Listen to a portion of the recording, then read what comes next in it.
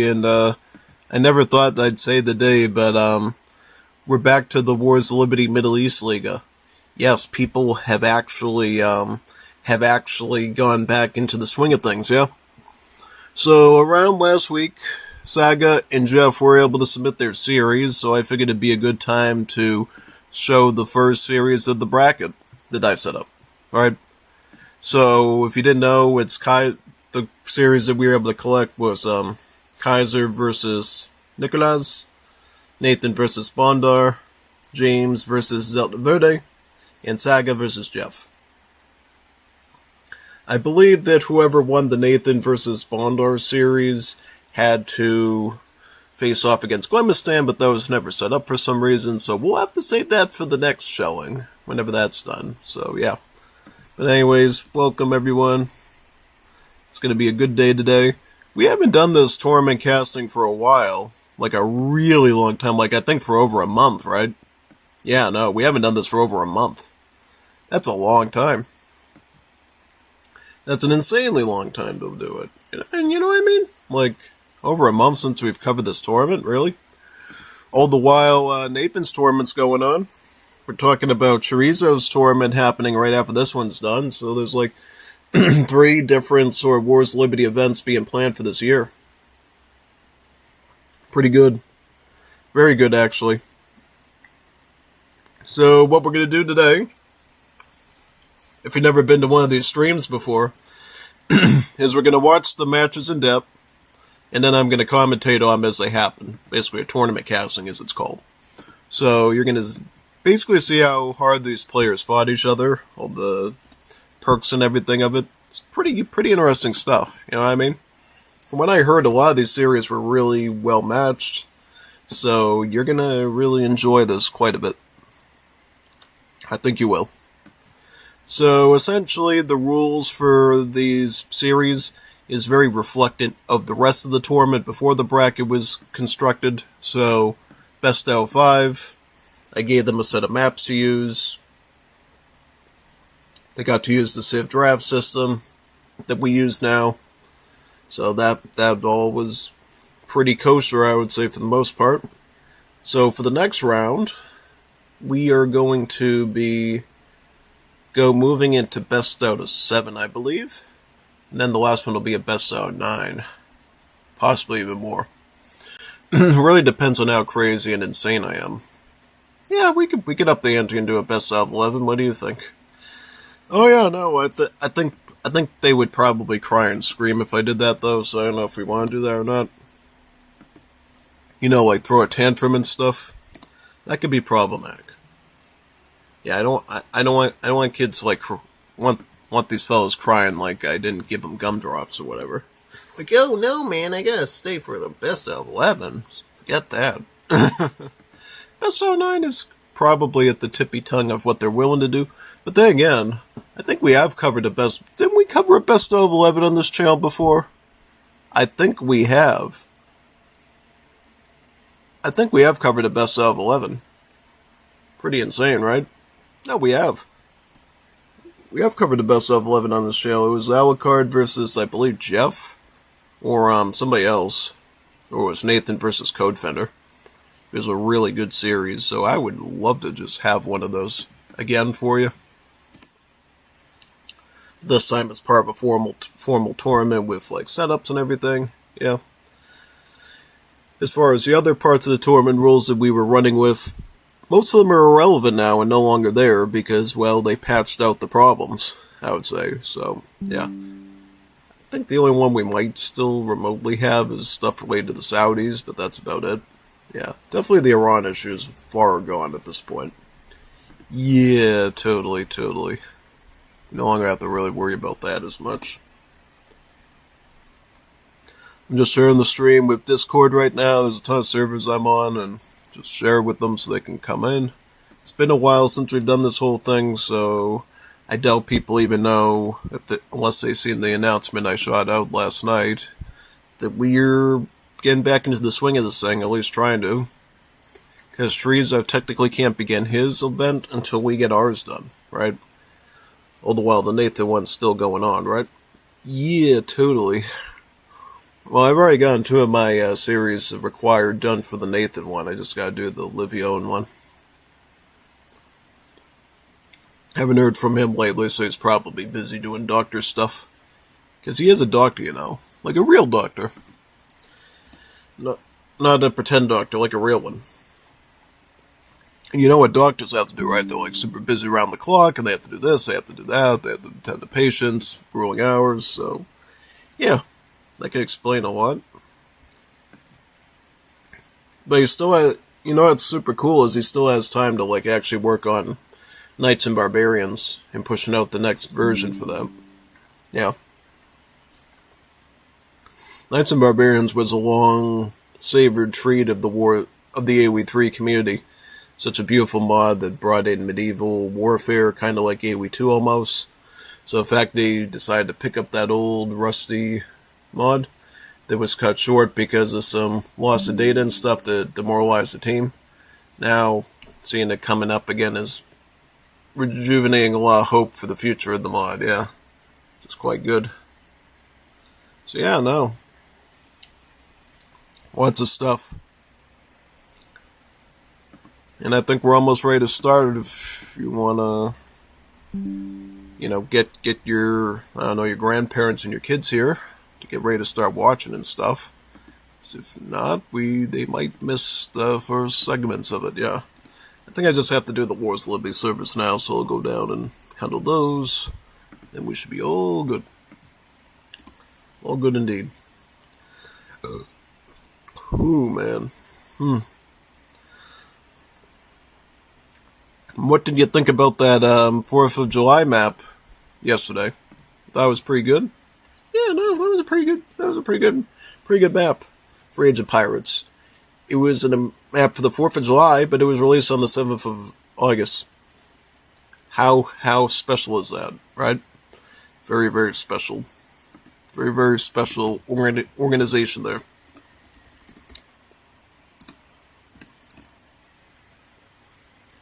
So yeah, no, say it's going to be a great day for this thing.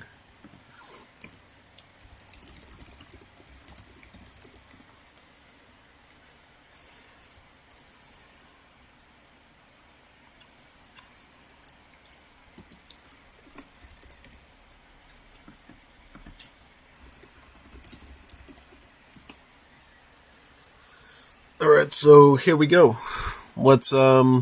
I think we should do the Kaiser versus Nicolas series first. Yep.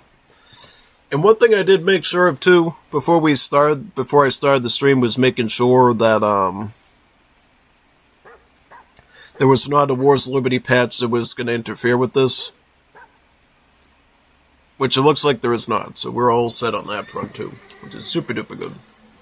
So yeah, without further ado, let's check it out and see how good this thing is.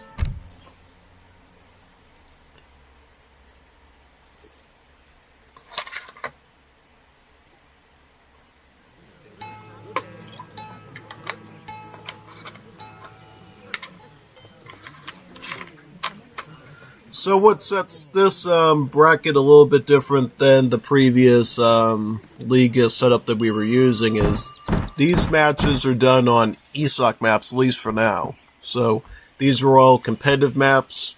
Basically, the hunt distribution you're going to notice is a lot more reasonable, much more logical, and less chaotic, which is going to lead to much more robust gameplay from both sides. Because you're not going to have that one player that's like, oh no, my hunts were on the other side of the map and then I died because of it. No, that's not the case here. These maps were tailored for tournament play. So we are going to see some really close matchups here. So it looks like the first match is Kaiser is Zulu. Beautiful choice, mind you. This is a great choice to start your tournament with. If you know the micro and macro aspects of them really good, you will probably take a free win. I wouldn't say a free win, but they give you the potential to win a lot of situations just out of pure raw strength. But he's going to have to play it by the book, do it right, be constantly clicking on things. Well, Zulu rewards players that aren't lazy with the keyboard and the mouse. That's what I would say. Because most things when I talk to you about them are usually some sort of special bonus that makes them, pop, basically. But really how Zulu works is the player that can click and spam the most stuff, like literally lightning finger type stuff, plus the use of their army, they're the ones that get some really high success rates with it, right? So who are they facing? They're facing the Belgians here. Belgians have an inherent advantage on this map because they start the game with a frontier wagon that can turn into a trading post, an outpost, or a tavern. So what does he do, of course? He puts a trading post down. It's the most obvious choice, right on the trade route. But oh, look over here. Zulu also built about 2 trading posts with their tradesmen as well. Yep. If you know anything about competitive Zulu play, the strongest thing you can do as a Zulu player is build trading posts, because one thing that defines Zulu success is the acquisition of shipments, right? Shipments. And how do you speed up shipments? Trading posts on a trade route to collect XP points. So what the Mendocino map here that we're watching does really good is having these easy to capture trade routes on your side of the map that are very short. And why does that matter? Because the shorter the trade route, the quicker it resets, and the more often that the vehicle is going to hit the trading posts along the route here. So yeah, no, most definitely, that's going to be what we're going to watch over here, is Zulu capping on this very short trade route and getting out unit shipments very quickly. Because if you saw the stream yesterday when I faced against Codefender, when he was experimenting with the Danish civilization, what really got me over the top was constant shipments of MP, Umpakity, Bowman, crates. The shipments is what makes Zulu thrive. If you don't get shipments quickly, Zulu feels kind of bland and weak, but if you get the shipments out quickly, you're in pretty good shape. So, yeah. Looks like right now he's actually reaching H2 right now with the second blue library tech.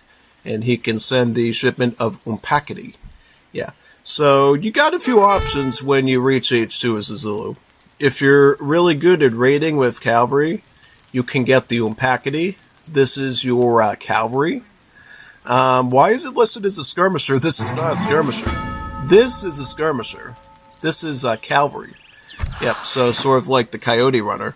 And basically what you do with these is you can either use them like normal cavalry raiding and just run them around, or if you're really spicy, you can actually put them in the defensive formation so they get super close, packed like sardines, and they're more likely to hit the single target one by one. Yeah, because as you know, these units use a hitbox, and if you have them in a super clumped up ball, their hitboxes will merge together a lot better and be able to like instantly kill stuff a lot quicker. And you just sent the red library tech 1. This is the one that actually allows you to train military as an African civ. So what does that mean for you? That means that you got these children now called the youths. They're like, right now, they're like little preschoolers there. They can't do much, but what you do is you spend resources and turn them into bigger soldiers, right? And you can turn them into the spearmen, the Umpakity, the Impy, the bowmen, and then, yep, essentially that's what you got to do here. So, look at this right here. The Umpakity are coming in for a raid. And, yeah, let's see. Oh, wait a second now. That's the line infantry there. That's not good. So what you're going to have to do right away is you're going to have to retreat away from that position and try to get away from that army there. Yeah. What will we turn these youth into? I don't know. I mean, in most cases, if you see line infantry, they got sort of 2 options. You could go the Bowman route, which is the more specialized anti-heavy infantry route since it's an archer. Or if you want a more generic option that's good all around, go with the Impy, though it will be a bit more expensive. He is going to ship in Impy right now. He's also sending infantry mobility, the second red library tech for the Zulu. This will actually allow his infantry to move slightly faster and deliver a number of Impy to him. So, why would you want to make Impy? So, Impy are kind of like musketeers, just like these line infantry are, right? But what makes them different is they do less range damage, but they have the same rate of fire as an archer, so 1.5.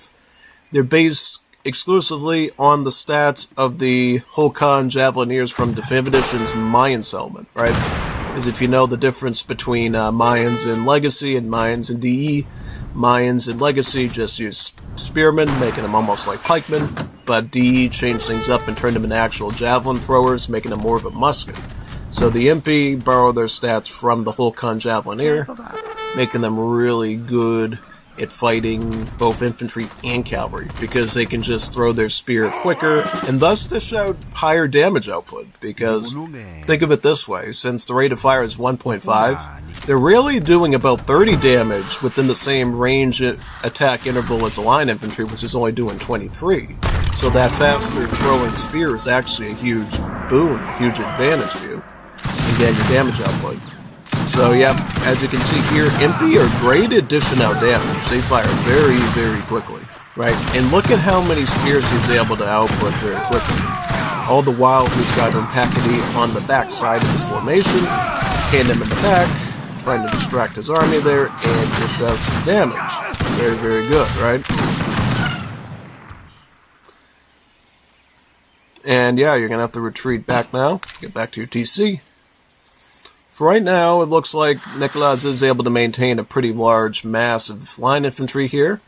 Plus, did he ship in with those volunteers shipped in? Yep, he shipped those in. He's also shipping in the Hussars now, too, so he's going to have a bit of scout units. That will help against bowmen. Could even act as a bit of a meat shield for his ranged infantry to overpower him, too, right? Notice how, once he reached age 2, he got his next free frontier wagon from the age up, and he decided, yeah, we'll stick it right on the trade route, right? Oh, wait a second now. So this is worse. He's using his infantry to move along Kaiser's trade route, and he's going to be grabbing up his trading post next. Yeah. This is sort of the trade route supremacy thing that the Belgians are well known for. They can use their free frontier wagons to grab up pretty much half the trade route, and then they can work to grab the rest with their army, effectively dominating the entire map. And that's a big deal, because that means more XP for more shipments for the Belgian player. They can get it up to a stagecoach and get a quick accession of resources. They can even use the special option Belgians get to hurt their enemies' gather rate, too, every time it passes by. So, yeah, right now it looks like Kaiser has switched into Archer Bowman. But oh wait, you got a Hussar shipment there, and that will ruin that entire theory. If it wasn't for these Hussars, Bowman would have done great over here. So all you can do now is move Shaka up. Unlike most explorers, he uses a spear, so he can actually counter cavalry. But it's still going to be a lot of work for him to down an entire Hussar shipment on his own. And oh wait, he also shipped in spearmen, so that will be what he needs to finish this off, right? But now, look, the damage is already done here, folks. He's out of archers. He's got a few of them left, but nowhere near as much as he had before.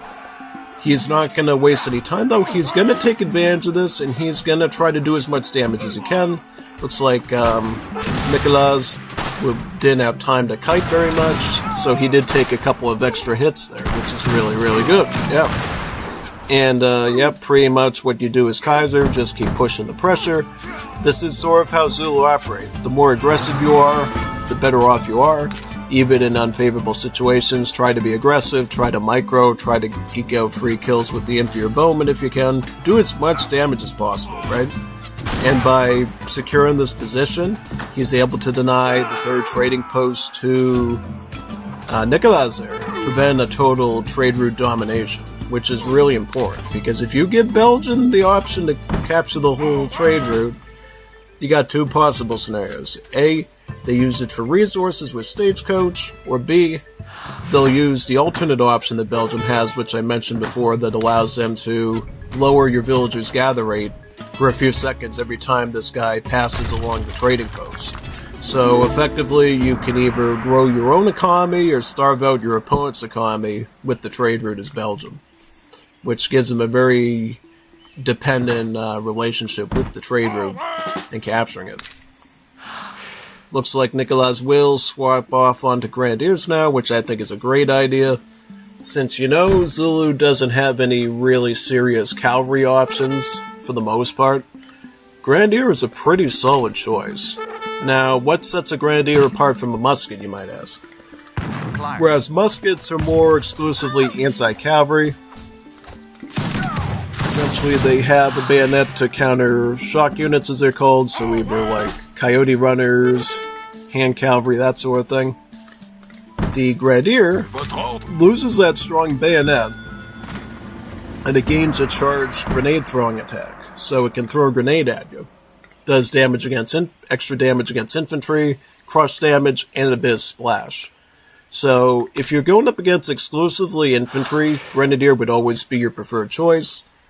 But since Zulu can still somewhat do some Umpakity Clubmen, you do actually have to have some line infantry in there for just some general cavalry protection. And now that he has a very solid mass of line infantry, adding in Grenadiers to round it out and add a bigger threat to infantry is definitely the route that you want to go down to really threaten them. Because if Belgium is really on top of things, they can get some good micro here. And let's just say they attacked him when he was grouped up against that trading post there. He could get a solid grenade throw and like wipe out like 20 units instantly around the perimeter. So that's what makes Grenadiers like a real serious threat. And as time goes on, the more Grenadiers he adds, the more serious the consequences will be for Kaiser, because Nicholas, in theory, won't have the micro as hard to get good grenade volleys going, and that's how it's going to work. The only thing you'll watch out for is there is a cooldown on the grenade throw, so after your Grenadier tosses his explosive, he has to wait 60 seconds to throw another one, and he has to rely on his musket, behaving much like a musketeer, much like these line infantry. So consider them line infantry with explosives, really. You know, they act like a line infantry most of the time, but every 60 seconds you get that magic grenade throw that can change up the battle. With the downside, obviously, being the lack of anti-cavalry potential with their bayonet. They do have pierce armor, though, if you'll notice here. So they do about 0.1, like about 10% pierce armor. So they're actually better at resisting range damage than the line infantry are, which gives them a bit of an edge in that front, right? Yep. And how is Kaiser doing with his library, by the way? I see he's picking up the third blue library tech, and he's getting the third red library tech. I actually haven't had a chance to see if he's got any of the yellow ones yet, which are the economic ones, the ones that actually unlocks the market and the market upgrades. Oh, beautiful grenade throw there. That's what I was telling you about. Look at all the 7 bodies I can count. 7 corpses from there. That was serious. That was a great grenade throw there, my friend. That was a good one. That was a really good grenade toss there. Wow. Very, very good. Awesome.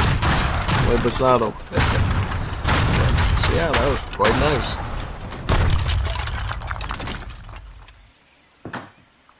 And moving along from there, we'll have to see where the rest of this goes, right?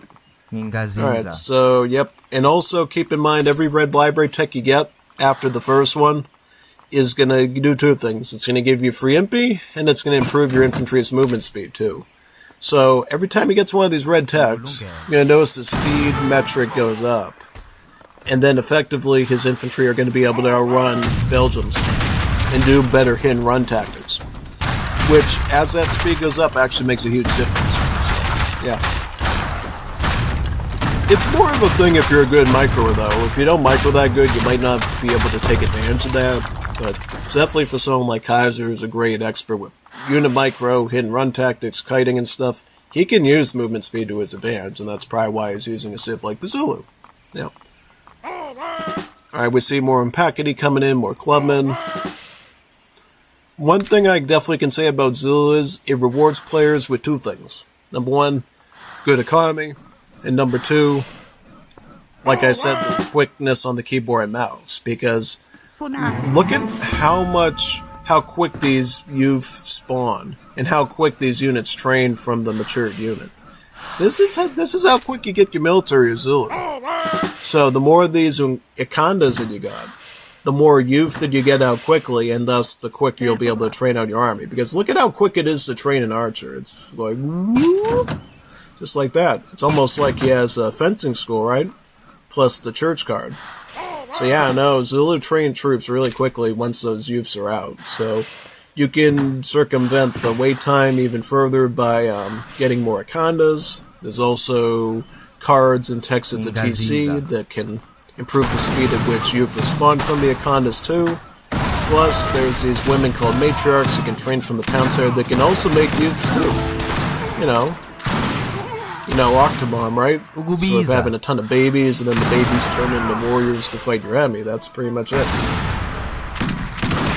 That being said, though, this is a very dangerous mass of grenadiers and line infantry we got here, folks. Look at this mass right here. This is big. This is a big mass of them.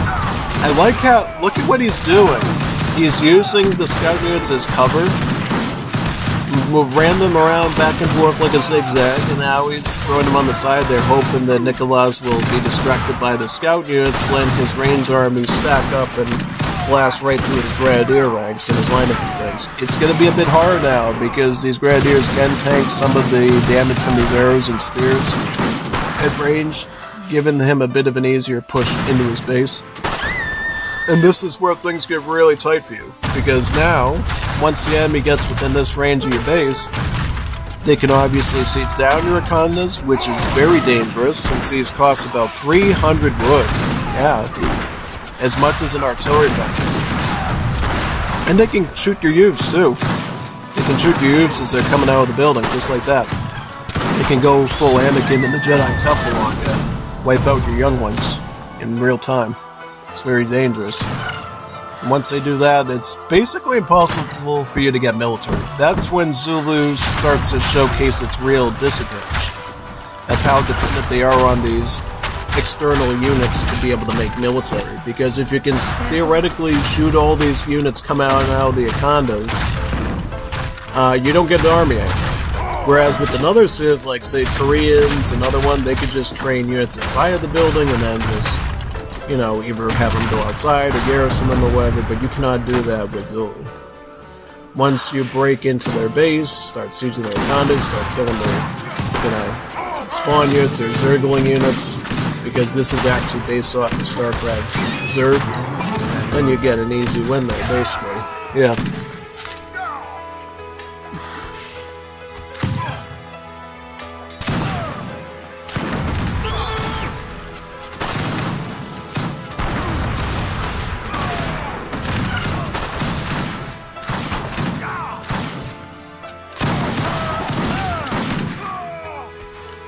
Wow, good match. Good start to the series. It's looking exciting already. I mean, look at all... Wow. I mean... It looks like, though, in general, Nicholas had the edge, though, I could definitely tell here. Just because he was able to maintain rank with his army. Was able to keep some sort of mass going. Oh, what's this? This is the church card? Yep.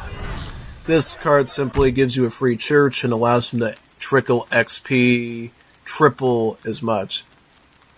Temples further enrich your soul. 150% XP trickle jump. That's pretty good. Yeah, that's pretty good.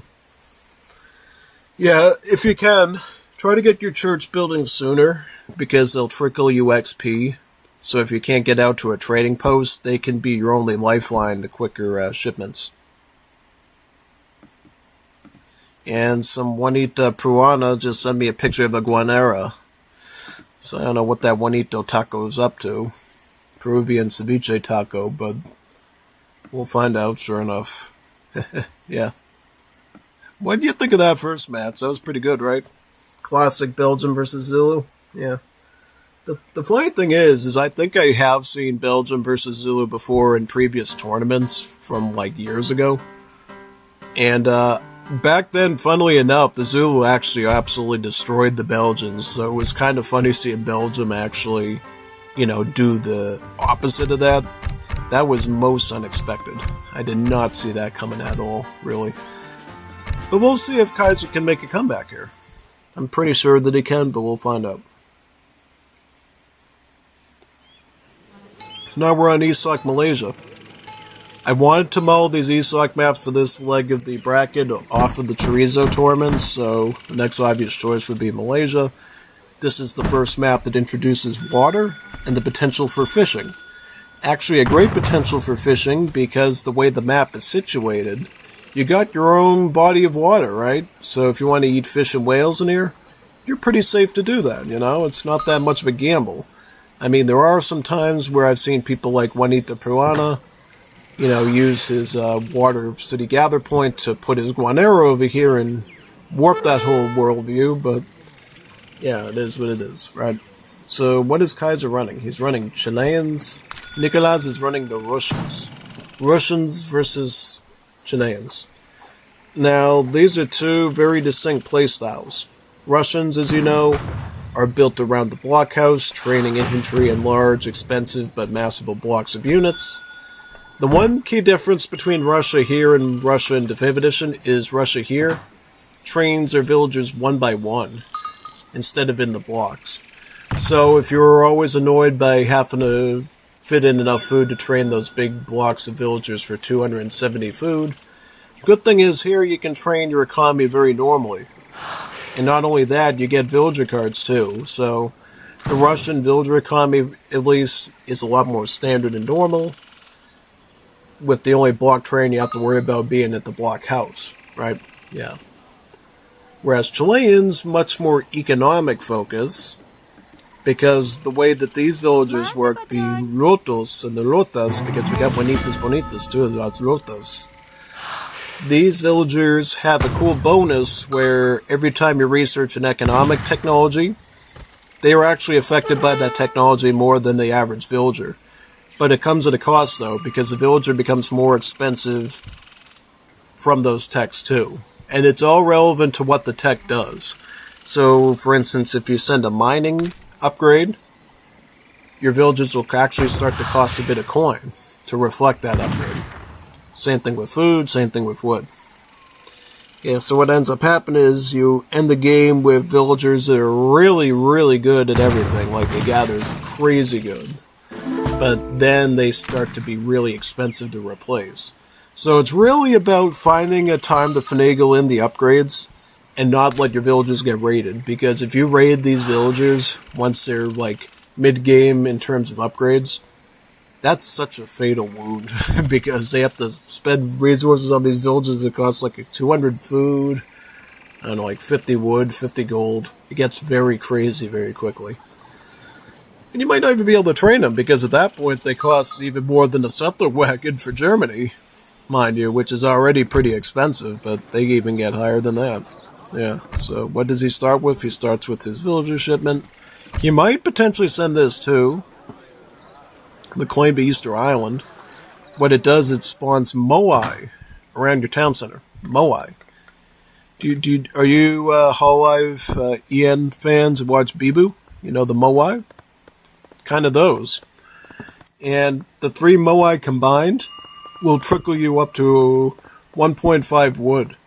It's about 0.25 more wood than the average wood trickle card at this stage, like the Russian distributivism, right? Russian distributivism is about 1.25. The Moai combined will give you 1.5. In the previous version, I think it gave you like 6 Moai or something crazy like that.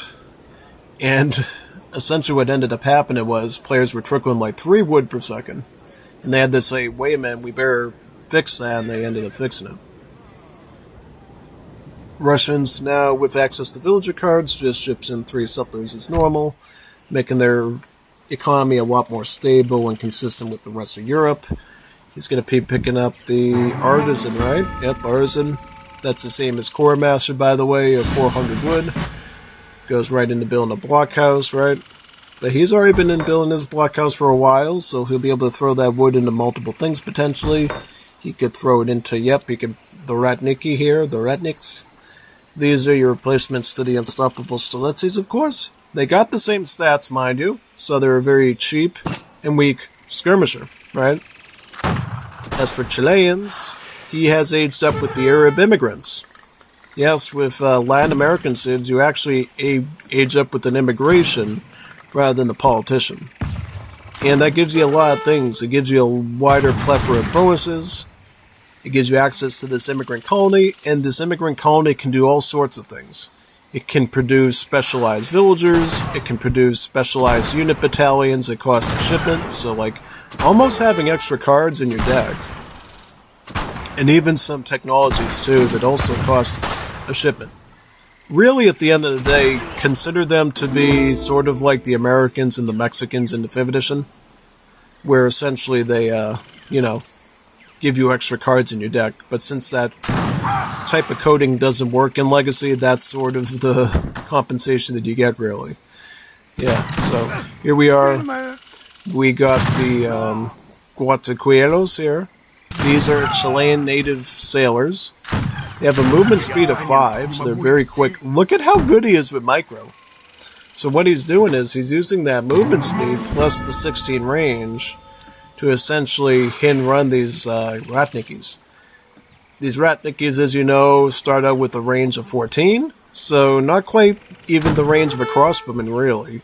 So combined movement speed and superior range means that Kaiser can freely run around and pick off these Ratnikis one by one. So all you can do really at that point is Russia is spam, spam, spam. Get as many Ratnikis as possible and then just run in and do some damage. Oh, and see, this is the thing too. When you can move around this quickly, he's anticipating a fight and he's not expecting a raid, and then he just loses like 2 settlers that quickly. Yeah, pretty much. Because the only other option you really have as the Russian player here is to ship in Cossacks and try to hunt down those sailors with that. But that's even going to be harder too, since, it's going to be even more grueling since these units can move so quickly. And that's exactly what he does. He ships in 5 Cossacks. He's going to try to sandwich them in here. He's going to get a few volleys. He's going to take out one of them. He's going to almost get rid of 2 of them. And then he's going to run in the front with the Cossacks and hopefully do some snaring work. The Cossacks here use lances, by the way, so I believe their hitboxing and their melee is a little bit easier, somewhat. But who am I to say? Yep. Alright, so the Cossacks getting their lancing work done there.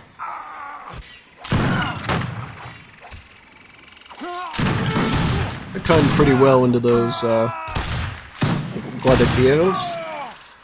However, what does Kaiser do now, though? Because now he needs like a real military. So what he ended up doing was, that was what we call a semi-fast fortress, which means he's going for a fast fortress, but he precedes it with some sort of unit shipment to allow for raiding, pressure, you name it. So that was all a diversion to help him get that fortress age in early. That's exactly what he's going for here. He's going to go with the stable, right? And what is he going to get out of that stable? He's got a few options. He can get Lanciero, which has actual multipliers against these Ratnikis. He could get the Escolta, another Lancer cavalry that Latin Americans get that has multipliers against heavy infantry, so they're actually good against muskets. They can just make the one-pop frontier cavalry to fight his mountain units. Okay, he's going to get a fort right away. That makes a lot of sense. This is often a strategy I see with a lot of 1v1 Chilean players. They're very big on getting fast fortresses and hiding behind a fort, doing vivanderas and frontier cap. So he's playing a very fascinating methodology of the Chilean Civ. And what it does is it's supposed to give the player enough protection so that they can eventually acquire those beefed up ecotechs that I talked about for the Rotos and eventually win out with long-term economy. But watch out, he's coming on the side with the Plastunis here.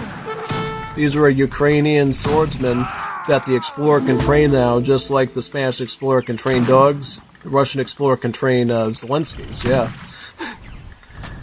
Essentially, they have the stats of a Coyote Runner, and then they get a small charge attack here, the Swashka attack, where it does more damage and then splash attack a bit. So, yeah, no.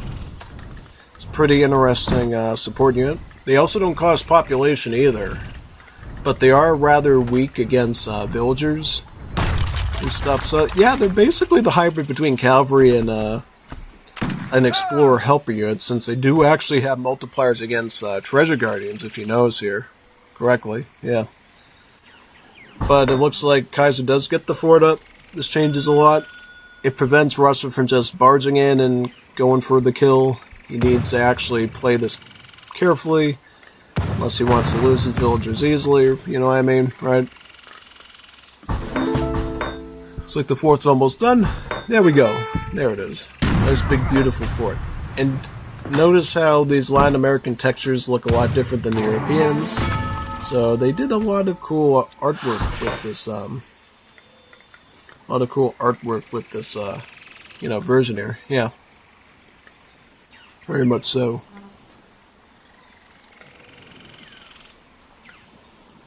But, what now? 1.1k coin coming in for Chileans. That's another bonus that the Chileans get. They get extra crates of resources with every card they send. So, 1,000 coin is actually 1,100 coin. And cards like your combat cards give you 100 coin. This gives you 100 coin, 100 wood. So yeah, no, you get extra resources around the clock, not just from the souped-up gather rate upgrades for the rotos, but also the extra crate shipments, the extra 100 resource crates that you're getting with each card. Yeah, it's quite helpful. Just like other Chilean players, he's just gonna train up Vivanderas and try to hold the fort as best as he can. It's a pretty reasonable strategy since the Vivanderas are your skirmisher unit. They're your Juanitas Bonitas. ¿Qué pasa? Your Juanitas Muy Bonitas, and you would use them to basically use their superior range to pick off all these Radnikis and these line infantry, and then hopefully use those Lanceros as a meat shield to fight on the Plastunis and the Cossacks, right? We have not seen a stable developed yet, right? So no dedicated training of Cossacks yet. That's good for Kaiser because that means his Vivanderas don't have an immediate threat right now. He only has to deal with the little bats of Cossacks that are already out. And that's going to be about it, really. I think where the real danger zone comes in for the Russian player is if Kaiser actually starts really hitting into these gather rate techs, right? If he starts doing that, then you're going to notice some real problems right away. If you don't do that, then yeah.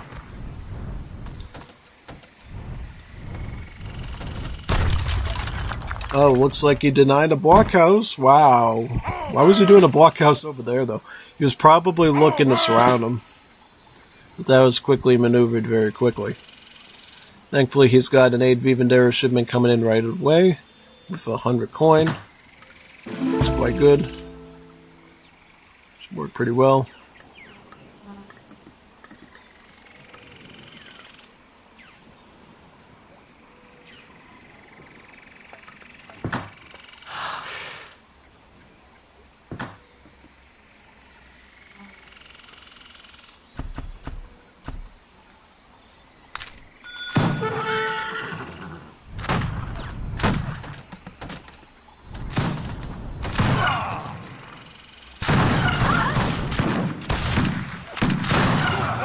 Alright, so good micro gear with the Vivanderas. Make sure that, Lancero's going in the front to pressure the Radnikis.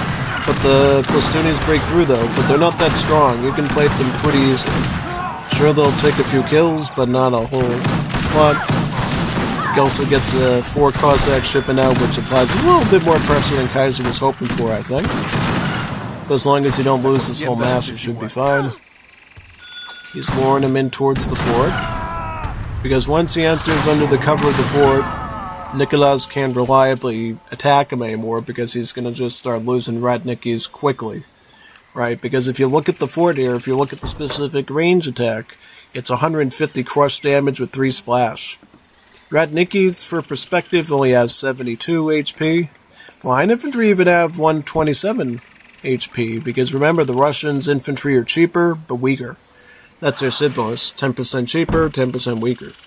So, yeah, the fort could literally instantly kill units in the Russian player's army if he's not careful. So he has to be very careful about that and making sure he's protecting his army from getting hit by any sort of range fortifications at all, if he can possibly do so.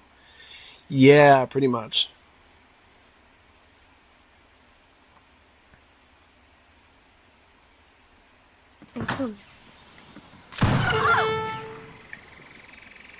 Aún tenemos patria, ciudadano.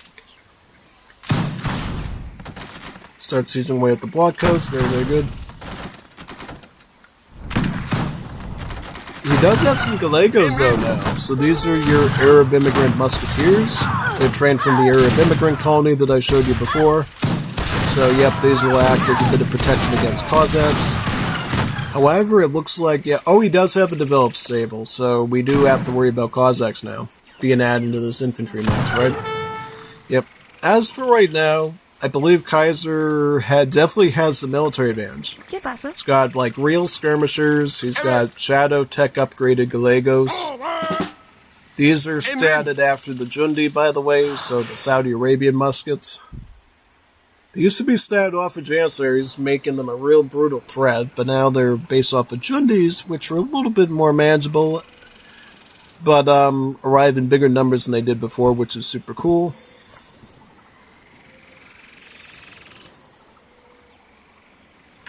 Oh man, yeah. It's going to be a long one. Yep. It's going to come down to who's the smartest with their units, I think. And whoever debates the other one into their buildings. Particularly, though, for the Russian player, the Chilean player. Because the Chilean player, if he debates Russian really pushing in on him, is going to take a lot more losses. Whereas these blockhouses combined are not going to do nearly as enough damage as this fort is, right? Because combined, let's assume they shoot at the same unit. They're doing like 30... They're doing about 230 pierce damage attacks, which, with the unit with armor like this, you do the math, is like around, I believe, 24, 25 damage combined. Well, not quite that much, but I think it's about 48. Let's say 48, 47. So, not a lot of damage. Whereas this fort over here, to his units, the Russian player, he's going to be doing splash damage and potentially taking out 2 or 3 units, especially if they're grouped up together. Yeah. Oh boy, we got the 2 Falconet shipment in, though, from the Russian player, the foot artillery. Yeah, that's the more modernized name that they give Falconets in this mod, is foot artillery. So yeah, no. That will definitely do some huge damage. Do some heavy crush, splash, anti-infantry combined. Yep. Very, very nice. ¿Qué pasa?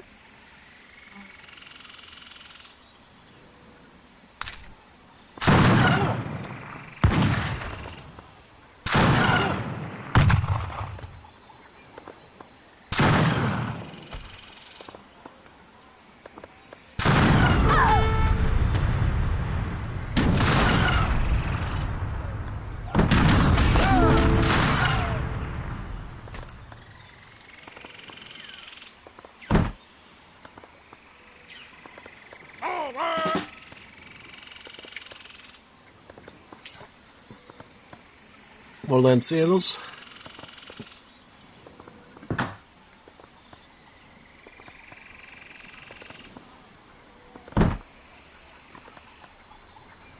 Atento.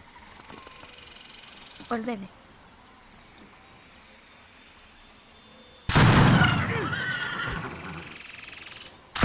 Aún tenemos patria, ciudadano.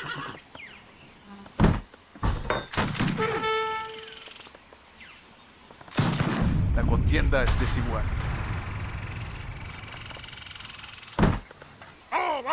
Comandante. 13 Lancieros. Improve.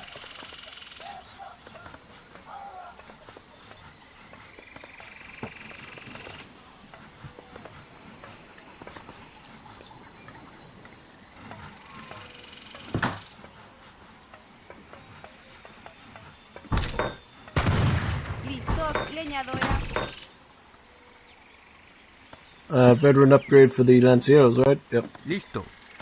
This will add more HP and attack. This is a very fascinating combination we see here, Lancieros and Vivanderos.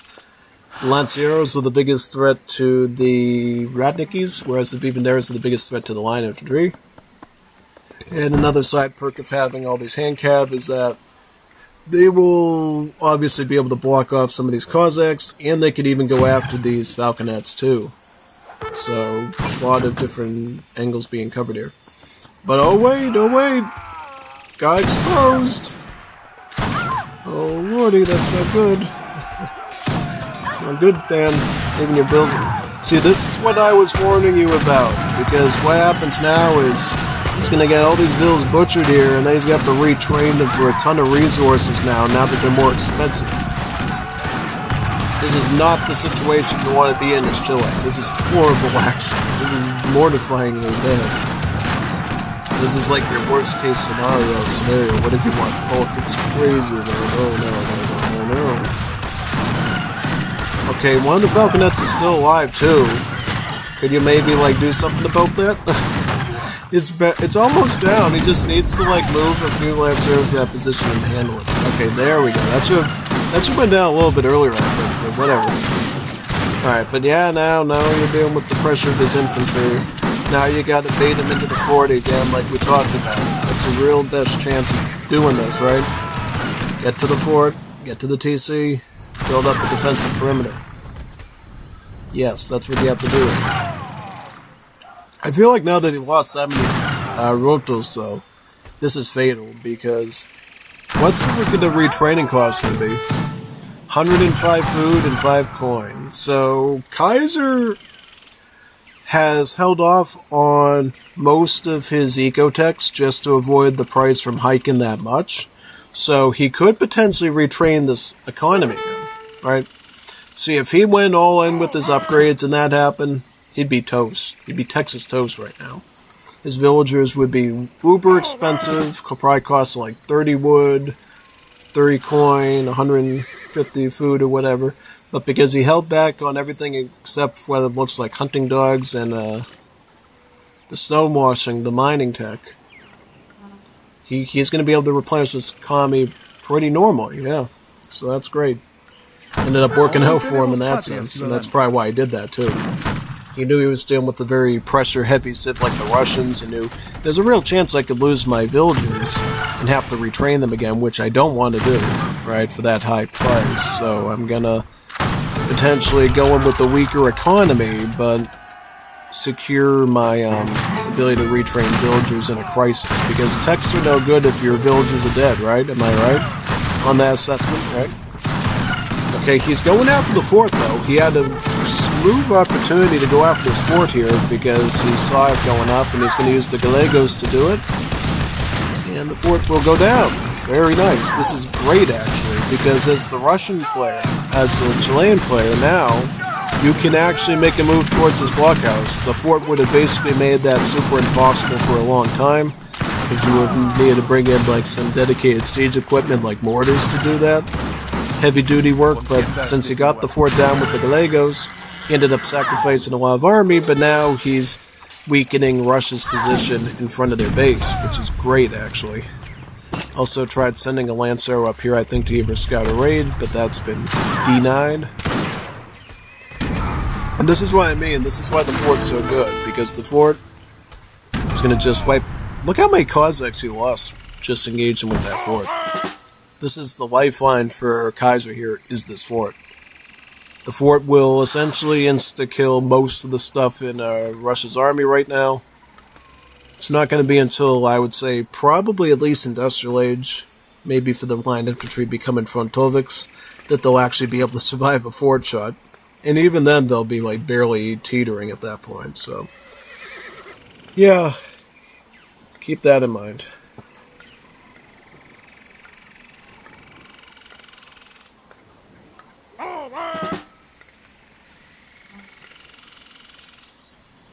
He's going to re-add the blockhouse in again, I see. Yep, to make up for the loss of the fort there. That's probably the best thing you could do, actually. So that's great. Very, very nice. ¿Qué pasa? What is it? Abóyenlo. Okay. Oh, nice. Taking out settlers is always good. But, oh no, wait a second. He put the coin under his blockhouse. Means he has to actually move settlers down there, and if he still had the Vivanairs there, he could have actually potentially sniped some of these settlers too, which is crazy to think about, but yeah, no. That's how crazy these wars can actually get here once it exposes like that. You would be Chilean toast, not Texas. Funny thing, the Texas flag and the Chilean flag look so similar when you look at them. You got the blue part with the star, you got the white, and you got the red. It is kind of disturbing how similar the Chilean and the Texas flags actually look. So, yeah, no. In a way, Texas toast isn't that far off from Chilean toast, honestly. Just because of how similar the flags look in the Lone Star State. Yeah. Pretty much, yeah.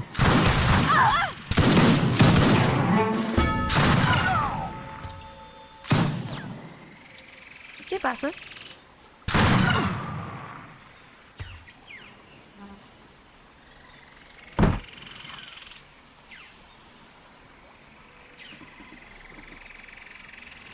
What is it?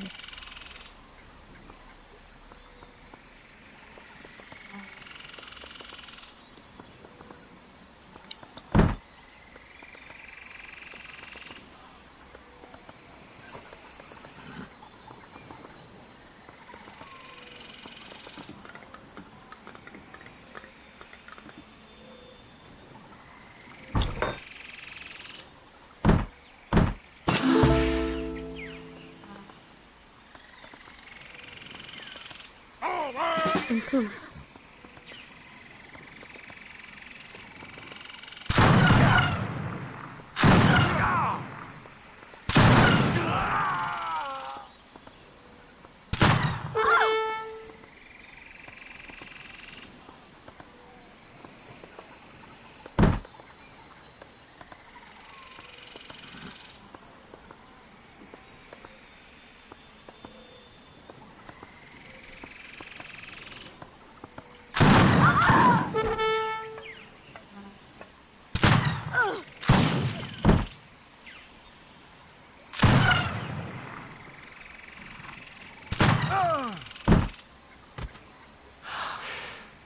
Okay.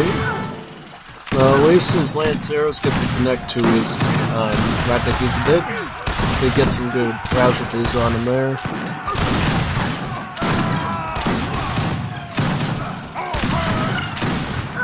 See, he's not near the fort right now, so he has to segue his way back to that fort for a sort of protection. But oh look, that's a big mass of Ratnickies there. He might have a problem now. Does he have that card? He does not. Alright, I was wondering if he had the one that lets him turn those Ratnickies into line infantry. Because if he had that, that could be a travesty that he just turns him into line infantry to get the higher siege out. Starts ripping through buildings and stuff. Yeah, that would be a major problem. Okay, his stable is down. And zero's in.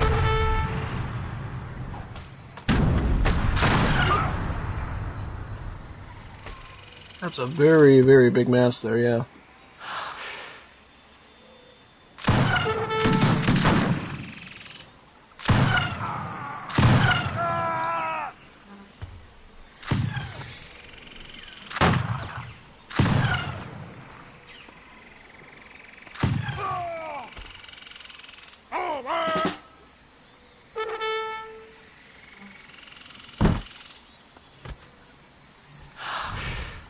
Что?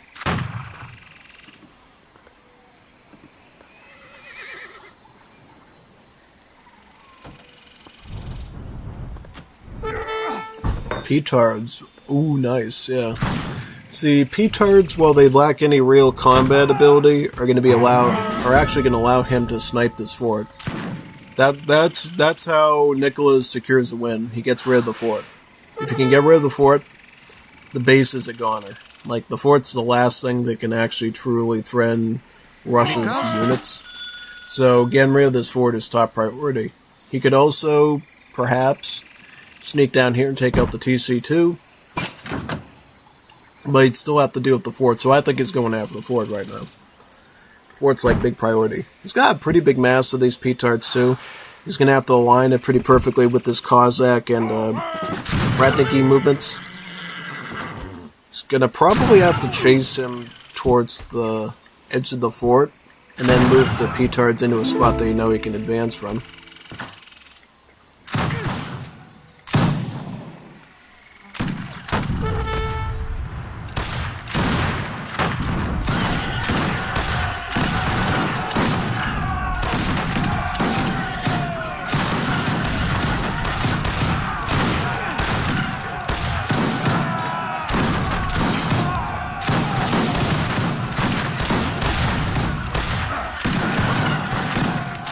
turrets are coming to the fort right now.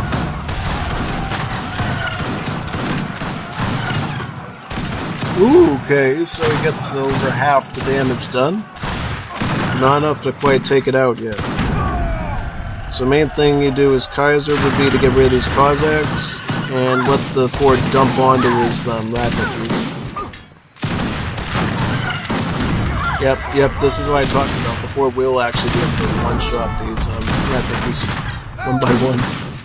But as the Radnickies were able to push the Vivanderas away, line infantry will come in to replace them. And the line infantry will come in and start sieging at the fort with a higher amount of damage. Since line infantry do about 16 siege, these guys only do 10. So mass line infantry is really going to be your best way to cut through the building. Unless you want to fully commit to the partisans of the pikemen, which you could do. But definitely in this situation, line infantry is going to be more combat competent than partisan pikemen, which will be better when you're doing just like straight up cavalry.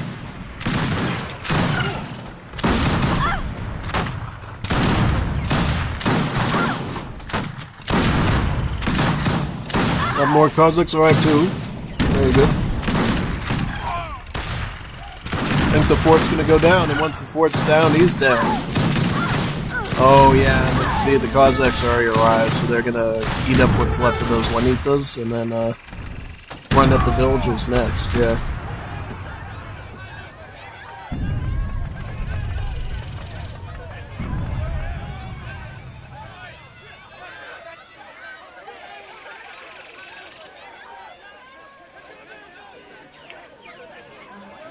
Готов приказ?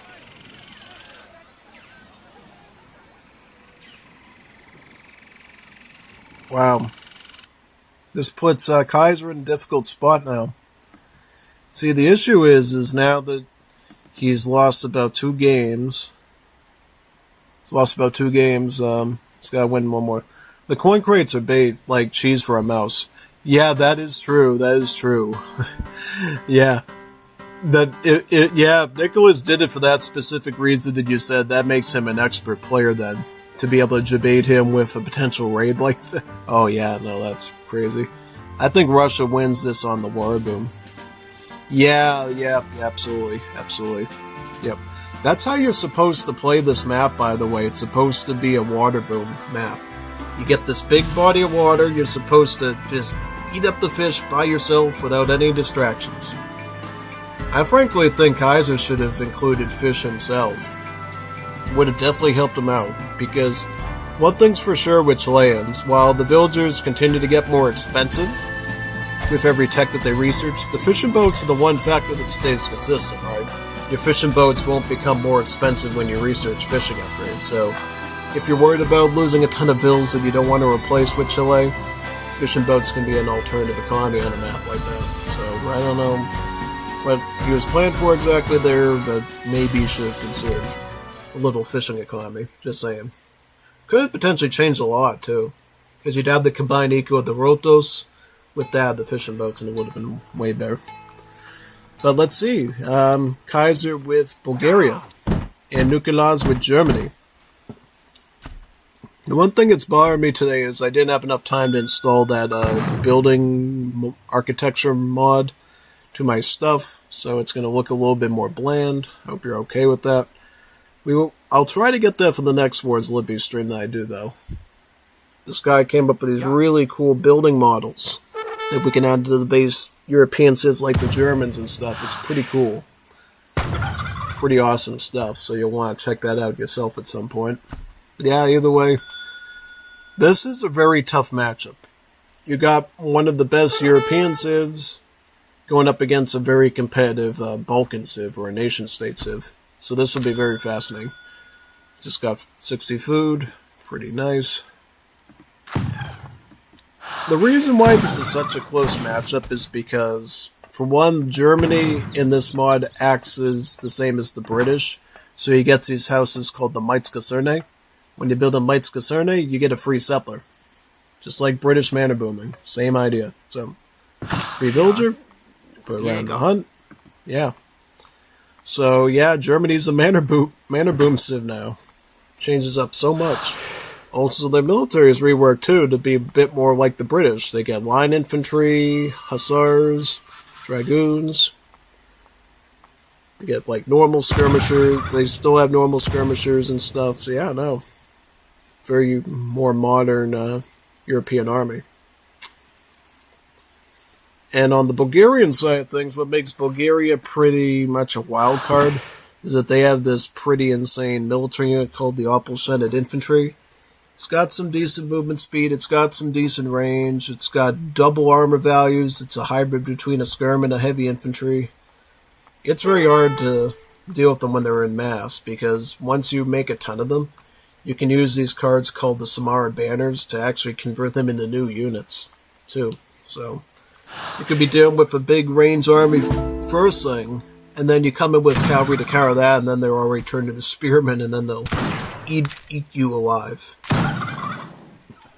And that's sort of the surprise tactics I think Kaiser needs to potentially survive the series, since he's on his last leg right now. How many Samara Banners does he have? He's got the Samara Banner for the Scytheman. Yeah. That to me is usually the most important one. Because what you can do is you can debate your opponent with the range Opal-Shened infantry for like the whole game, and then they get super amped up and mad and they switch into Hussar, and then you go, no, turn them into Scytheman, dead. Because they all got cavalry now, and then you can just siege up their base with the siege attack on the Scytheman. So that is very, very smart. Also, with Balkan civs, you have to age up from external buildings instead of the town center, and every building has its own big button age-up option. So in this case, he goes with Sophronius of Vizatra. This is your Bulgarian quartermaster, really, so 400 wood. So what I'm thinking here is he's going to go barracks, Opal-Shened infantry. He also has this powerful card called the Krizatsa Kazarma. This effectively saves you a ton of wood on houses because it makes it so that every barracks you have provides 40 population. And it gives you another free barracks wagon too. So if you already have an established barracks already, you could actually get like 800 free wood worth of houses. Pretty cool, right? Yeah, no, plus the value of the free barracks that you get. So yeah, quite good.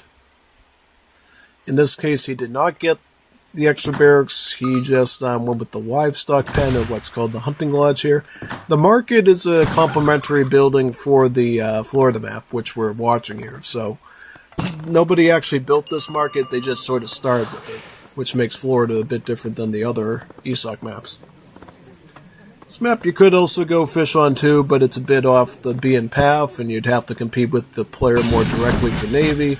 So it is totally normal here to avoid fish altogether and go land if you don't want to sort of play counter water at all. Yeah. It's really up to the player's preference at that point. And just like with a lot of British players, you're going to see a German player potentially running deep into the map and setting up these Mites almost everywhere. It gives the German player more line of sight, and allows them to distribute their settlers further and deeper into the map on more hunts, mines, and other resources that they might need.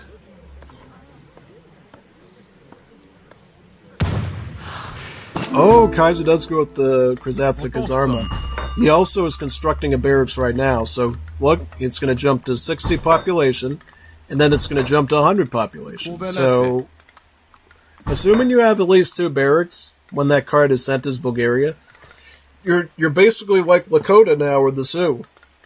You don't even have to worry about houses anymore. You practically got a very stable, massable army. You can just run in without having to worry about repopulating.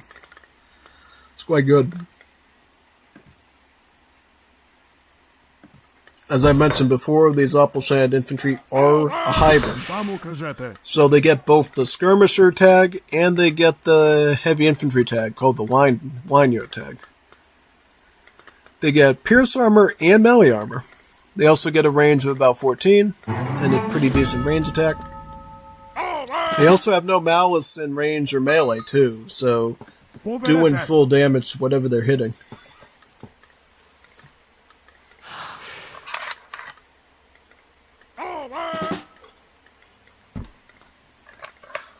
Really, the key with Bulgaria is to get as many of these Appelshad infantries as you can.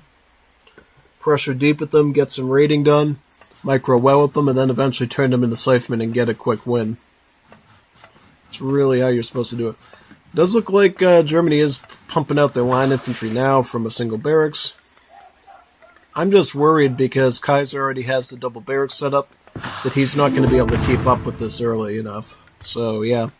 Kaiser might have already given himself a distinct advantage here just by doing that. Yeah. Wouldn't that be awesome, right? Absolutely. Be quite good for him.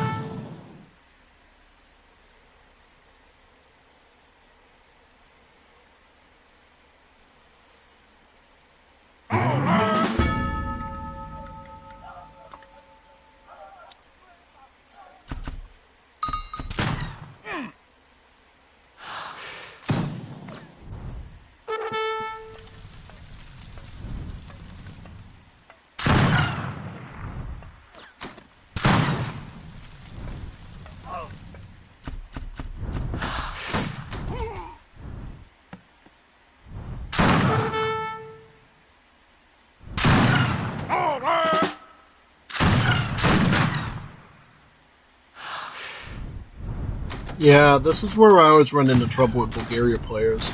They just get these Appelshad infantry out way too quickly, and then they just overrun my position all the time. It's even worse because Germany just killed their explorer and now he's got the fallen statue up. The fallen statue will give these Appelshad infantry their rate of fire too, so they're actually shooting faster now too. Absolutely. Devastating I got it here. Yeah. Not what you want to witness, not what you want to experience right now is the Germany player. Germans like a nice steady economy jump with their mana boom, but this early double barracks rush is exactly the type of hard pressure you need to stop them from becoming a major eco threat by mid-game. And I believe Kaiser at any point could change these into Scythemen as well, through the Samara banner. But he is actually going to double down on the Appelshad infantry and go with the partisan hit points. So he's like, you know what, I'm just fine going Appelshad infantry right now.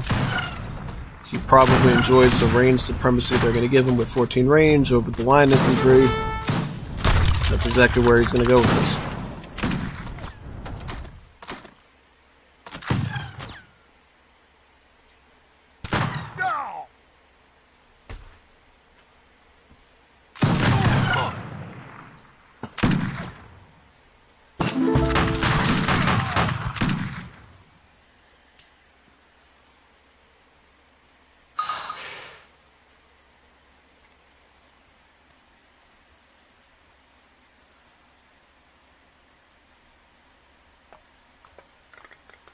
Povedete!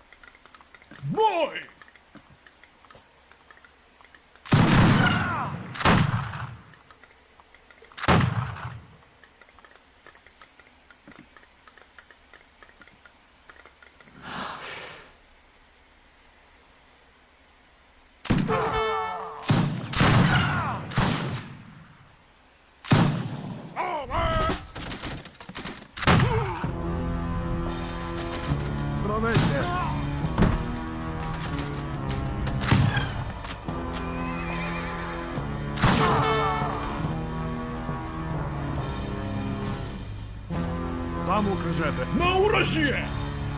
Ooh, nice. So this is standard Bulgaria victory conditions, I think. Yeah, I always go into these matchups with Bulgaria, at least for me personally, thinking, oh, I can overpower them easily with, like, Paraguay or something. I go in and I find a completely different beast, because the thing is, too, while Kaiser won this game against Germany through the range supremacy of the unit, you can get cooked just trying to run hand cavalry against them too, because the cheap sort of shock units that Paraguay gets is not enough to actually fend off against these guys. It's like really, really tragic. Yeah.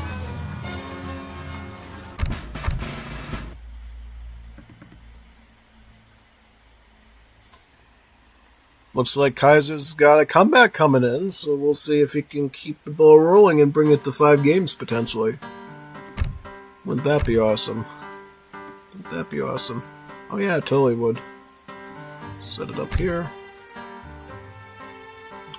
Get working, yeah.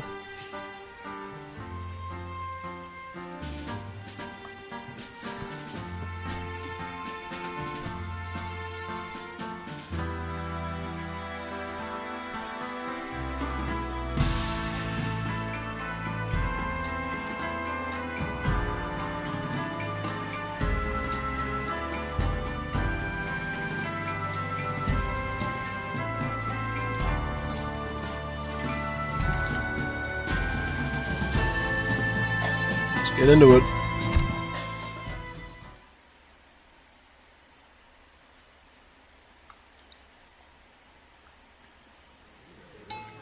Good choice, Kaiser. This is an awesome choice for you, Central Americans. This is a good way to come back quickly. However, Nicholas is running Koreans, though. They have moved to some pretty top-tier civs, I think. Koreans and Central Americans. Now, what Nicholas is going to have as advantage is Koreans is a very good booming civ. It gets a ton of free villagers early on through the Grand Palace, and also the acquisition of some extra ecotechs early on that he can acquire, plus a very good military centered around longbow-style archers and spearmen. So Korea could potentially do really good here in early game, whereas Kaiser is running Central Americans, which gives him a few options. He can play more of a standard military type, or he could go full outlaw too, since the civ really rewards outlaw play. I think he's going to go the outlaw route. That's what I think. He's going to set up his town hall early, get his caudillos, and he's going to spam outlaws at his opponent. And that's why I think this is going to run down, but we'll see. We'll see. One of the other things that really makes Central America a good opponent against Korea is the fact that they had their own economic bonuses too. So for the Central Americans, they got two things looking good for them. So they get this guy here, the Carretero. It's a sort of a settler wagon looking villager that actually boosts the gather rate of nearby villagers, effectively leading to a stronger gather rate, which is quite good. And then you got these, the Holnaros. The Holnaros are your primary villager, and they get improved yield from resources. You might remember that word yield from Definitive Edition, right? Essentially it means that they can gather from longer from natural resources. So, tree with 300 wood, these villagers can gather about 330 wood from a tree. Pretty awesome, right? Getting even more out of your resources, which is quite good. And if you run out of natural resources too, you can actually have this villager, the Caletiero, rebuild natural resources. He can build banana plants for food, gold mines for coin, and tropical trees for wood. So the Central American civ is really geared towards natural resource acquisition, and then rebuilding those natural resources when you run out of them. So, like the total environmentalists of AoE3, if that makes any sense. Not just stealing from Mother Nature, but giving back to it too, so it can just steal more stuff anyways, yeah.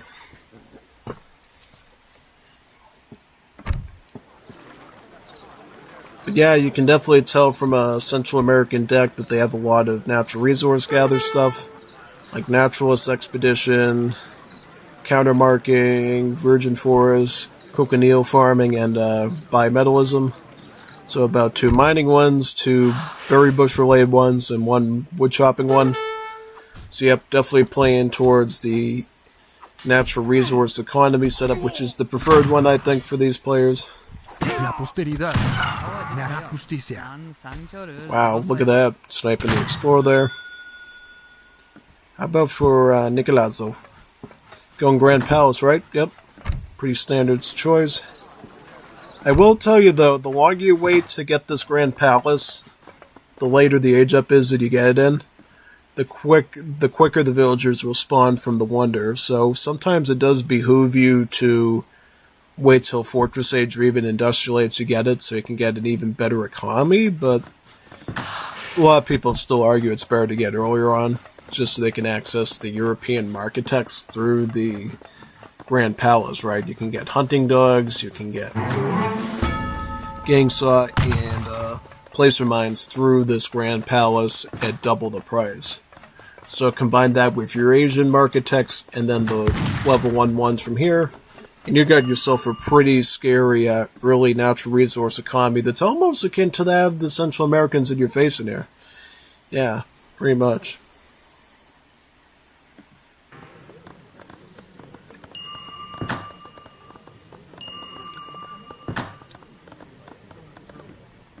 Byung.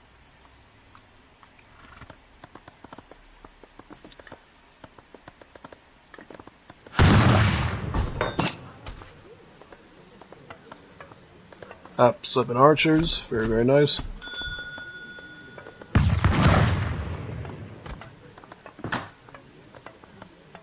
So, statistically, these archers, the Myungungs, they have the stats of British longbowmen. So they have 22 range, 1.5 rate of fire. They were a very fierce unit.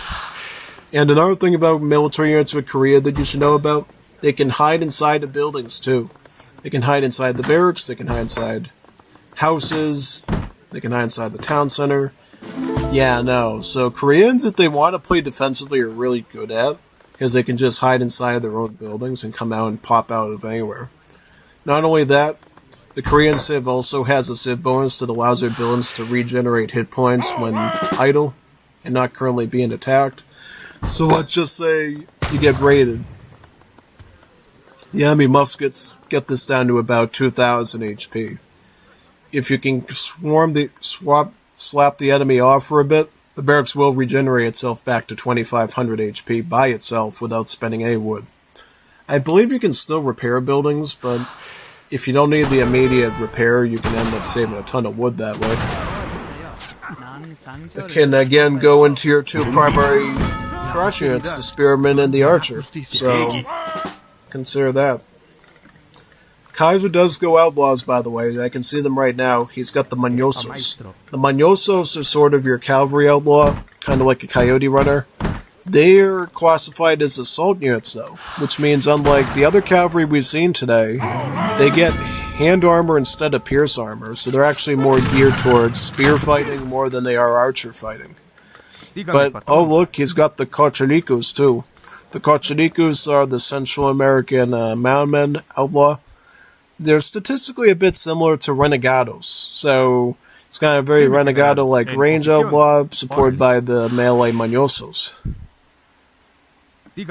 And notice how outlaws for the Latin Americans have quirky multipliers and stuff.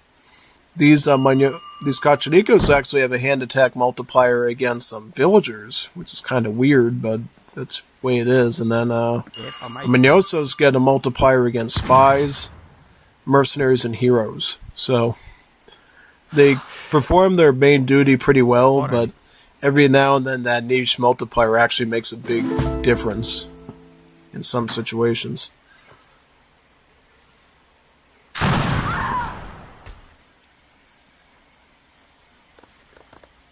En posición.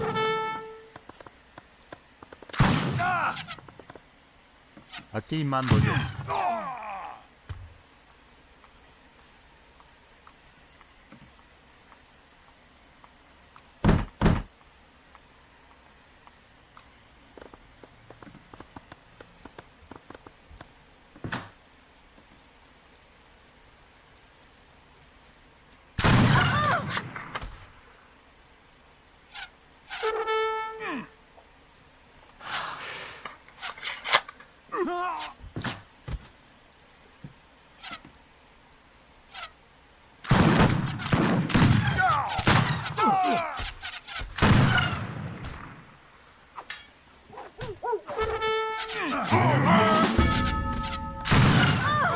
Sí, mi general.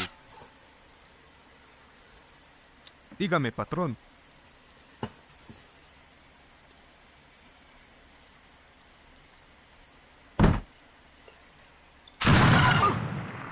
Yeah, see, what I think is going to happen here is these Kacharikos are going to do great range supremacy in this battle. Well, they don't have the same rate of fire as, say, these Korean archers do. They do have pretty robust pierce armor, decent damage output. That's sort of what they're going on. Plus, they have better multipliers against heavy infantry, too, so they're doing about 48 damage per shot against stuff, whereas these archers doing slightly less against heavy infantry. But he's not even doing heavy infantry. He's going in with the Manyosos, acting as the meat shield and pressuring the archers and letting the Kacharikos in the back handle the range attack. The way you train outlaws in Latin America is a lot different than vanilla Civs, because instead of training them at a saloon, train the outlaws directly from these caudillos and these colonels directly. So they act like little daimyos that just deal with outlaws.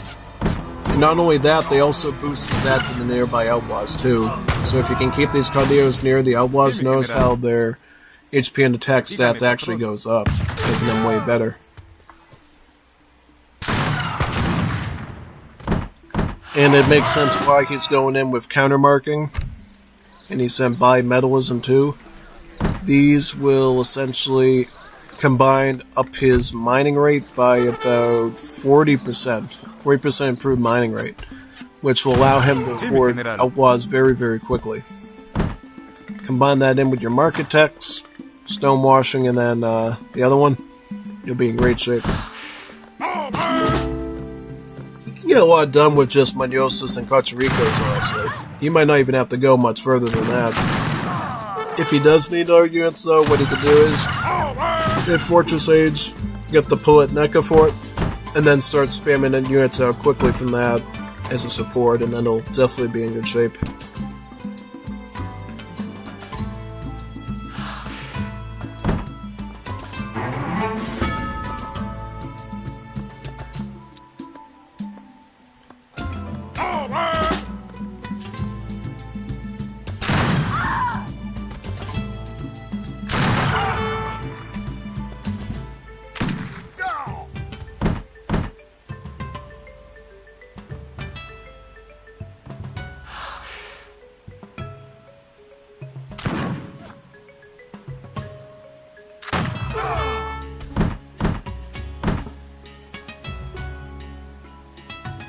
Ey, pues, órale.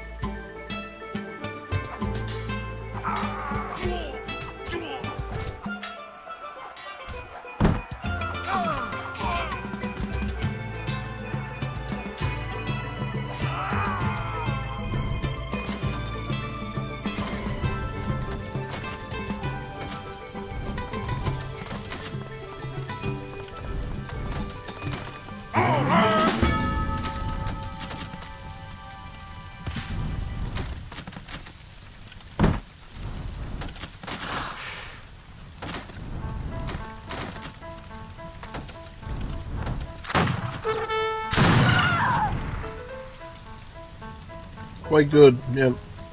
I knew that Kaiser was going to be able to pull off a decent win there with the Outlaws. I just knew that's sort of where that was heading, honestly. Yeah. Very, very good indeed.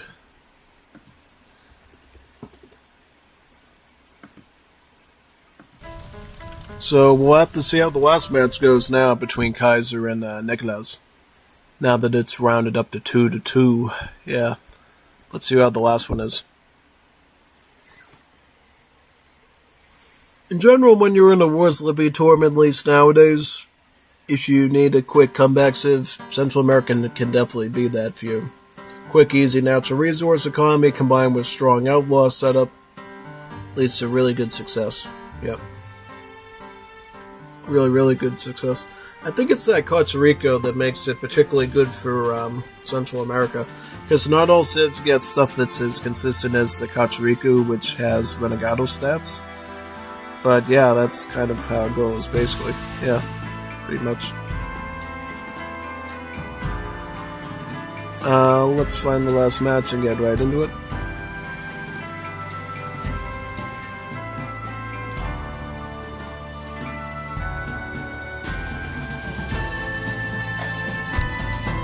Let's find it here.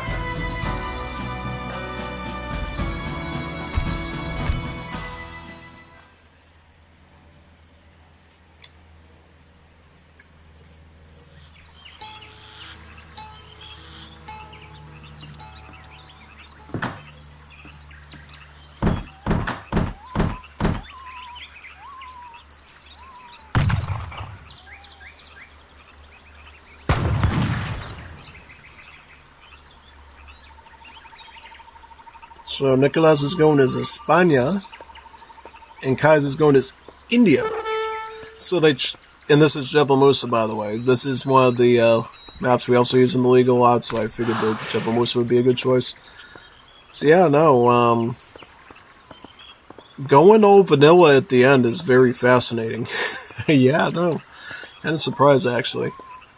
If I had to put my money on it, though, I would say that the India's in way better shape. Yeah, I would definitely say that.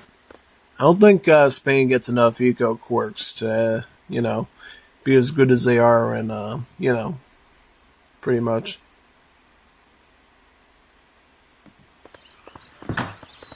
Yeah.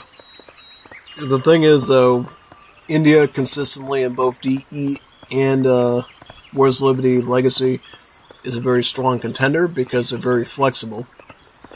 They also get a really good economy if you decide to go with the Karnamata. Otherwise, they can set up really good defensively with the Aggro 4. So it's really hard to find a real weakness for the India Civ right away. So I think they'll have a lot to rely on there. Whereas Spain will likely rely on its quicker access to shipments, as you know. They do get a specific advantage in Wars of Liberty, though. Their advantage is the fact that they can pull off a 3 Falconet fast fortress that can be especially powerful and make them a little bit better than the other Europeans. It's because they get a Fortress Age politician that gives them a Falconet, which is very rare. And combine that with the 2 Falconet card, then you get a 3 Falconet push, which even more dangerous to infantry. And gives you a lot more wiggle room, especially if your enemy also goes with Falconets, because then you have 2 or 3 to kill theirs off and still be able to push with at least 1 Falconet, probably 2 or 3. So it's quite good.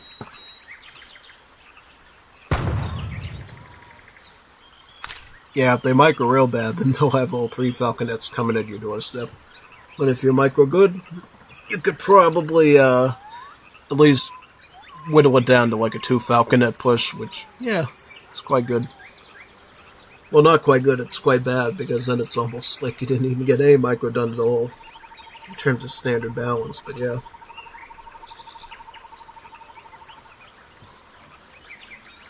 But we'll see, I mean, I think this will run pretty good. We'll get a really tight match. Looks like we are. Looks like we're going to get a tight match here. What do you think? It's going to be quite fascinating, right? Yeah.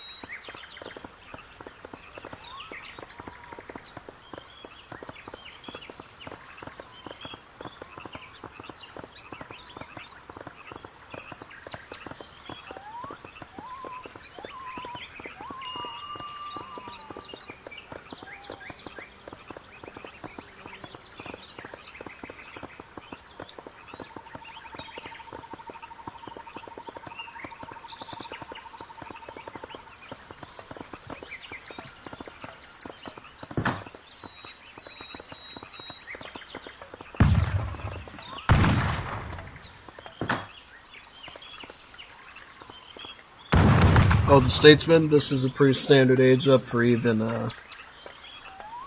vanilla Spain. Should be pretty good, yep.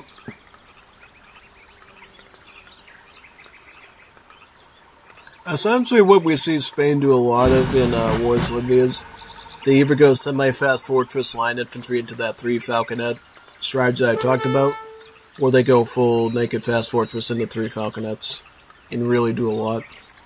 Looks like he'll open up with the Guardia Marina shipment here. These are the Infantes de Marina. These are the Spanish unique sailors that have slightly different stats. It's always a good thing to open with. They will have some pretty good range being a naval skirm. Also could be good against siege units, provided India went with something like a siege elephant, of course, or a flail elephant, so look pretty good. Essentially, in Wars of Liberty, naval skirmishers have the same stats as the USA Marines in Definitive Edition, so multipliers against both artillery and siege troopers. This is the Guardia Marina here, the Infante de Marina. So what makes the Infante de Marina a bit different than other sailors is they actually have a pretty decent siege attack. So they're good at pushing, really, and they can apply a lot of serious pressure.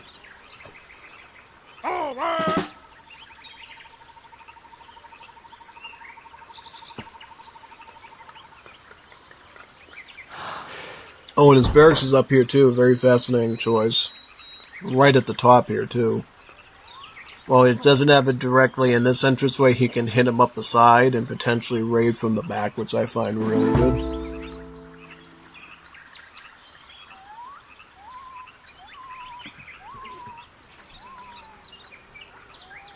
Now, because he can sneak up the top, he might be able to avoid the Agra Fort for a while now, because he moved the Agra Fort onto the south side of the base.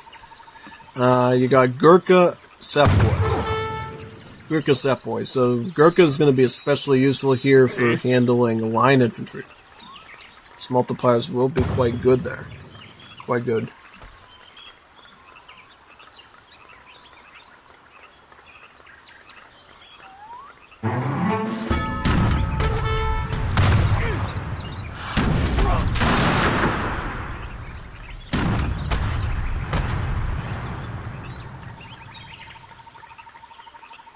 Ooh, we got the Pizzatero Ooh, wow, the Pizzateros. This will be quite good. These are mercenary skirmishers, so they actually have, like, Imperial Age level stats. Quite good, actually. That's quite useful. Hang in Pizzateros this early means he'll have definitely enough to shred Sepoys, and have something that can even threaten the Gurkhas with them, too. He's got the outpost right here, so he can drop them off right at this midpoint. He doesn't have to wait for them to come from his TC. Now, I don't know what he does from here, though, because I don't really... Okay, he's building a house right now, right? Is he going to continue line infantry training, or is he going to pivot towards Fortress Age once he establishes a decent army like this? I don't know yet. We'll have to find out. Yeah, notice how these are mercenary... Well, actually, they're not even classed as mercenaries anymore. Wow, interesting. So they do have good stats though. 300 pierce damage, 40% pierce arm. So are these like based off of Jaegers? That's pretty good for a Jaeger shipment actually. How much did he pay for that? Like I think it was 250 gold or 500 gold. Not bad actually. That early again, like 6 Jaeger statted skirms that early can make a huge difference for you. Can do work wonders for you. But yeah, no, for right now at least, India can't engage properly because now the Pizzateros completely throws it off kilter for him. He's going to have to avoid these guys as best as he can. He might even have to get a staple and commit in some Sawars just to deal with this. It could get very ugly very quickly. Explorer's helping a bit with the distraction. He's now moving up with 2 columns of infantry, both of them with Gurkhas and Sepoys in them. But I think both of those columns, well, the right one's collapsing especially, but so he's going to have to retreat now. And he's going to have to get some higher firepower in. He's either going to have to get Sawars mixed in, or he could alternatively get his consulate up get a batch or two of Abyss guns, since you do get that option, Wars of Liberty. I would say oddments for the 5th edition, much weaker than oddments for Wars of Liberty Indians, because Wars of Liberty oddments for Indians gives you Abyss guns, which is way better than hand cavalry. Like, hand cavalry, great, it definitely adds a unique option for you as India, but Abyss guns way better, because Abyss guns can do a lot of the stuff that the hand cav can, but at range, and still have that sort of skirmisher identity for wiping out dragoons and stuff. So I think, at least in my opinion, having a console with Abyss guns is way better than having one with the 5th edition delis, by far. By far. You can also get Grenadiers too, the Humbarasis. So you get that. You can get Bombards. It's quite good, quite useful.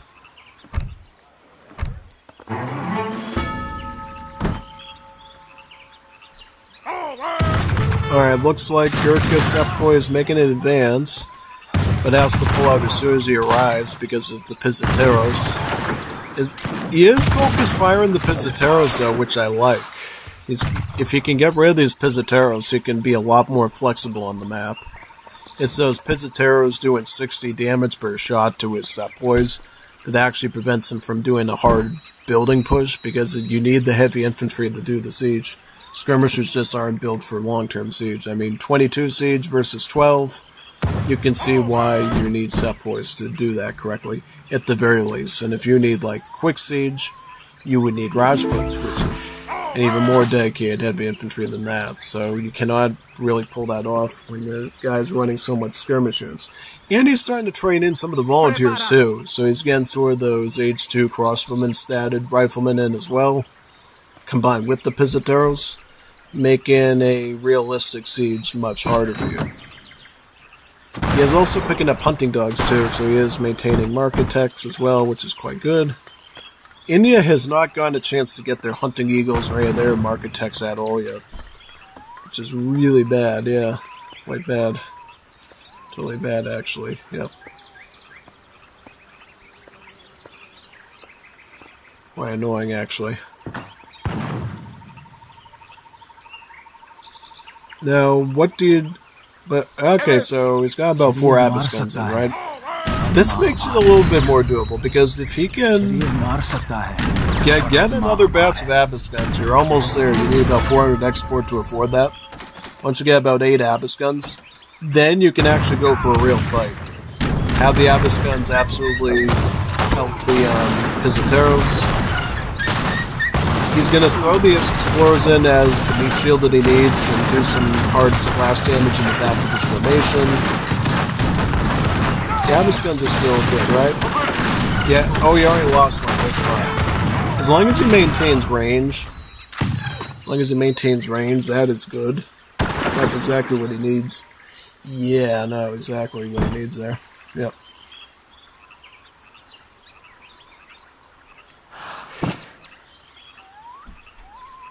Yeah, pull back to the back of the base there. Just sneak up the top of the plateau. That's the way the Jabal Musa works. You got this elevated plateau with these little choke points, and you can enter in through different angles, usually about 4 angles. And it's great defensively because it's a lot less walling for you and a lot more predictable knowing where your enemy is going to come from. And, yeah, it's quite good, actually, so yeah. Is he getting his next batch of Abyss guns? Yes, he is, and he actually shipped in Sawars, too, so now he's got scout units. He's got even more unit variety. As the Spanish player here, he's getting a stable right now. He's going to add in Hussars, just like a standard Spanish player would. Does he have any crates left? He has 700 coin, which means he can get potentially a Fortress Age at some point and get that 3 Falconet set up that I was talking about.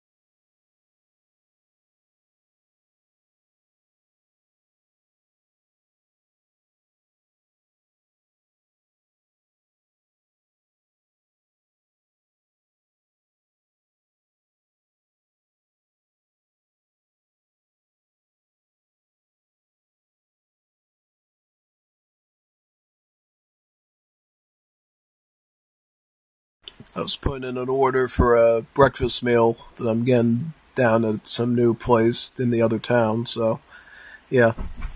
I gotta go grab something real quick too in case they decide to call me about the address and everything, so give me a few seconds to do that.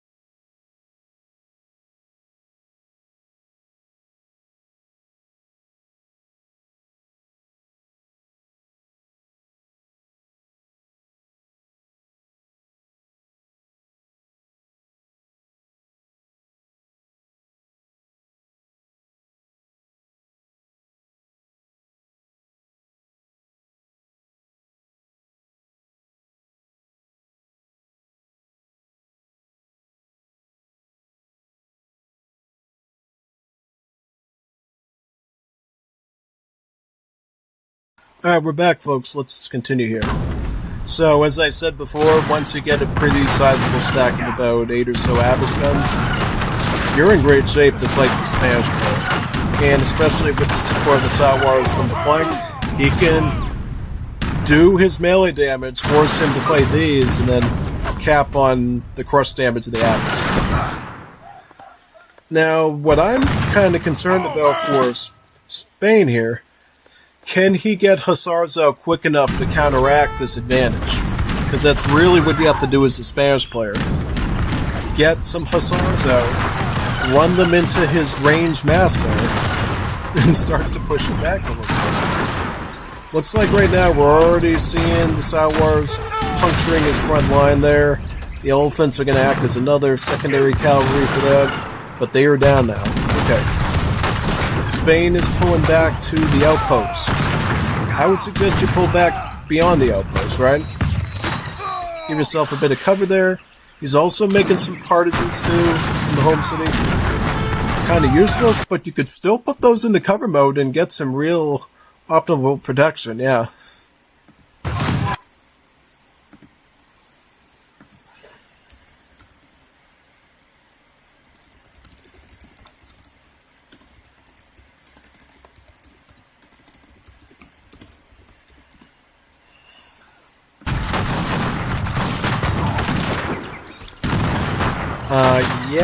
I mean...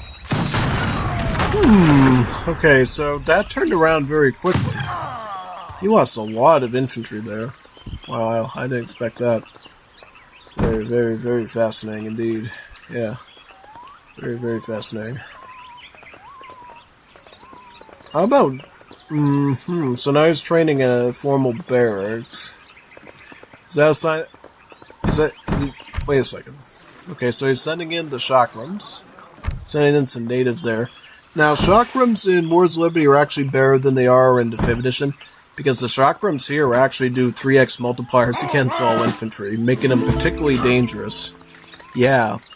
18 times 3. That's a lot of damage, folks. That would be a way that India could potentially win the game now if he can protect those.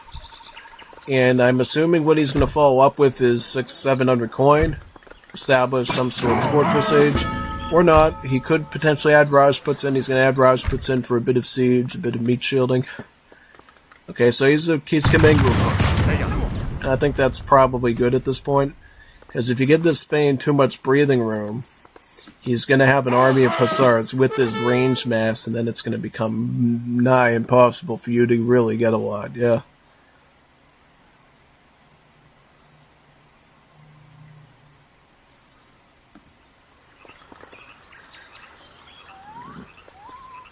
¿Preparado? Sí. Sí. ¡Al ataque! Preparado.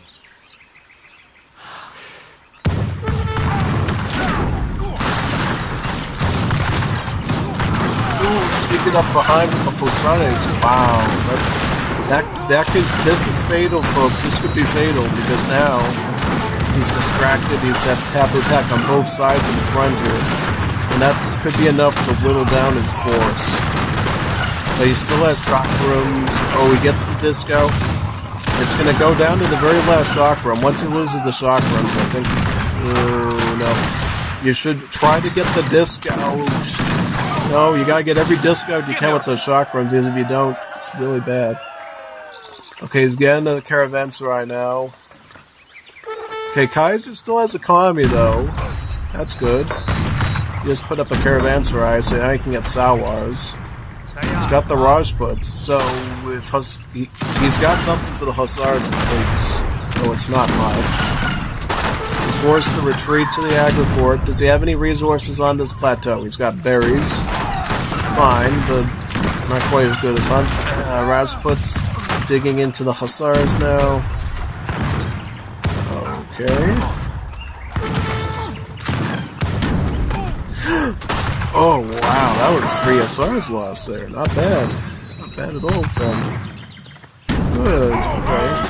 Ooh, okay, I wish he was able to hit a bit sooner in there, but okay, I'll take it. Fine. Yeah. Alright, well, to save some of them at least. If you lose them all, I think it's gonna make things a lot harder, but yeah. Okay. India survives a bit longer. Where's this eco of Spain at this point? So I think the big difference now is map control. This is where we start to determine the winner here is map control. Because look, this Spain has the hunts along the whole middle axis of the map. Kaiser, does he have any hunts left? No, he does not. Oh, he's got one back here. Okay, so he's got that one. Once that's done, he's going to have to go right onto rice and fishing. He also has a bit of hunt left here, but as you know, this is where Spain's positioned, so he might not be able to pull that off so easily. Royal Decree coming in for the Spain player. My question is he going to eventually just sit back and say, you know what, I'm going to go Fortress Age, get 3 Falconets with this army I got right now, and do a fatal blow? Or, yeah, no, that's what I would wonder. Why is Ringo sleeping, by the way, with the emotes? Is he tired? Does he want some Juanita Bonita action? Do you want Juanita Peruana? Yeah.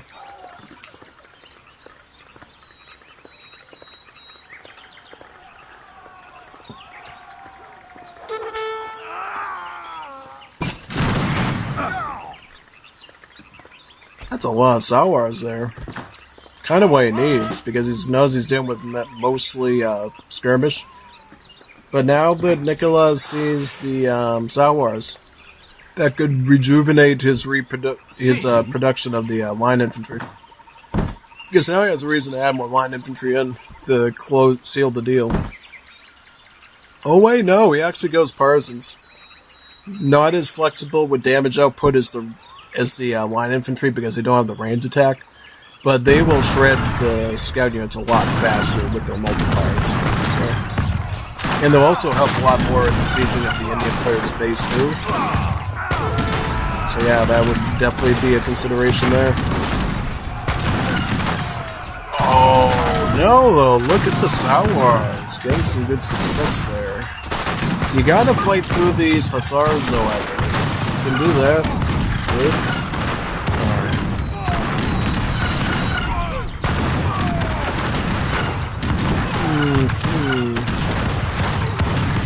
Very fascinating. Wow, crazy. Oh boy. Where is this coming from? I think we're seeing a change here. Cover mode is buying as much time as he can. Cover mode triangle.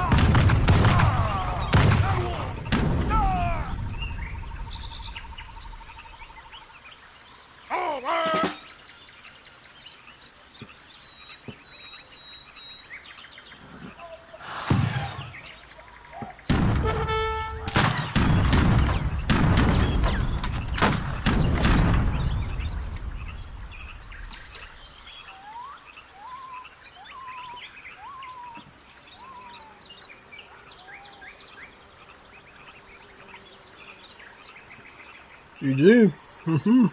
Nice, nice, nice. That was quite good. That was a good series. That was a beautiful series. I like that one. That was a great one. Hopefully you enjoyed that one as well. I definitely did.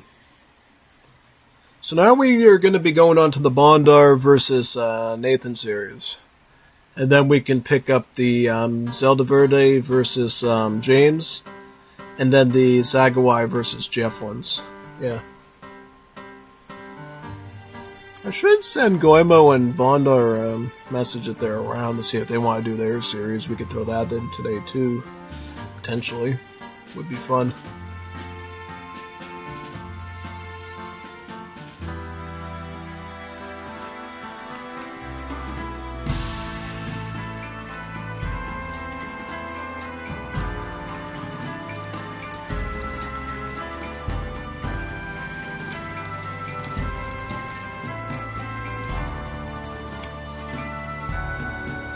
Wait a minute, I don't know who even won that series. I don't even know. I don't know who won that series. I gotta do it first, and then we can... See, I got myself into a mental trap now. So I can't do that. Sad. Very sad. That was very sad. I can't make assumptions. I assumed that Bondar was gonna win, but I don't know. Maybe it was the French Frog, too. We'll see. Alright, so here we are. We got Bondar is Chinese, and Nathan is Koreans. Double Asian sips today, folks. Wow. Now, I can tell you from my league experience with Code, China is the type of Asian civ you run if you want to win 100%. If you want to win 100%, you run the Chinese. The Chinese, according to Code at least, are probably the strongest civ in the mod right now. Just because Tad Chinese is so good. And they get so many more advantages here. They get like better consulate options. They get the cool Civ bonus that integrates the refugee cards into the Civ itself. It's quite great, actually. It's quite great. Like, really awesome. So yeah, no. Chinese is very powerful in this mod. But Koreans are also powerful. They got the Grand Palace Boom. They got the Archers and Spearmen. They're going to be a tough one to deal with. But as you saw in the match against Central Americans, with enough raw strength, you can overpower Koreans. You just have to know what you're doing. And definitely since they nerfed the spawn rate of the villagers from that Grand Palace, I think China does have a bigger window to really shine as well. I think previously Korea was clearly better than China, but now that their vill rate is a little bit controllable now, it's really tough to say if China or Korea is really the better one at this stage. I would say, from an individual military standpoint, Koreans' units are probably more peak. But when it comes to mass ability, the swarming tactics that China does, that can often be a lot more deadly and fierce. Particularly because it includes a lot more unit types early on. Whereas Koreans are mostly dependent on Spearman Archer and have to go out of their way with the stable just to get Cav Archers. The Gongo Cavalry. The Chinese got those wonderful banner armies with 2 unit types, so they can mix in Scout with Nians. They can mix in Maneuver with the Manchu. They can mix in Spearmen with the Tigerman, and then the Chukanus, of course, is your skirmisher, and you got a mishmash of like 4 different unit tags working together. And then when you hit Fortress Age, you add the assault units in, your banner cavalry and your meteor hammers, and it gets even more unpredictable too.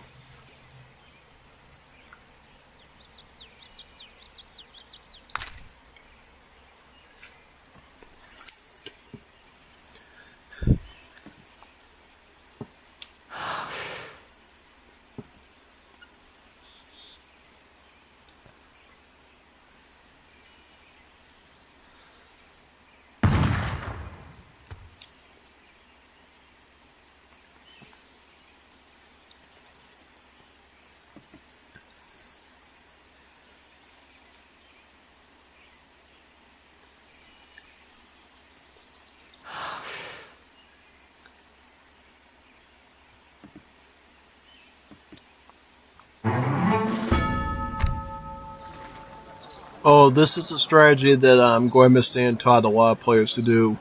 You actually want to go with the Holy Refuge, because the Holy Refuge will give you a free shrine or I should say a free monastery.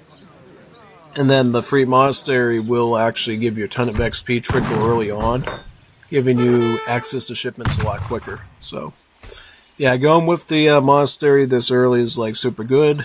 Leads to a lot of easy card acquisition later, which China kind of likes, similar to the Zulu. It also makes all the special text for the Shaolin monk cheaper as well. So if you did want to go White Pagoda and go with Disciples, you could actually pull that off a lot easier just by going with that Holy Refuge, too. So, yeah. The reason why you see Holy Refuge being used in Wars of Liberty exclusively and not in Asian Dynasties just because of the XP trickle of the church. That's literally about it, really. Yeah, pretty much. And the reason why you don't see it in the 5th edition is they got something even better called T-Export, which arguably does a lot more. So, yeah. It's probably the only reason why you don't see Holy Refuge being spammed in, the 5th edition. Is Holy Refuge even available in Age 1 as Chinese in D or not? That's a good question. Yeah. Very good question, actually.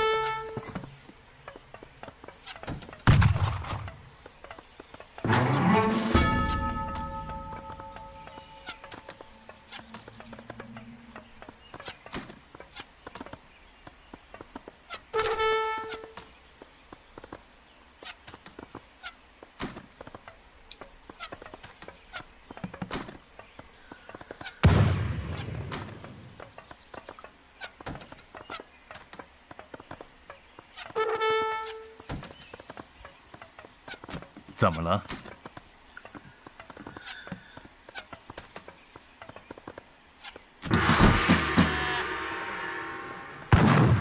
准备就绪。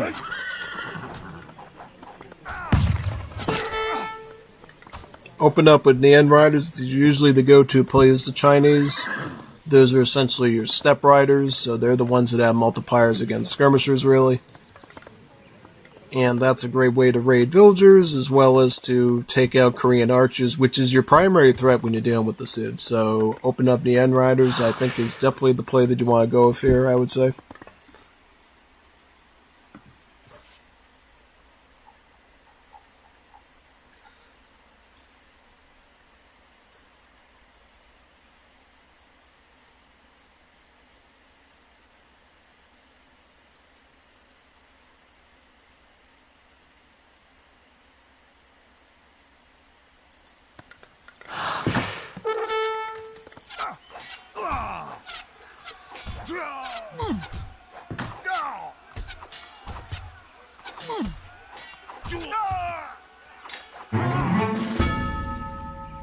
请下命令，准备就绪。请下命令。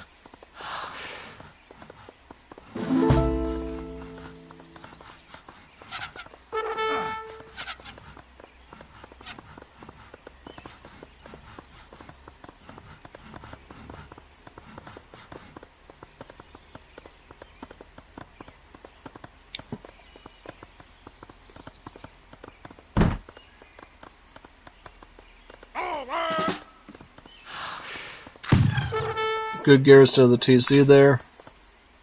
The one good thing about Korea, though, if they do have to deal with these Neon Riders with their archers, is they can just hide them inside the barracks until they leave, and then let the TC shoot at the cavalry until they're forced to retreat. Yeah, that's the one thing Korea has in this situation that could make it hard for China to really force their army into an unfavorable position, is literally just garrisoning inside the buildings, hiding in there, and then popping out and go boop, boop, boop, like that.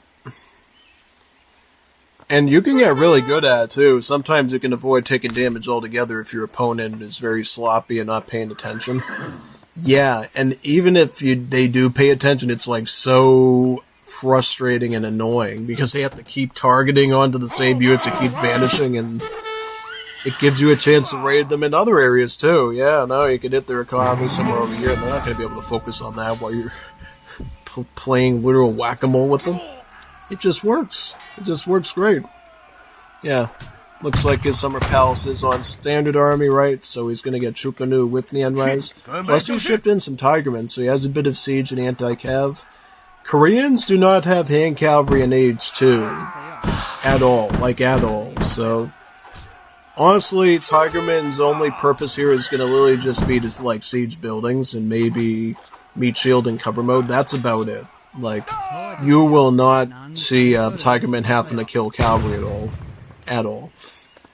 I did mention to you that you can make the cav archers, the gungos, in Age 2 as Korea, but that's about it. You do not get hand cavalry. You gotta wait till Fortress Age to get any sort of hand cavalry. So one thing that makes Korea kind of wacky and kind of niche, they have no way of raiding with hussars, but they do have dragoons. So if you do have this situation of early assault units, like say Mushateros with Latin Americans, Ethiopians getting Oromos early or something, you actually do have an answer to that. Now you do have to get an extra stable and invest into it with coin, which is out of your normal eco style. So there's that challenge. You have to somehow finagle in. But yeah, no, look at China providing really serious pressure here. Unfortunately, the villages cannot garrison inside the buildings, though, so that's the one bad thing. Military safe, economy not. And you can see it right here. I mean, look at the little door icon. That tells you that you can put them inside there. That's exactly what that means. Going with the Russians. I think you should have gotten this maybe earlier. Because, see, the reason why you'd want to go with the Russians, of course, is, do they still have the training rate in? I don't think they do. I don't think they do. They might have gotten rid of that. I don't see it mentioned on the text anymore when I open them up. But what they do, which is great, is they give you big armies of the Opal Shened pikemen. Yeah. Yeah? Get big armies, like 13 pikemen per piece. This is pretty big. And you might be asking, why does it give you like 13 pikemen? It's because they base the stats of the consulate units off of the actual Russian civ themselves. So, whereas the 5th edition Japanese, Spanish console would give you like 8 tercios, here you would get about 13 Opal Shenets, because these are Russian statted pikemen, so they are a little bit weaker in HP, but that means that you get more units, which I think is actually a better setup, actually, yeah.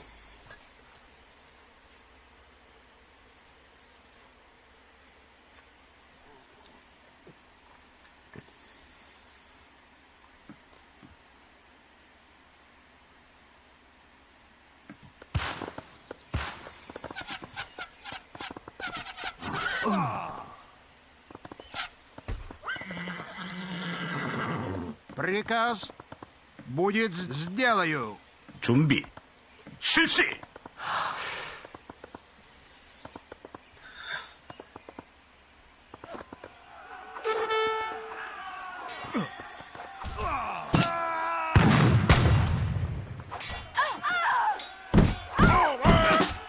대기. 예.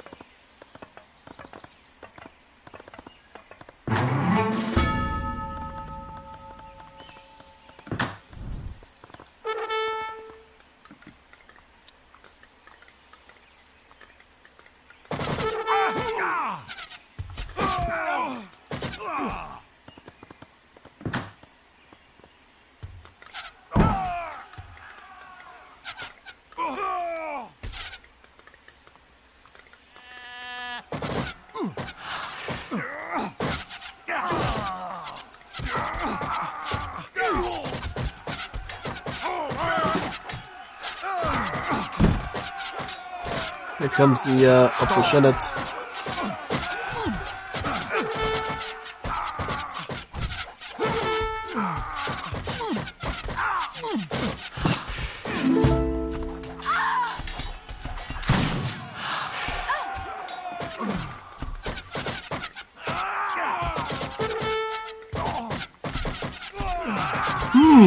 Why is he keeping his pikemen? What?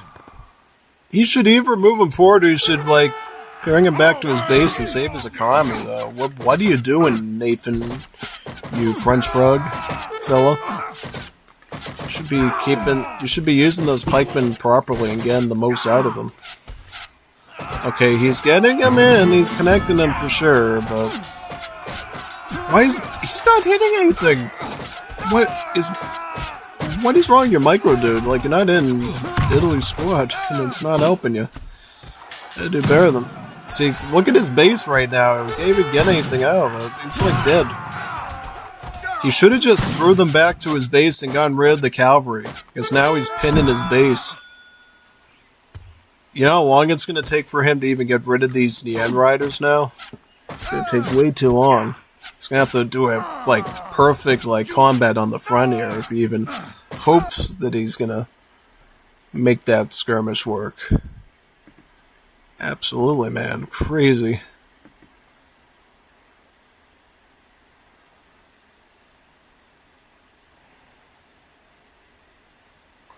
Middle East. Ooh, we just got a poll for Age of the World. So we will go with Middle East. I'm voting for Middle East. We want Middle East civs in D from Age of the World. Middle East, man. Middle East.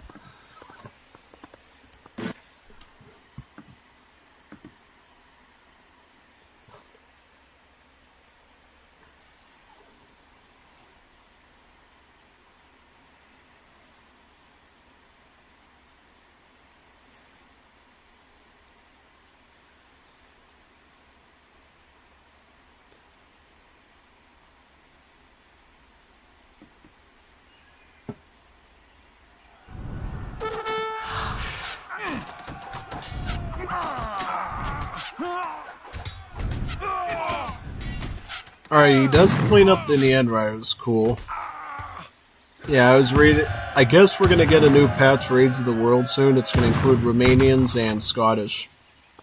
Since we no longer need Polish, since that's already being covered by the Definitive Edition team. So, that's pretty cool. I mean, we'll probably still keep the old Danish, so I can assume, yeah. How will that work, though? Is he going to have to come up with, like, a new name for the old Danish civ? Change them to the Norwegians or something? I don't know. It's going to be really tough. He could change them to the Norwegians and just, I don't know. It's going to be kind of weird, though.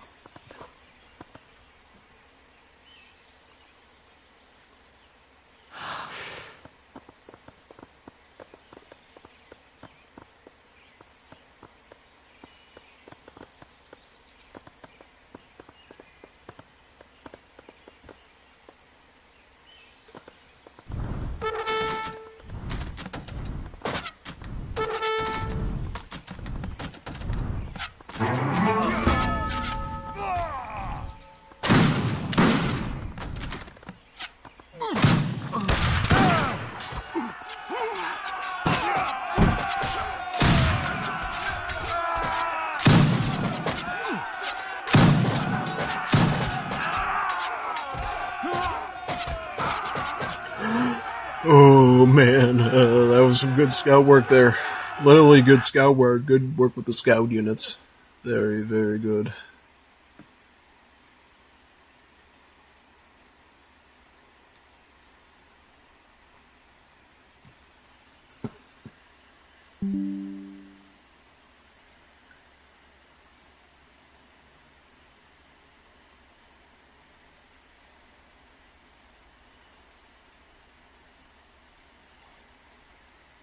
Yeah, I either want the Asian or the Middle East poll to win.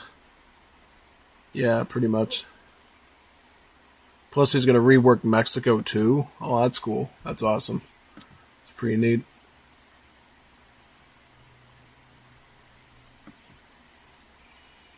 Not bad. Not bad. Let's see how the second match goes here for Nathan and Mondar. That gave me a bit of a surprise today. A good surprise, though. I mean, either way, depending on who wins in that poll, it's going to be good for the mod, I guess. Because I guess if it's the Latin one, then we'll get, ... ... ... ... ... ... ... ... ... ... ... ... ... ... ... ... ... ... ... ... ... ... ... ... ... ... ... ... ... ... ... ... ... ... ... ... ... ... ... ... ... ... ... ... ... ... ... ... ... ... ... ... ... ... ... ... ... ... ... ... ... ... ... ... ... ... ... ... ... ... ... ... ... ... ... ... ... ... ... ... ... ... ... ... ... ... ... ... ... ... ... ... ... ... ... ... ... ... ... ... ... ... ... ... ... ... ... ... ... ... ... ... ... ... ... ... ... ... ... ... ... ... ... ... ... ... ... ... ... ... ... ... ... ... ... ... ... ... ... ... ... ... ... ... ... ... ... ... ... ... ... ... ... ... ... ... ... ... ... ... ... ... ... ... ... ... ... ... ... ... ... ... ... ... ... ... ... ... ... ... ... ... ... ... ... ... ... ... ... ... ... ... ... ... ... ... ... ... ... ... ... ... ... ... ... ... ... ... ... ... ... ... ... ... ... ... ... ... ... ... ... ... ... ... ... ... ... ... ... ... ... ... ... ... ... ... ... ... ... ... ... ... ... ... ... ... ... ... ... ... ... ... ... ... ... ... ... ... ... ... ... ... ... ... ... ... ... ... ... ... ... ... ... ... ... ... ... ... ... ... ... ... ... ... ... ... ... ...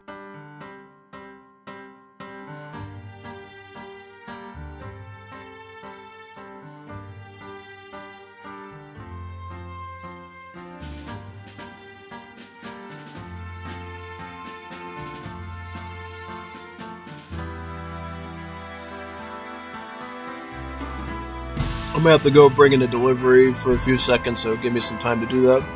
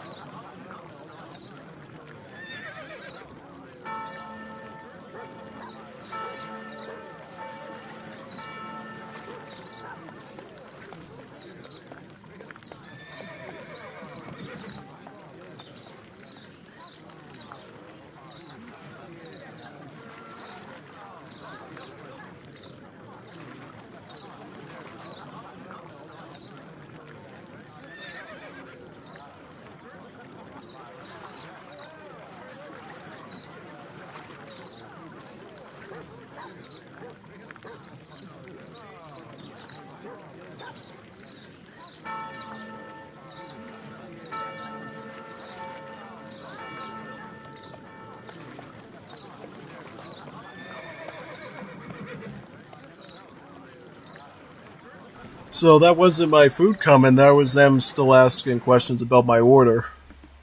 So I guess they didn't know what bread I wanted, whatever, and I was like, yeah, just do sourdough or grain or whatever, right? Yeah, basically.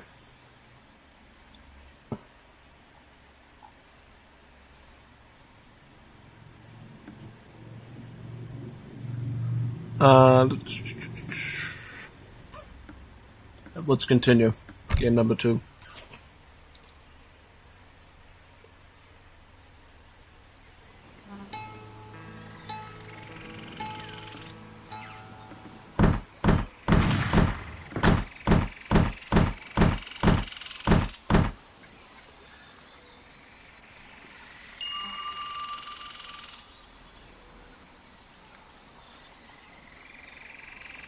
So we got Nathan as Germany and Bondar as Portuguese. Portuguese is a wonderful civ for this map, I think. So Portuguese, very smart move. Essentially, when you play Portuguese on Malaysia, you can play the standard Portuguese fishboom build order by essentially going with schooners as your first card. So that way you can get a huge fishing fleet on your side of the water here while maintaining multiple TCs as Portuguese. So this was a very nifty trick here by Bondar, and it's going to give Nathan probably a lot of trouble, to say the least. A lot of trouble. He's going to have a lot of issues with this. I guarantee he's going to have a lot of issues with this probably. Yeah, no, he is. He is going to have some big issues here. So we'll have to watch this very, very closely and see where this leads. Yeah.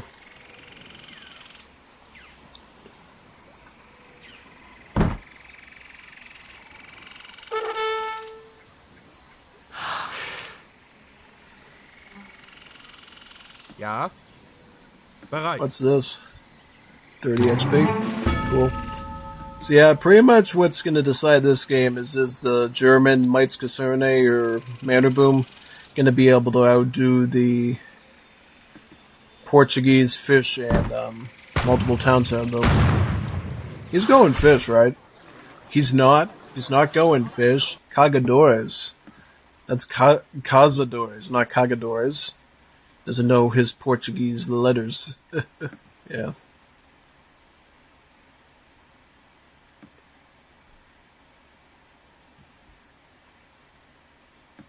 Alright, so he opens up with martial law. Yeah, see, that is an option you can often do. Essentially what martial law will do is it will allow his town center to dish out more damage when garrisoned, and he can call it a larger batch of Minutemen on top of the smaller one, too. So, yeah. The one thing you'll notice about Portuguese, of course, is that they don't have villager cards, so they get a bit of leeway with how they want to open up in Age 1. They can either go for something like martial law, they can go Fico theory, they can go schooners. They're not as tied down to what they do in Age 1. They can even skip Age 1 shipments altogether and just wait till Age 2. Though they don't get any benefit doing that, it's not really the worst thing to do, and that means they can often pull out a stronger fast fortress with both the crate cards ready to go right away. So, yeah. You just send them in whichever order you need right away. If you think you're going to get rushed right away, you send the 700 wood in first. If you can just pull out the Fortress Age quicker, then you put the 700 coin in first. Yeah, pretty much.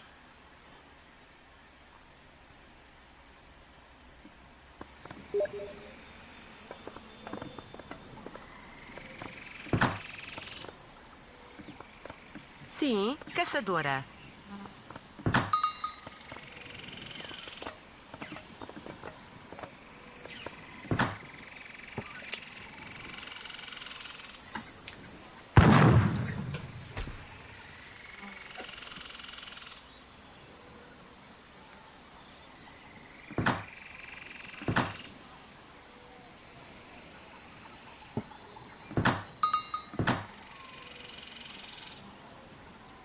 Olá. Yeah, oh, he's going with the burger. Okay. I was wondering why he was going livestock pen. Because, I believe Portuguese does have an age up that gives you a livestock pen and multiple sheep, and I didn't know if he was playing around that synergy. But no, he's just going with the burger. The burger would be your politician to go with Portuguese if you're looking to do Fast Fortress, because it gives you about 440 coin. 440 coin, so already enough coin combined with 700 to get the Fortress Age going. Yep. And one thing you'll notice about Portuguese in Wars of Liberty is they get a cool Civ bonus where they get a free fishing boat every time they age up too. So, yeah, free water economy even without a dock. Isn't that wonderful? Yep. When he gets the Fortress Age, he'll have a second fishing boat. While not a huge difference, the fact that he is capping on water at all, just through a Civ bonus alone, is pretty sweet. And if he doesn't want to really commit any wood into fish booming, he can at least use the little bits he has there to get it done.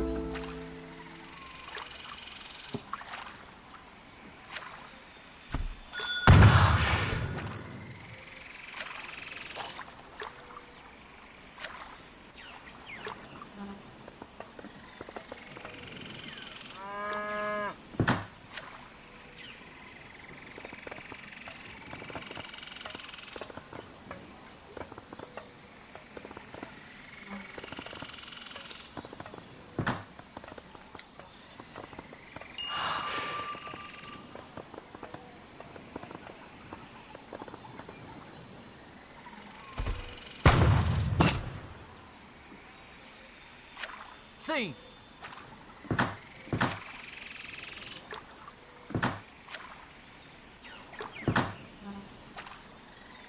Training simple as I see here.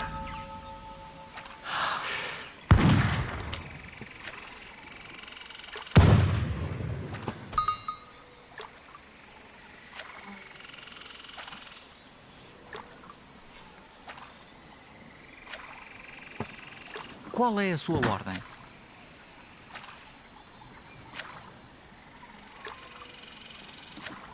Qual é a sua ordem? Oh, Wendell, named after the soccer player. That's funny. Sim.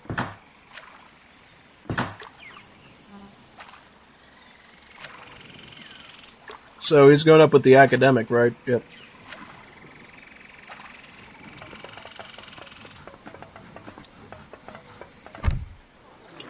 Ooh, interesting. So Nathan ended up going with an Albrecht plan build. Okay, so the Albrecht plan for Germany is the same as Virginia Company for the British. Essentially cheapening his manor houses down to about 88 wood. Pretty good, right? Yep, because now the houses are actually cheaper than a standard European house and thus gets even more free settlers with each constructed one, right? So he's up to about 20. Okay, so he's already up to about 49 settlers, right? Or 40 settlers? Plus shipping in 5 here. Wow. Okay. So his economy is booming right now. It's got a stable.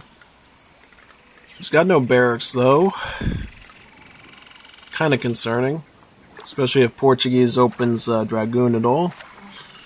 Meanwhile, Bondar picking up TC number 3, since, as you know, with Portuguese you get a free covered wagon with every age up. So, by Fortress Age, you're already maxed out on town centers, and then if you age up again, 4 town centers. Even better, 4 TCs.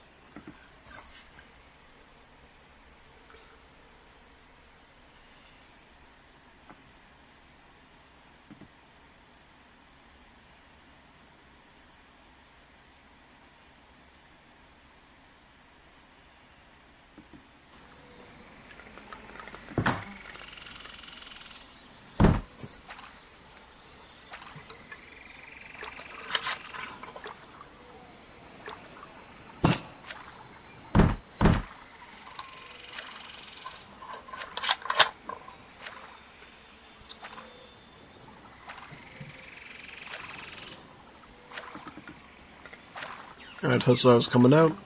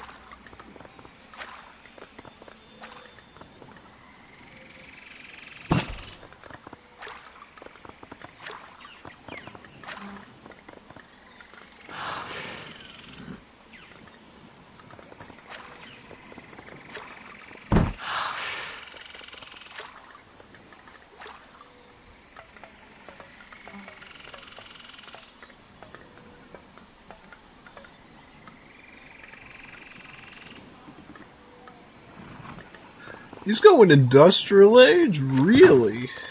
Okay, he's going to get a 4th town center then. The magistrate, wow. Quite fascinating. I wasn't quite expecting that one.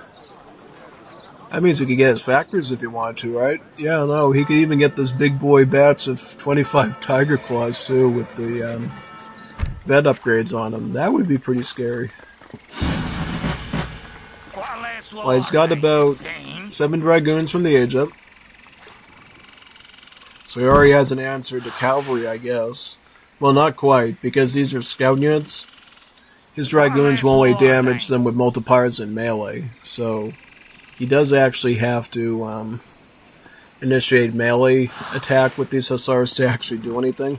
Which kind of puts him in a bit of danger, so it's a bit complicated.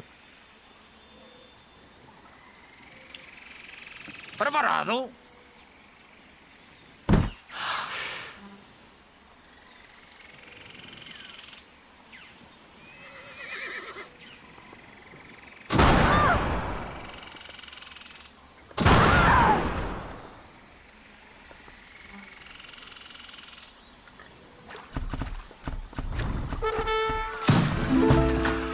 Oh, he sent the big line infantry shipment. How many was that? That was about 16 line infantry, folks. That's a lot.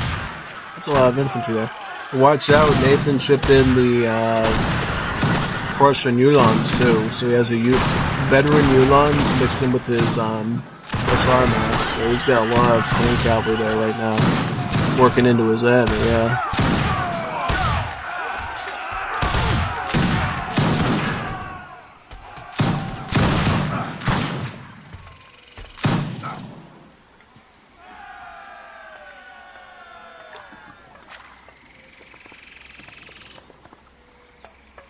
Qual é a sua ordem?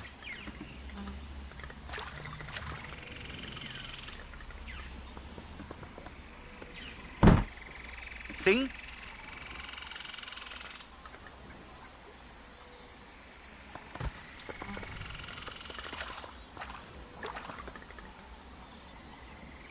$25 tiger claws.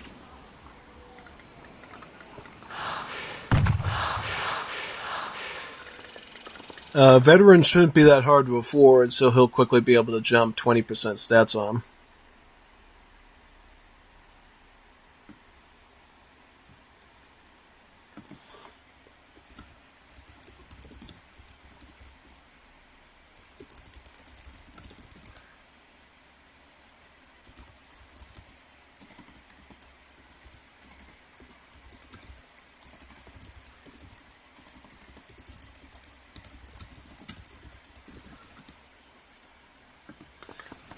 Preparado.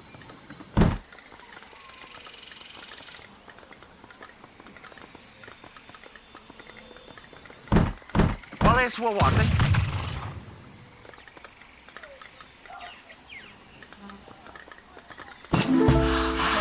Here's the tiger claws. Karunga. Tayar.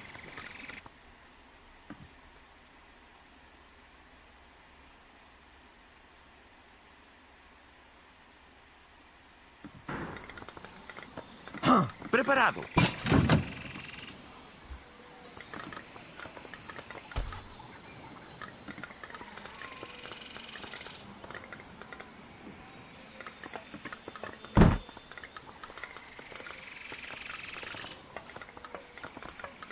Adesh.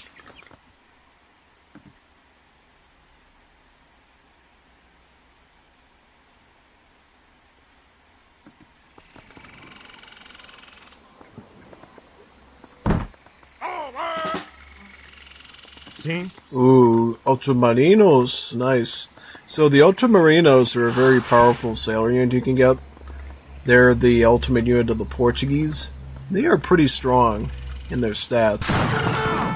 18 range, 34 damage. They hit pretty hard, right? And then when they get to Imperial Age, they're even better. And then you can, of course, add combat cards to them too to make them even better. Pretty solid. What is up with these tiger claws? Always not doing anything with them. What is he doing, man?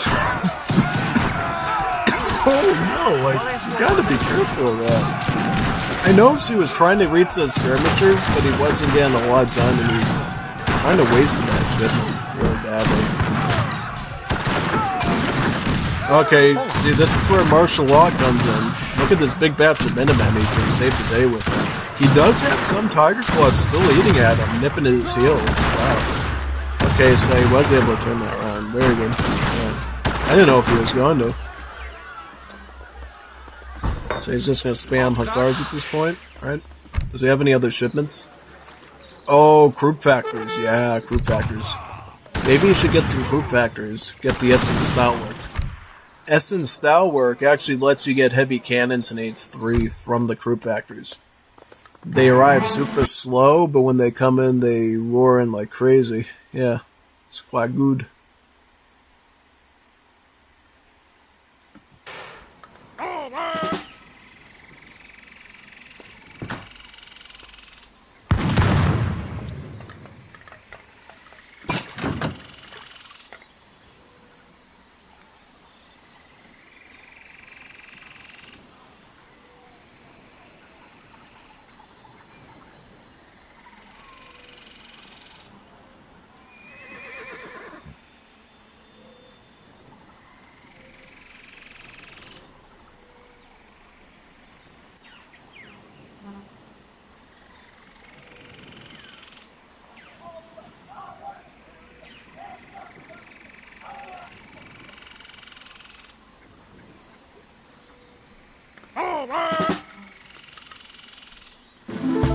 Hallo?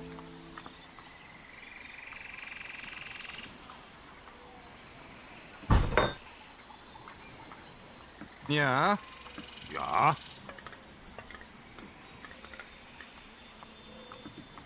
Ja, Zimmermann.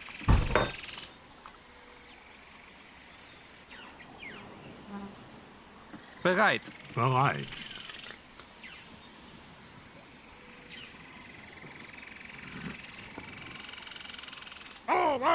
Ja, bereit.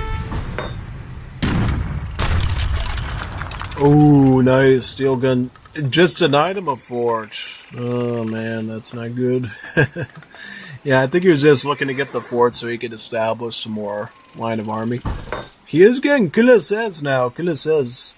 Cuirassiers, if you didn't know, these wonderful splash cavalry are now a common unit in Wars of Liberty. So, multiple European cities can actually make these splash cabs, not just the French anymore. Again, it's the Germans, the Italians, the Danish, the Austro-Hungarians, the French, of course.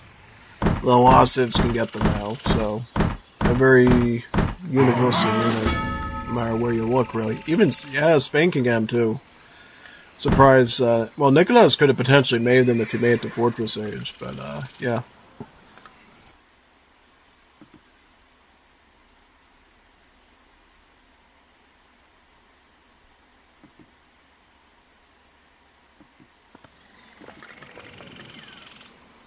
Auftrag.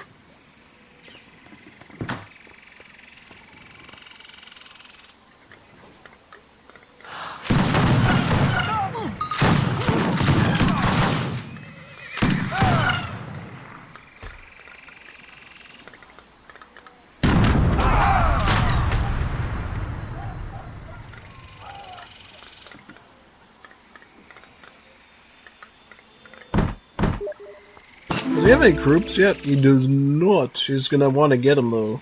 Might get him.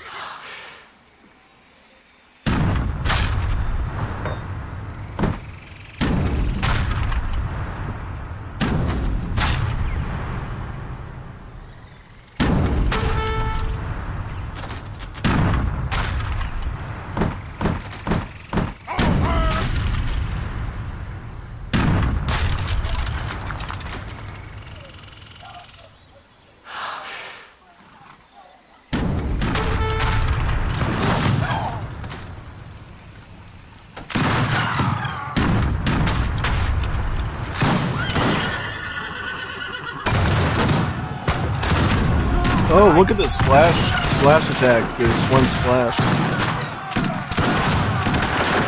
Making a huge difference here, allowing them to cut right through the line of people now, yeah.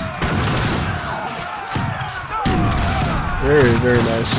Exactly what we need. Unfortunately, though, the steel guns are still alive and hitting into its skirms. Yeah, the cans are down, and now the skirms can theoretically do some work.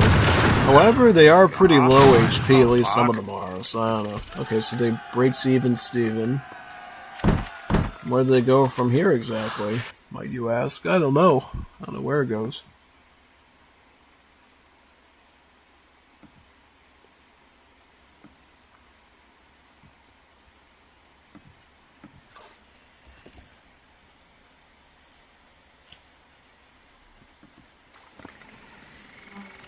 Ja.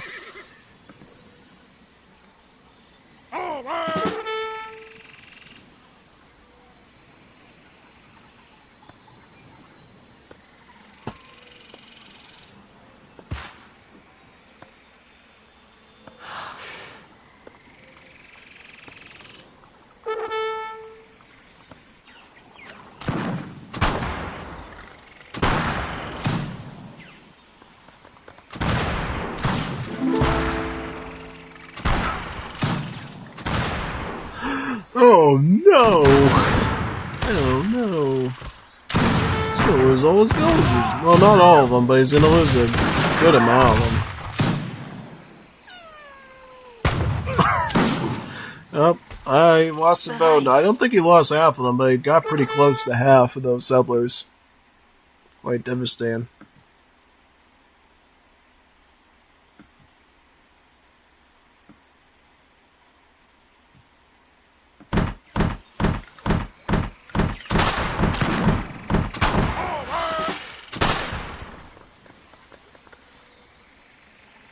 Ich bin verwundet und kann mich nicht bewegen.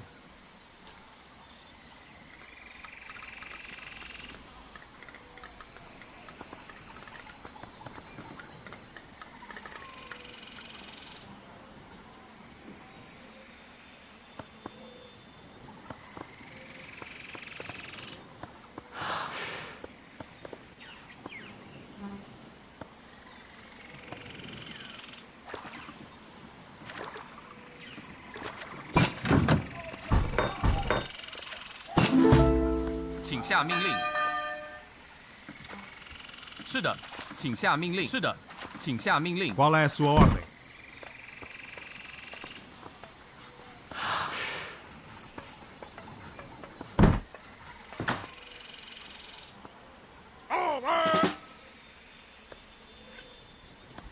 Sì?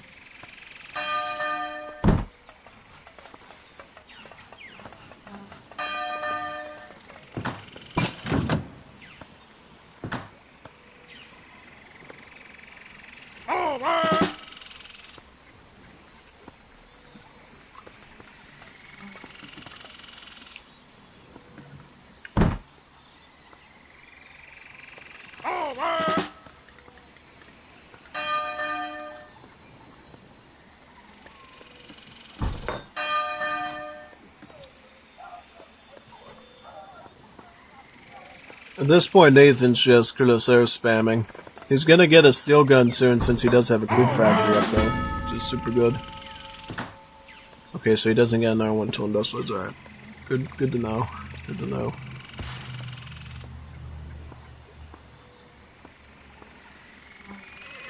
Once he gets a steel gun, it's gonna give him a decent advance there, going in.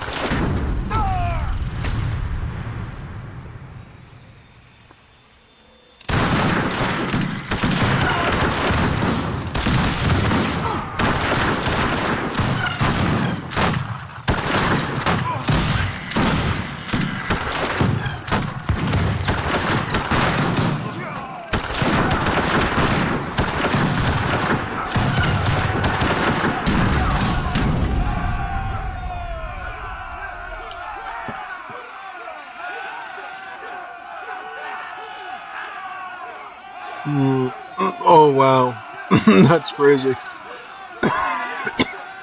So basically what happened was because he got the Royal Guard upgrade there for the Guerreros, he was able to dish out enough pierce damage to actually cut through these Cuirassiers. There's one thing about assault units which makes them weak, is that they don't have pierce armor, so muskets will actually do full shooting damage to them. Because he just had a raw mass there. It didn't matter that the Cuirassiers had the splash attack and the high HP, they just fell very quickly.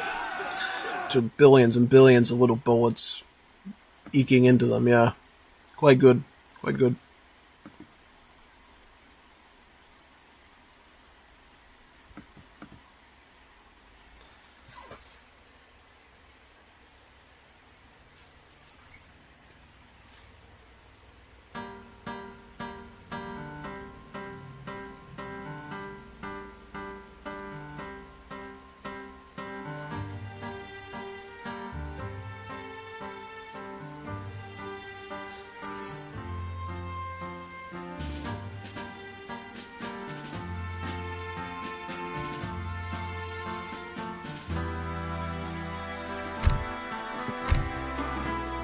Game number 3. Check game number 3 goes.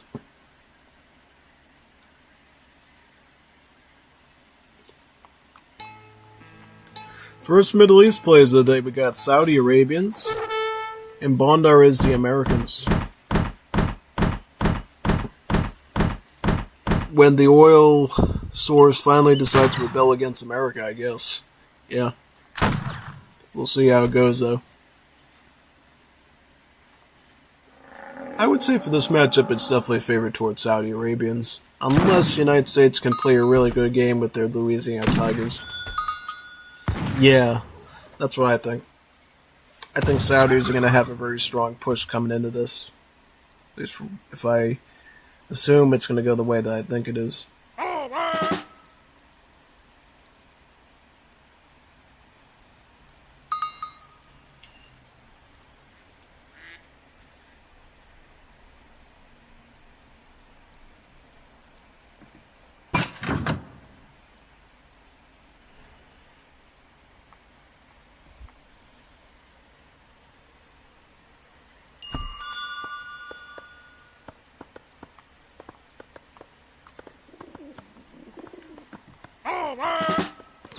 Yes, sir. What is your command?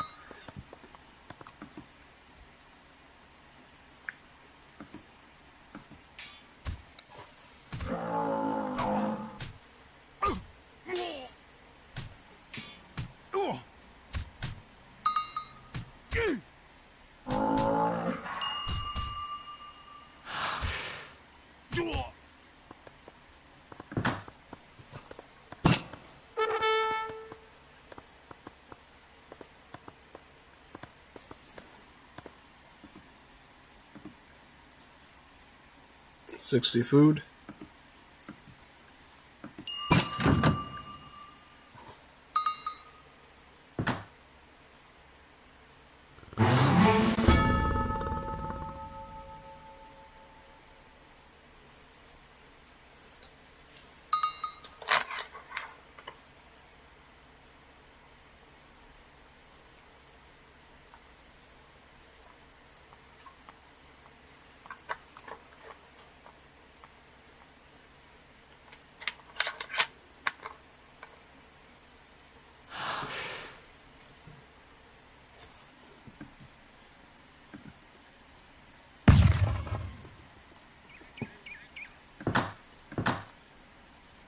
I'm assuming this is a Louisiana Tiger setup, right? Yeah, it looks like it. California Gold Rush. Cool. I mean, I guess that could be good in some situations in the run, but we'll see. Alright. Now, the interesting one's going to be Saudis here. Like, how is he going to set up his caravans?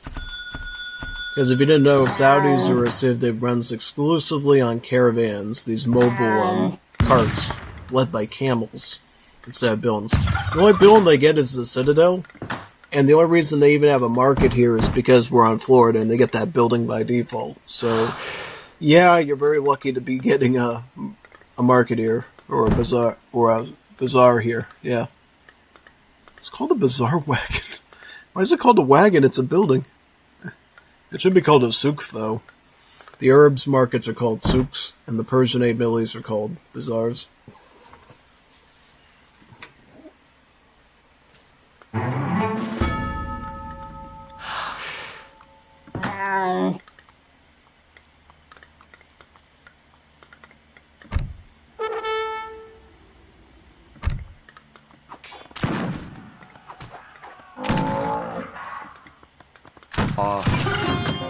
$35 food.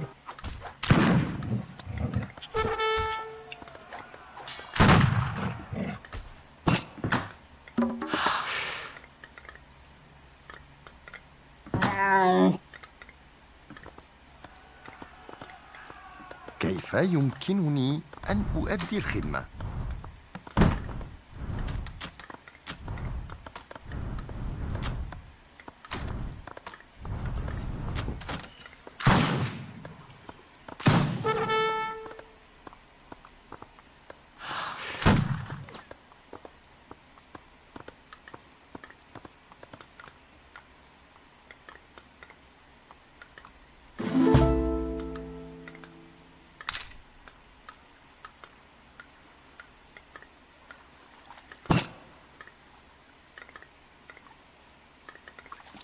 Oh, he's doing the double Kalasi push. Ah, that's good. So basically how you run this build, you can do it with kind of any Middle East civ, is actually you ship in 2 Sambuks, And once you ship in the Sambuks, you can rush with these Kalassis here, which are your sailors. Yep, your naval skirms, and essentially you're using the fact that you're queuing up 2 infantry batches at once to overwhelm the enemy very quickly. Since they're naval skirms, they'll of course have multipliers against siege and artillery. As you can see, though, their range attack is pretty good, very solid actually, and they'll be able to eke out some decent damage early on.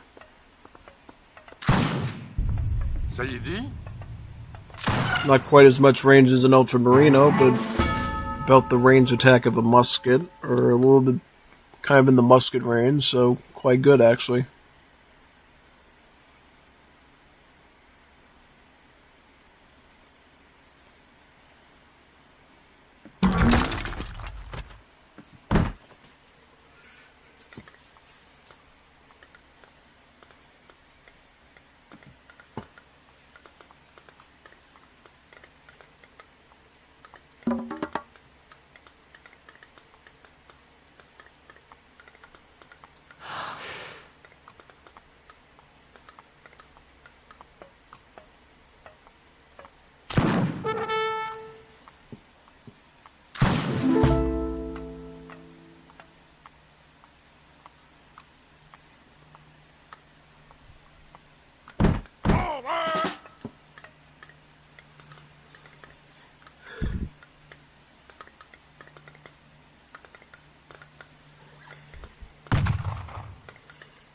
أجل يا سيدي.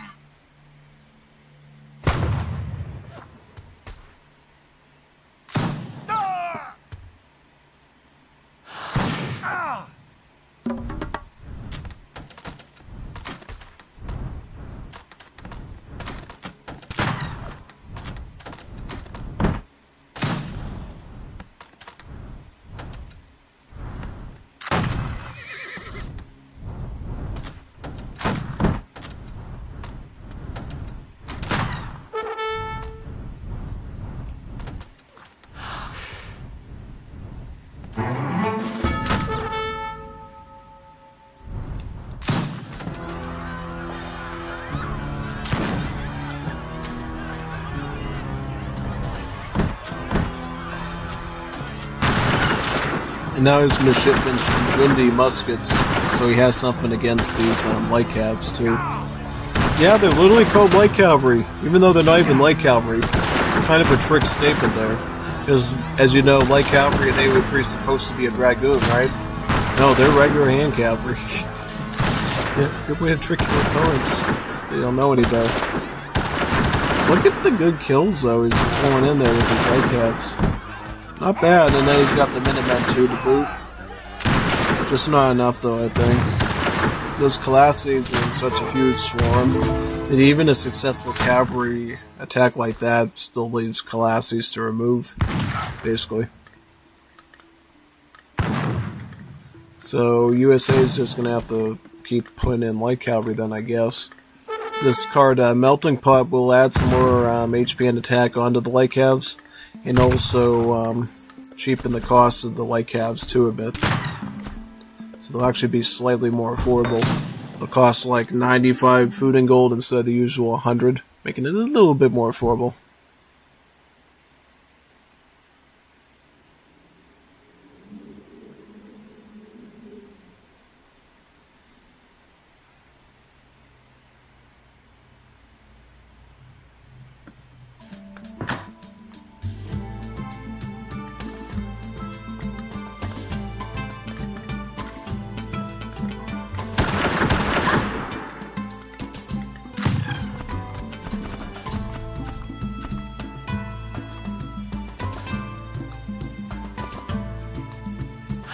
There's a Jundi.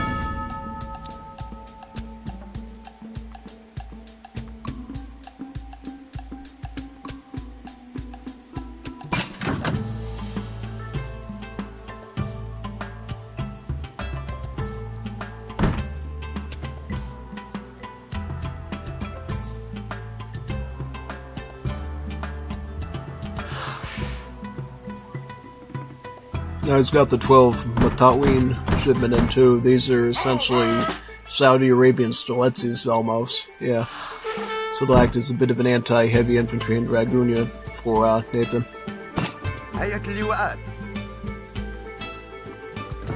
One thing I'll note here is because he's been playing mostly with the Colossi here, we have not seen any sort of gunsmith or forge caravan be moved to the front lines, which I find kind of fascinating.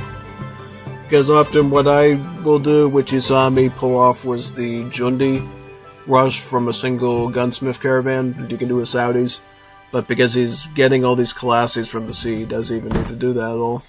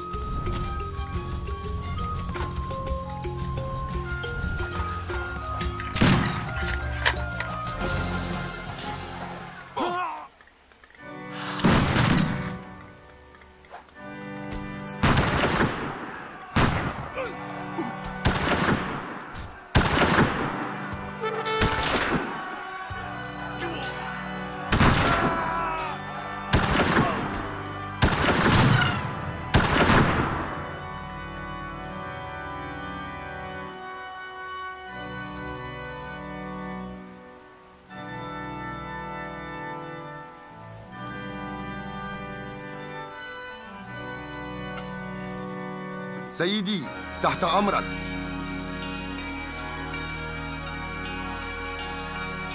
GG. Now, question is, how does game number 4 go? Do we see additional Middle East gameplay, or what exactly? Good evening. Slow burn this one. So, what do you do against this build actually? So, the Colossi build. The Colossi build is a very tough one to counter. You have to play very defensively and have a way of dealing with skirmishers. That's your main method. Like, if you know that somebody's going to go with the Colossi push by looking at their deck, where the two Sambuks are, get scout units, get cavalry. Cavalry is going to be your best way to fight them. And you got to be very hyper-aggressive, and you have to rush the coastline constantly to kill any Colossis that come on shore. But watch out, they're going to garrison them inside the Sambuks, and they're going to take off for the water if you start pressuring them too much. And then you got to move into skirmishers, because what's going to happen next is they're going to first ship in Jundi, Matawa like you saw, and eventually add in a gunsmith caravan. So you'll have to deal with the double threat of the Jundi and the Matawa on land, and the threat of the Colossi on sea. And it'll be a two-front war the whole game. It's really painful. I know, it is really painful. And the only way I guess you could counter that harder would be to have a counter war card, like your own Divisos or something, to be able to start shooting at their ships. Because if you sink those Sambuks with the Colossi on board, then you deal with one entire front of vector of attack, and then you can just work on land, use whatever hand cab you have left over to do with the Matawas in the raid, and then really start eking out infantry to do with the Jundi. Yeah, I mean, they can go forwards too with the Ghazis, but the Ghazis aren't that strong. You should have no problem overturning Ghazis, I think, in most cases.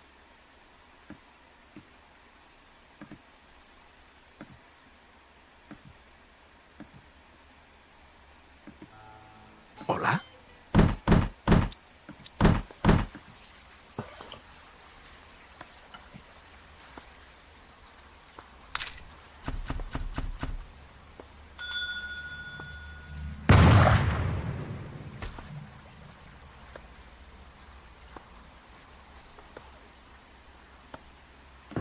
See?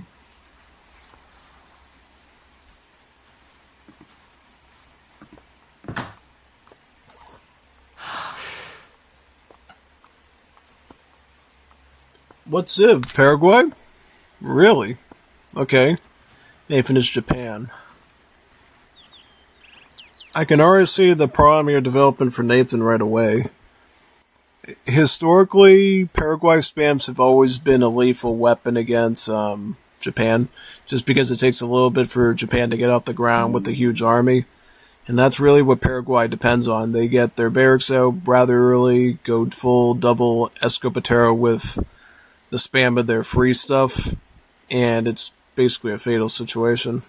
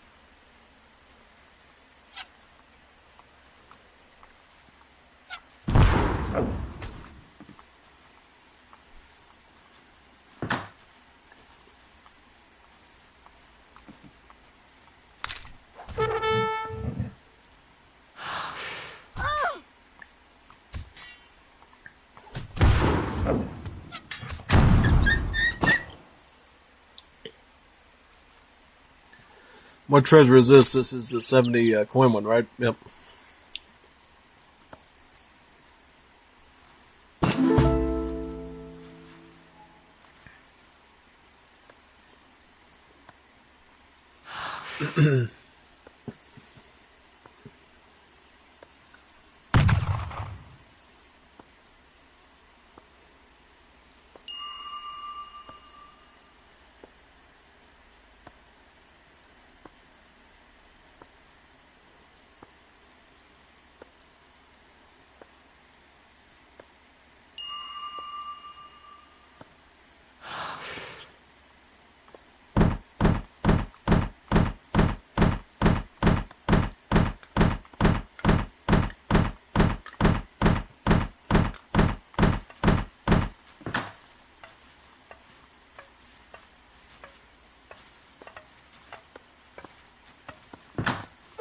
Nanda?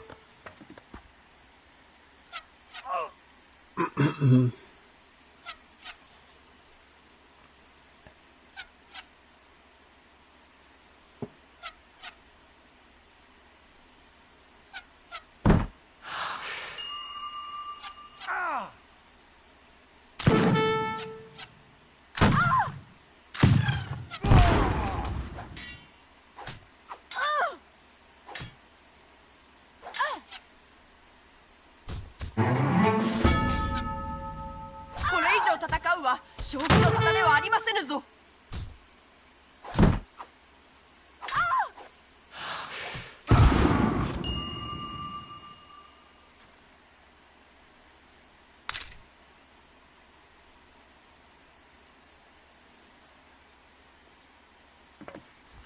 カーカ。呼んだ？何？呼んだ？呼んだ？はい。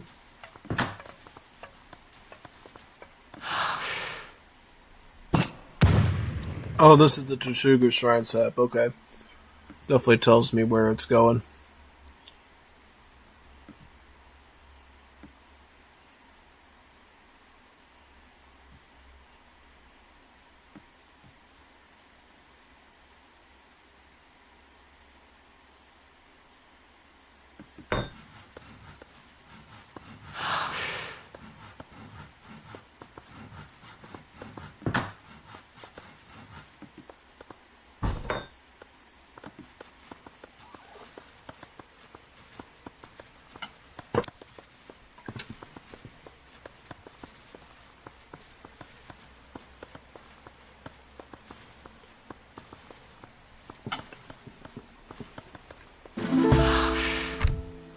You got Heavenly Kami, right? So we'll be able to get those shrines for cheaper. Yep. I'm assuming he's going to open Okie. Alright, that's actually... In most matchups, Kie would definitely be the answer, but here you actually want to open Shiguma first, and then mix Kie in with your army. Because the problem is, you're countering the Escapatero threat, but you're not countering the trash unit threat of Paraguay. Because Paraguay gets free shock units from both the barracks and the stable. Free assault from the barracks, free scout from the stable. Those combined in huge mass will overwhelm your Kie. So you need some sort of Shiguma presence to protect that. I would suggest these ships and maybe these to help out a bit. ご命令を。はっ。承知。直ちに。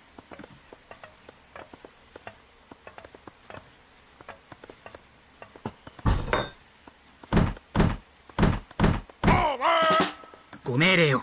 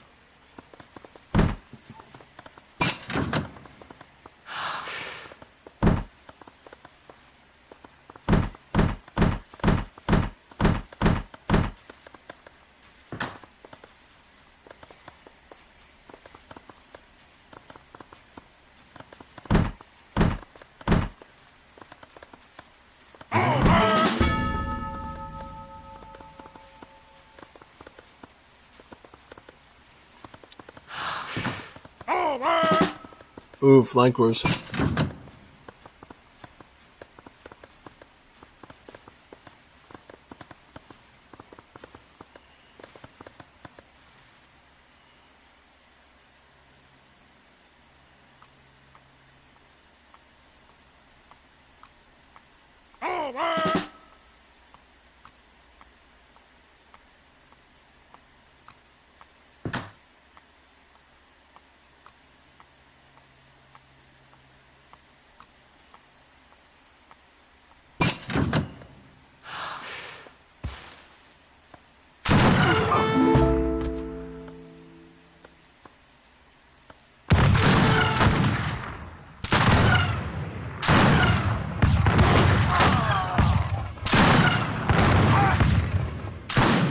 Yeah, see, when you're attacking a Paraguayan position, you have to be very careful, because not only do you have to worry about Escopeteros using their splash attack against you, but the Coigua villages also have splash attack, since they are armed with shotgun weapons. Yeah, so that was definitely a big trap there for Nathan. He could have potentially lost the game doing that. We'll find out later, though, but we'll just throw the matches normal. Definitely would say try to avoid doing that if you can, because look at how much army he just lost by the sheer weight of the splash attacks he was being smothered by there. Big mistake from Nathan. Big mistake. Absolutely big mistake from him. Should definitely avoid that as best as he could, you know? Just saying. Just saying. From there, though, I mean, I would suggest Nathan tries to mass up again, but be careful. You might need Gunterire too, which you can... I think I'll just ban Saudis if Florida's in the pool. Yeah, Nathan's Torment, it is in the pool though. So yeah, you'll want to ban Saudis as part of the series then. But you gotta consider what civs you'll want for High Plains and Baja California as well. Is it Baja California? It's that big peninsula in Mexico. So yeah, they're you got to consider the Florida aspect, but you also have to consider the other maps too, especially high plains. これ以上戦うは正気の沙汰ではありませぬぞ。 And this is striking at the heart of Japan right here, attacking the shrines. It's one of the best ways to hurt a Japanese opponent is take out the shrines because it cuts down their population and removes their economy too, since each one of these shrines actually helps with the gather rate as well. And wait a second. It looks like the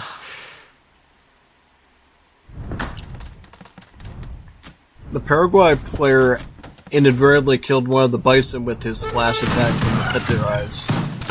That's pretty scary, because now the shrine is down to 2 animals, and thus will be less effective. Look at the big difference between 4 animals and 2. Huge difference.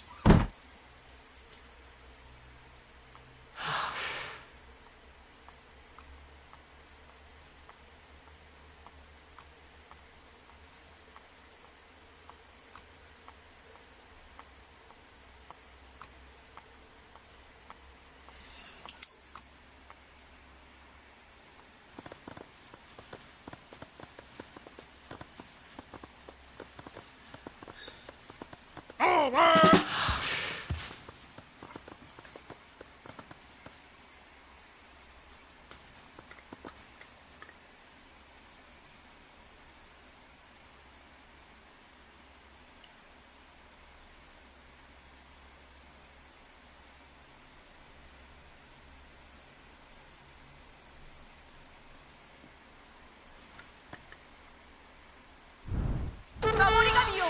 不死鳥のごとく舞い上がれ。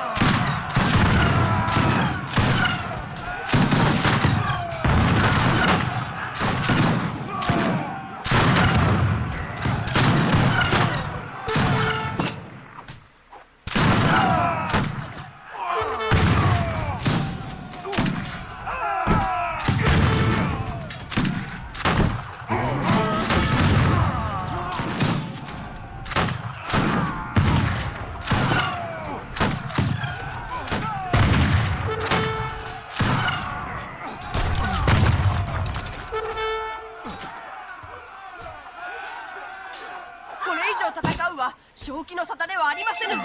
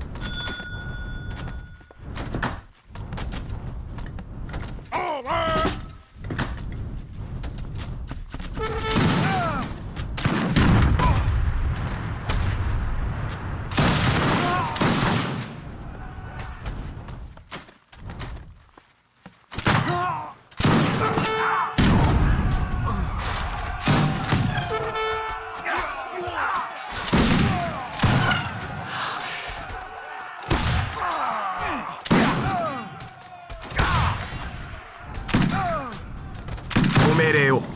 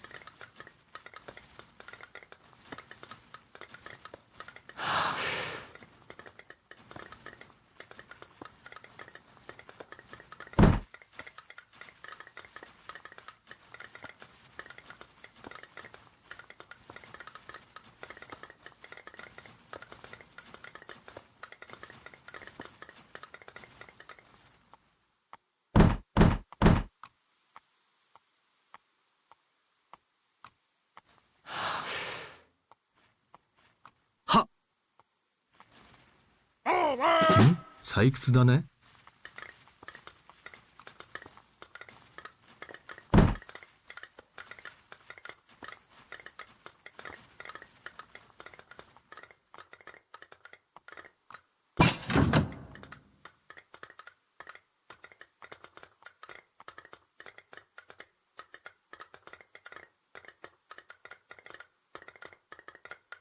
何なりと。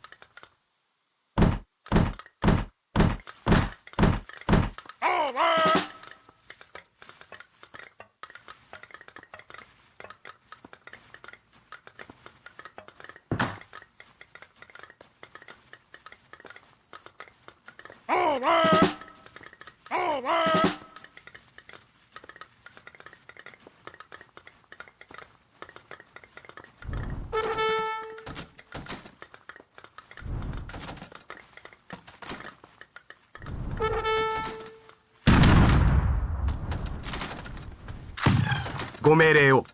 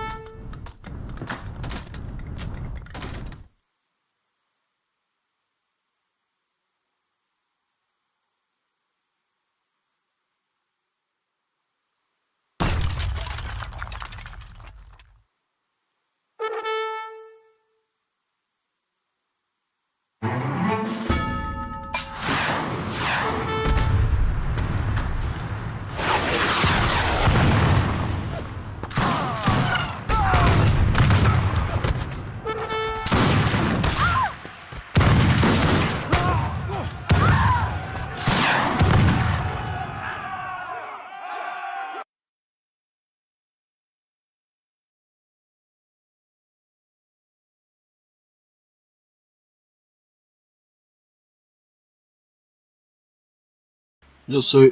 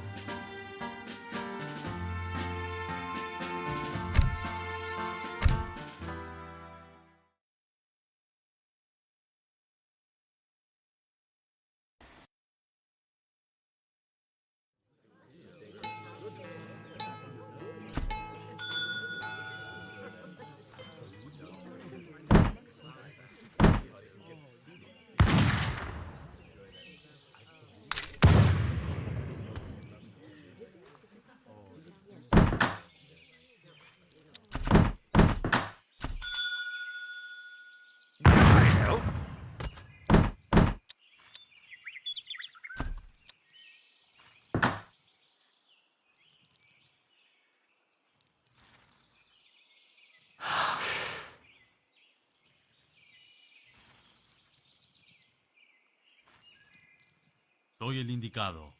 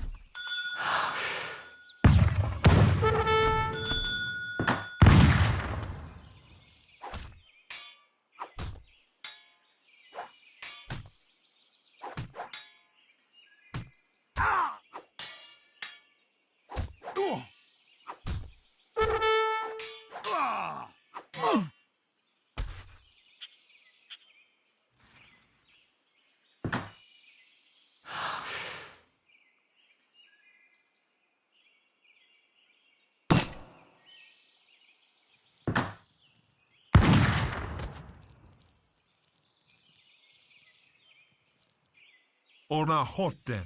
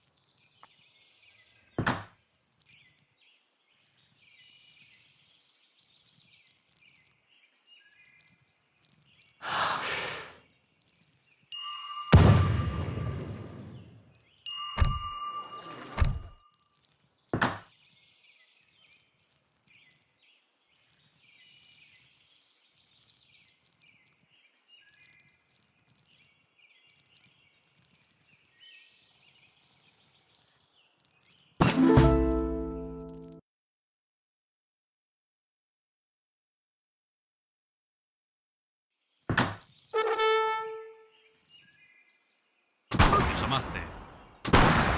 ¿Qué hay que hacer?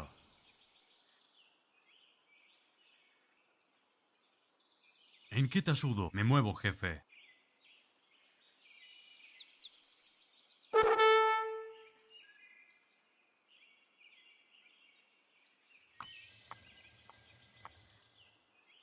¿Qué hay que hacer?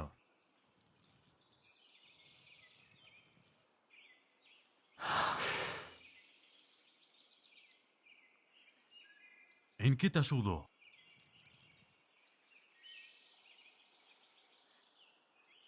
¿Qué hay que hacer? Entendí.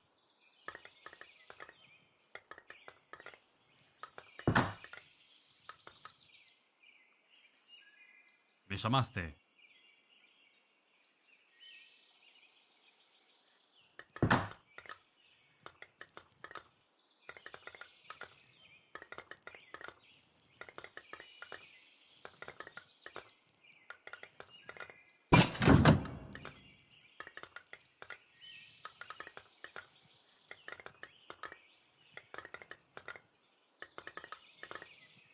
Soy el indicado. Entendí.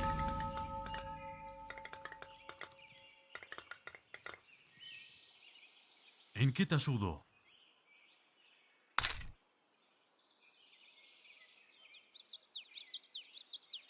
¿Qué hay que hacer? Me muevo, jefe.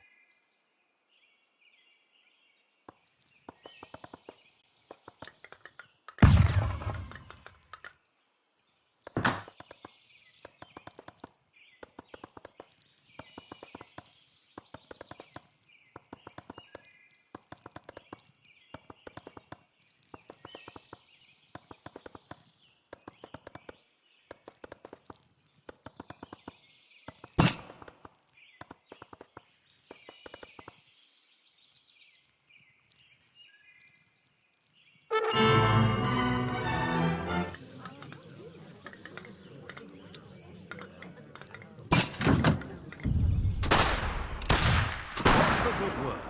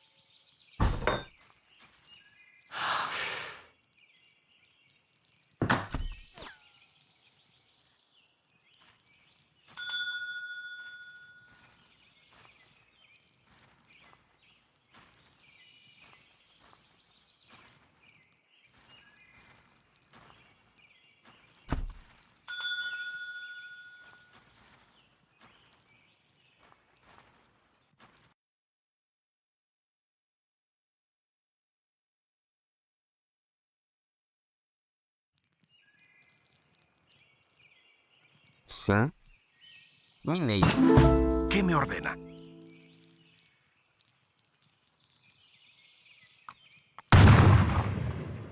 Sí.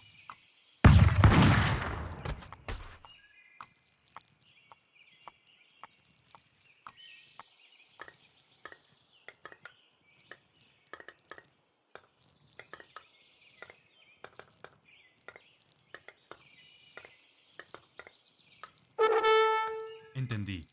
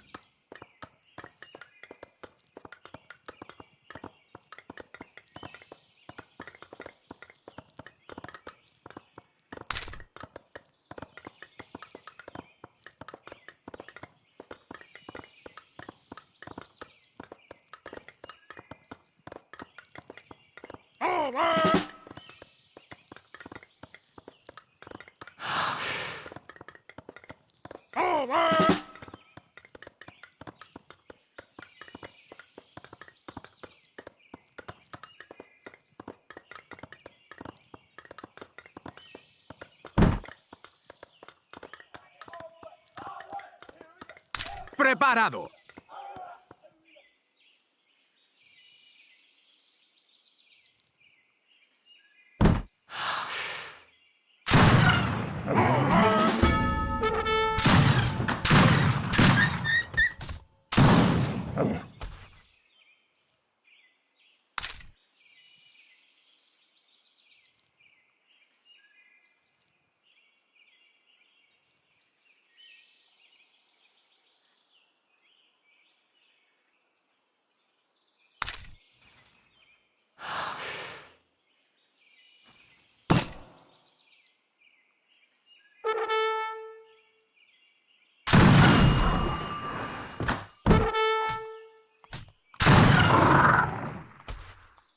Me llamaste.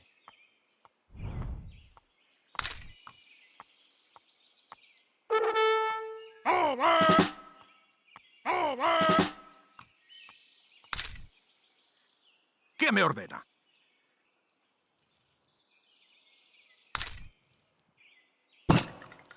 Sí. Morning.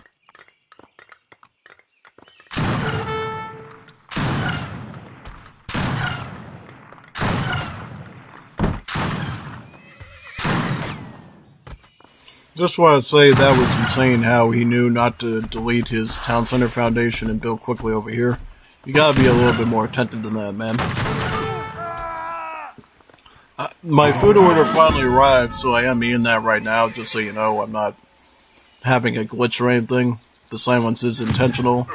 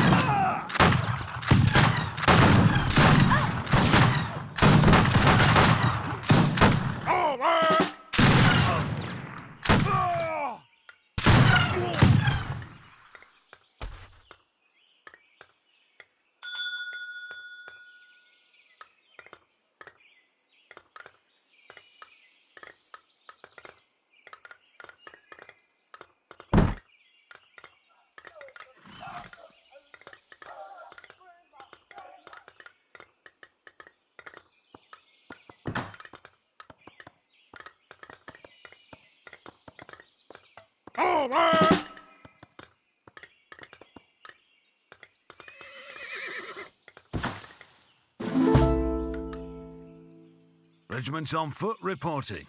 What needs doing? Let's get moving, lads.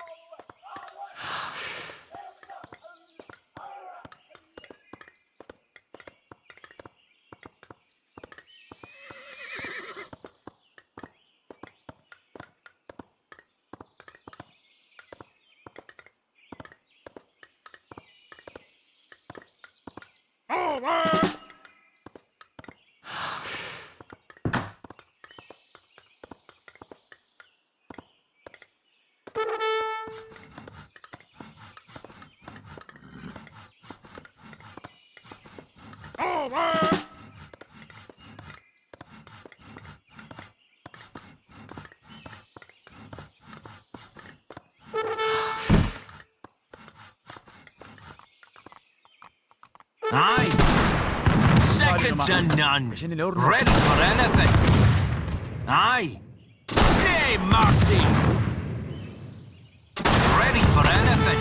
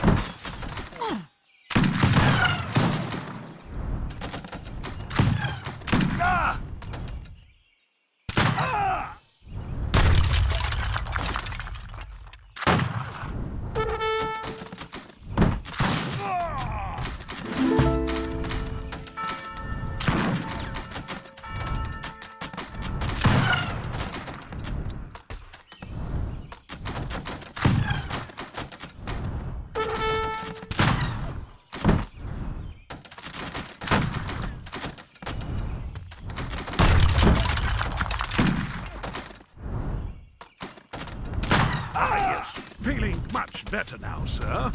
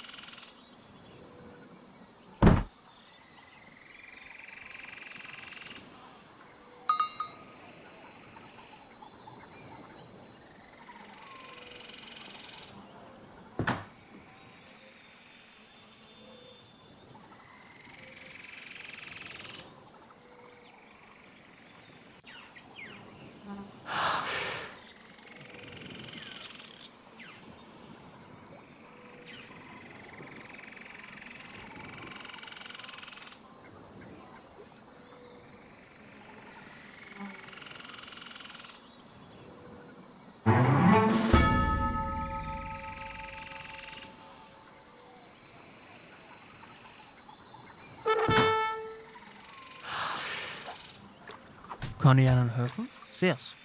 Ja, was brauchen Sie? Greift's es an, wird gemacht. Bist Amma seine Pappen, wird gemacht. Passt. Ich mach schon.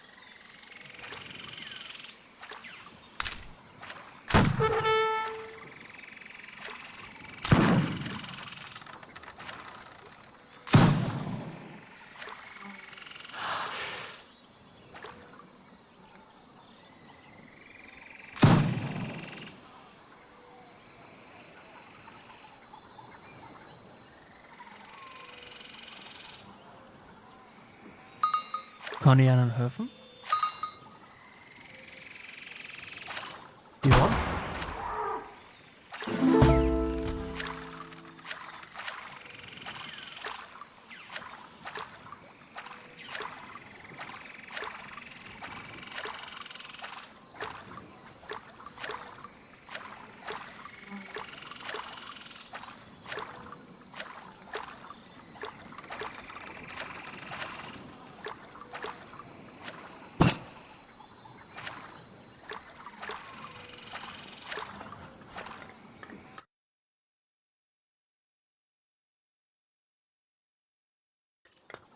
Parancs? Jó napot! Szolgálatár. Parancs? Igen? Bányászok, bányászok. Igen. Vadászok, vadászok. Passt.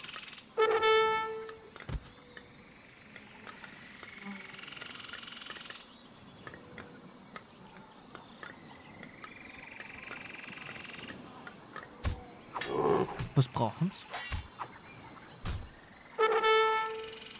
Jesus, nein, ich bin taufen.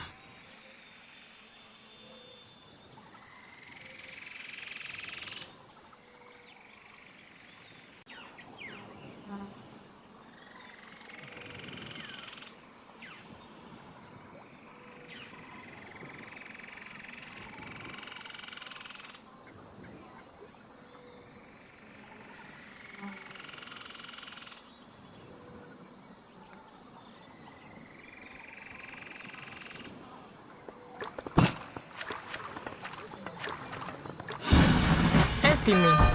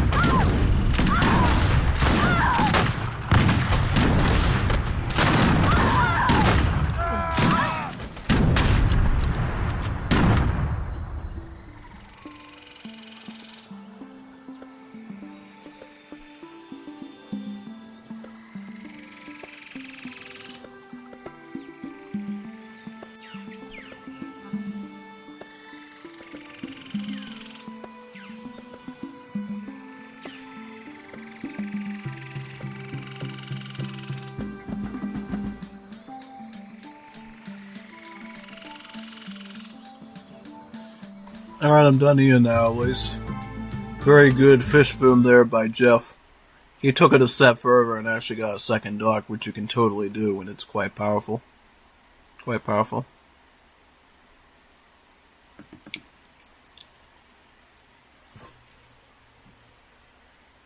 We'll have to see how the last match goes now, and then we'll move on to the James and Zelda Verde series.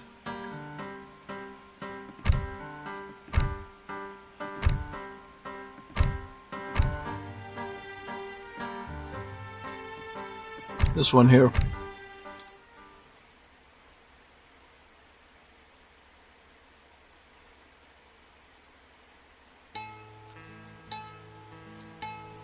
Jeff's going Toopy. Ooh. Hyper aggressive. But Saga's going Ottoman. Ottoman versus Toopy. As long as, well, the Toopy can hit hard early, Ottomans are kind of cooked. But if the Toopy don't hit in right away, then the Ottomans can try to bounce off them with the Janissaries and the Abyss. So this will be a really fun one to look at. Yeah, I know. Very fascinating how this one actually turns out.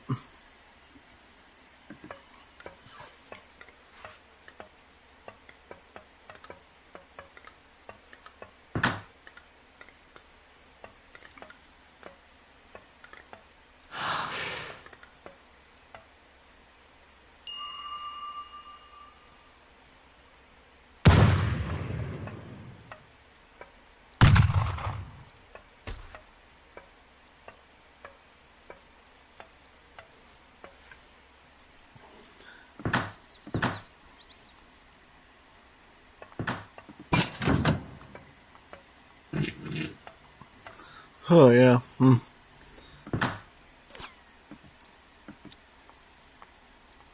Yeah, so basically how you play Toopy for the most part is you try to age up as quick as possible, and then just swarm with all your units. It's kind of the way to go, typically.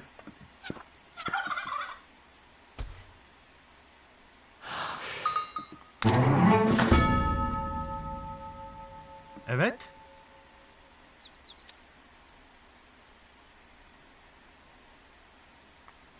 Evet.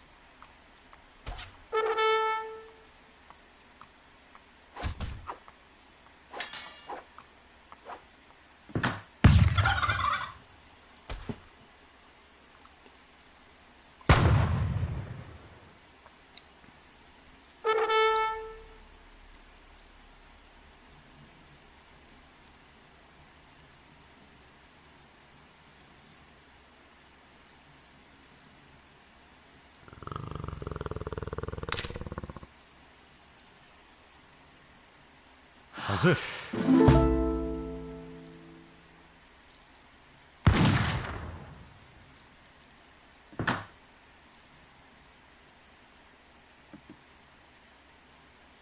So is he going?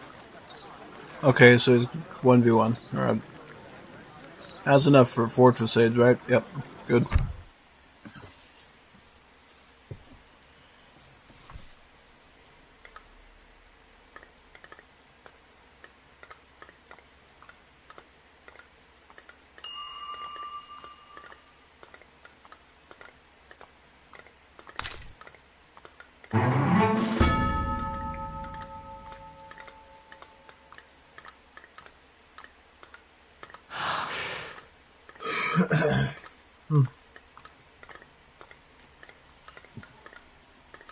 Going Core Master, right, Arzen? Yep.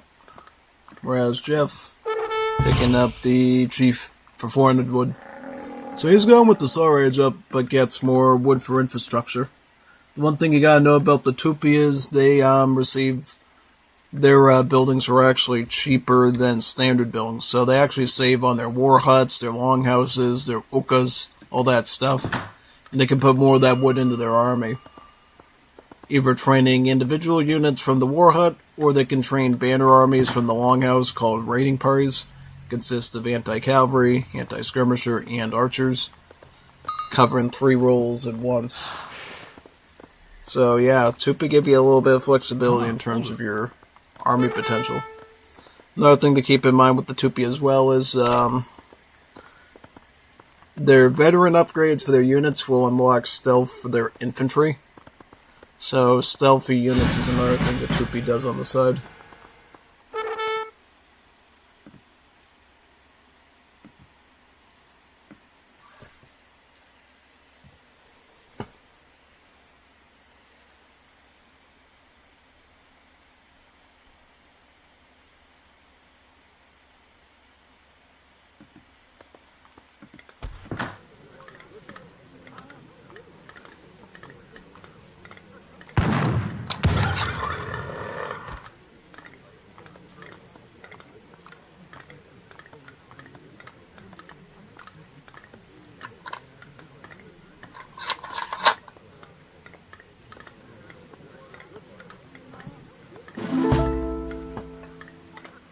Evet.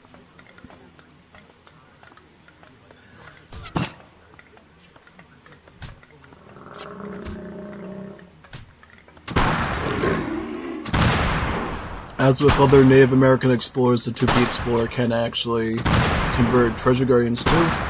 So he's got a big army of alligators here, a blowgunner, and an explorer. Oh, I'm an explorer down.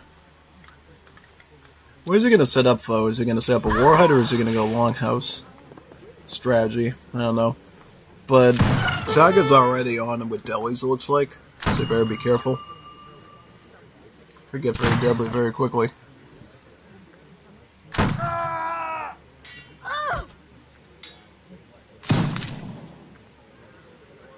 Yeah, you'll want to retreat out there if you can. But while the Tupi buildings are cheaper, they're also weaker too. Yeah, so funnily enough, the whole bonus of the Polish and the 5th edition of having cheaper, weaker buildings actually started with the Wars of Liberty of the Tupi, and then it was given to the Polish and DE. Very funny, right? Now, the difference is that with the Tupi, their bonus is more extreme. So their town center is 450 wood, which the way that Wars of Liberty calculates town center cost, it's actually off of 600 wood. So the discount's actually pretty big. The Okas are 100 wood, pretty much. And then the longhouses actually cost 250 markets. Actually, it's not all the buildings that are a discount in the lower HP. It's only some of them, like the War Hut, the TC, and other ones.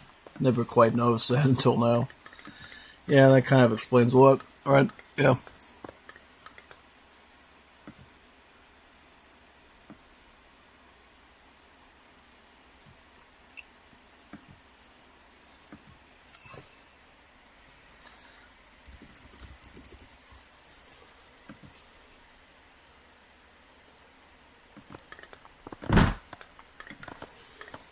Şimdi daha iyiceyim.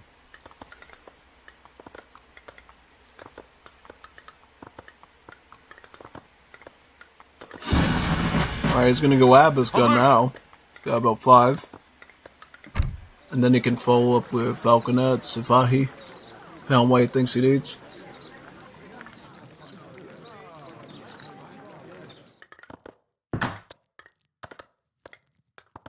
Evet. Emrin. Emrin, satıcı.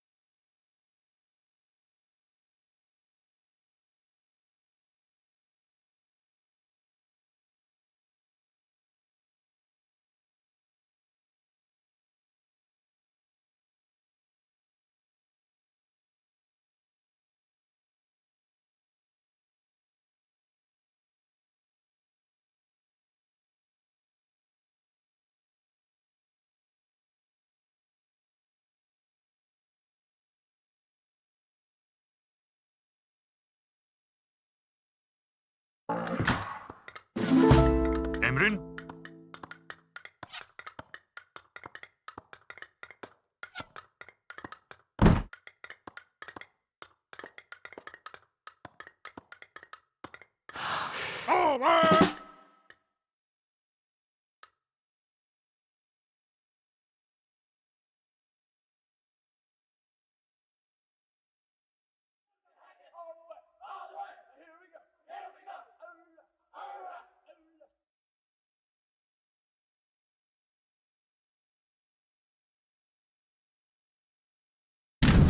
Quick big work high spot.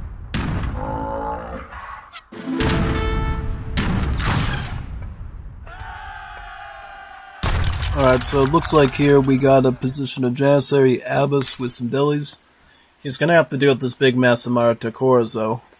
The Maratakoras is the Tupi Coyote Runner equivalent.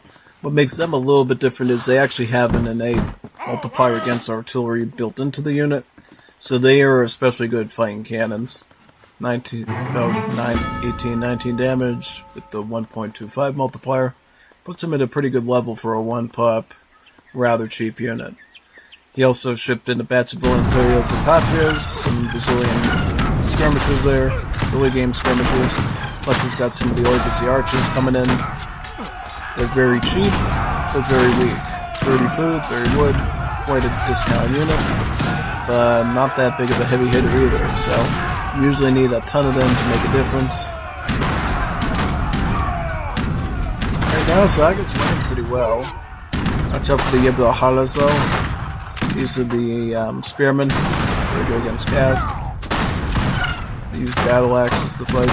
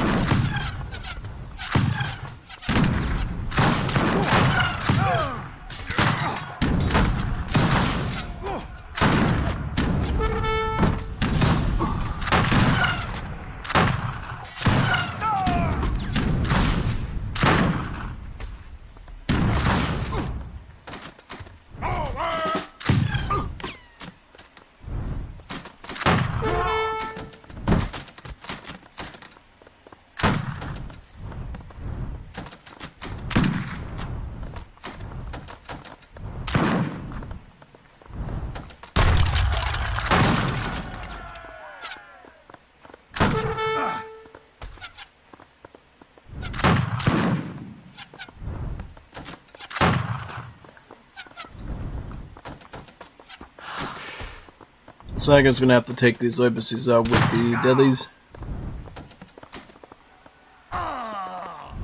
His numbers are dwindling a bit though, and he's gonna be able to replace. Okay, so he's got Oh no! Get these out. Get that.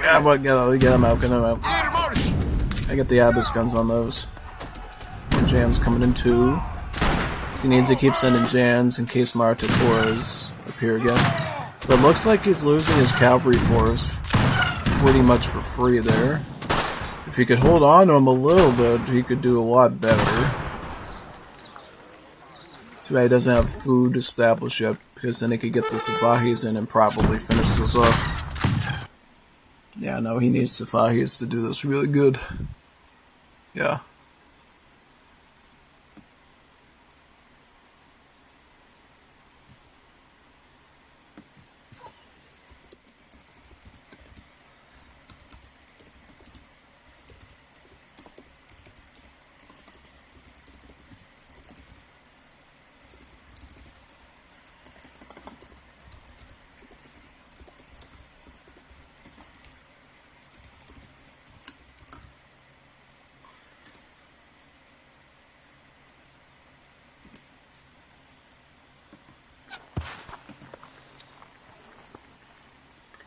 Evet.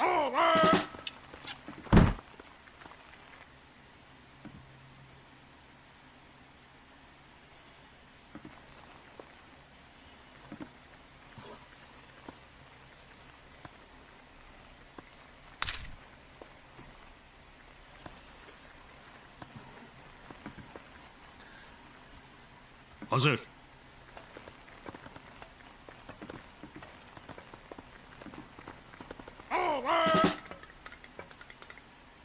Emrin. Hazır.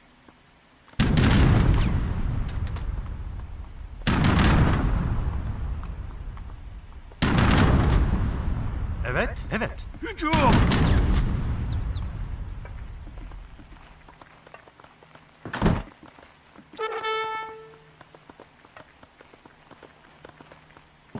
Does he have enough jams to fight off Martikors? Because I can see him coming out right now. I think so. We can have more of the mosque technologies now, which is good. So we can get more settlers and have them come out faster.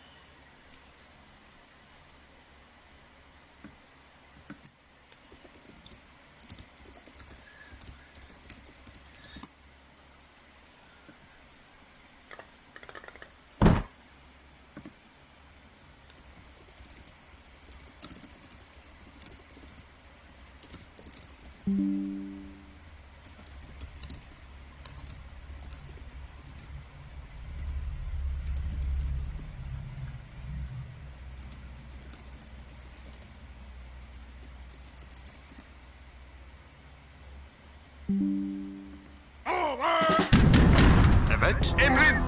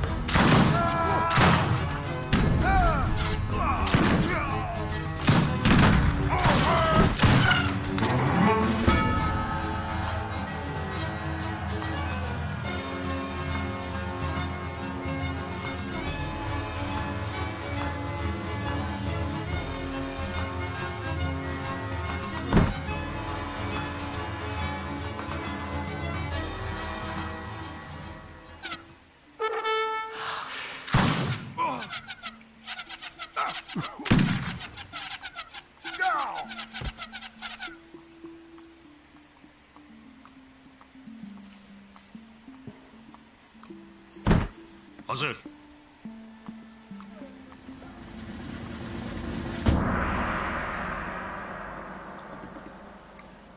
Evet.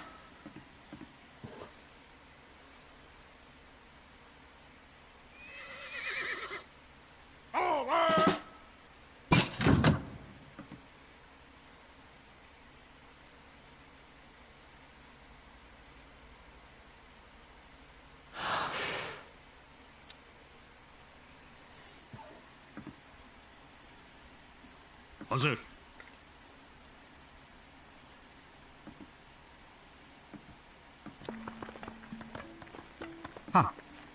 Yeah, this is kind of what Tupi really are all about. Just making the three main food groups of units, the Yibirahara for anti-cav, the Yoibusi for anti-heavy, and then the Martikors for anti-skirmisher and artillery. They use all three of these in tandem. They kind of just conquer everything. They do have some other units, but those aren't always used, like the Pombero and the others, basically.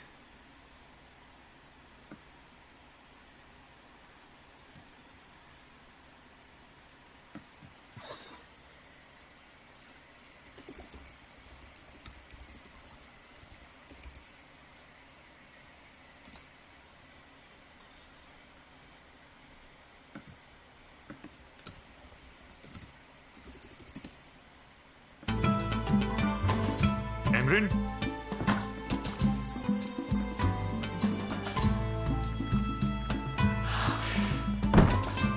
Evet. Şimdi daha iyiceyim.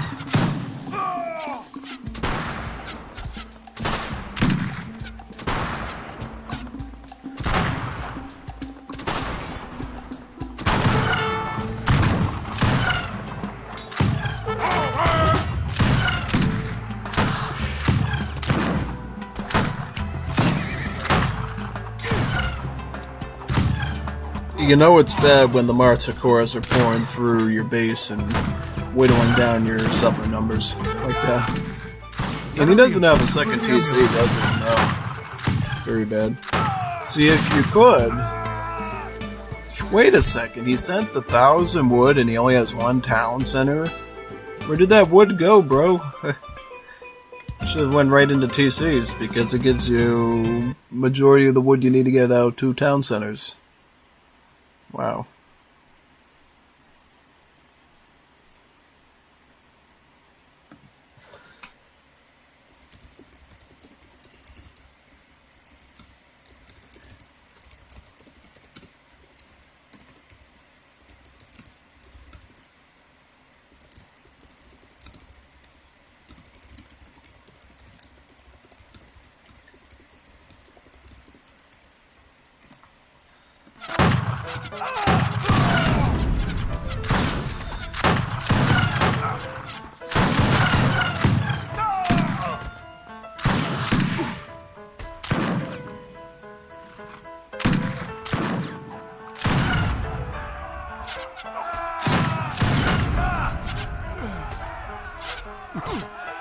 Emrin, evet.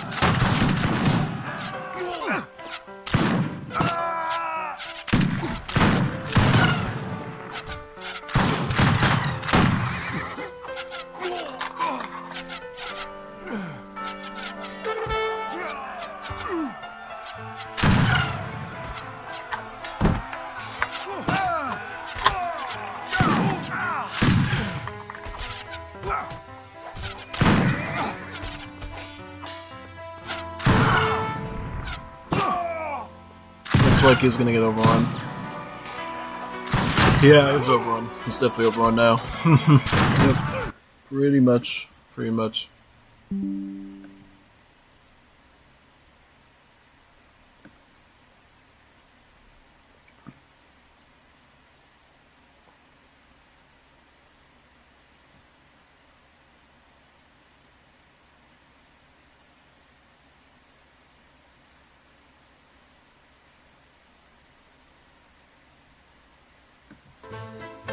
Now we'll go to the last series of Zelda Verde versus James in the Giant Juanito Peach, whatever. Giant Juanito Peach. Peach Cobbler. Let's see what we got here.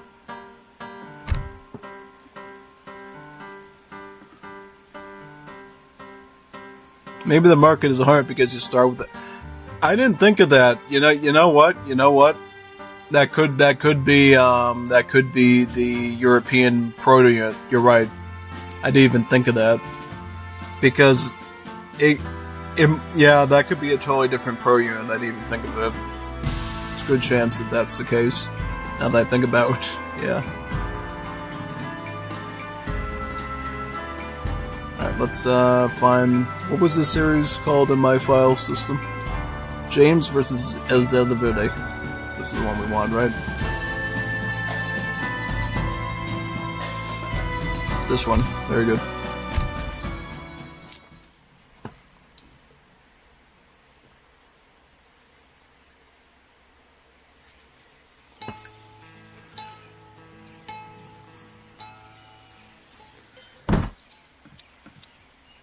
Vale, Kawama Samada.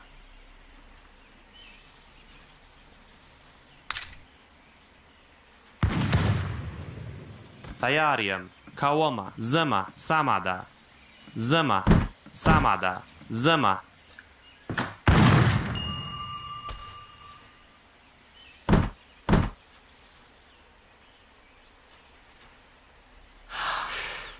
Salam. So it looks like Zelda Verde's going Afghan and James is going Ottoman. Okay, now that should be fascinating. I haven't actually... I'm trying to think. I don't think I've actually seen this matchup done enough times to really gauge it right away. I would think, in theory, that Afghans might actually have a really good advantage here. Because the whole thing about Jan Abbas is use the 20 range on the Abbas gun to crush stuff and then use the Janissaries as protection. Here, I think you could just run Jazaelchis and use their Jazael attack to stay 20 steps ahead of the Abbas guns and make them super unpopular. And then cream the Janissaries very quickly. I see that as being a potential risk here. You could also, in theory, even mass up Jazaelchis to fight Sifahis. Because they're classed as early skirms, they don't have a malice against assault. So they could, in theory, really puncture those Sifahis with that 22 range. And they can get up to 24 range, too, if they get, Theory of Mael through the advanced gunsmith. So we'll have to watch that, too.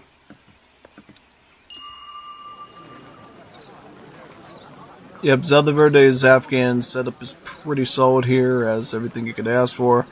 Opening up with Lapis Lazuli. The production Lapis Lazuli is a mine that you get access to in your base. It will allow you to mine from it 50% faster than normal. Same with this one too, the Badakhshan rubies. So, effectively what this means for you is, you'll be able to cycle through the red Madrasa a lot faster than normal. Since it won't feel like you're going out of your way at all for the red text, since your mining grade will be just so efficient. It's like a really, really good strategy. But you'll always start with the first blue tech like you got there, the Memestia. The blue techs for Afghans are the only ones that actually cost wood, instead of food and gold. Making that a bit unique for the Civ. They give you free villagers too, and they give you improvements to your Mahalas as well. Being able to garrison more units, being able to train nomads from them, being able to build bushes from them, and better stats and stuff. It's really, really nice. Because if you didn't know, with Afghans, instead of having towers, they just garrison their villas inside of their mahalas and then shoot from them. And you actually have to send a card called the Minaret of Gem or something.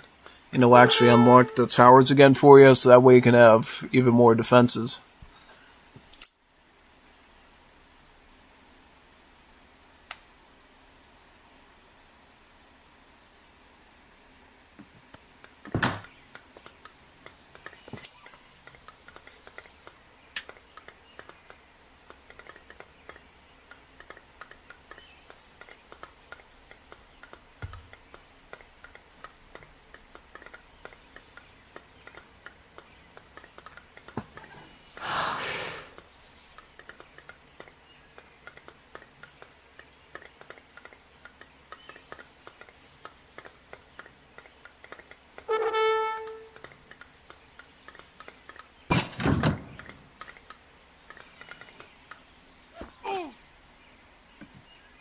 Sedip kardeşim. Yaralıyım. Kıpırdayamıyorum.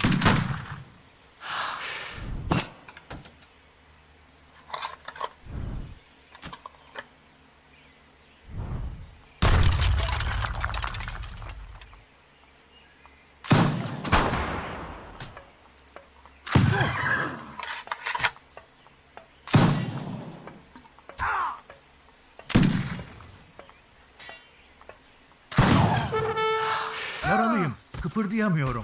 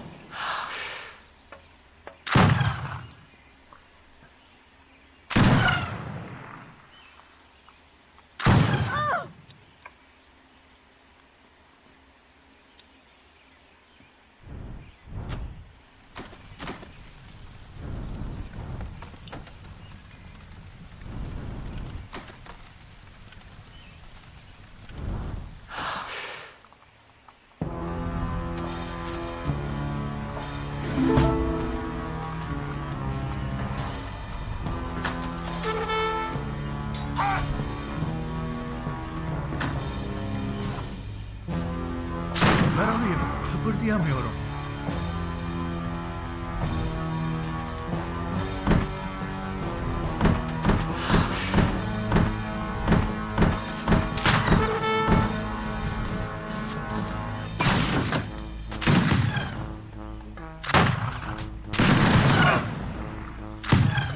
Okay, so going with the Giselle 2 shipment first is probably a great answer to Janissaries. And not only will they be able to counter Janissaries, they'll also be able to counter Abyss guns too, provided they can use their range advantage. And oh look, he's going Jan Abyss. He's going Jan Abyss, folks. James is going Jan Abyss into Afghans. Oh man, good job getting rid of the Maliks first. Because the Maliks actually boost the stats of the Giselle-Chis, since they're like sort of Mansabdars to him. So it's kind of good that he targeted those first, so he's not taking as much range damage. As you can see, while the Abyss guns will win here, he did lose quite a few of them. Like he lost 2 of them, and then one is like over halfway injured and almost dead, so the Giselle-Chis are indeed a very good choice here. Now, I think the problem lies in the fact that Verde isn't able to amass quickly enough. He doesn't have a gunsmith yet. He's not going as hard in the military as he probably should have. Oh, he's getting a gunsmith, but he's making a big error. He knows he's fighting his opponent on the front lines here, but he's choosing to put the gunsmith outside of the protection of the citadel. That is bad. You almost always want to keep your gunsmith in your base, either on the side or behind the town center structure, whether it's a town center or a citadel. So that way you can protect it with your range attack, and the enemy can't just rush right to it and wipe it out. Also, it looks like he's gotten some Sarbazin, which I think is totally fine. Once you use up your Giselle-Chi shipment, your Sarbazin would be your next obvious one if you have it. But he's going to have to keep training Giselle-Chis now to survive. I honestly thought he would have had the gunsmith up already, around the time that he was shipping in the Giselle-Chis, but that delay could cost him, depending on, what he was doing. Now, what I don't like is he doesn't have a very established force yet, and now James has about 7 Abyss guns. That's enough to basically blast anything in front of him. And I'll tell you right now, I mean, unless he can pull a rabbit out of his hat with the DeWalt Lab shipment, the Abyss guns can clean this up rather quickly. Going into melee with the Sarbazin was a very bold move. It probably bought him a few seconds. But I'm afraid it's not going to save him here. Yep, and he concedes, he capitulates. Yep, that was expected. He needed to have that gunsmith up a lot earlier, folks. That was his main dilemma there. He needed that gunsmith up a lot sooner. If he had up sooner, if he already had like 11, 16 Giselle-Chis, you saw how good the Giselle-Chis were on their own at the start. he could have used that 22 range to outrange the Abyss guns and use that higher damage within the Giselle range to eat them apart, to the point that 50 food, 100 gold units was actually hurting James rather than, feeding him at that point, if that makes any sense. What I'll do now is we gotta find this match number 2, see how the Malaysian match looks. What's his we got? Up to look at. We got British, Celebrities British, trying to play it safe. Then James going as China, trying to play it even more safe. If you know anything about the matchup between me and Code Fender for the World Championship, China's at a big advantage here. The only difference is if the China's subpar. China knows how to macro good, how to space the hunts out and everything. The Chinese mass ability actually is way too overwhelming for a Brit player, and I didn't think that was the case. I thought with the acquisition of the factories, with the just decent units that Brits have, with the red coats and green jacket stuff, I thought they were going to be fine against China, but turns out no. Very bad. I believe that James actually banned Zelda Verde from playing Chinese as part of his draft for the series. So it's kind of a bitter situation when the civ that you're actually good at, Zelda Verde's a great China, was kicked out of doing that in favor of when his opponent actually used the Star Civ against him. Quite troublesome. Oh yeah, no, it's absolutely troublesome because now, as the Brit player, you're going to have to make a fine balance between factories and military. But you're going to need those factories. Because China's such an outpouring, swarming civ, you're going to have some sort of lifeline to get you to double and triple barracks production of red coats, green jackets. The only way you do that is through the factories. You can get 2 of them initially, and then you can send laissez-faire economics in age 2 to get a 3rd factory. And then going into age 3 and 4, you'll have similar cards that up the build limit by 1. So yeah, 300 food, fair choice. So the Verde, is he going to get some sort of trickle? Yep. Okay, he's got all 3 trickles. This is what I like to do, typically. Also, his deck setup is actually pretty decent. I can't complain about it at all. I would say I would rather have the Infinite 3 Household Blues, because if you send your Victoria Cross, you could get potentially 6 Household Blues rather than just 4 out of that. Some spicy players will actually include both Household Blue cards in there, both the bigger one and the little one, which you can absolutely do if you have the card space to do. That way you're getting 7 of them. The point is that British, compared to a lot of the other European civs, actually have a really good range of infinite shipments, and you should probably take advantage of them. I like the inclusion of the Asherats, though, these Assyrian assault infantry. So, statistically, they have stats similar to the mounted infantry we see in the 5th edition for the Habsburg natives. Basically a range multiplier against infantry, but a heavy cav unit tag-wise. I always love to include Asherats in my British deck. I also like to include the Agids, the Wahhabi, Saudi cavalry, essentially. So that way you can have the Agids acting as your scout units, and then you can have the Asherats as your assault. And from there you just include whatever you need, whether that's Congreve rockets for culverins, flash mortars, also blues for further assault, green jackets for skirmish, red coats for muskets, or even the artist rifles for anti-skirmish too. Of course you still have the Scots Greys and the Cherry Bums, and whoever uses the Scots Greys and Cherry Bums and wins a lot of the time. No one except for Varingo, I think, who raids really well with the Cherry Bums. Because the problem with Cherry Bums is they have a faster than average movement speed for a scout unit. Like 7.25, which is actually really fast. And it has its resource stuff lopsided. So it's 80 food, 120 gold unit rather than 120 food, 80 gold. It's like a total flip-flop. That's how it works. So yeah. I don't know if it attacks faster, though. I know it moves faster.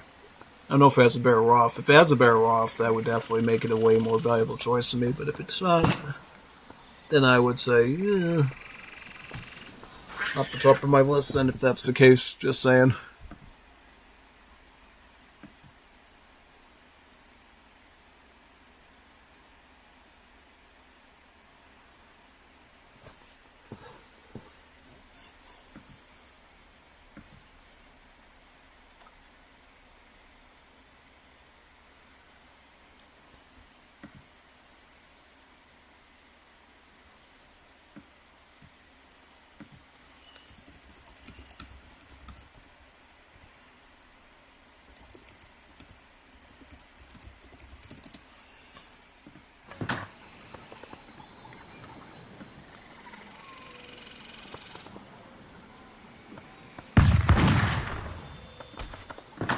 See what's out there. Let's see what's out there. Yeah, I love the voice lines on these versions. Also, it does look like Zelda did go with the Dutch age up. He has some access to the Hindustani laborers for wood and the African laborers for the gold. So, yep. These villages actually gather better on a coin. By about, I believe, 30% or something like that crazy. And then the Japanese laborers, or the Hindustani laborers, will gather 30% faster on wood, too. But the only downside is you'll lose your build limit of your settlers down to about 27.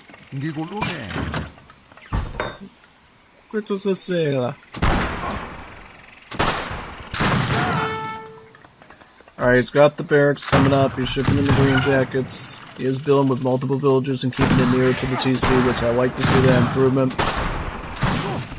Did James and the Giant Peach send,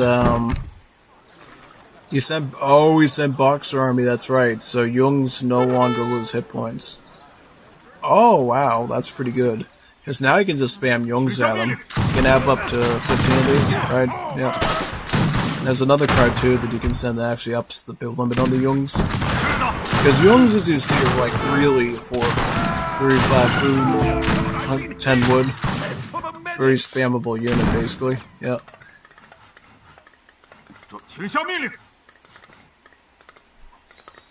So yeah, essentially what you're going to try to do is early on is apply hard pressure with these very cheap units.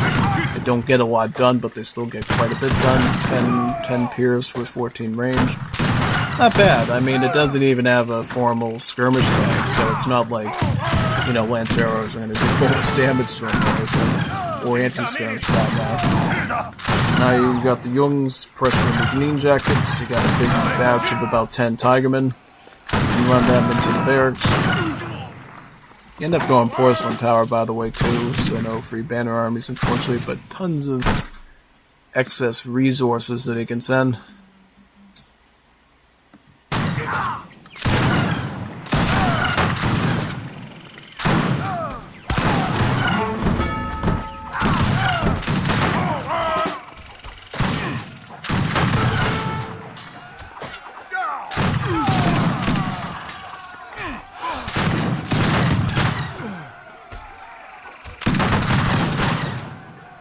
Send some disciples forward to attack the green jackets.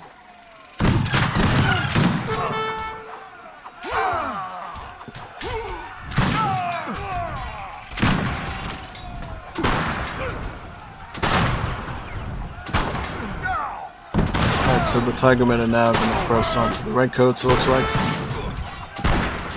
And the End Riders coming in now. Those will deal with any remaining green jackets that appear and lock him essentially into redcoats going forward. More Jungs coming out too. It appears with such the affordability of the Jungs that he can get a really good budgety army to support this cavalry. Yeah. Back in the day, you never actually had to actually send the Boxer Army card to get regular Jungs without, you know, the HP dissolving stuff.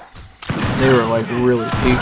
But once they introduced the Boxer Army requirement to do that, it kind of made it a bit more fair and a little less standard to run them. But honestly, I like it. I like running the Jungs. it's like an additional unit you can spam in with. Yeah. Quite nice, quite useful stuff.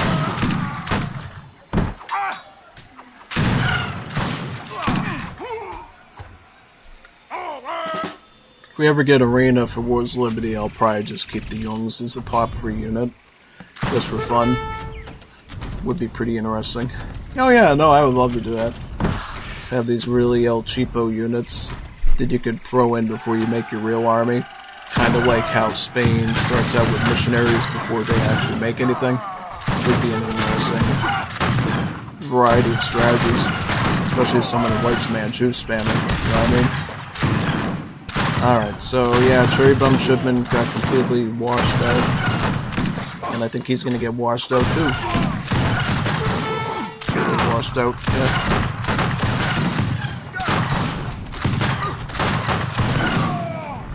Looks like he is kind of cooked right now, yeah. Snow in his barracks. Dealing with additional old Han armies coming, yeah, no, that'll do it to him. That'll do it to him. That's why, yeah, China's a real threat in these tournaments, these 1v1 events. You need like at least a team game, I think, to try to overrun whatever China's doing. China's just that severe sometimes. I wonder what they're going to do for their last match now. And the last match of this casting stuff.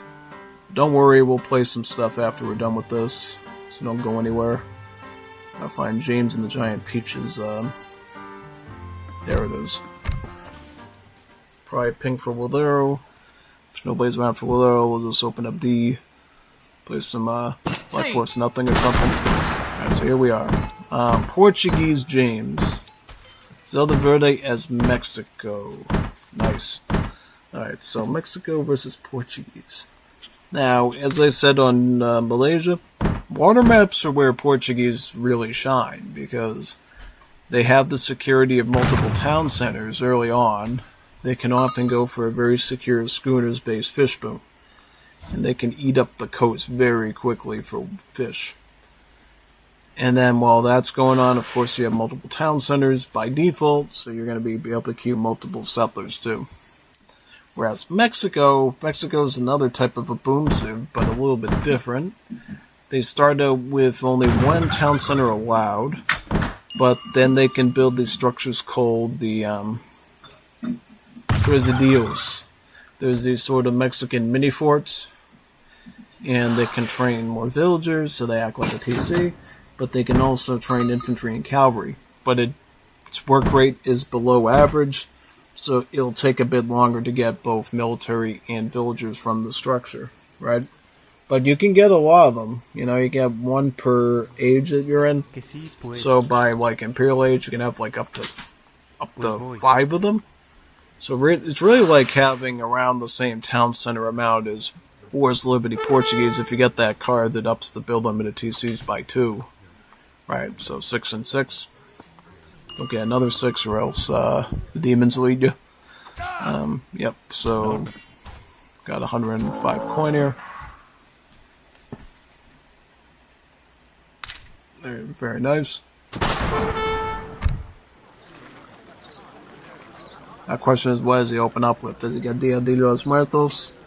That's one if you want security for your villagers, because Mexico has this really neat defensive mechanic, where if you take out one of their villagers, called the Oclejuals, they will turn into a little mini glaive and they'll trickle you food for a while.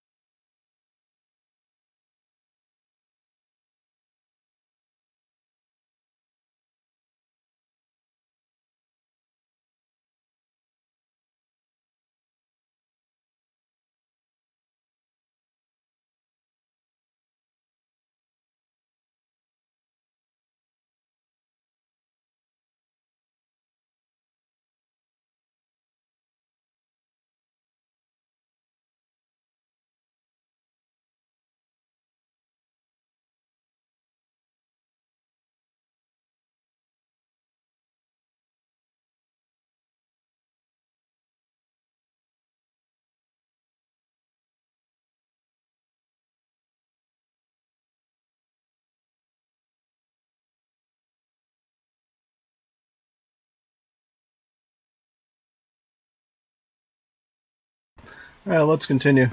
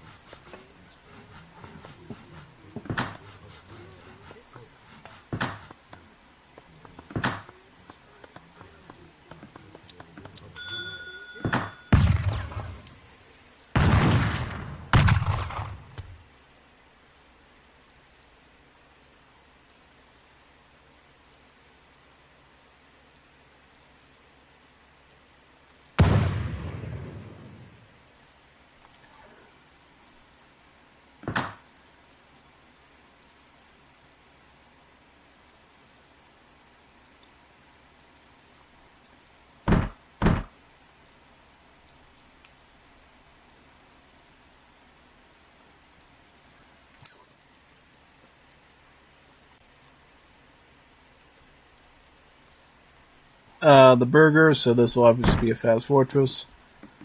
For Zelda Verde, he will be picking an immigration option. I believe he's going to go with French, because that's usually the one that everybody does. It's usually the smart one to go with, unless you're going heavy outlaw, then you might go CSA. But if you're going anything else, go French.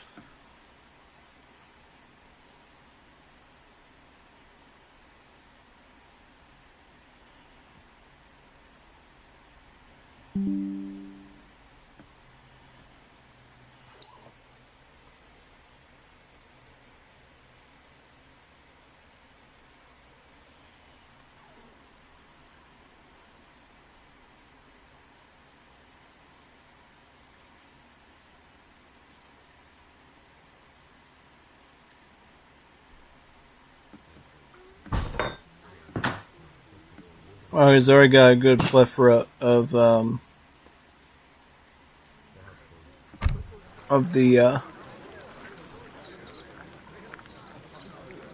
Dolientes, yeah, the Dolientes, yep. So he's gonna get a big army of Dolientes now, it looks like, to be able to push that with right away. Which will be quite good.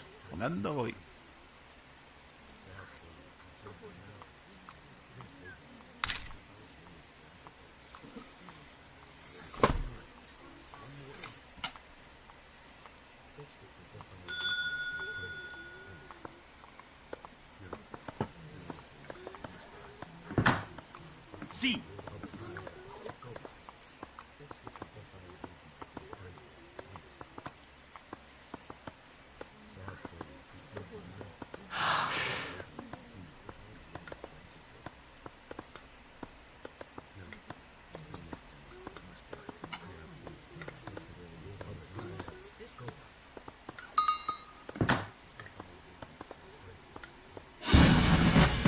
Oui.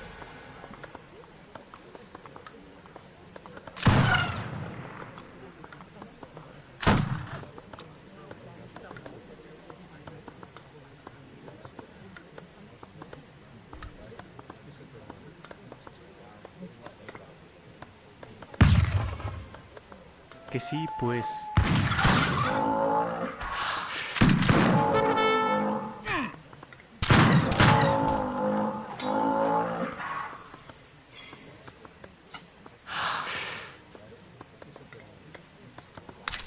Good treasure there, 60 food.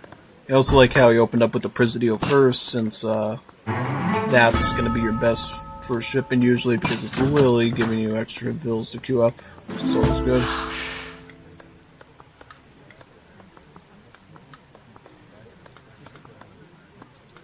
See.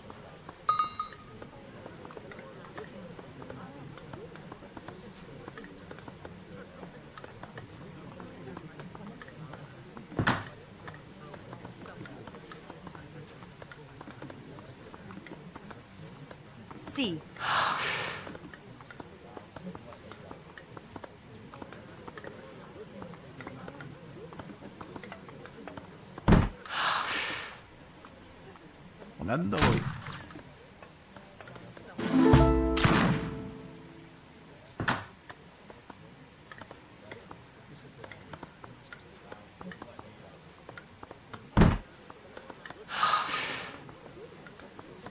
Comandante? Give some conscriptos. Some basic muskets.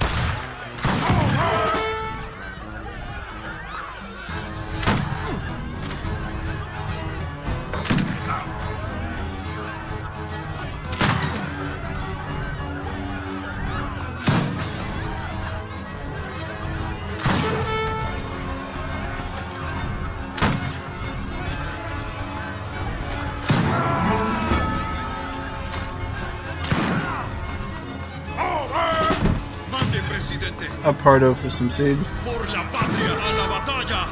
Marcha ya. Avancen. Se necesitará más que eso. Se necesitará. Marcha ya. Atención. Mande, presidente.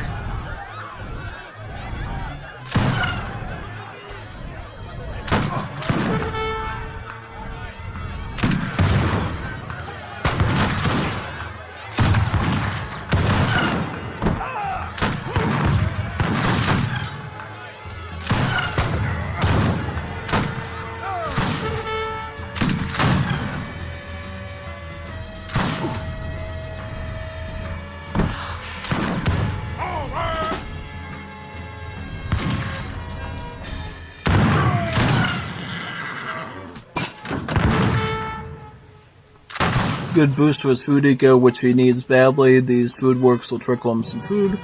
Same food trickling billings that the Paraguayans get. Yeah, his food's kind of struggling right now. So I'll be looking into getting some units down there to help you out. If he's going with Cazadors, obviously get some of the Red Devil cavalry from the French immigrants, and those should be great.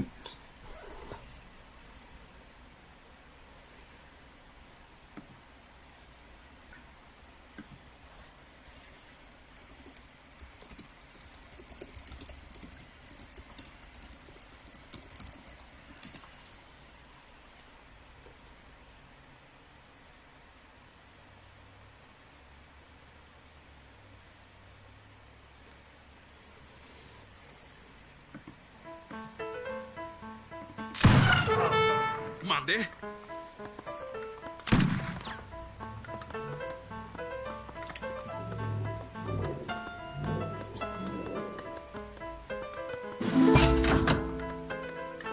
Atención.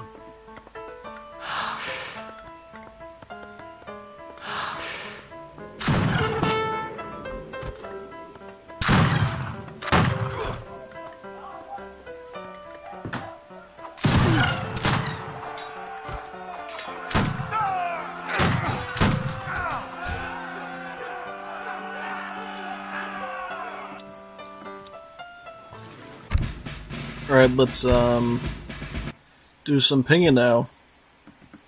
So if we can do some Walero, or we'll have to go with D.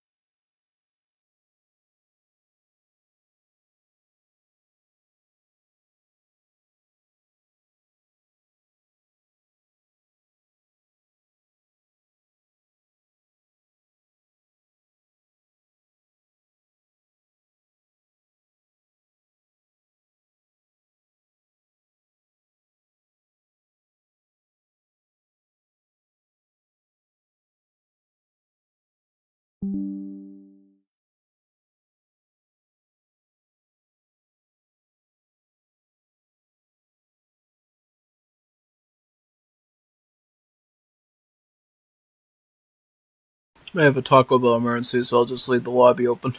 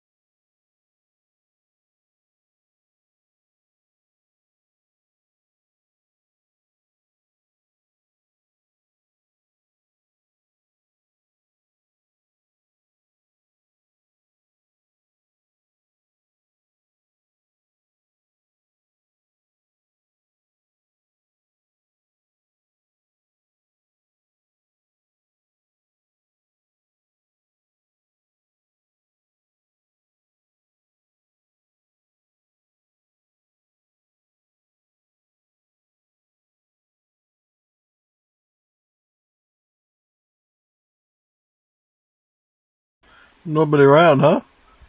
I guess not. Alright, well, what should we do?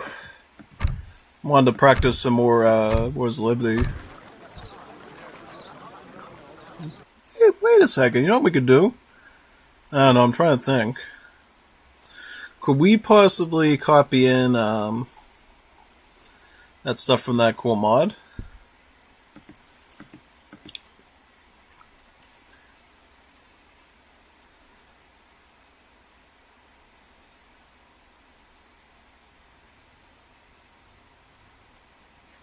Yeah, I don't want to do that now. It looks complicated. See, I could install the textures now, but I might not.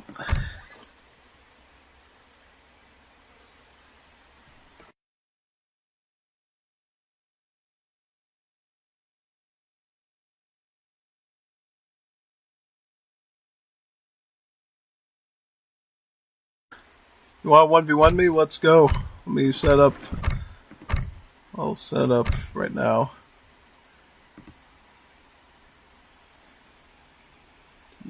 Just read that.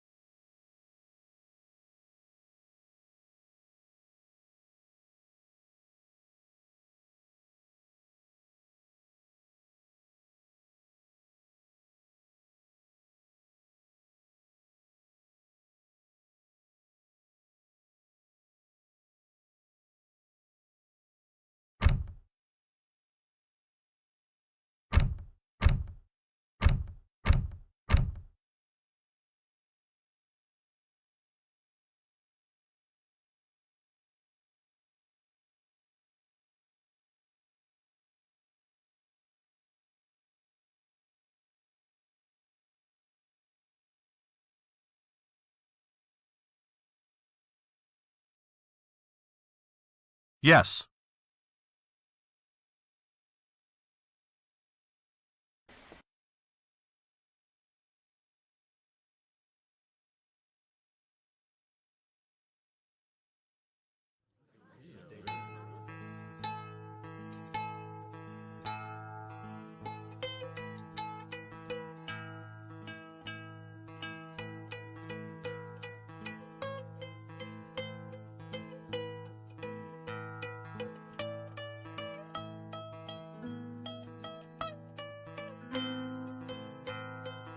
Recolector. Te escucho. ¿Qué necesitas? Te escucho, yendo. Vamos, ya voy, yendo. Vamos, ya voy, vamos. ¿Me llamaste? Te escucho. ¿Qué necesitas? Cazador. Atrocha al cazador. ¿Qué hay que...? Entendí. Me muevo, jefe. Soy el indicado. Me muevo, jefe.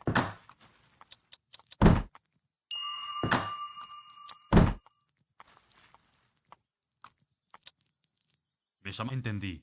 Soy el indicado. Me muevo. Soy el Me muevo, jefe. Te escucho, patrón. Cazadora. ¿Qué necesitas? Entendí. ¡Lo voy a machacar! Entendí. Vení, bolacero. ¡Lo voy a machacar! Soy el que hay que hacer. Entendí. Soy el indicado.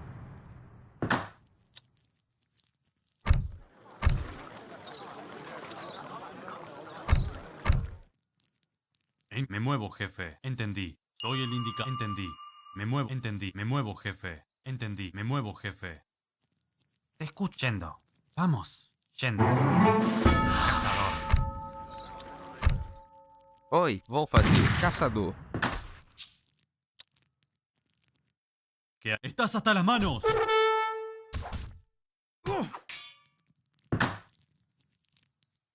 ¿Me llamaste? Entendí. ¿En qué te ayudo? Soy el Me muevo, jefe. Entendí. Soy el Entendí. Me muevo, jefe. Entendí. Soy el indicado. Me muevo, jefe. Me llama. Soy el indicado.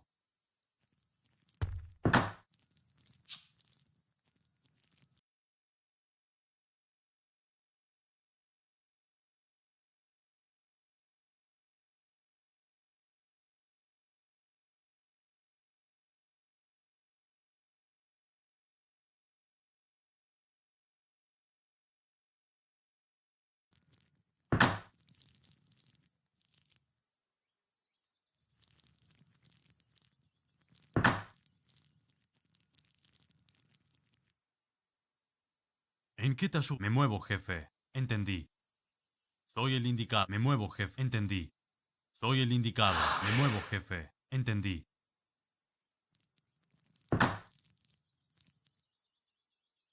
¿Qué hay que hacer? Me muevo, jefe. Entendí. Soy el indicado. Entendí. Soy el indicado. Me muevo, jefe. Entendí. Soy el indicado.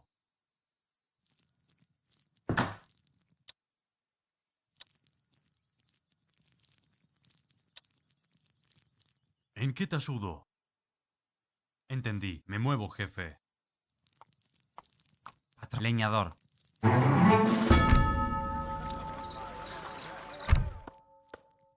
¿Qué hay que...? Soy el indicado. Me muevo, jefe. Entendí. Qual é a sua ordem? Minero. Oi, mineradora. Sim. Te escucho, cazadora. ¿En qué te ayudo? Me muevo, jefe. ¡Lo voy a machacar! Soy el ¿Me llamaste? Entendí. Me muevo, jefe. Entendí.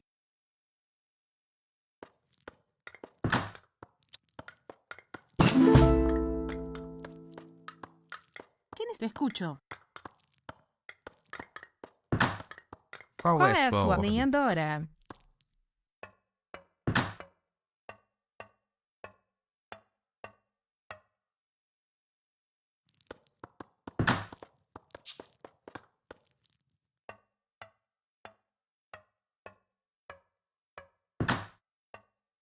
¿Qué hay que hacer?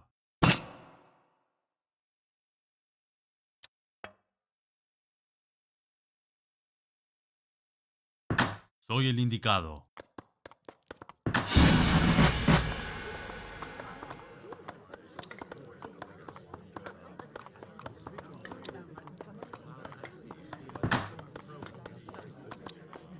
Oi, lenhadora.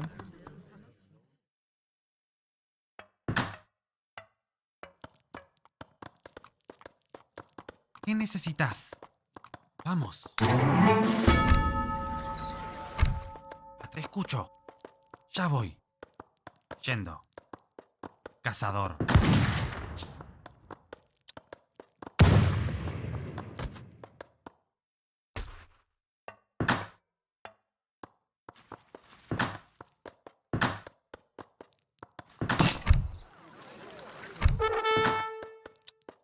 ¿Qué necesitas? Dinero. Patrón, vamos. Albañil. Sim, certo. Vou fazer. ¿Qué necesitas? Ya voy. Oi, caçador. Patrón, cazadora. Qual é a certo? Caçadora.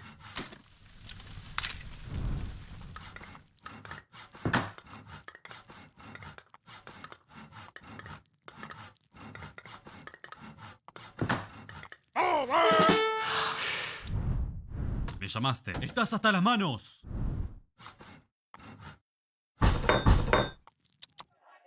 Te escucho. Leñadora. Emrin. Tamamdır. Evet. ¿En qué entendí? Vení, bolacero. Estás hasta las...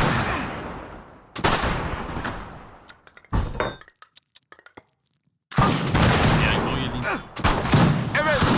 Hücum. Me llama... Me muevo. Emrin. Haydi bakalım. Evet. ¿En qué Evet, te evet. ayudo? Haydi bakalım. Hücum. Tamamdır. Haydi bakalım. İleri marş. Evet. Evet. Tamamdır. Hücum. Evet.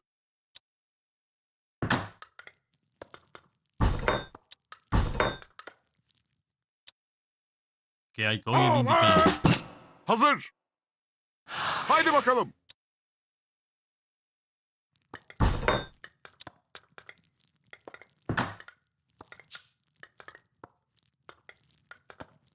¿Qué necesitas? Qual é sua ordem? Cazador. Patrón.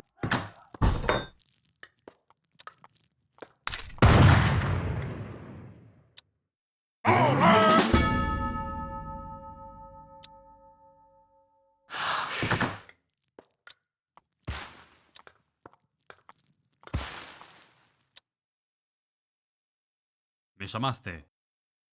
Me doy el indicado. Me muevo, jefe. Doy el indicado. Me muevo. Entendí. Soy el indicado. Entendí. Soy el indicado. Me muevo. Soy el indicado. Entendí. ¡Lo voy! İleri marş. Emrin. Hücum. Hazır.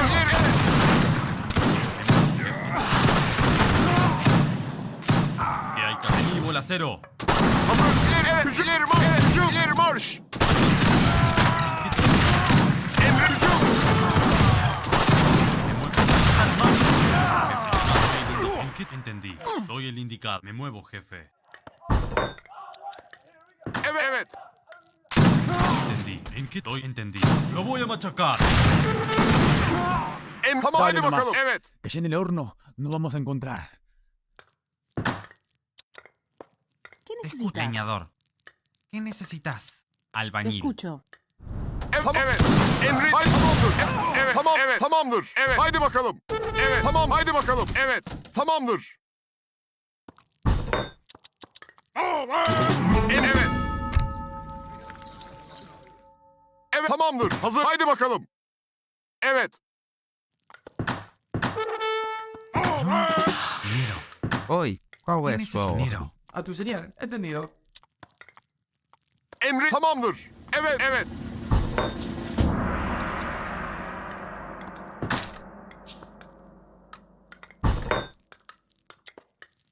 Oi, vou fazer mineradora. Ya estoy listo.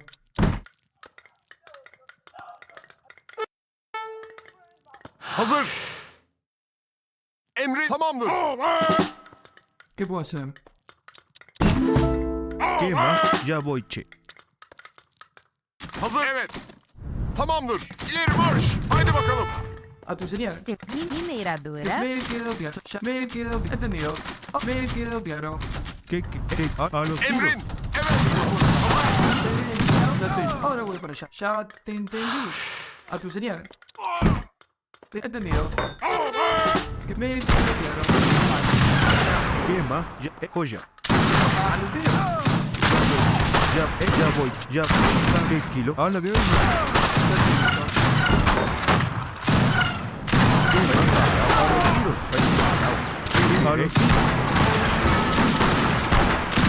la patria. Me quedo bajo soldado por la patria. Por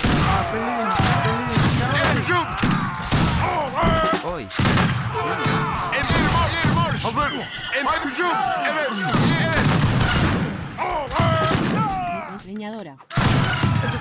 Me quedo claro. A tu señal. Entendido. Me quedo claro. Ahora voy por allá. A tu señal. Al tiro. Emri yer marş. Certo, vou lutar. Tamamdır. Evet. Hazır. Hücum. Emri yer marş. Evet. Hücum. Evet. Entendido. Ahora voy por allá. Ya te entendí. Patrón.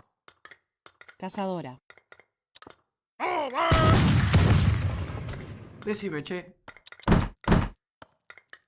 Te escuchando. Albañil. Entendido.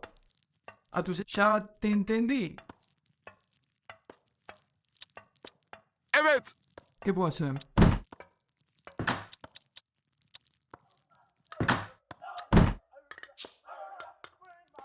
¿Qué necesita? Ya voy. Cazadora.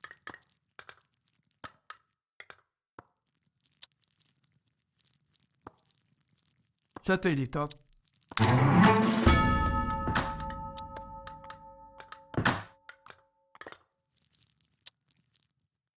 Emri. Evet. Tamamdır. Decime, me quedo claro. Entendido. Que me quedo entendido. Ahora voy por allá. Entendido. Ahora voy por allá.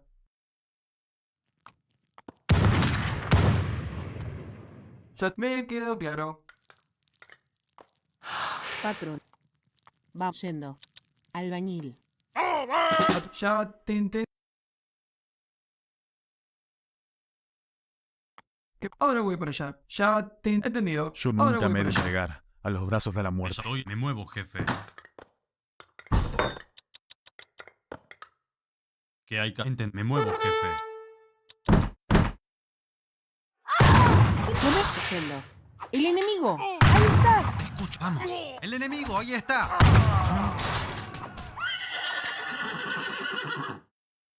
Vení, bolacero.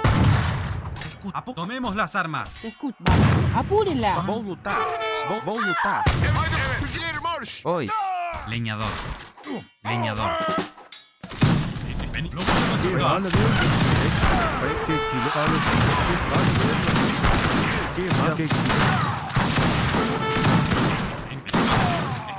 Bolacero. Vení, bolacero. Emri. Tamam. Haydi bakalım. Evet. Hazır. Tamamdır. Haydi bakalım. No vuelvo a ayudar. Bueno, entendí.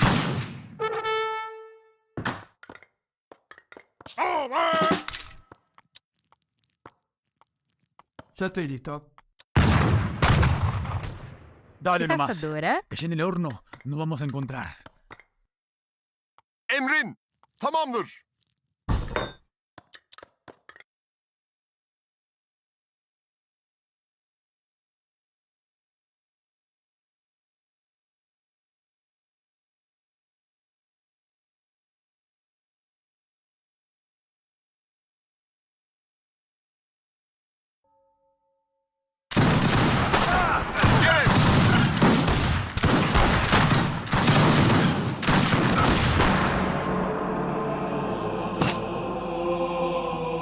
Yes.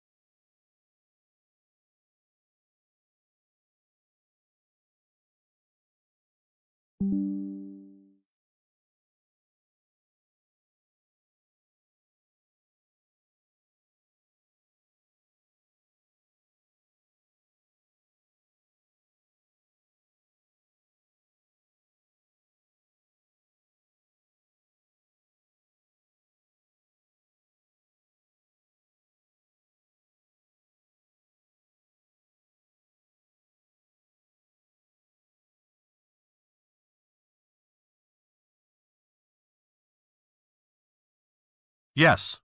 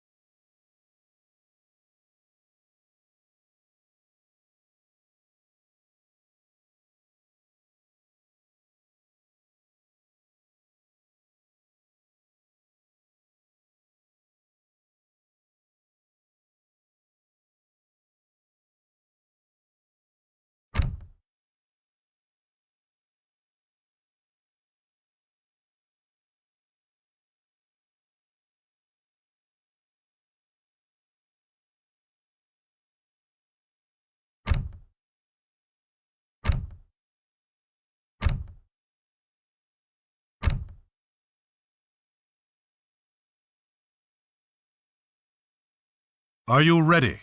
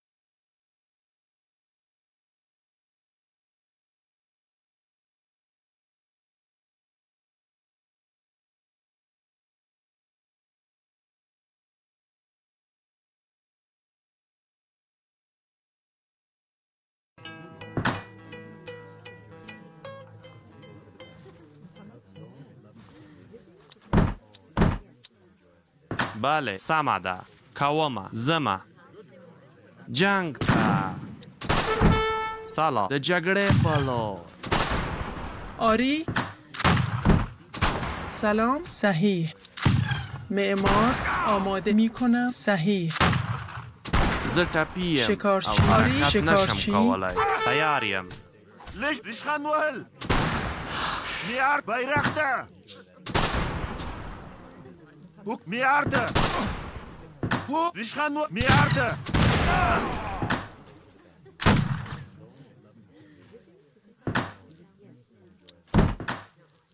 آماده شکارچی اما میروم خواهم کرد شکارچی آری معمار سلام صحیح شکارچی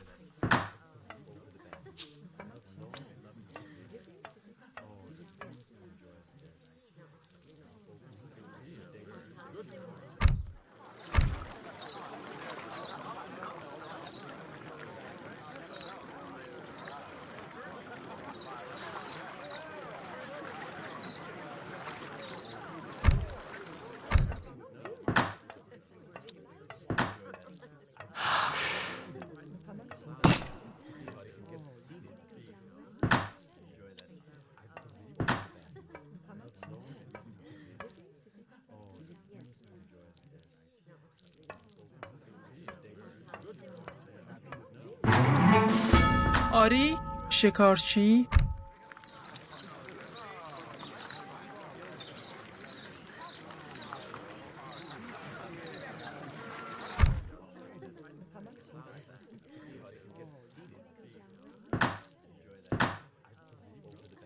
سلام می کنم شکارچی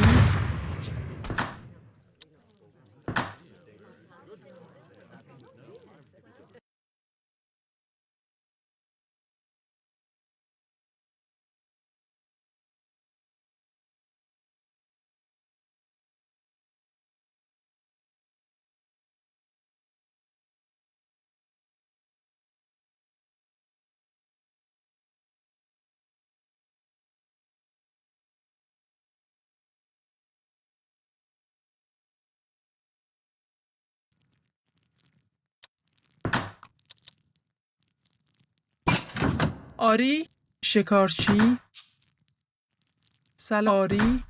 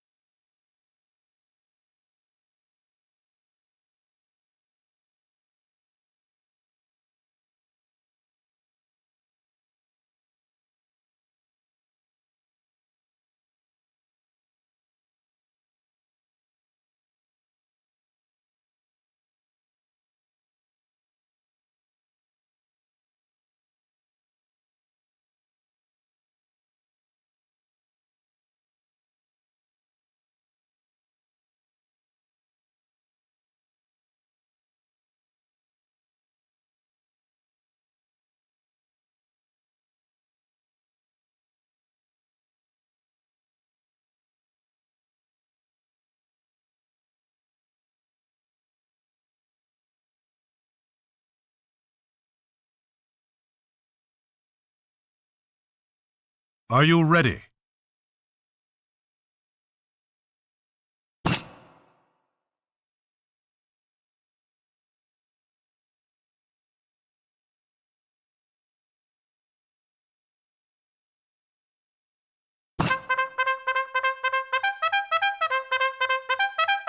Yes.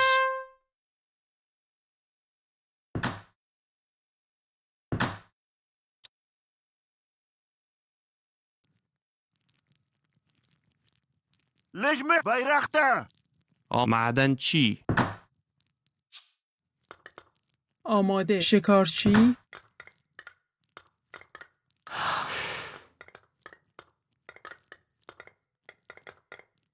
حکم ریشخان وهل لجمخ میارده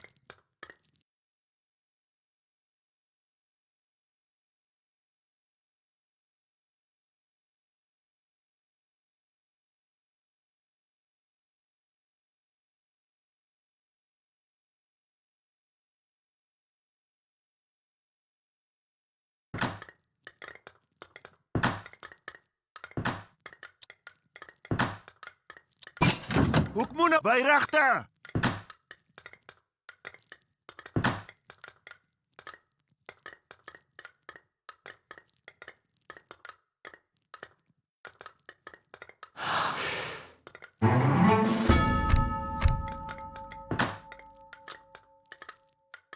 بله.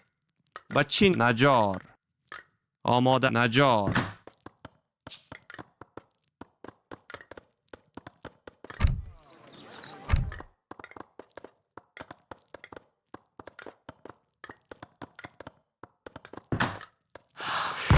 بچی نیاز شکارچی صد پکارده زوز کشم کوما زما بری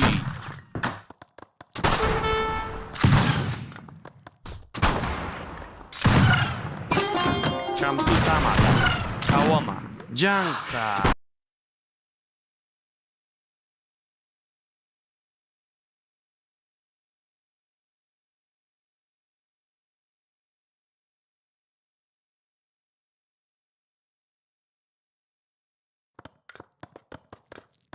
لجمه ریشخان وهل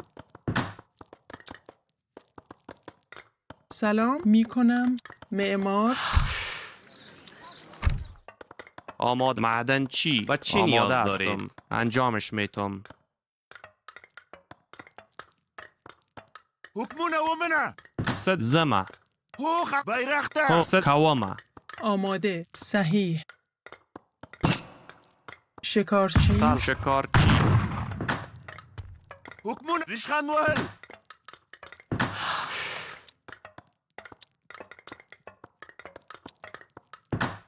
سلام معدنچی هو زما سمده بچی نجار آماده خواهم کرد آماده است میروم آماده ام درست است بل کوما سال سمده سلام انجامش میتم شکارچی آماده شکارچی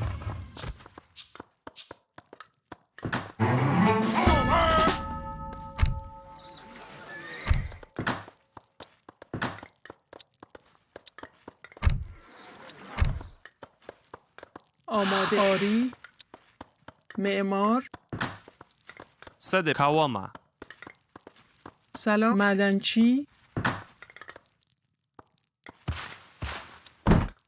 چم زما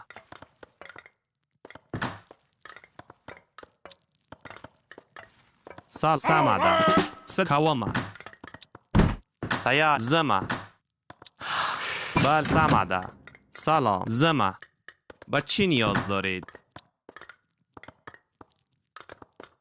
آماده صحیح بله شکارچی آری میکنم شکارچی چم کوما بله سمده کوما هو زما سال زما سده پکارده سامده کاوما چم کاوما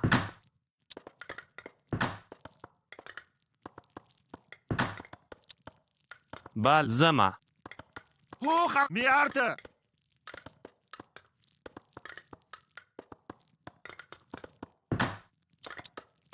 هو سامده تیا زما آماده شکارچی بال سامده سال زما بچین نجا زوز کشم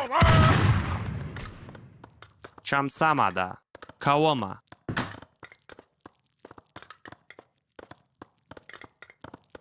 تیاریم زما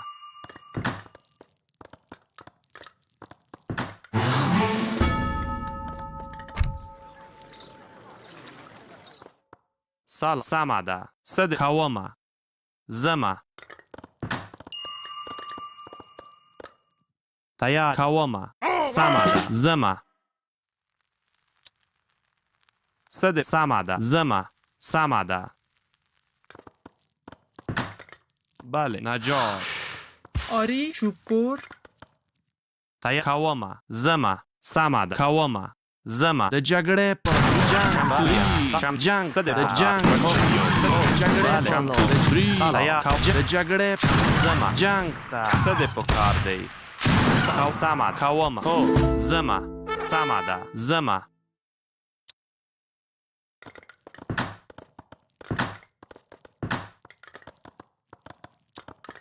سلام صحیح معمار می کنم آماد خواهم کرد سازنده کاوما زما سامده کاوما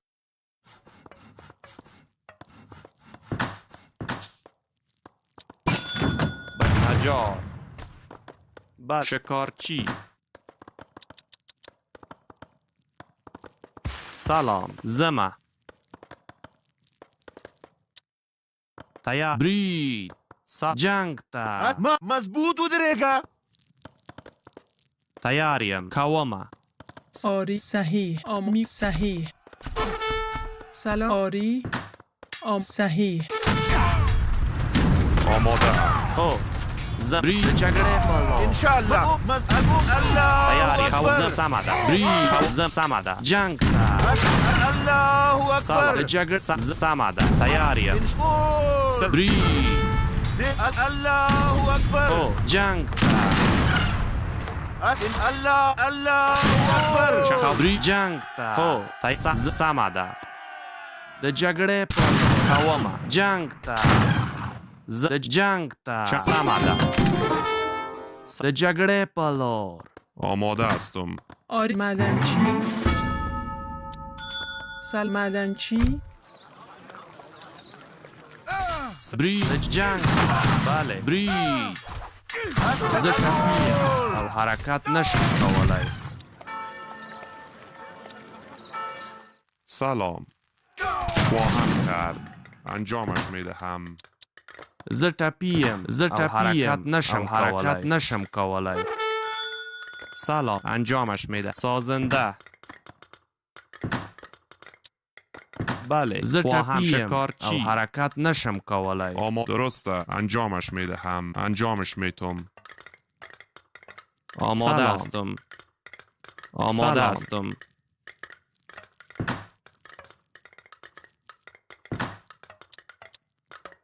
بله میروم سلام درست است شکارچی آری می کنم آری بله میروم شکارچی آماده شکارچی بچه انجامش میدهم سال انجامش میتم انجام به طرف جنگ آری می کنم میروم با چی نیاز دارید حمله درست انجام به سوی نبرد حمله میروم به طرف به سوی نبرد با چی انجامش میتم آری سعی میکنم صحیح. شکارچی آری شکارچی بله سال خواهم کرد.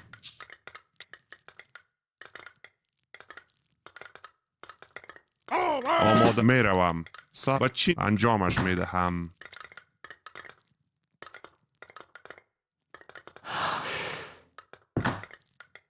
سلام معدنچی اما انجامش میتم. درست است. آری معدنچی آمی چوب بر با انجامش می درست است. می روم. درست است. بله می روم. درست است. سلام چوب بر شکارچی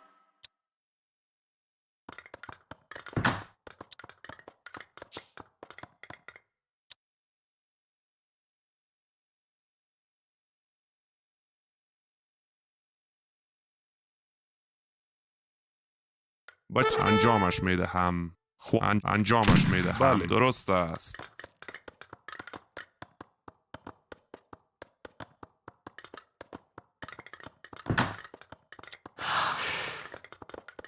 آری میکنم معمار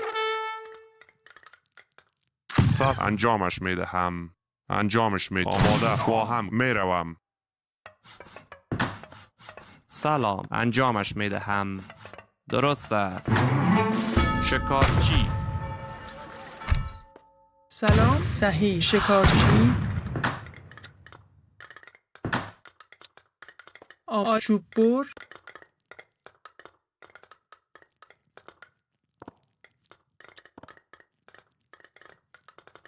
سعی کنم آری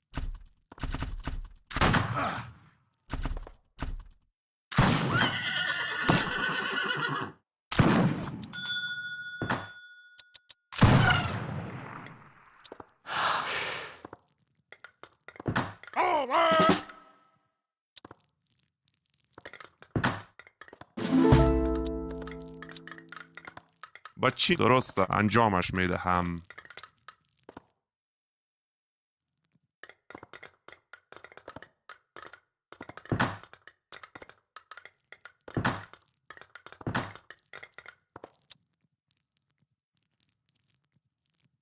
با خواهم کرد. می روم. خواهم کرد. می روم. انجامش می دهم. می روم.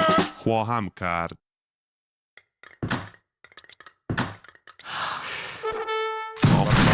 با چینی حمله می روم. با سوی انجامش با طرف انجامش می دهم. حمله می انجام با سوی انجامش حمله انجامش با سوی می روم. درست است. حمله جنگ حمله جگره بله می خواهم با طرف جنگ حمله جگره با طرف جنگ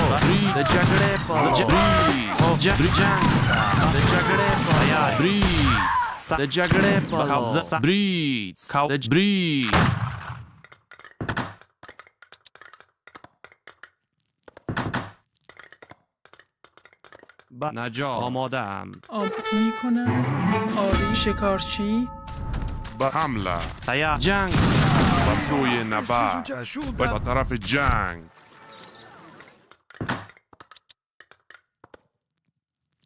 می روم. انجامش می دهم. صحیح میکنم آری شکارچی بچه انجامش می دهم. سازنده خواهم کرد. می روم.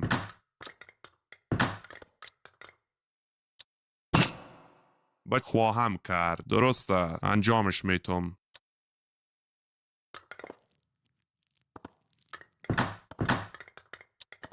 معدنچی زوسکشم زوسکشم جنگ زما حوصا زما تایسا زما بله جگره سکاوما چم سکاوما سامادا تیار زما با سامادا شکارچی بله می روم.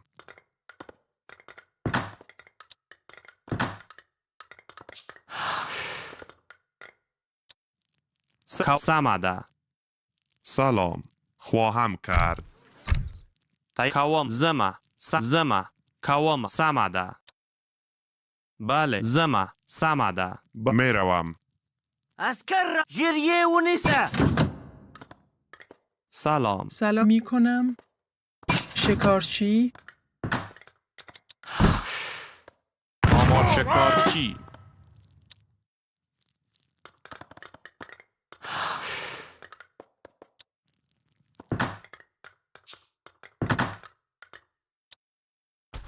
کاواما کاواما.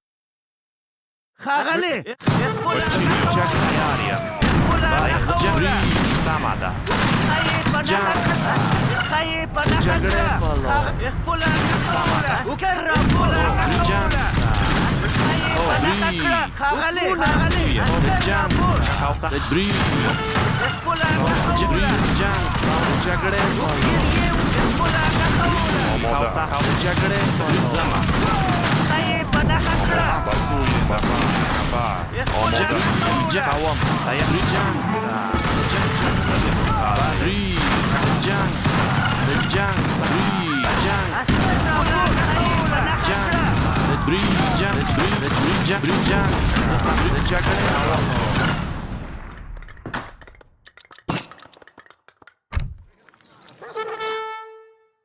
Yes.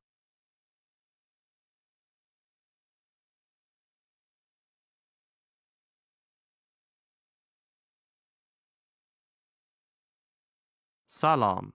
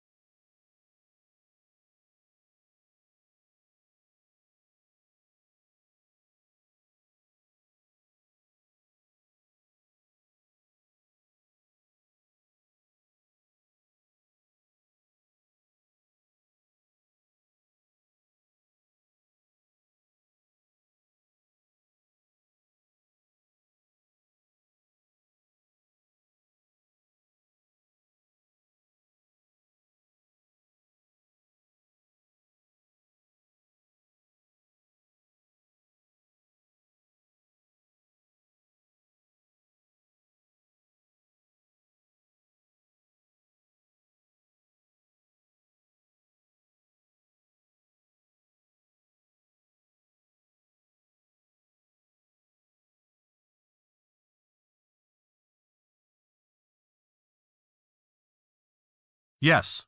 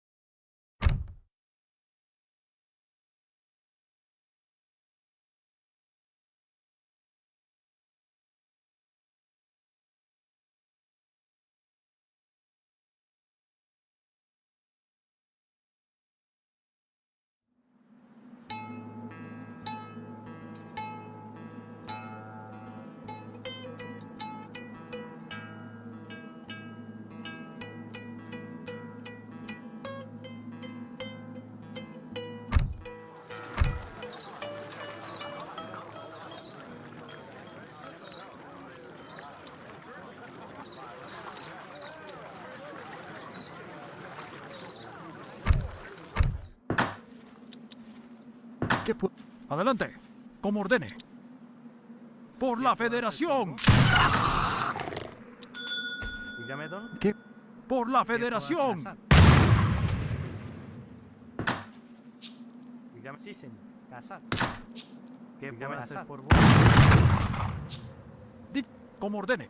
Por la Federación. Como ordene. Por la Federación. Adelante. Como ordene. Por la Federación. ¿Qué puedo hacer por usted? Como ordene. Adelante. Por la Federación. Adelante. Por la Federación. Como ordene. Adelante. Dígame. Como ordene. Por la Federación. Adelante. Como ordene. Adelante. Por la Federación. ¿Qué puedo hacer por usted? Adelante. ¿Qué puedo hacer por vos? Bretear. Dígame. Como por la Adelante. Como ordene. Por la Federación. Dígame. Cazar. ¿Qué Adelante. Como ordene.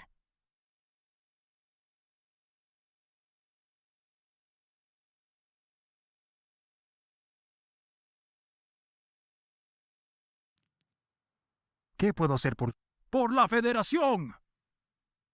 Como ordene.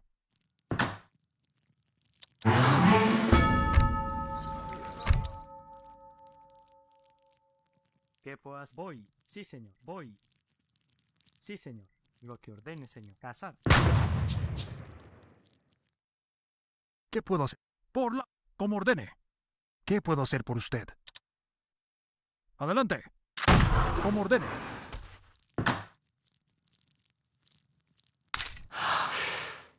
Dígame, don. Por la Federación.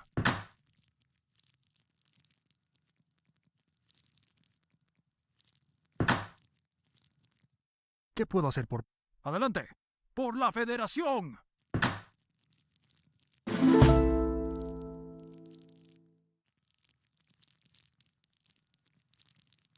Dígame, ¿qué puedo hacer por vos? ¿Qué? Adelante. Como ordene.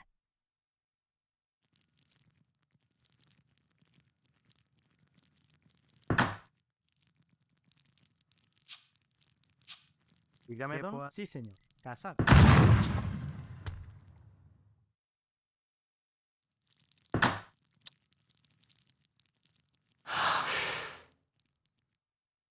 Dígame. Por la Federación. ¡Ataque! ¿Qué puedo hacer por vos?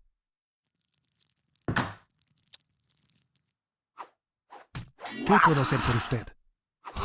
Adelante.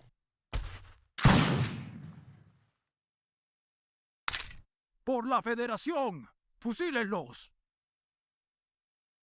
Dígame, don. ¿Qué puedo hacer? Adelante. Como ordene. Dígame, don. ¿Qué puedo hacer por vos? Dígame, don.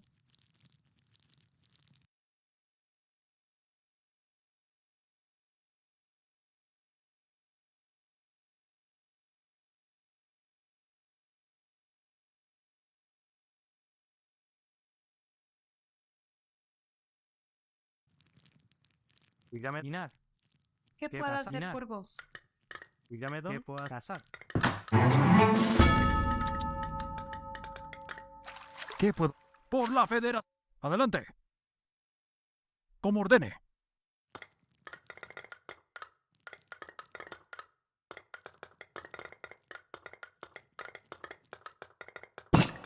Dígame, don. Talar.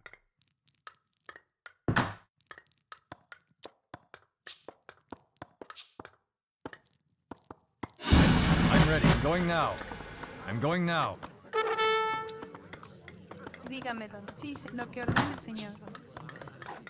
Adelante. Como ordene. Adelante. Por la Federación.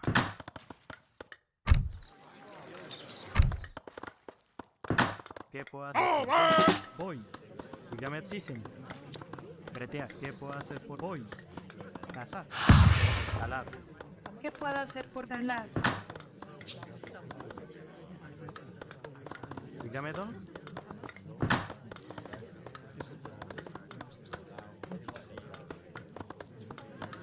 Inar. ¿Qué voy? Bretear. Señor, acomodelo. Bueno, acomodelo. ¿Entendido? Bueno.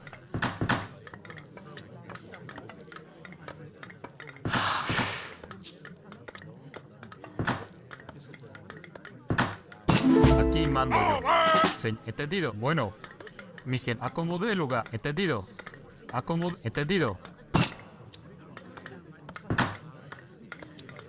Dígame dónde.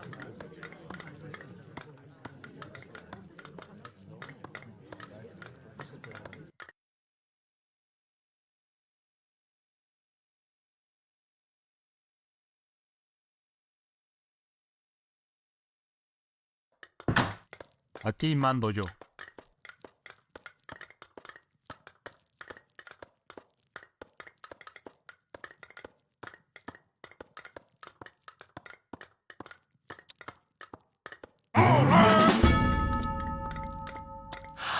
¿Qué puedo hacer?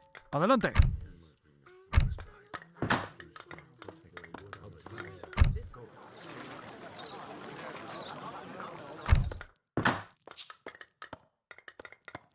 Misión. Bueno, acomode el lugar.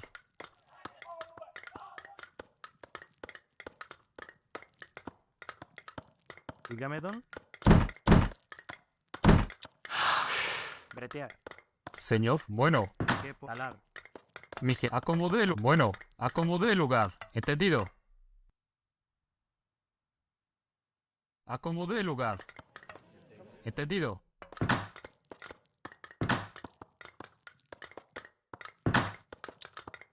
Hablar. Aquí. Bueno.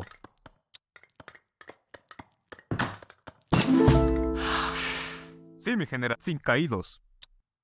En camino. Avancemos. Como ordene. Avancemos. Disparen. Mi general. Sí, ¡viva México!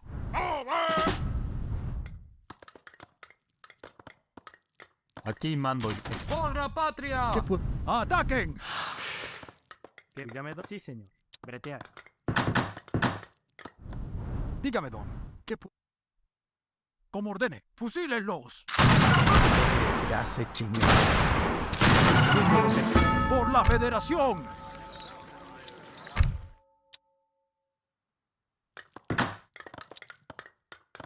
¿Qué hablar? Dígame, don. ¿Qué? Como ordene. Dígame, don. Por la Fed... Como ordene. Por la Feder... Adelante. ¿Qué bloqueo? Voy, sí, señor. Cazar. Yes, sir. What do you want done? Say your piece. ¿Qué voy? Calzar. ¿Qué? ¡Por la República! Mi general. ¡Fusílenlos! Toma fuego, pues. ¿Qué puedo hacer? ¡Por la República! Dígame, don. ¡Por fusílenlos! ¿Qué puedo hacer por vos? ¡Ataquen! ¿Qué? ¡Fusílenlos! Dígame, don. ¿Cómo? ¡Por ataque! Aquí mando yo.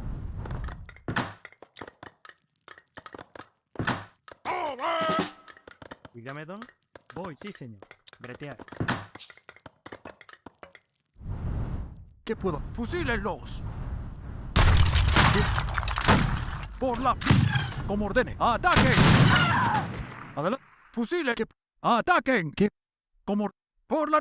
¡Fusílenlos! ¿Qué? Por la... Como ordene. Por la Federación. Por la República. Dígame, don. Como ordene. ¡Ataquen! A la orden. Voy en chinga. ¿Qué? Adelante. Listo. Ahora ¡a los plomazos! ¡Fusílenlos! A la orden. Sin sobrevivientes. Mi general. ¿Qué puedo hacer por minar? ¿Qué hablar? Lo que ordénese. Bretear. ¿Qué puedo? ¡Ataque!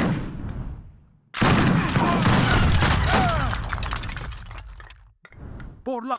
Adelante. ¡Fusílenlo! Posición. ¡Viva México!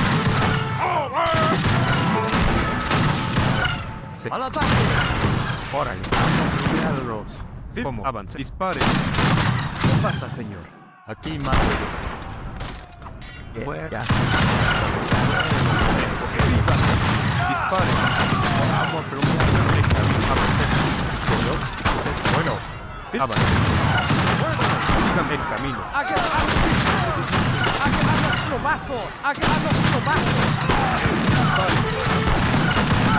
A la orden, señor. ¡A los plomazos! ¡A los plomazos! Dígame, como ordene. General.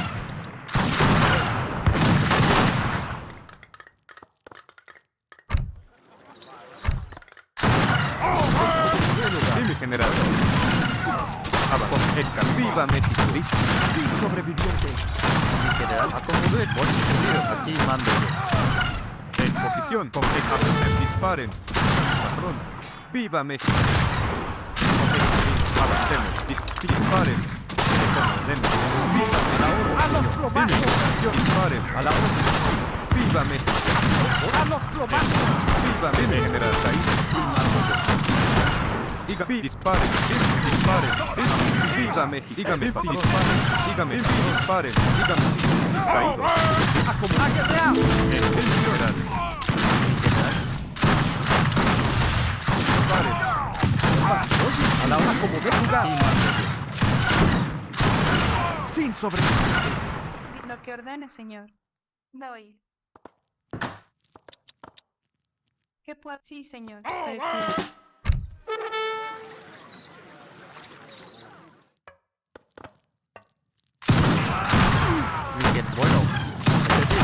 Bueno, acomodé el... Entendido. Acomodé el lugar. Entendido. Acomodé el... Bueno.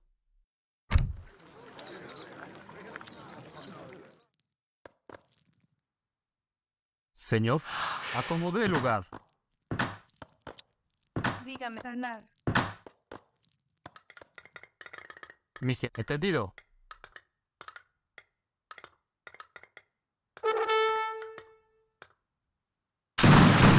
Austeridad me hará justicia. Bueno, bueno.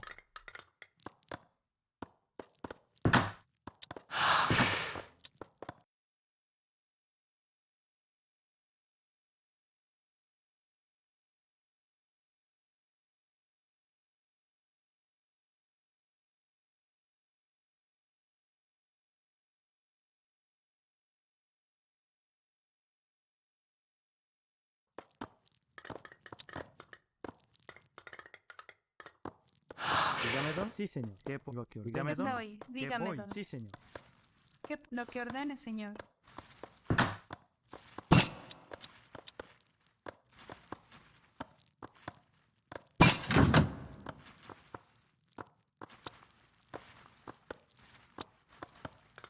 Dígame, patrón. Como ordene. Señor, acomodelo. Entendido. Dígame, don. Ganar. Mi general.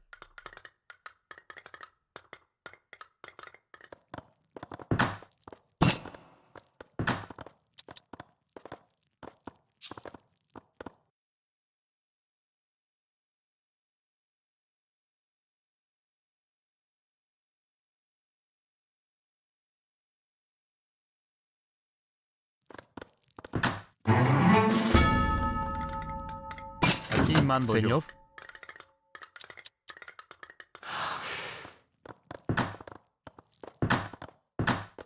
Dígame, don. Lo que ordene, señor. Voy. Lo que ordene, señor. ¿Qué puedo hacer? Voy. Dígame, don. Lo que ordene, señor. ¿Qué puedo hacer? Doy. Cazar. Mi general. How can I help?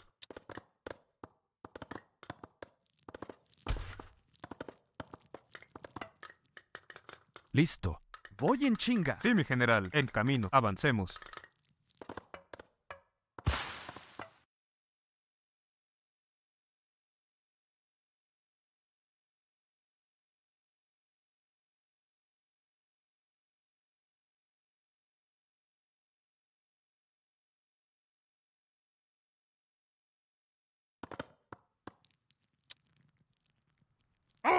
Dígame, don.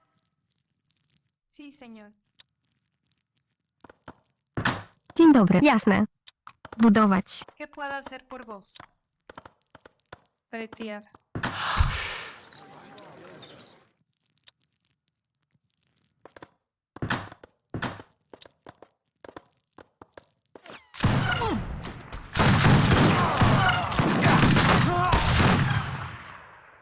Minar.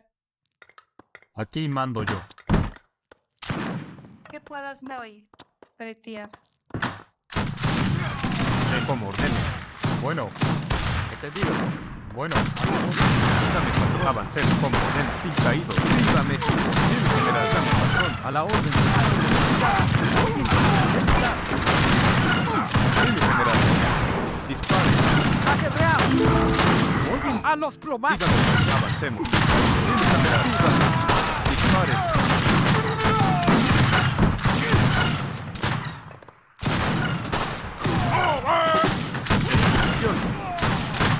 En posición.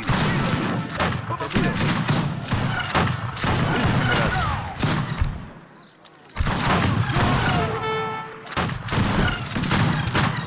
Disparen. ¡Vívame! Disparen. ¡Vívame! Bien, general. Disparen. En posición. Caí. Bien, general. ¡Vívame! Dígame, patrón. ¿Qué pasa, señor? Acomodé el lugar. Diga Renar.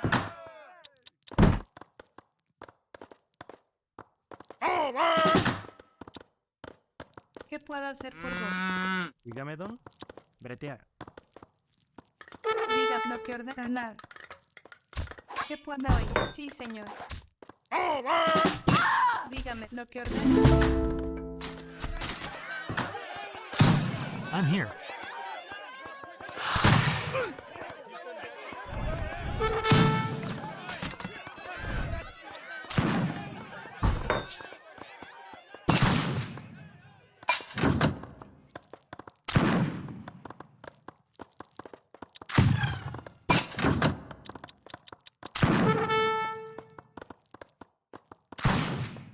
Mi general.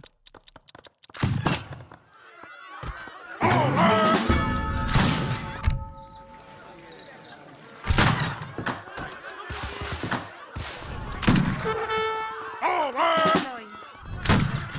Pretía.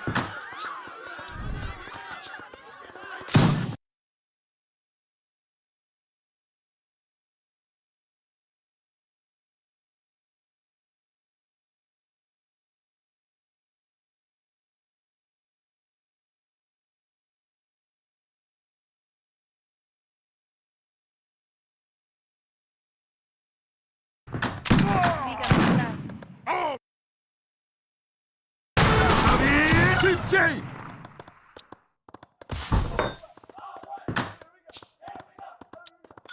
Na rozkaz! Naprzód!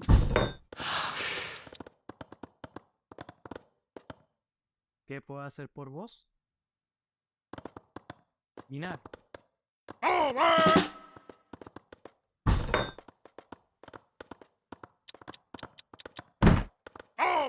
¿Qué puedo hacer Dígame, por don. vos? Cosechar. Dígame, don. Lo que ordena. Pretía. Aquí mando yo. ¿Qué puedo hacer por vos? Cazar.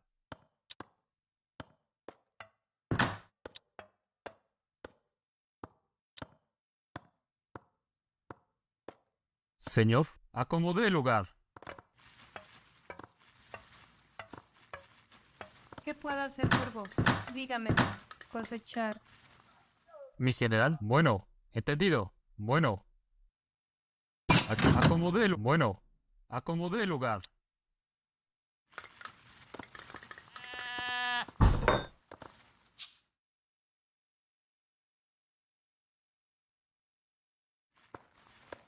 ¿Qué puedo hoy? Pretía. Mi general. Bueno. Señor. ¡Fuego!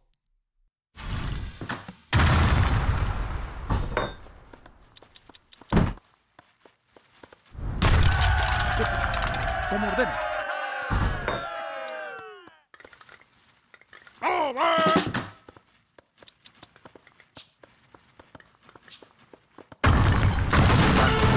Avancé. Aún no estoy muerto. Por la... ¿Cómo que puedo? Adelante. Acomodé el lugar. Acomodé el lugar. ¡Fuego! ¡Fuego! Por la federación. ¡Fuego, carajo! Disparen. ¡Fuego! ¡Fuego!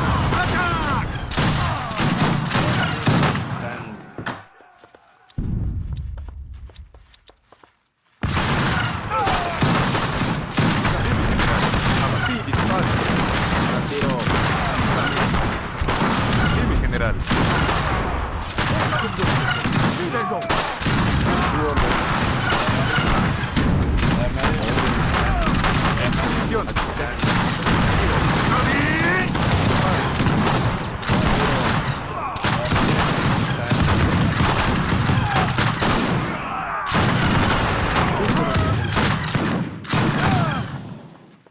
Szybciej! Natychmiast! Dígame, don Cazar. ¿Qué puedo? Como ordene. ¿Qué puedo? ¡Adelante! ¡Ataquen! Dígame. ¡Ataquen! ¿Qué puedo meterme en tía?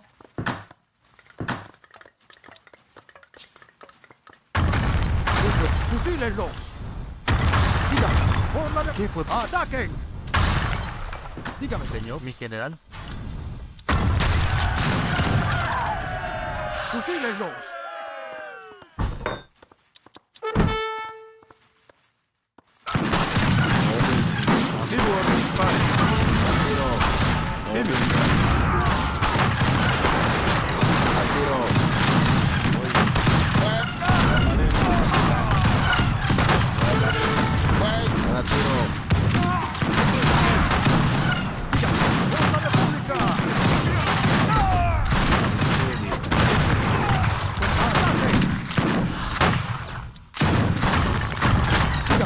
Por la fe,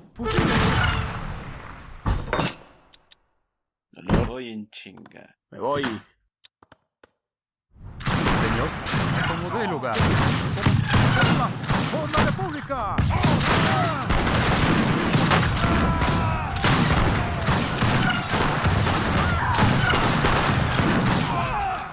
¡Adelante! ¡Ataquen! Diga, fusílenlo.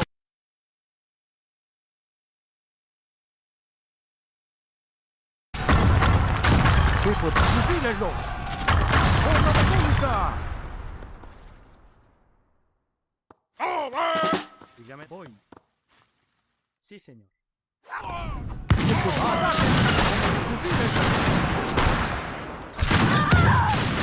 ¿Qué puedo? ¡Por la República! ¿Qué puedo hacer por vos? Bretear. Dígame, ataquen. ¿Qué puedo? ¡Por la República! Dígame, adelante. ¿Qué puedo hacer por vos? ¿Qué puedo hacer por vos? Como ordene. ¡Ataquen! Dígame, don. ¡Fusílenlos! A la orden, señor. ¡A guerrear! Aquí, entendido. Bueno. ¿Qué puedo hacer por vos? ¡Por la República! Dígame, don. ¿Qué puedo hacer por vos? ¡Ataquen! Dígame. ¡Fusílenlos! Dígame, su orden.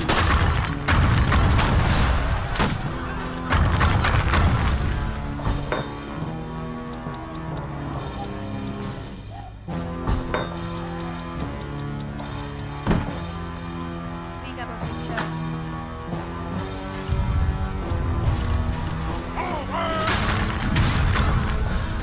¿Qué puedo hacer? Como ordene. Por la Federación. Como ordene. Adelante. Como ordene. Por la Federación. Dígame, don. Adelante. Por la Federación. Como ordene. ¿Qué puedo hacer por vos? Por la Federación. Adelante. ¡Ataquen! Como ordene. ¡Fusílenlos!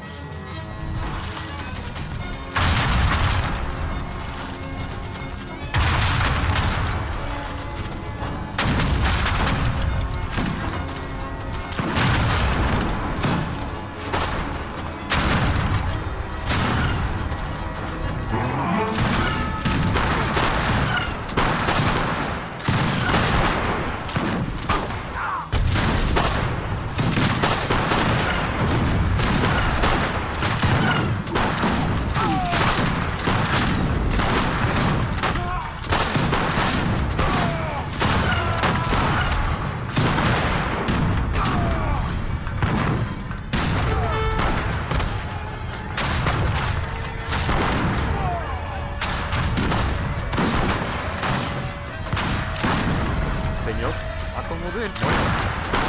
Bueno. Adelante. Por la federación. Acomodé el lugar.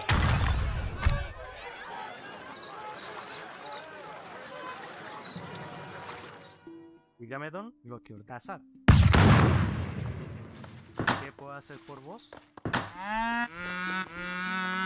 ¿Qué puedo hacer por vos? Sí, señor. Dígame, lo don. que ordene, ¿Qué señor. puedo Dígame, Dígame, don. ¿Qué puedo Dígame, hacer don. por vos?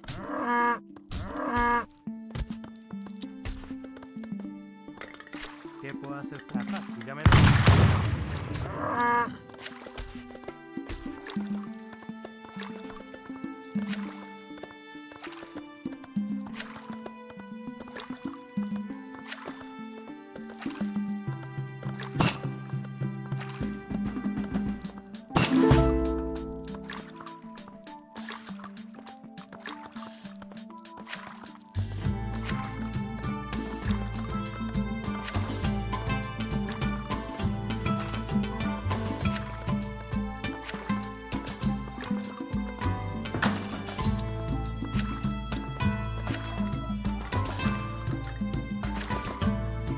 Aquí, entendido.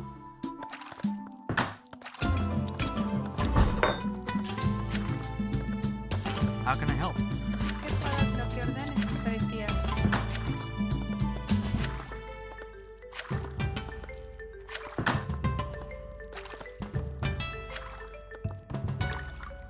¿qué puedo hacer? Dígame, voy.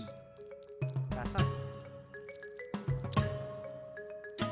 Señor, bueno, acomodé el lugar.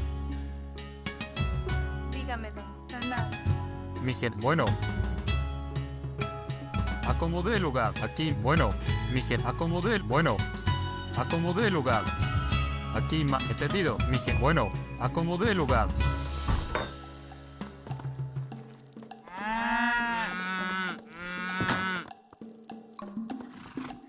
Jestem. Karczować. Karczować.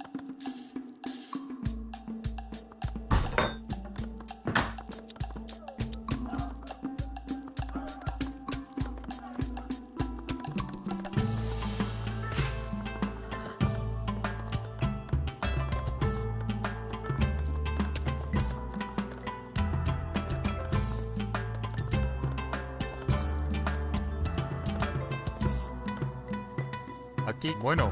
Entendido.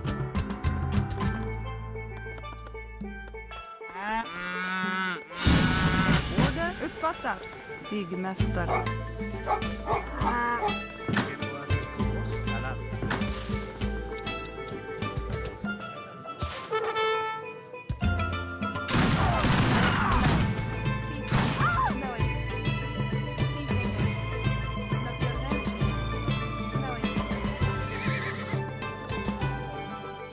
Dígame, don.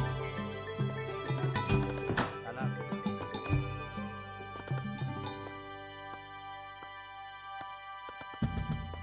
Talar.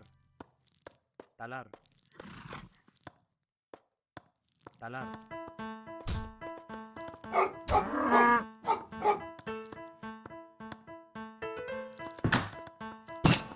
Recuperemos la federación. Mi general. Gracias. Bueno.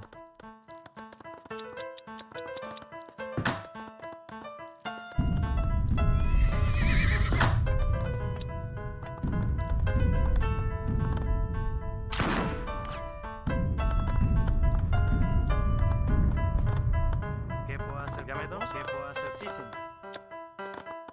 Voy. Sí, señor.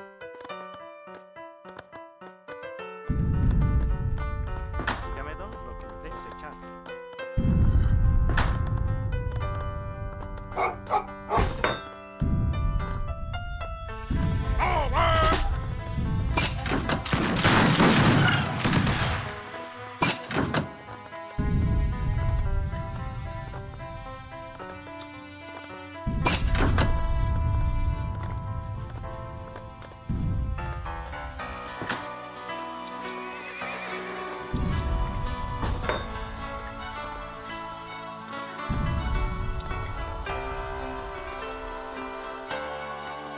Aquí mando yo.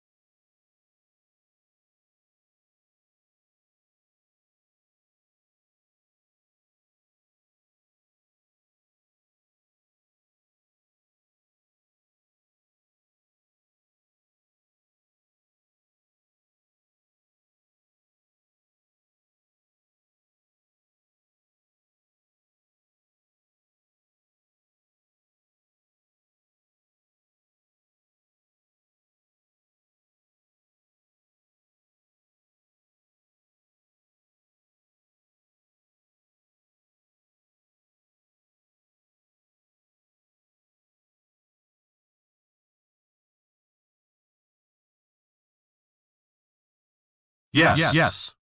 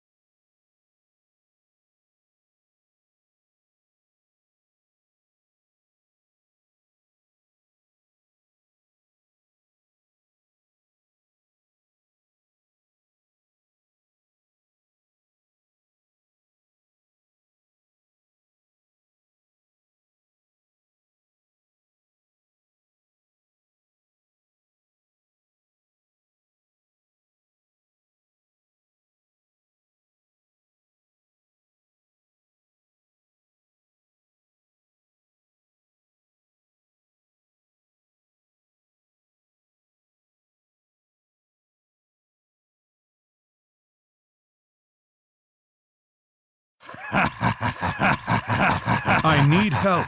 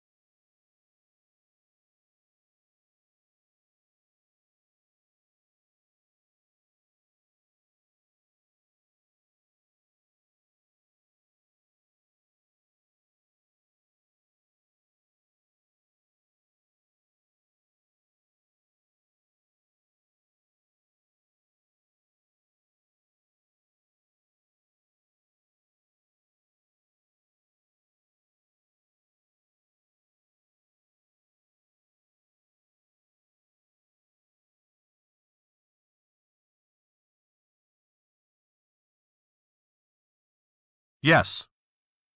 No. I need food. I need wood. I need coin. Do you have extra resources? I have extra food. I have extra wood.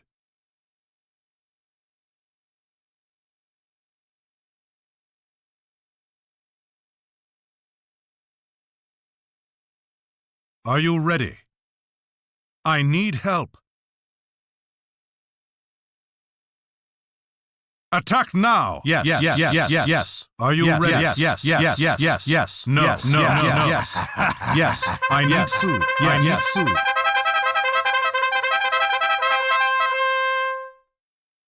Upgrade your trade route. I need food. I need food. Yes, I need food. I need food. Yes, I need food. Yes, I need food.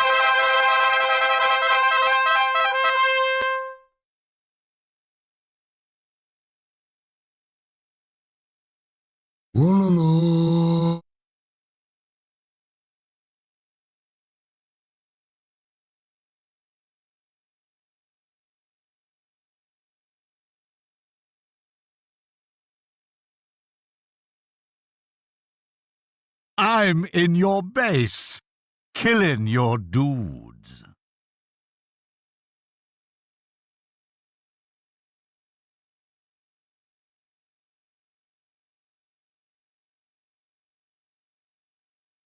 Check in your wallet.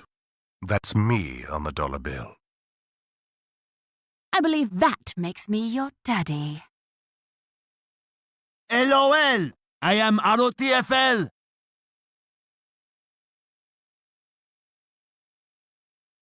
Aren't you becoming quite the little problem?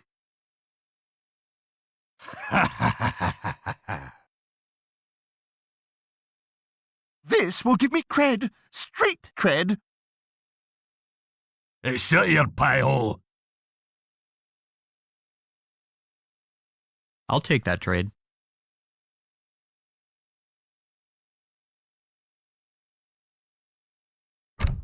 You sit on the computer all day, play. You know nothing of hard life.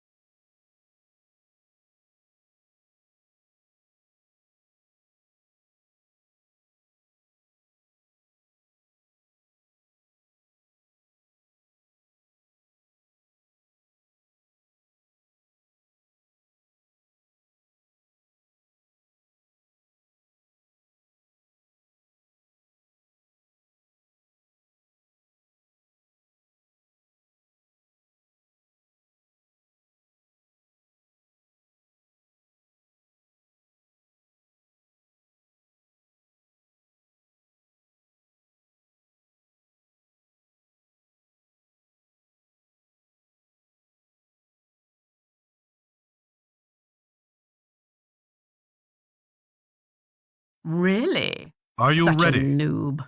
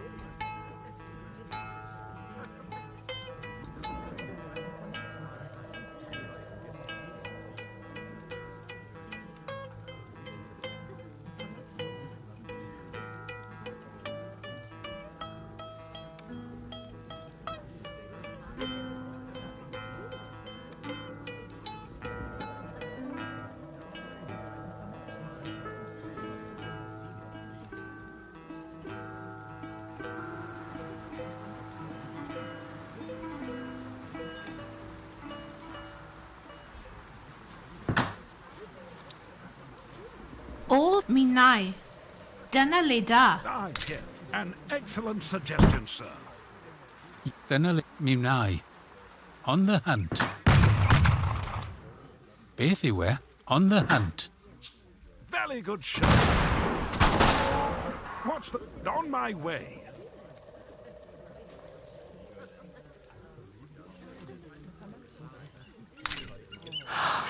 Diwrnod braf on the hunt. Sir, capital. Diwrnod braf, inte?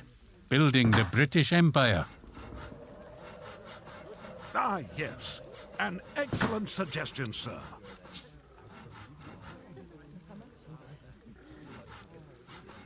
Helo? Ar unwaith. Mi wna'i. On the hunt. Good. On the hunt. Beautiful day for a stroll. Let's see what... Push off. That's ours.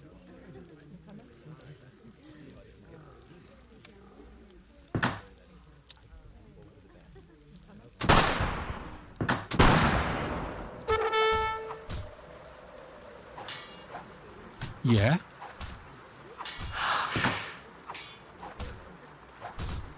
Beautiful day for a stroll. An excellent suggestion, sir. Sir? Very good show. Let's see what's... Very good show. All set? Unrhyw bryd, boss. Dyna le da. On the hunt. Come on, capital.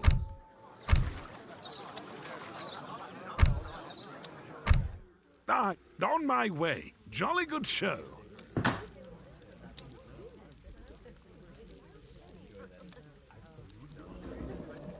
What's on my way? Sir? An excellent suggestion, sir. Beautiful. On my way. An excellent, jolly good show. Ah, yes. Let's see what's out there. Very good show. On my way. Moving to it.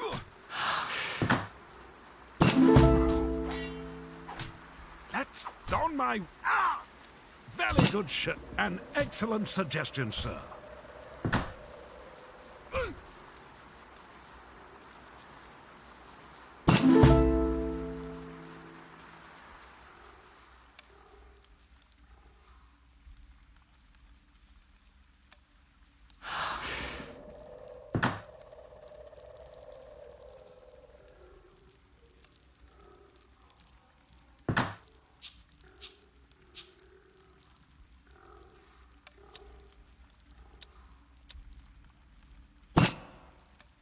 Yeah?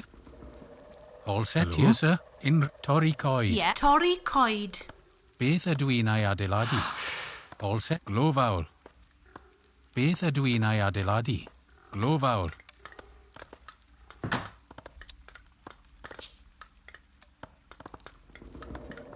Hello? Felling lumber. Ah, yes. Let's see what... An excellent suggestion, sir. Sir? Capital. Excellent suggestion, sir. On my way. Jolly good shirt. Capital.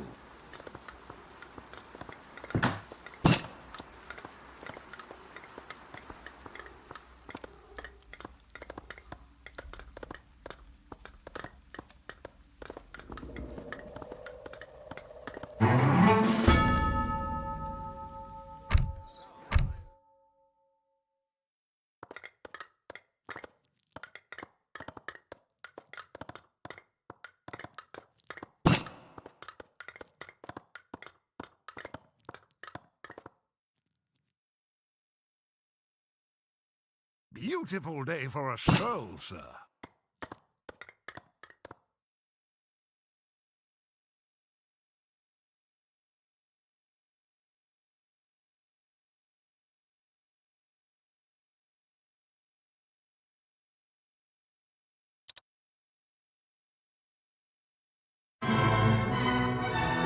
Jolly good and excellent suggestion, sir. Yeah, Baba. Godini.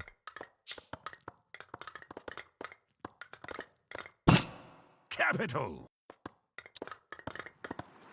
It was yours. Now it's ours.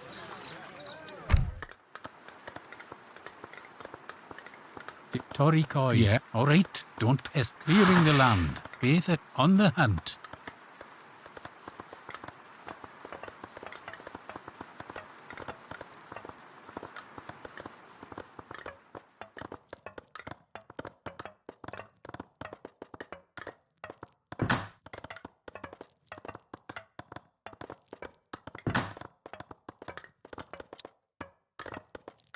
Hello? A day, lad. Good day, sir. Felling lumber. All set here, sir. Building the British Empire.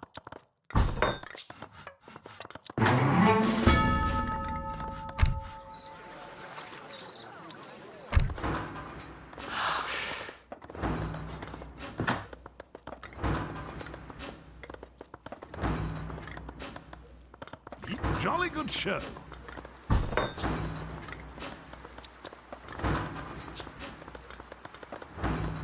Yeah, Arinwaith. On the hunt. Hello? Let's see what's out there. It was yours. Now it's ours. Ready and eager, relocating now.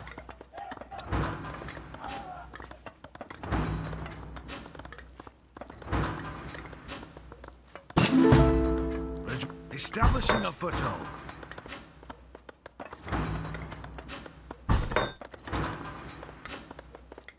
Grab your rifles, boys. We're moving.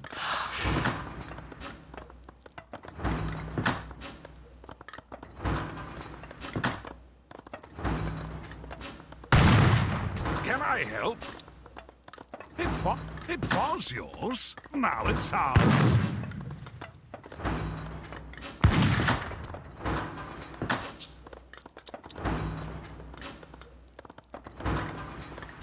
Regiment on foot, reporting. Relocating now.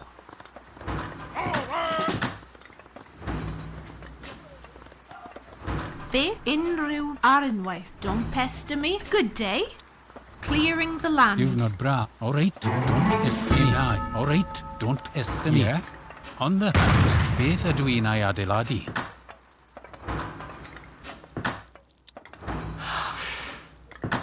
Torri coed.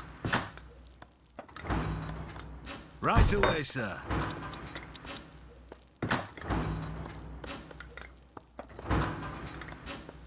Ah, yeah. On my way. It was yours. Now it's ours. Aye, sir. Relocate. Establish. Grab your rifle. Right away, sir. Yes. Grab your rifles, boys. Relocating now. Right away, sir. Aye, sir. Establishing a foothold. Capital. Very good show. Relocating now. An excellent suggestion, sir. Grab your... Let's get moving, lads. Establishing... rifles, boys. We're moving.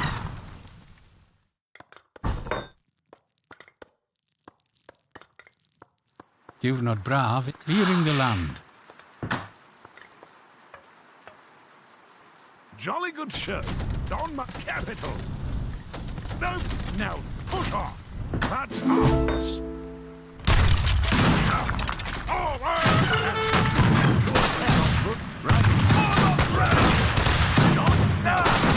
Never ready and these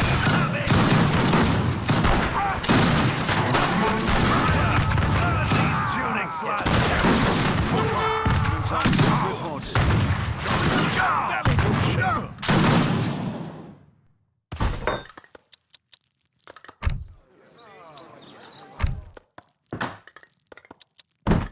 Bethod Minai, building the British Empire. Moving to it.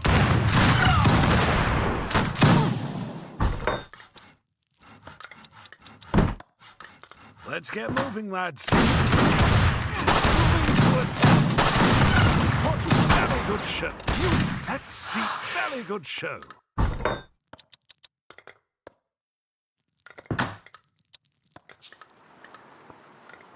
Felling lumber. Oh, felling lumber. Capital. Establishing a foothold. Grab your rifles, boys. We're moving. Can I help? An excellent, on my way. And jolly good show. Valid capital. Capital. Let's see what's out there.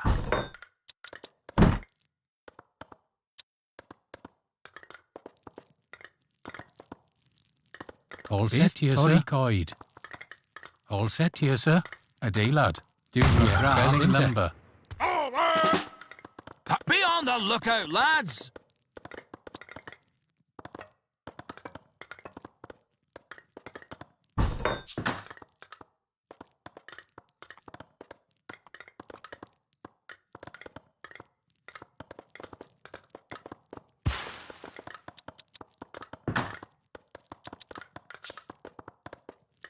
Diwrnod braf, inte? Pescotta. On my way.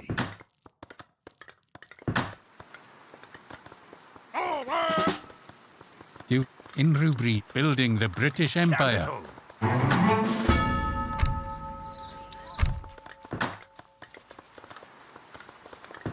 Tory Toy.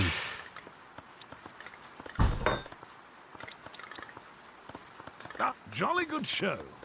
Hello? Yeah? Adeilad. All set here. Pascotta.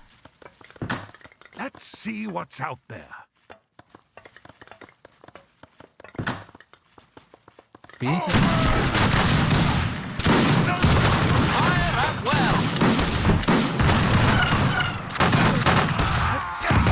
Anywhere.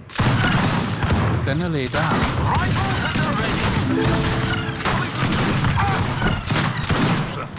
Let's see what's out there. Ah, yes. Capital. An excellent capital. Fire at well. Ice attacking as ordered. What is your command? Beth in Rubri clearing the land. Yeah, then I lay down. Rifles at the ready. They are in way. Beautiful day for excellent suggestion. Ah, yes. Attacking as ordered. Hello, John Pester clearing the land. Diwrnod braf. Let's see what's out there.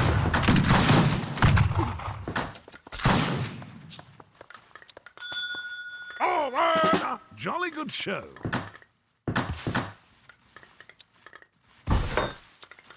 Yeah, John Pester building the British Empire. Yes, he was. Yes. Feeling much better now, sir.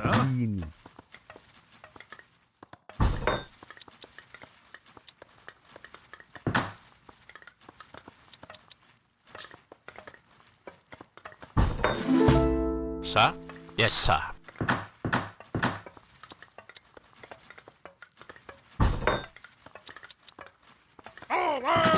Let's see what's Swift and bold.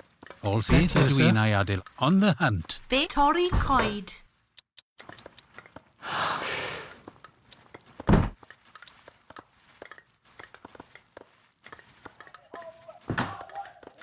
All set here, sir. Mimnai.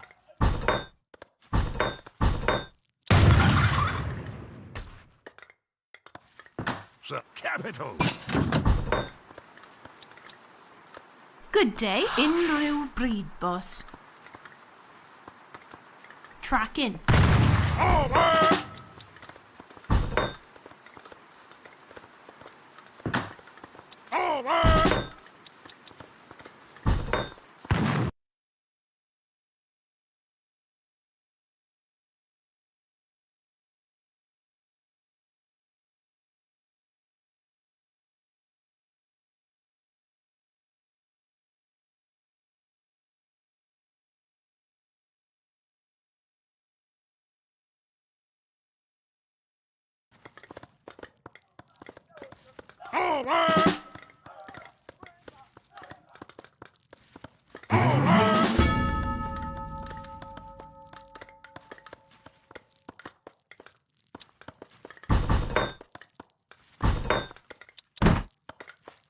तैयार मकान बनाने वाला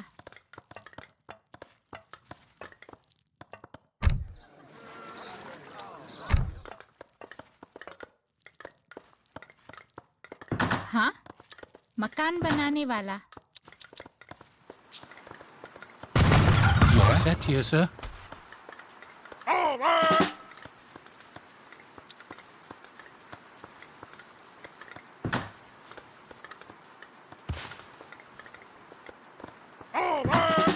लकड़हारा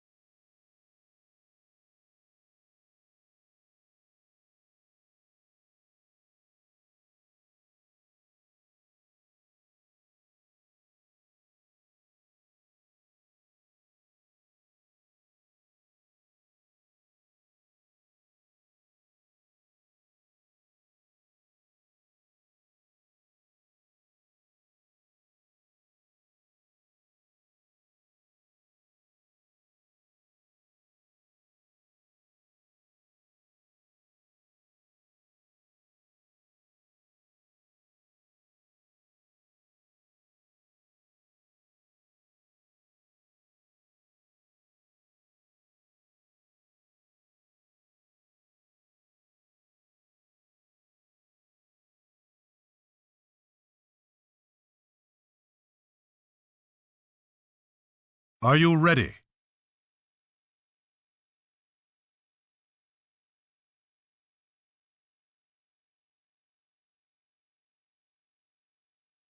Are you ready?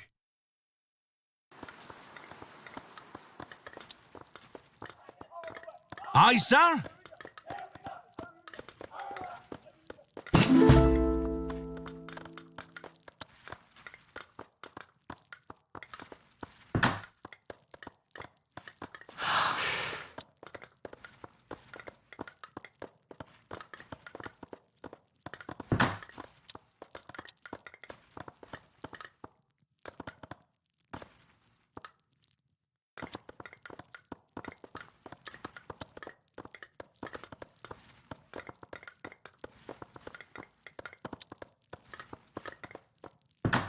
Very good show.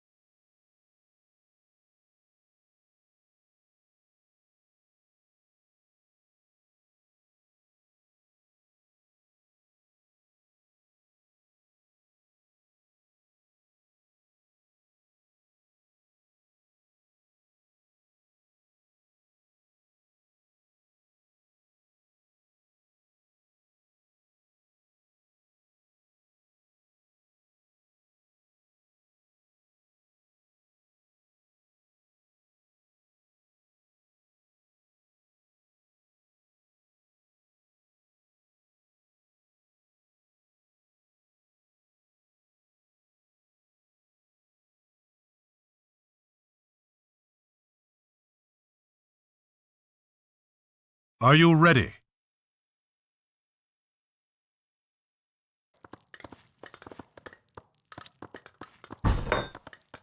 Beth ydw i'n ei adeiladu?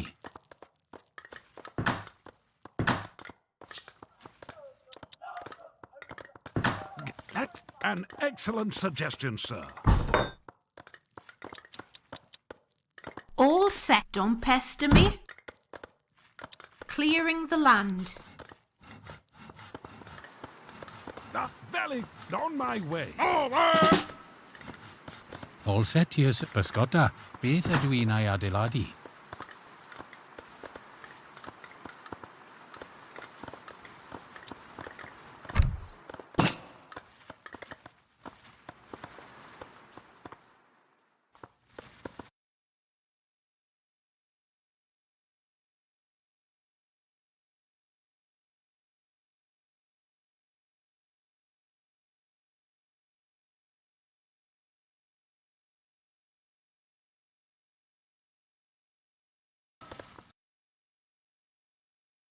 Ready and eager, sir.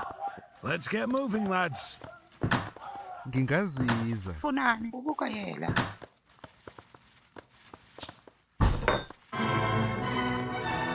Yebo, bomane bawa. Okay.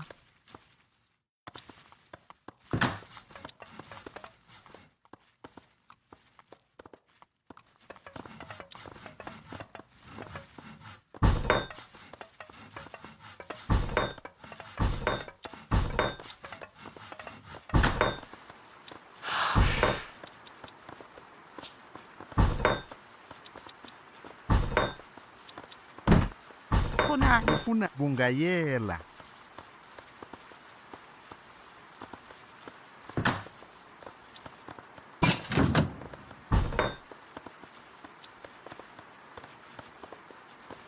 Beth ydw i'n building the British Empire.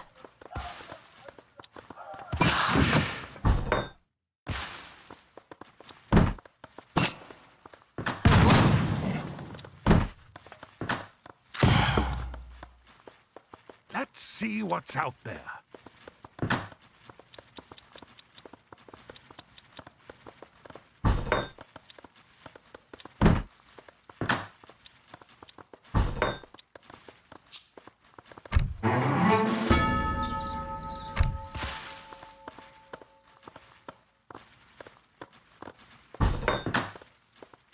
All set, felling lumber.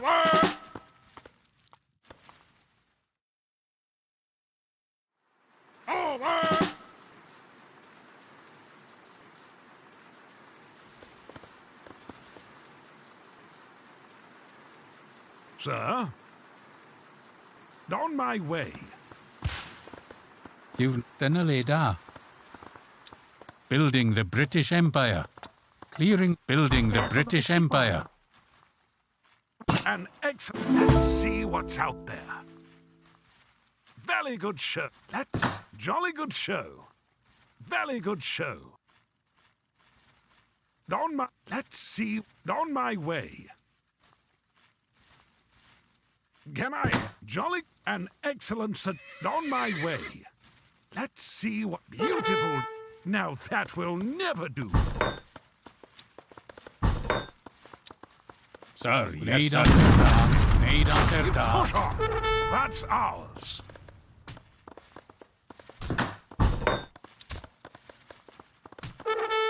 Regiments on foot reporting. First rank. तैयार मकान बनाने वाला Ready and eager, sir. Open fire. Lay on them. Very good show.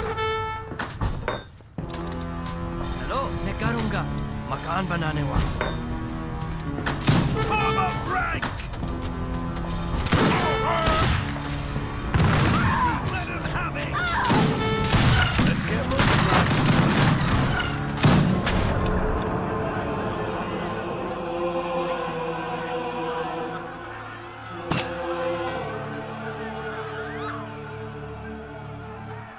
Yes.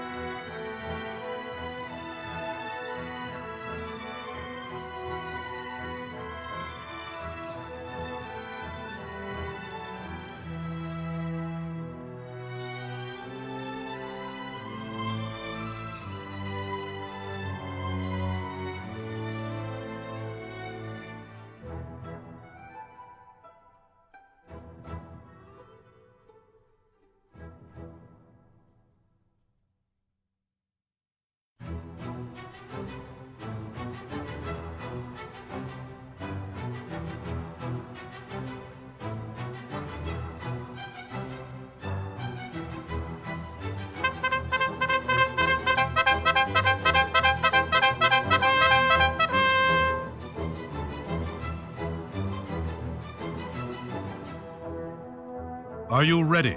Are you ready? Yes.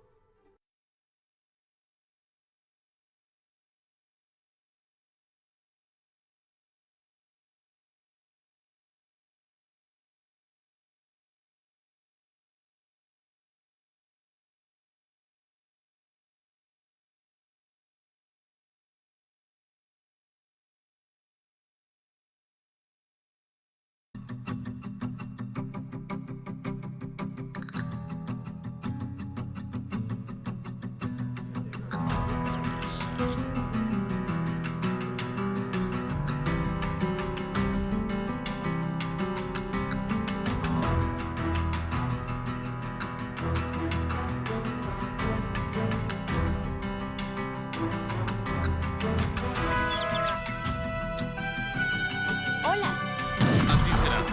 Leñador.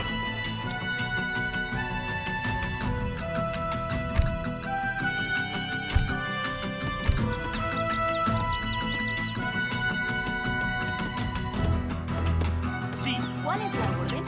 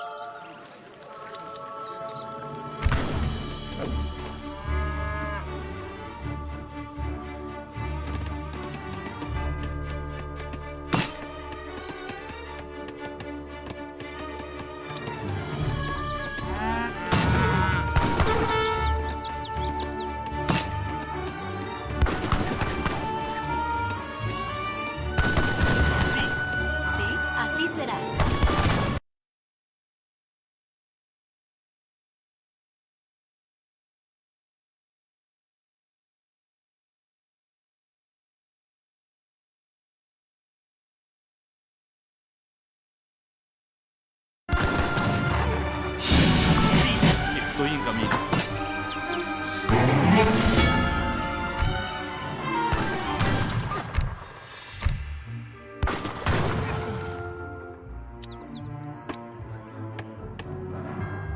Mande en el nombre del Padre.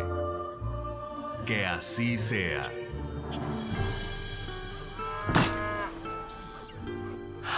¿Cuál? Estoy en camino.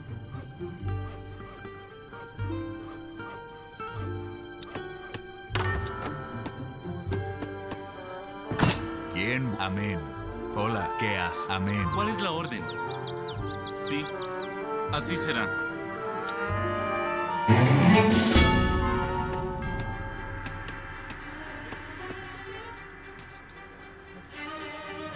Estoy en camino.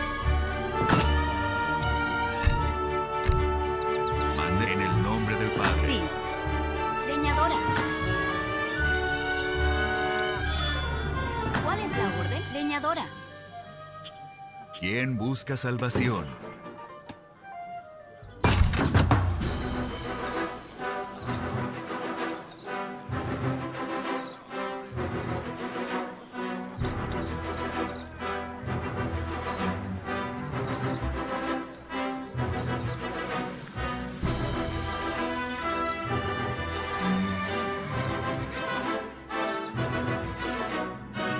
What is your command? Sí, sí. I'm ready.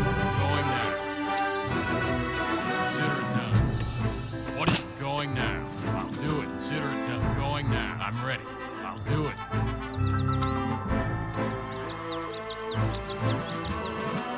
Consider it done.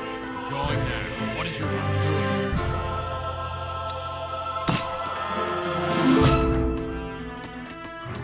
Consider it done. I'm ready. Going now. Consider it done. Do it. Consider it done. Do it. I'm going. I'll do it. What is your consider it done? I'll do it. Consider it done.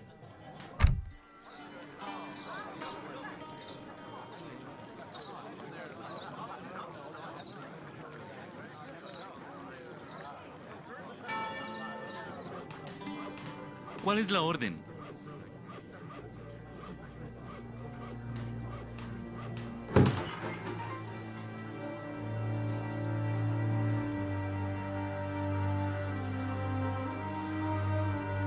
I'm ready. I'll do it.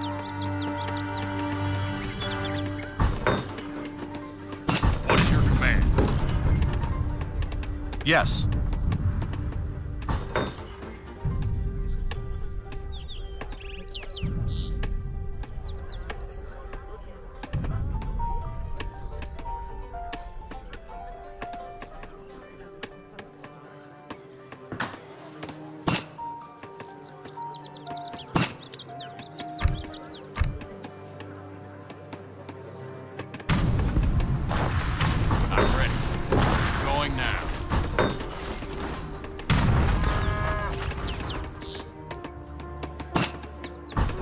Consider it done. Going now.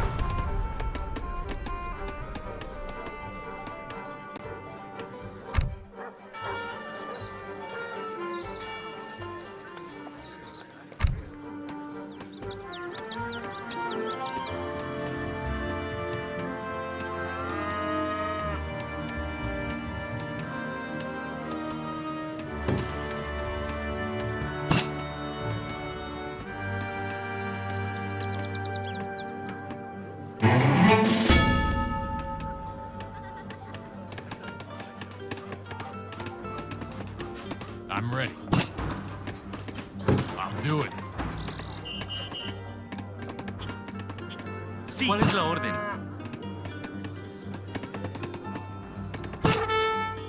What is your going now?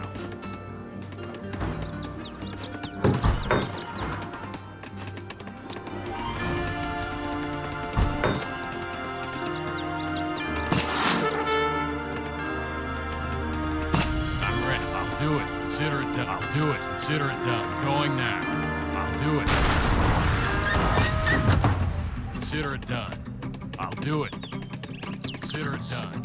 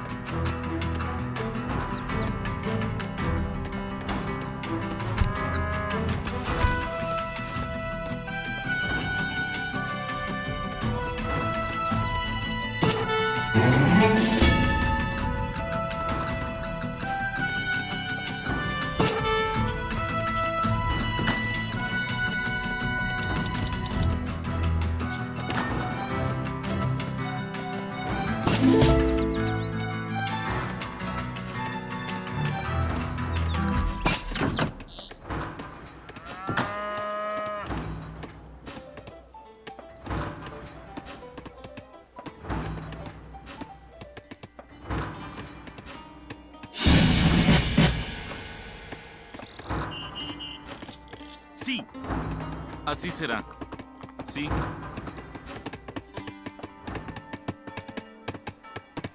What is your... I'm going now.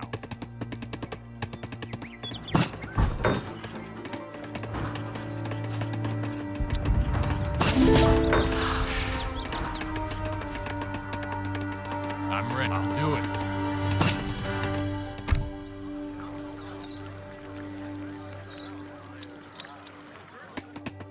Sí. ¿Sí? Constructora.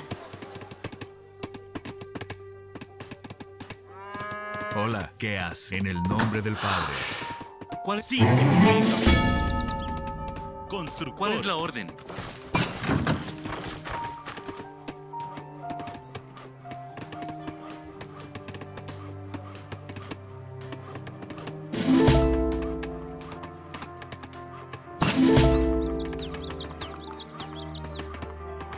Sí, sí.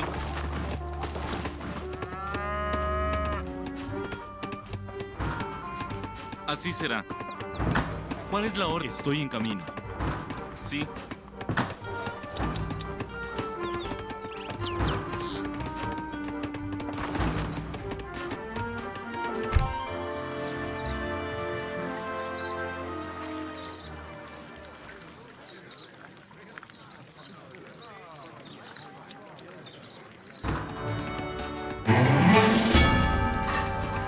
Sí. Así se estoy en camino. Amén.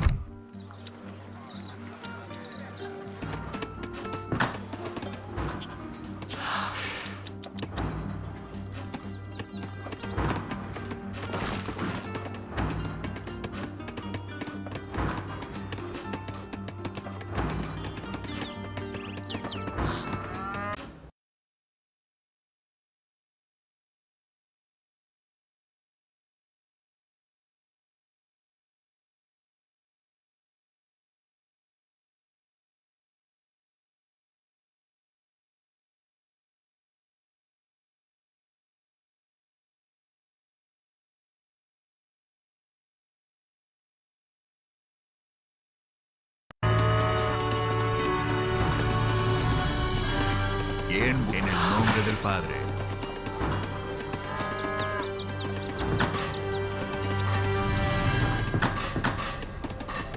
Hola, así será.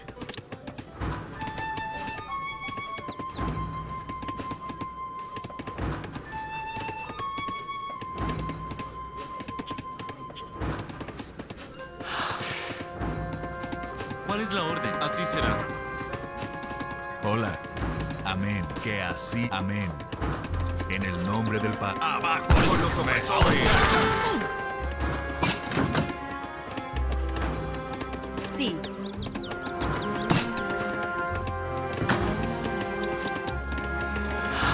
Sí. Hola.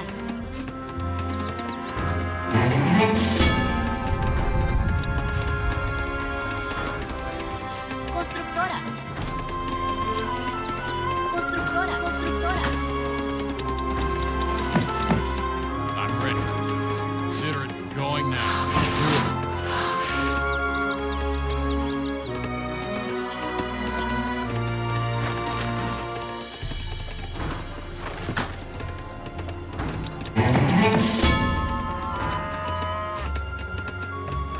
No.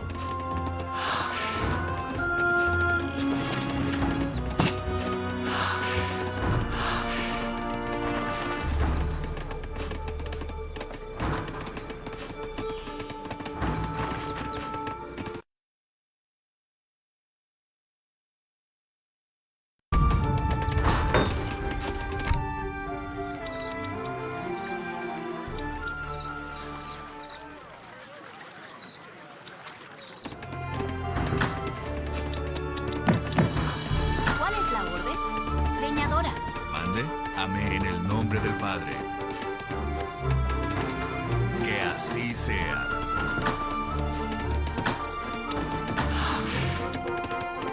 What is your Bien, command? amén. Que así sea.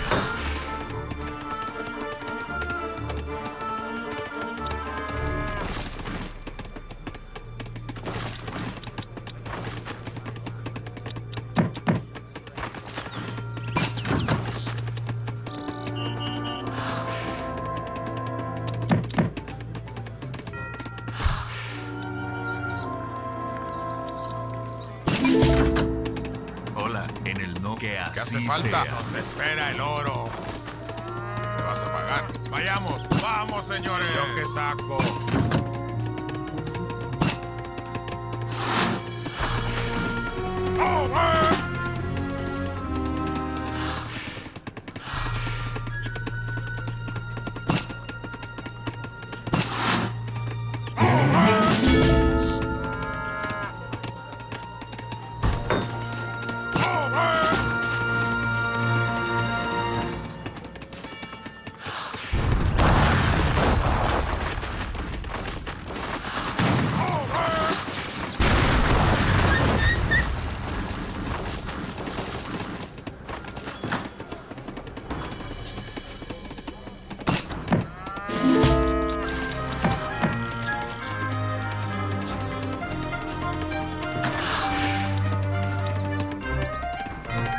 ¿Qué hace falta? Nos espera el oro. Vayamos. Sí. ¿Me vas a pagar? Vamos, señores.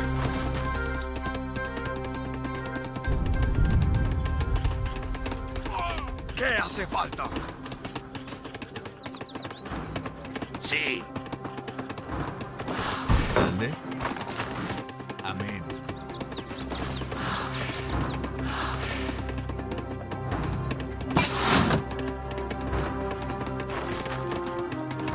¿Quién busca salvación? Que así sea.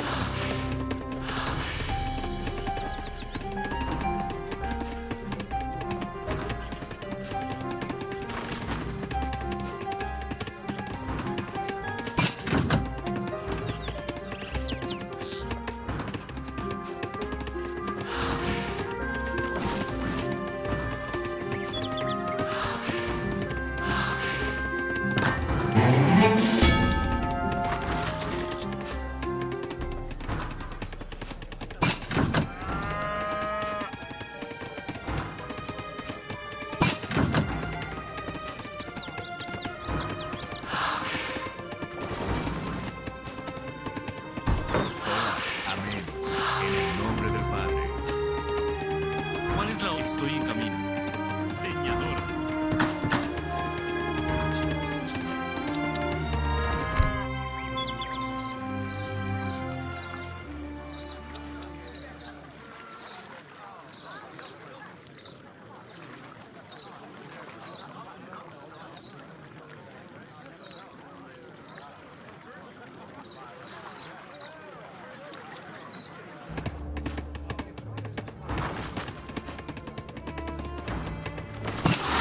No.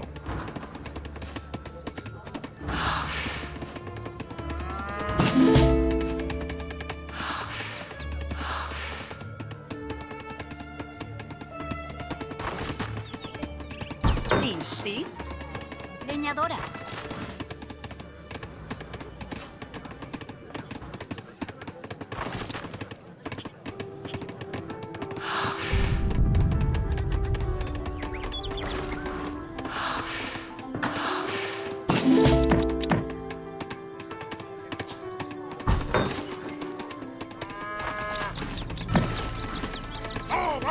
Preparado. Voy a... Sí, lo haré.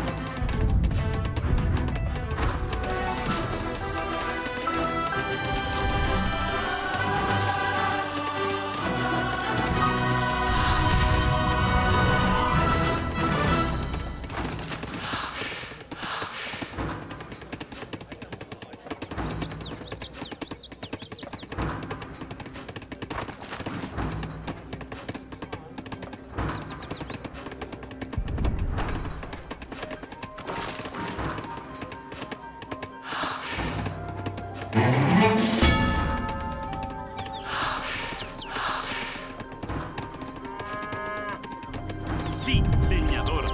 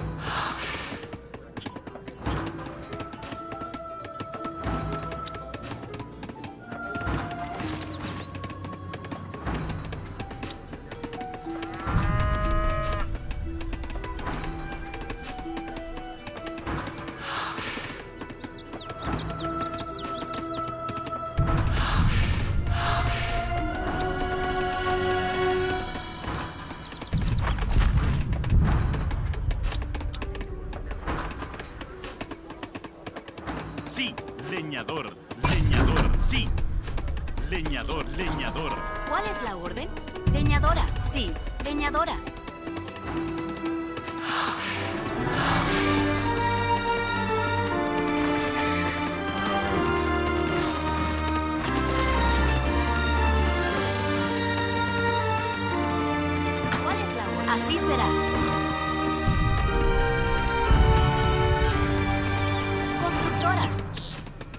Constructora. Constructora. Mande, que así sea. Sí, leñadora. ¿Cuál es la orden? Estoy en camino. Leñadora. ¿Cuál es la orden? Leñador. Leñador. Hola.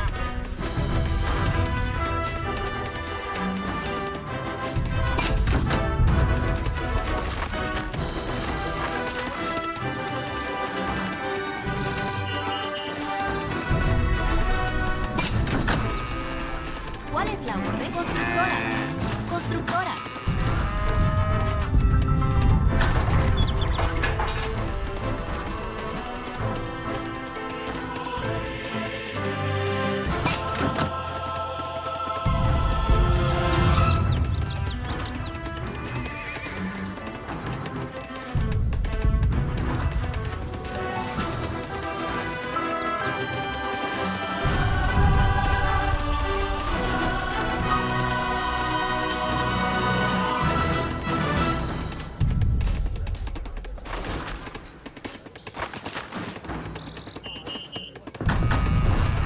Sí.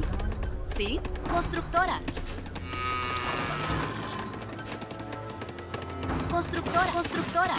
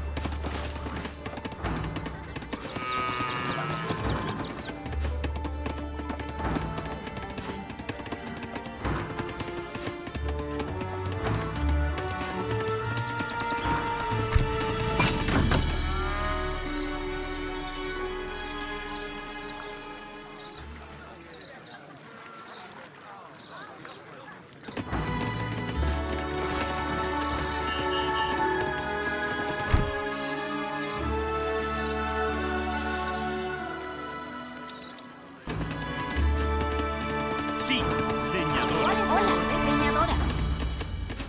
Sí.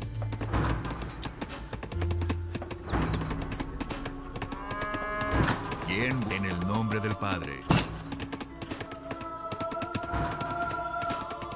Sí.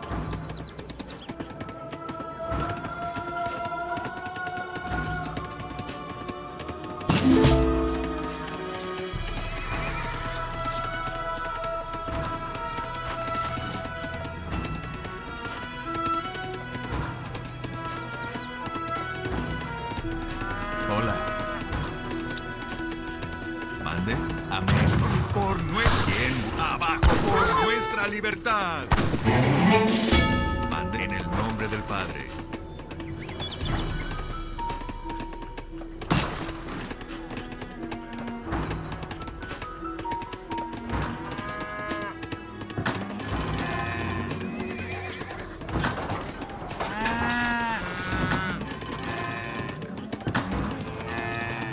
¿Cuál es la orden? Leñadora. Hola. Constructora.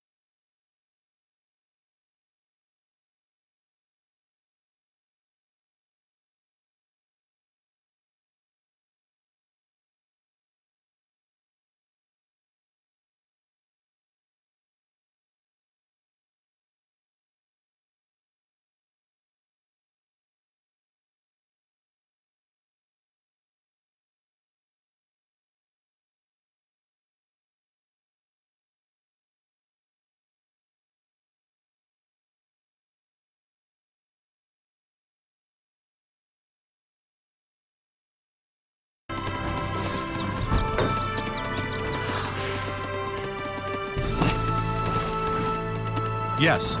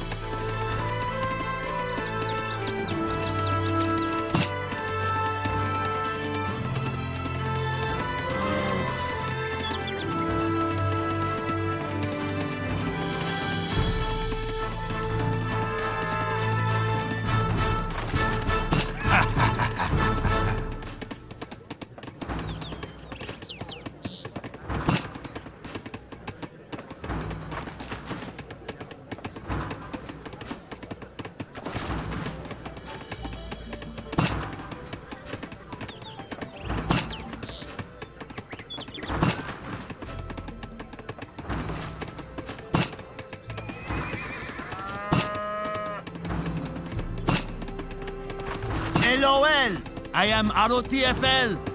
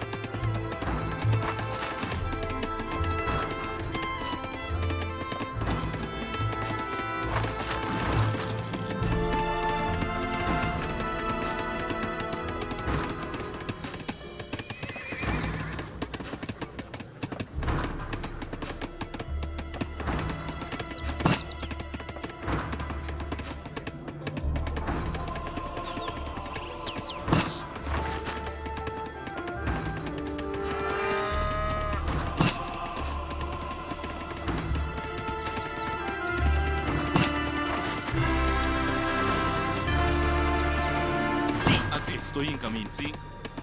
Así será. Estoy en camino.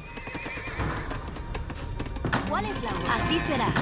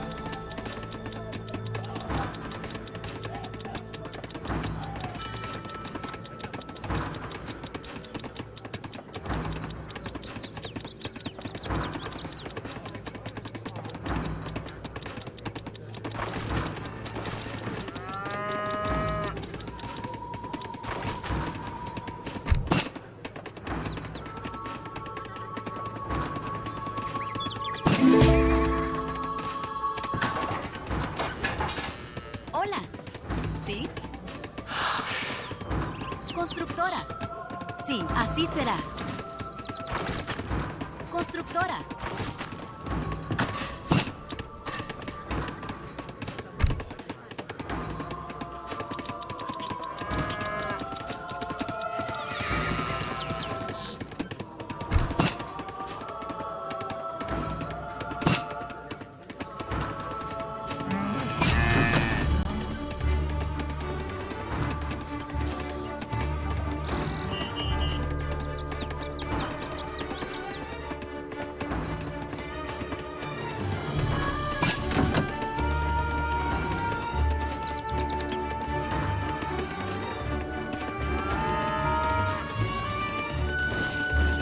Hola. ¿Sí? Granjera. Sí, sí. Constructor. Sí. ¿Cuál es la orden? Sí. ¿Cuál es la constructor?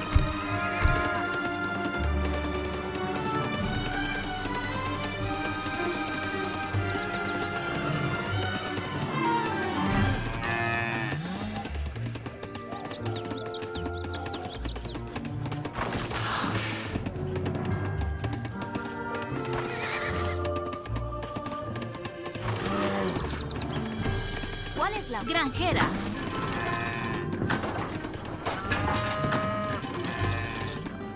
Hola.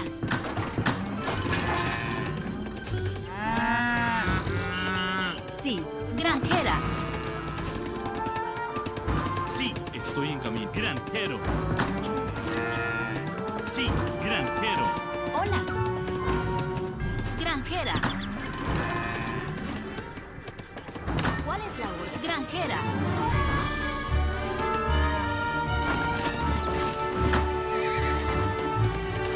Sí, leñadora. Así será.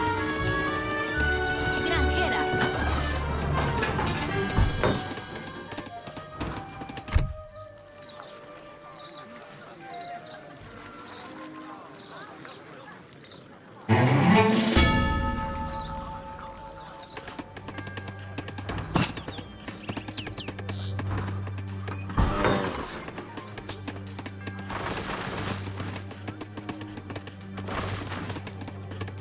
Yes.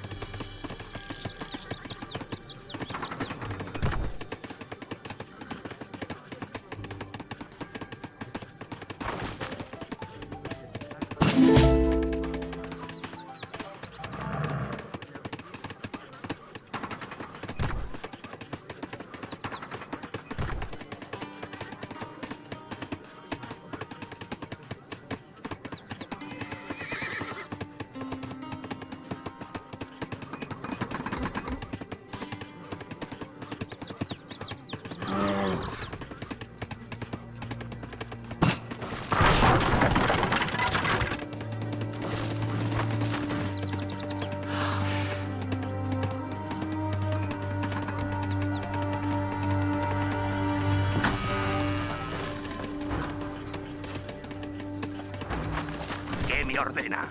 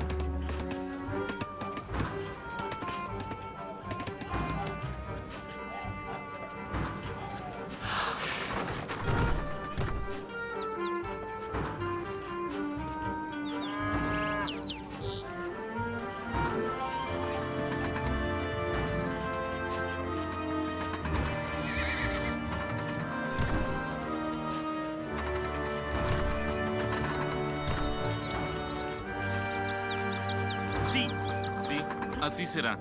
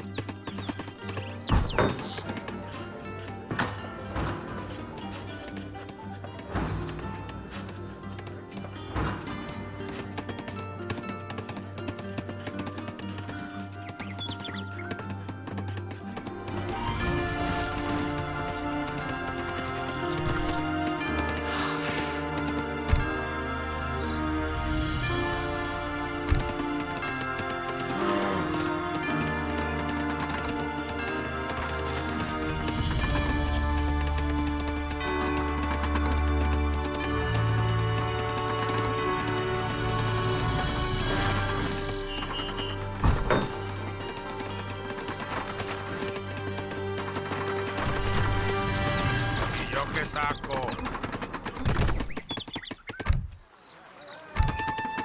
¿Qué hace falta?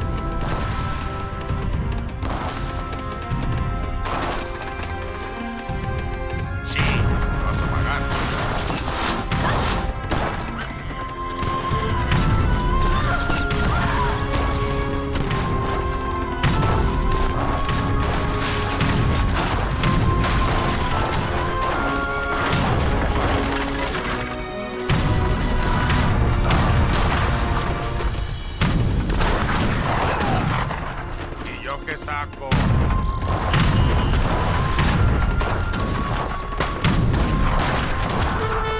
¿Qué hace falta? Espera, ¡fuego!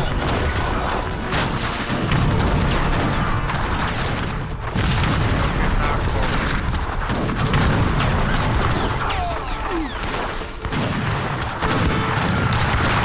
¿Yo qué saco?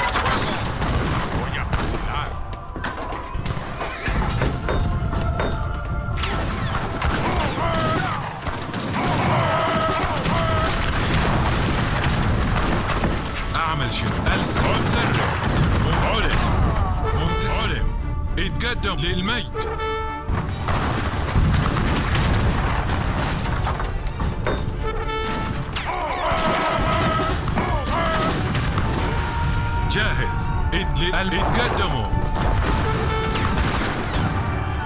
داير شنو يا ملك؟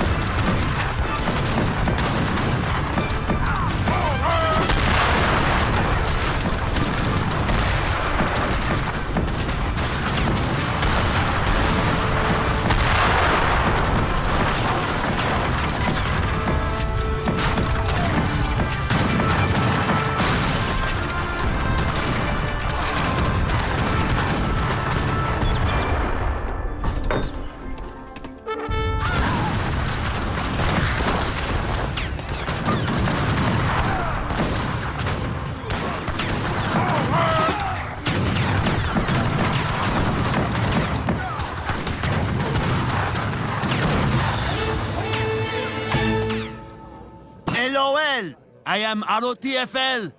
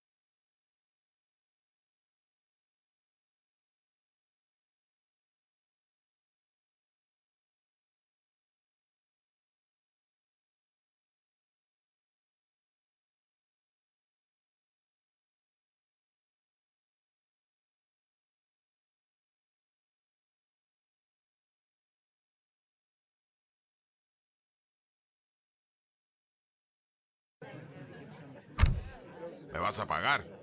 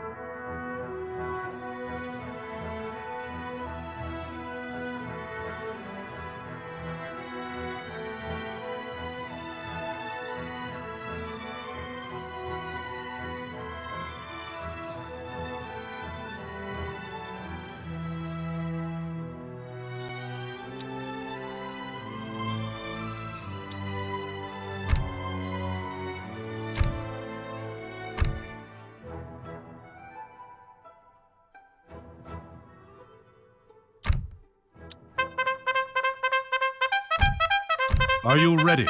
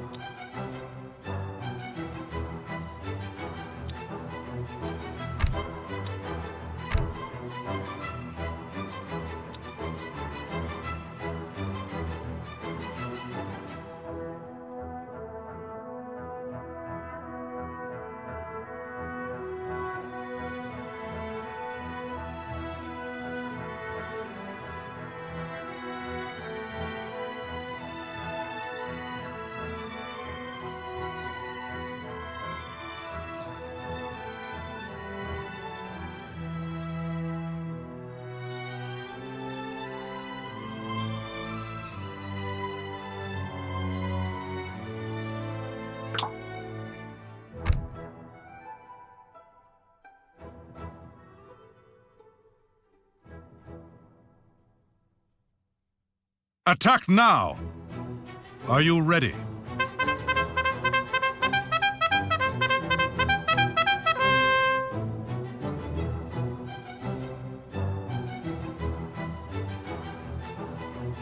Are you ready?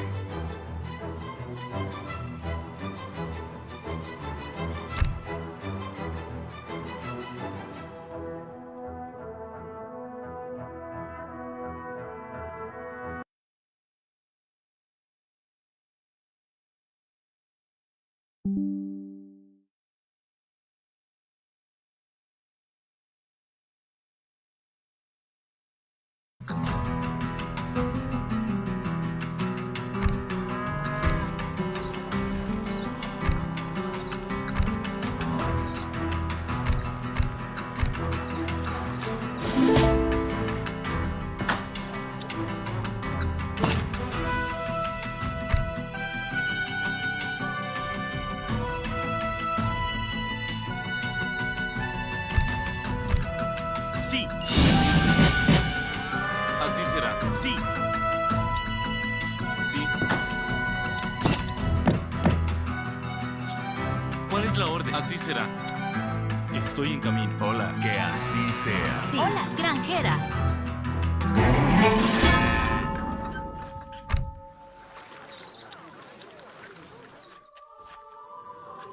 Sí, granjero. Bien, amén. ¿Cuál es la orden? Granjero.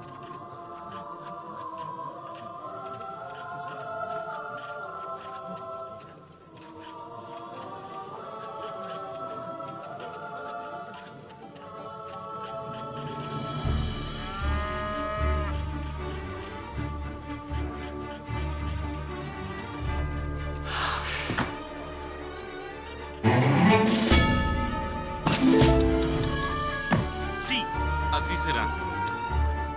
Sí.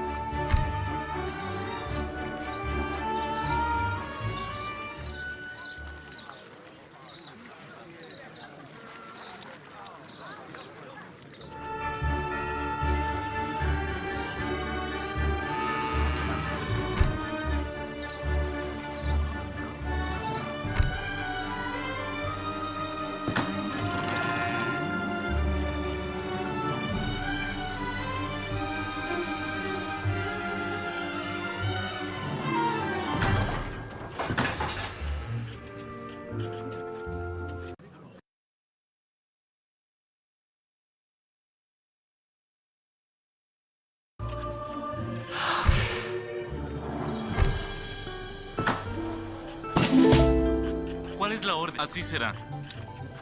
Estoy en camino. Hola, en el nombre del Padre.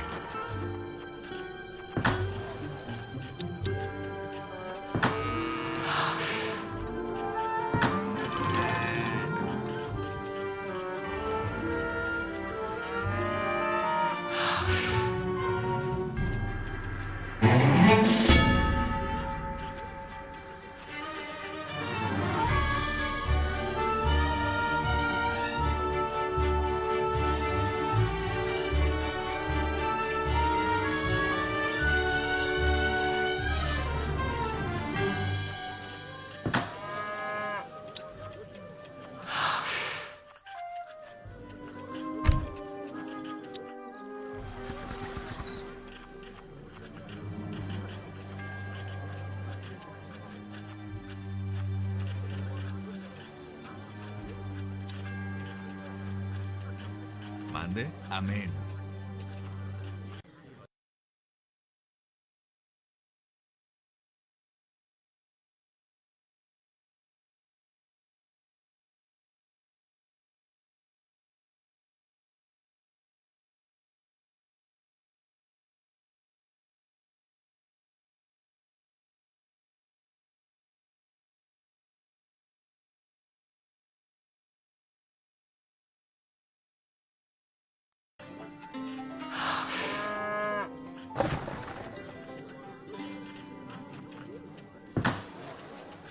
¿Quién busca en el nombre del Padre?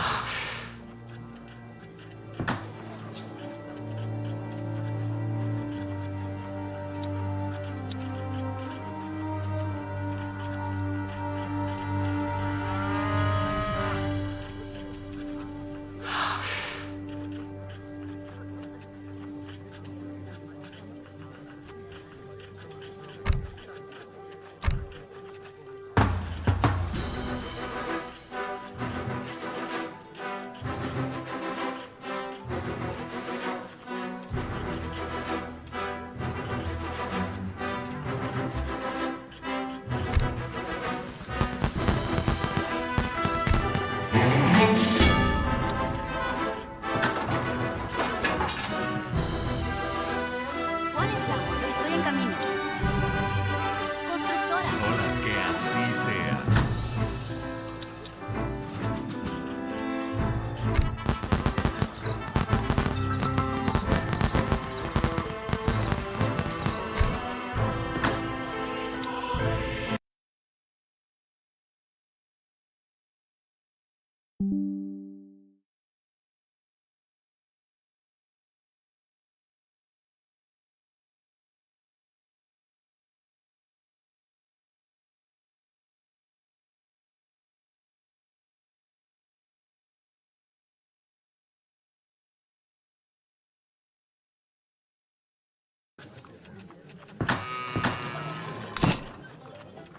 Sí, así será. Granjera.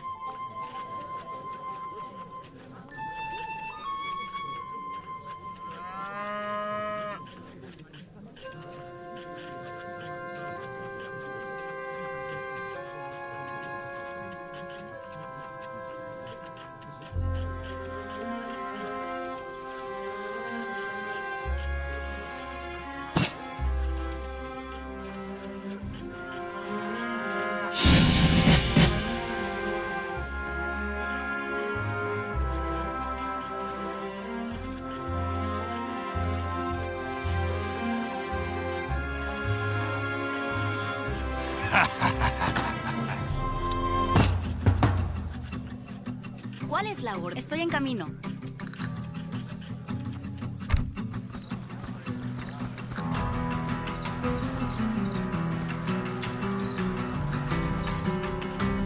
Mande. Amén.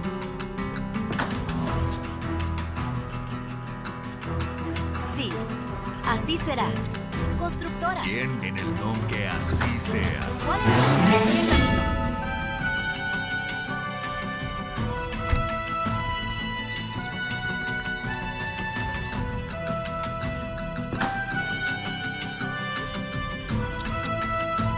Mande. Amén.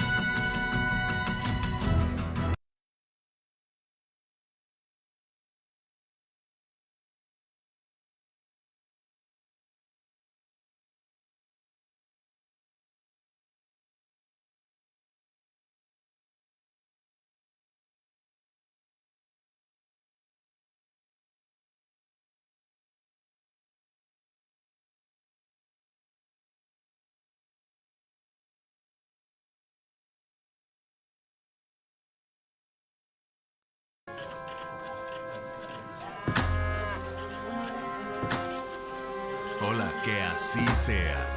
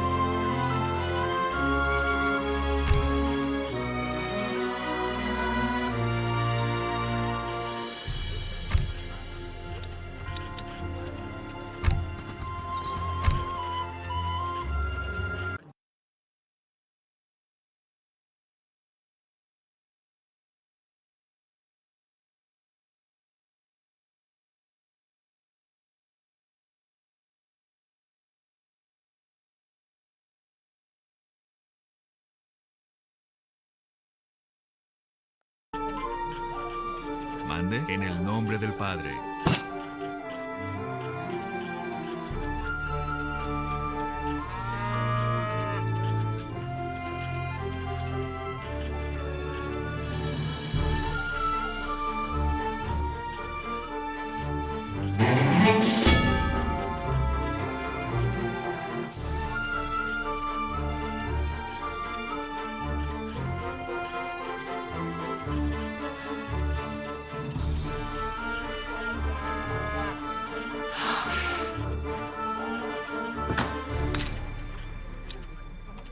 Quien que así sea.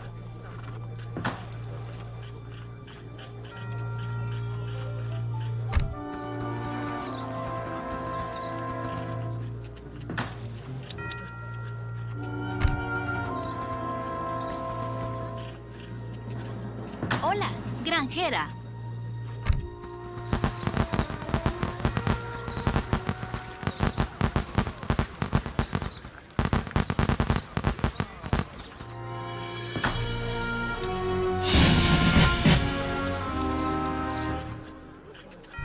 Hola, en el nombre del Padre. Sí, sí. Así será.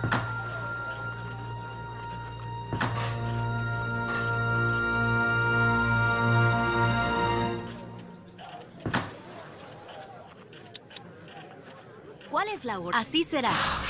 Hola, granjera.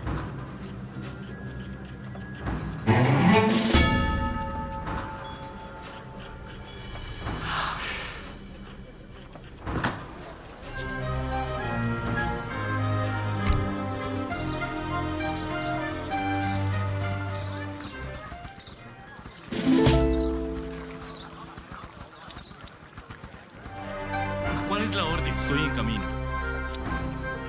Sí.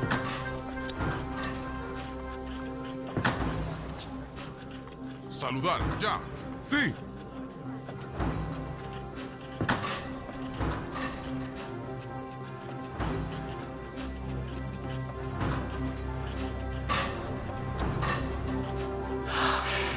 ¿Mande?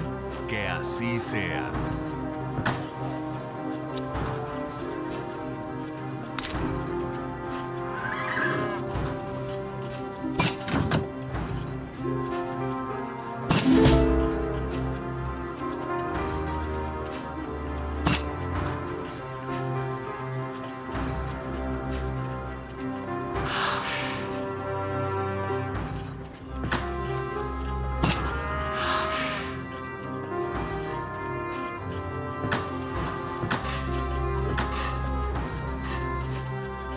Sí, sí.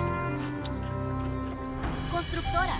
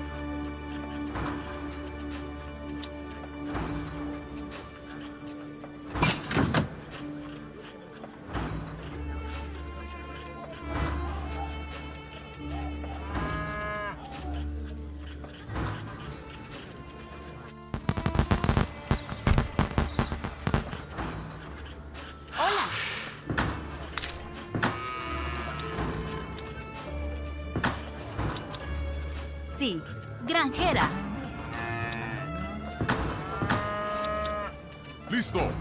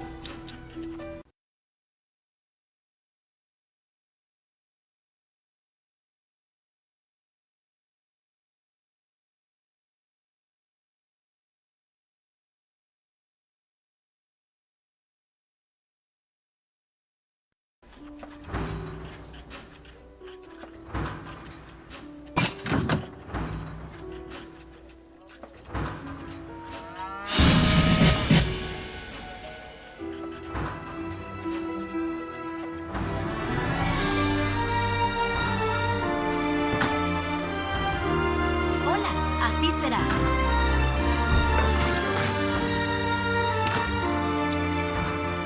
¿Cuál es la? Estoy en camino. Constructora. Hola, amén. Hola, ¿sí? Constructora. ¿Cuál es la orden? Así será. Estoy en camino, ¿sí? Constructora.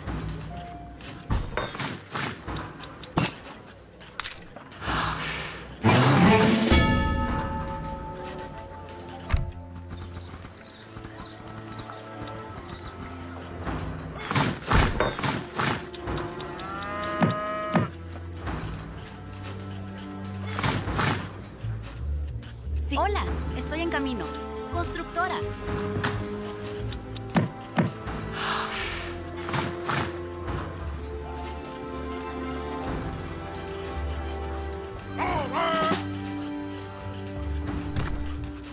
¿Cuál es la orden? Así será.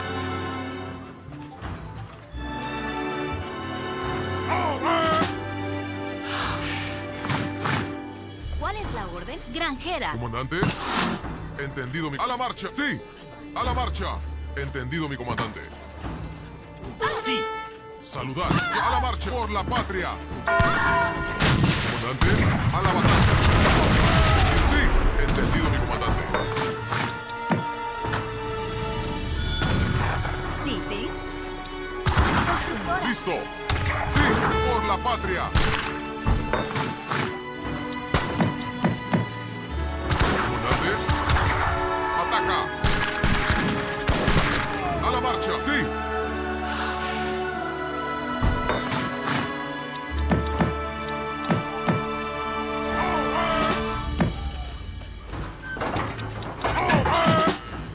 ¿Cuál es la? Estoy en camino. Constructora. ¡Listo! Entendido mi comandante. Comandante, a la marcha.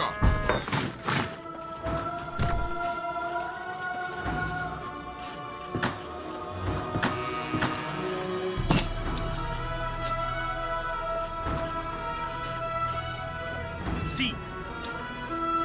Constructora.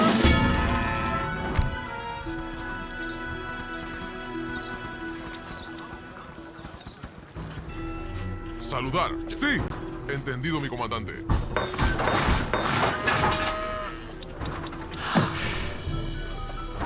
Hola.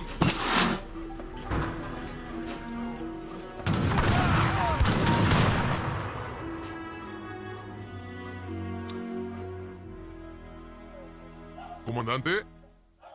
Sí. Mande que así sea.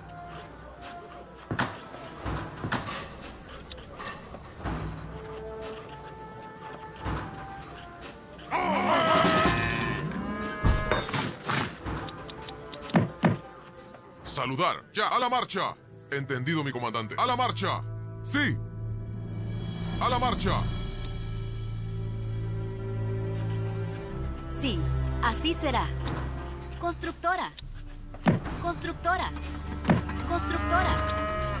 Constructora. Constructora. ¿Quién? Amén. ¡Abajo con los opresores!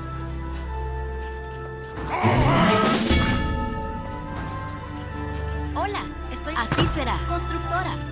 Saludar. Ya. En sí. ¡Saquen a los invasores!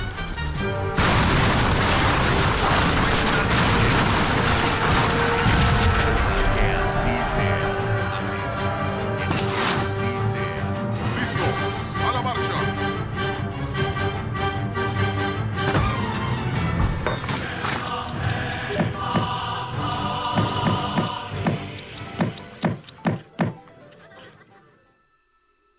Hola. ¿Quién busca salvación? Amén. Que así sea. Yes. Amén. Que así, amén. Que así sea en el nombre del Padre. Hola. Que así mande. Amén. En el no, que así sea. Sí, estoy en camino. Constructora. ¿Cuál es la... ¿Sí? Granjera. Hola. En el nombre que así, amén. En el nombre del Padre, que así sea. En el nombre del Padre, que así sea. En el nombre del Padre. Amén.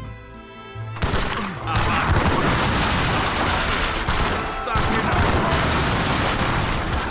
Por nuestra libertad.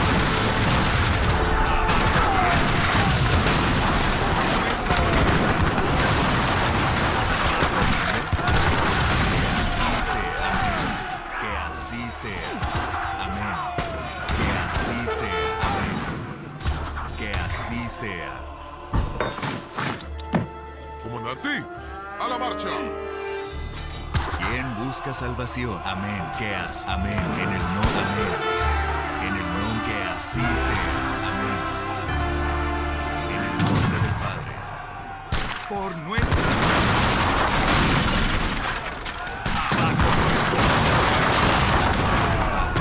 Por la patria. Buscas por nuestra.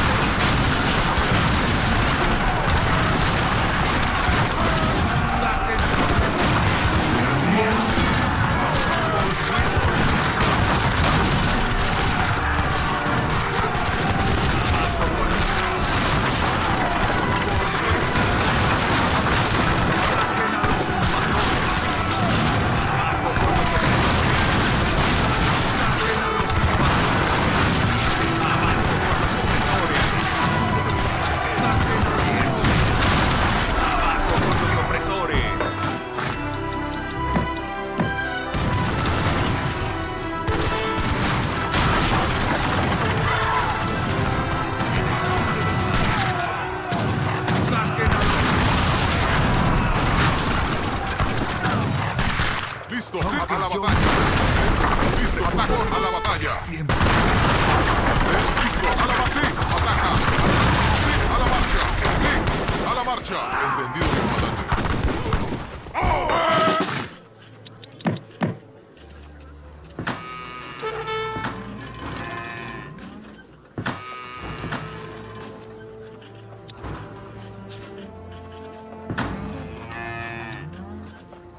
Saludar, ya.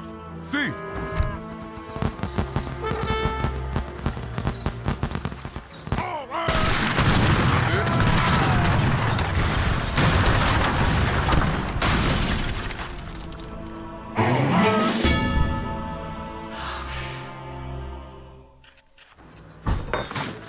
¡Listos para disparar!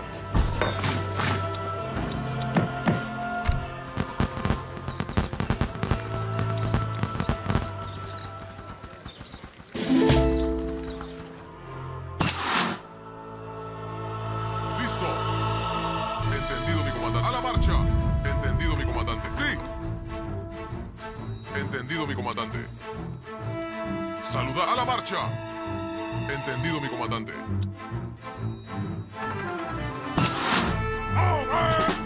Listo. Sí. A la marcha. Entendido, mi comandante.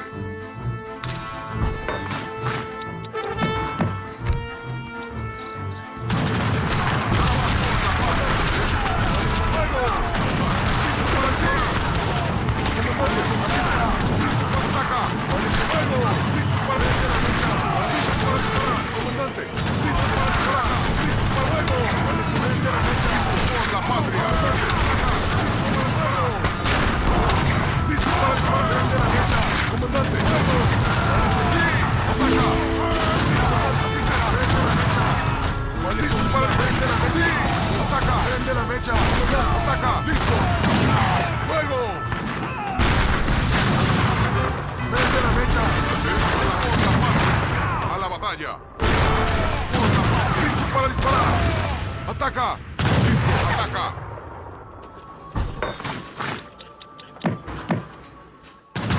¡Tomen fuego!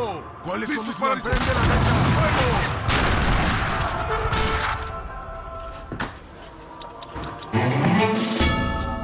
¿Cuáles son mis blancos? Así será.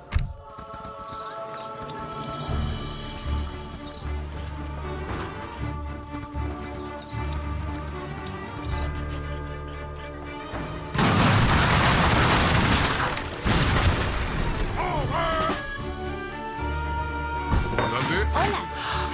Granjera, granjera. Sí, granjero.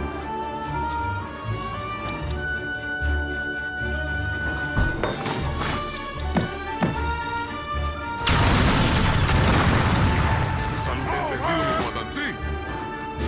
A la marcha.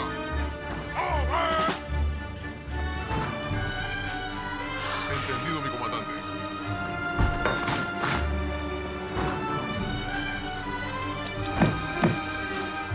Comandante. Sí.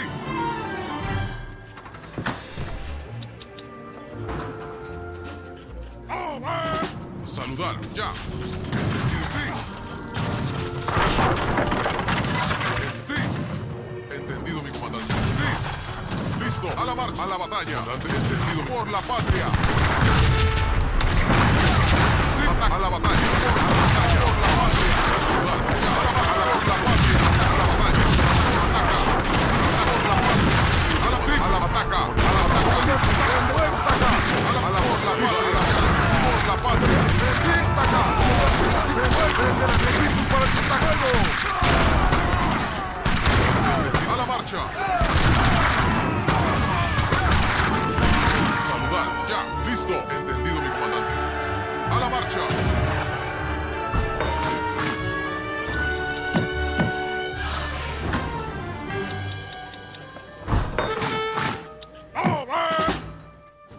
Saluda. Entendido, mi... Sí. Entendido, mi comandante. A la marcha. Listo. Entendido, mi comandante. Sí. A la marcha. Ataca. Comandante. Listos para disparar. Así será. Sí. Constructora. Listo. Entendido, mi comandante. Comandante. A la batalla. Ataca. Patria.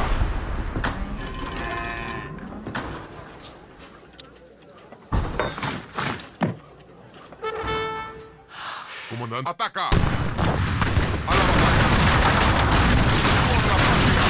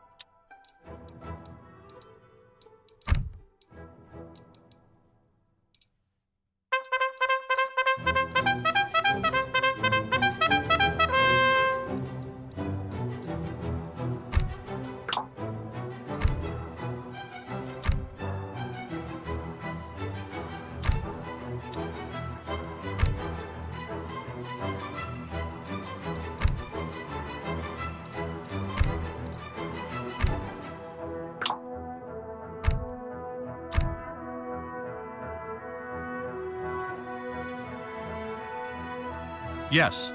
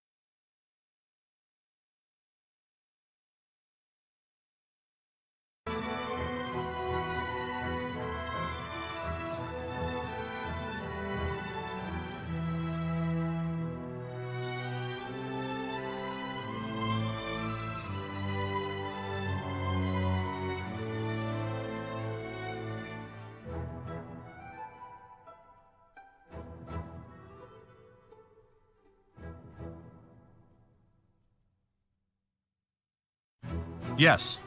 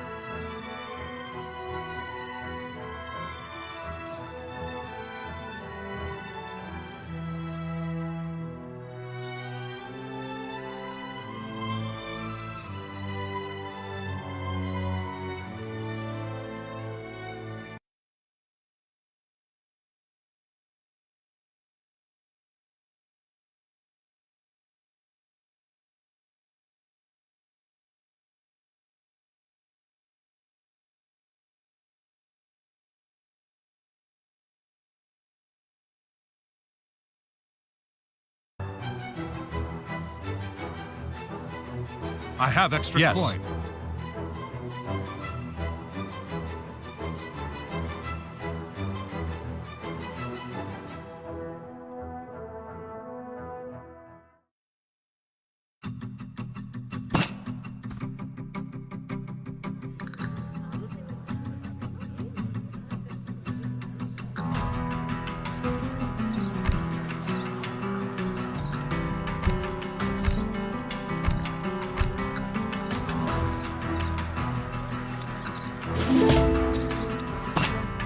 ¿Cuál es la orden? Sí.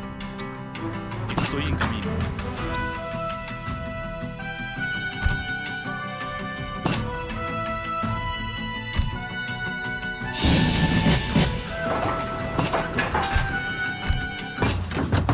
Sí, así será.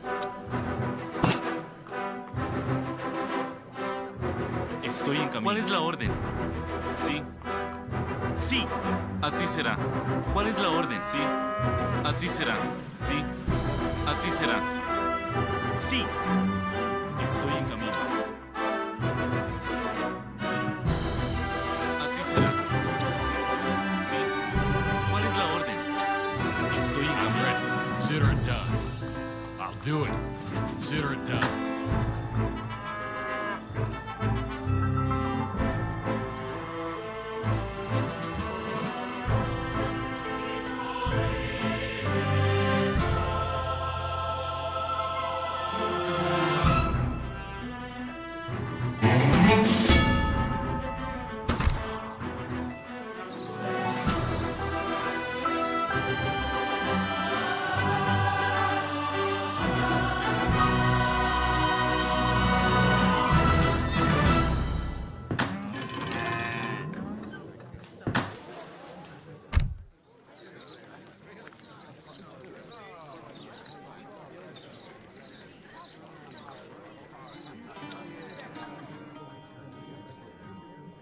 What is your... I'll do it. Mande que así sea.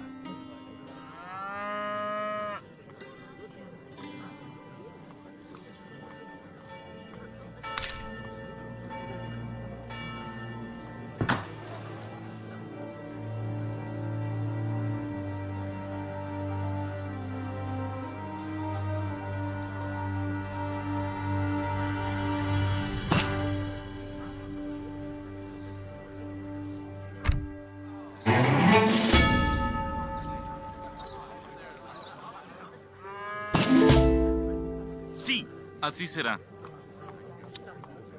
Sí.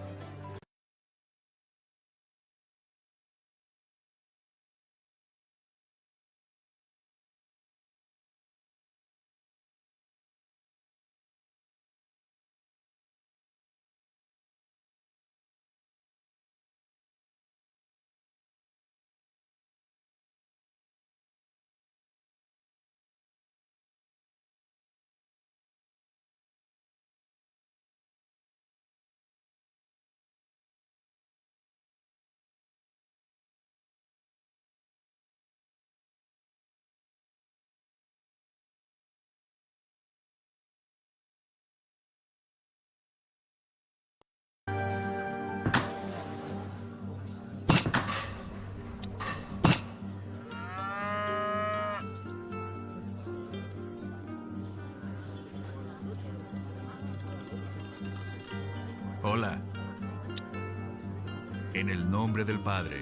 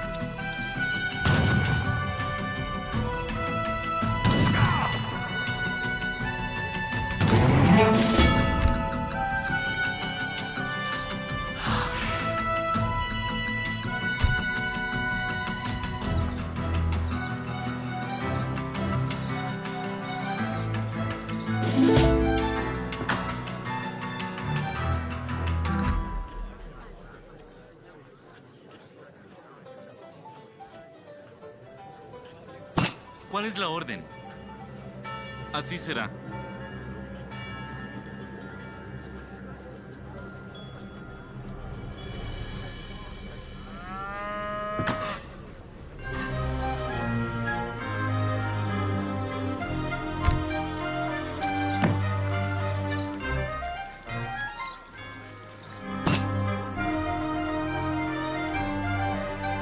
Sí. ¿Cuál es la orden? Estoy en camino. Sí. Sí.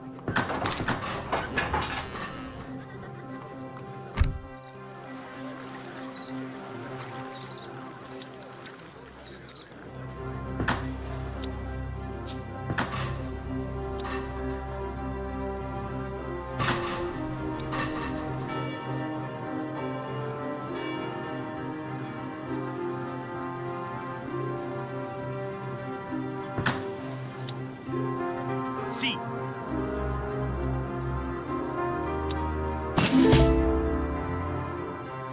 Constructor, constructor.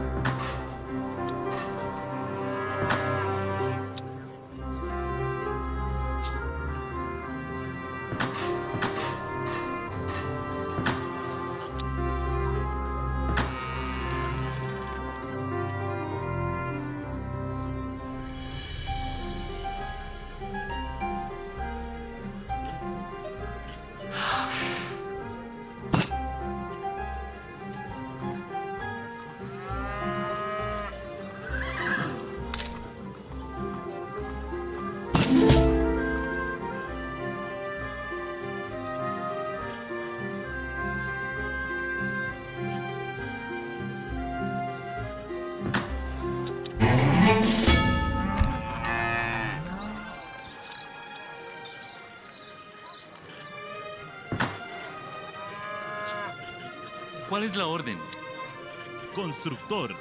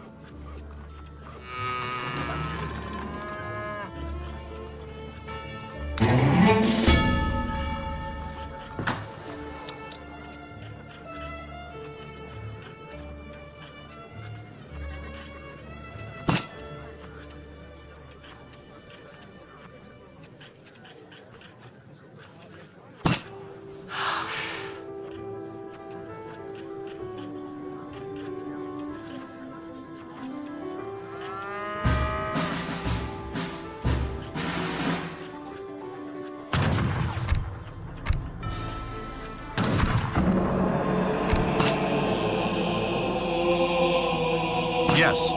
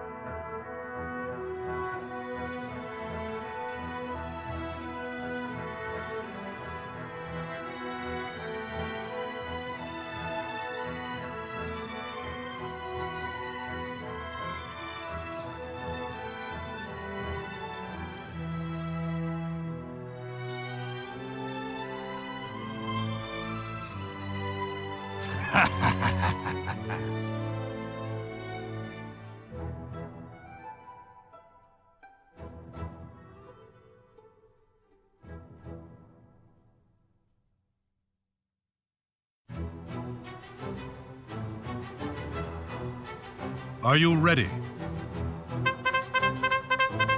Yes. Yes. Yes. Ask not for whom the timer ticks. It ticks for thee. Are you ready?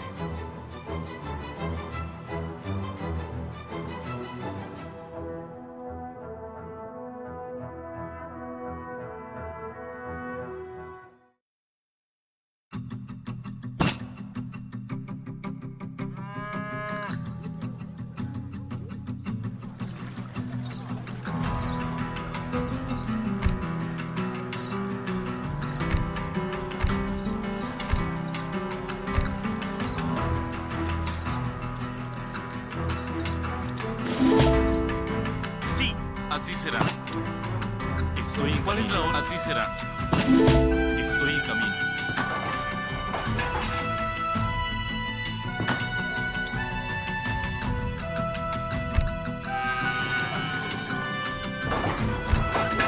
Hola, granjera.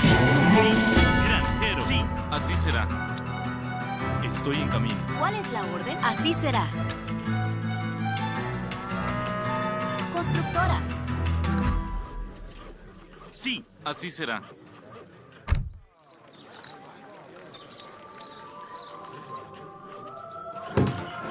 ¿Cuál es la...? Estoy en camino. Granjero.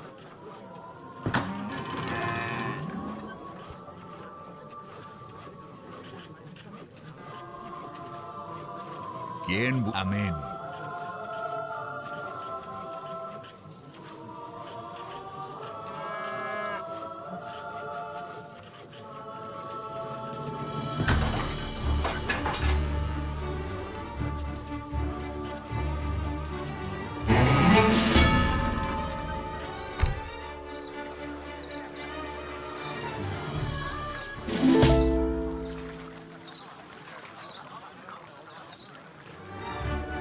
Sí, granjero.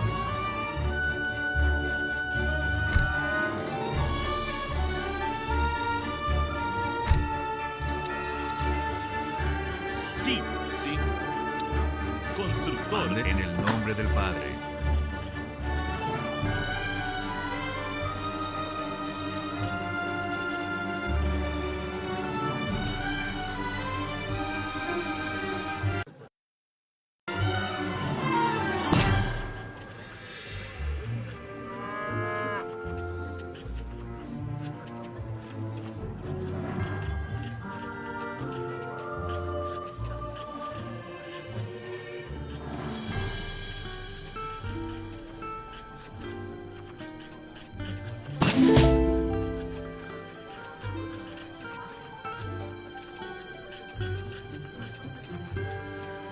¿Cuál es la hora? Granjero.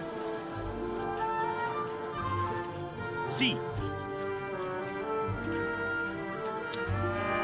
Constructor. Constructor.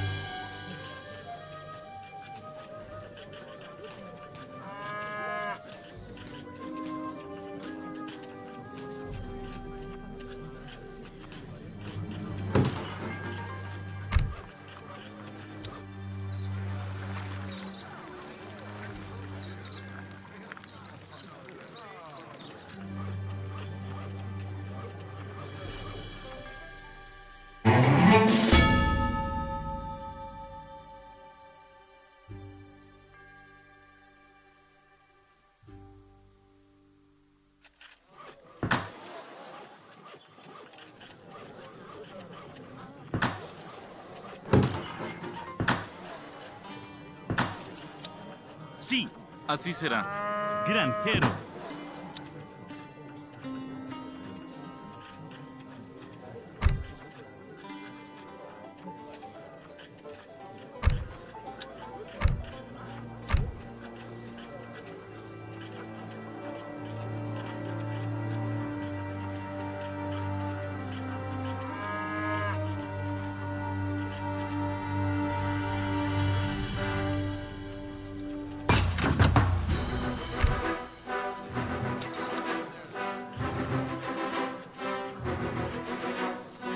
Sí, estoy en camino.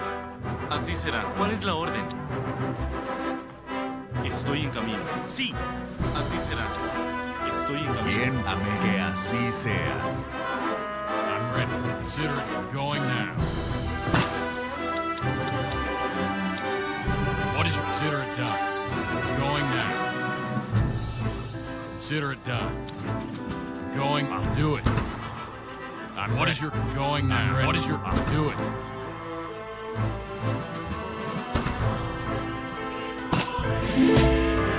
¿Cuál es la sí? Así será.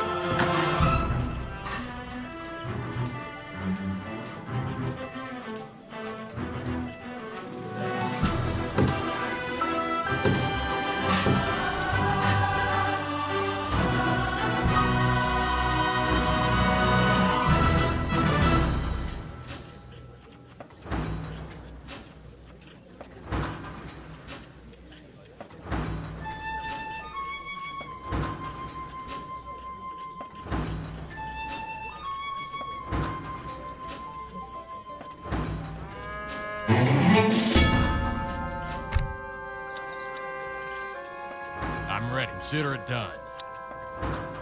I'll do it.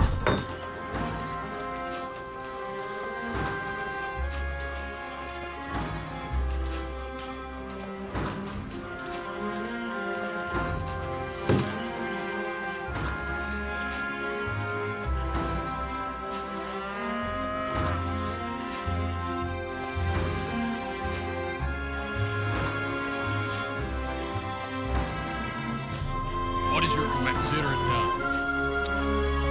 Going now. Consider it done.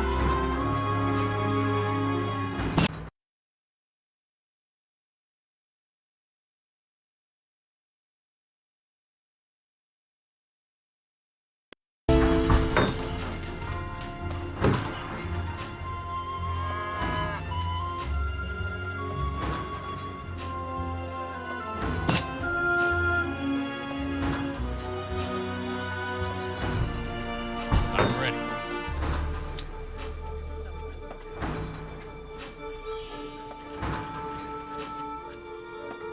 I'll do it.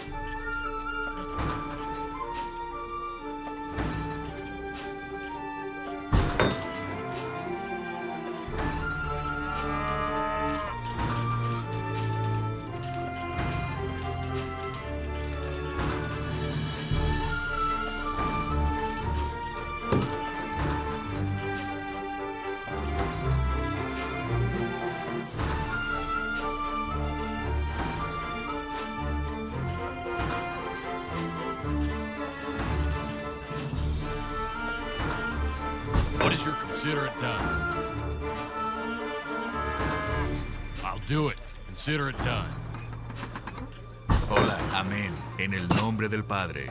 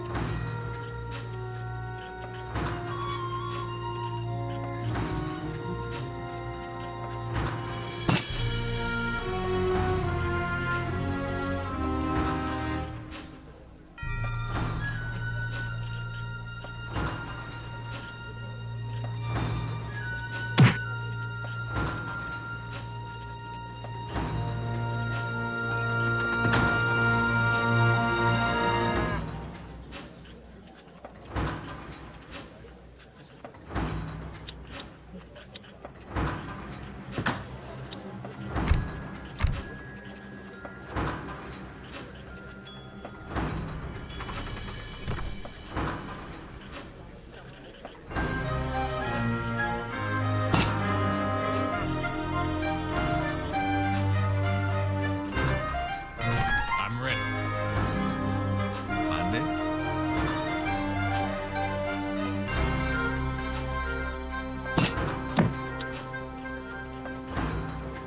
Amén. What is your command? Going. I'll do it.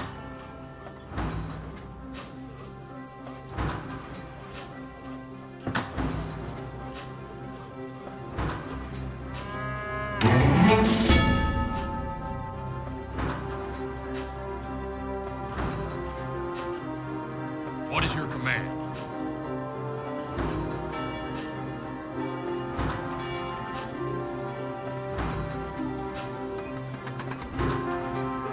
I'm ready. Consider it done. ¿Quién busca en el nombre del Padre? Que así sea. En el nombre del Padre.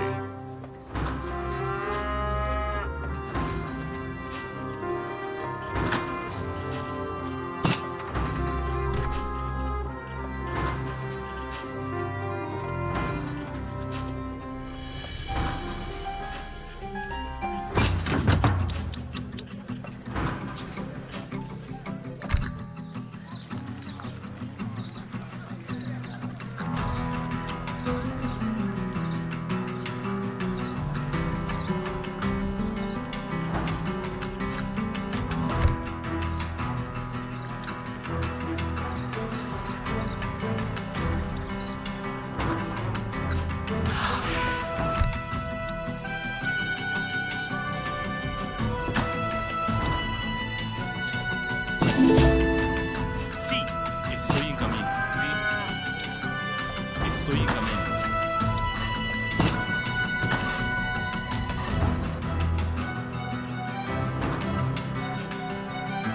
LOL! I am ROTFL!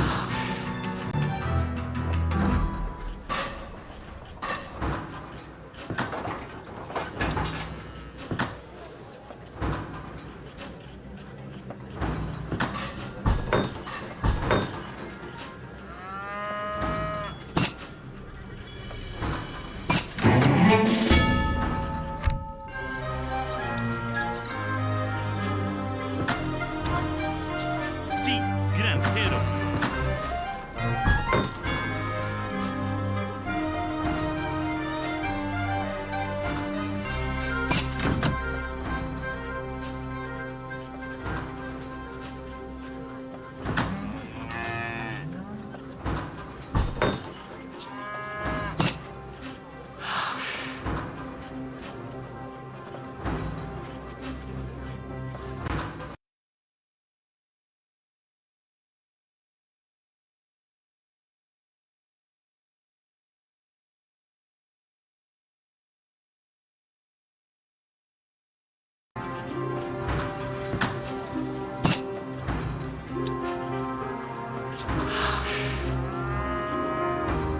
¿Cuál sí?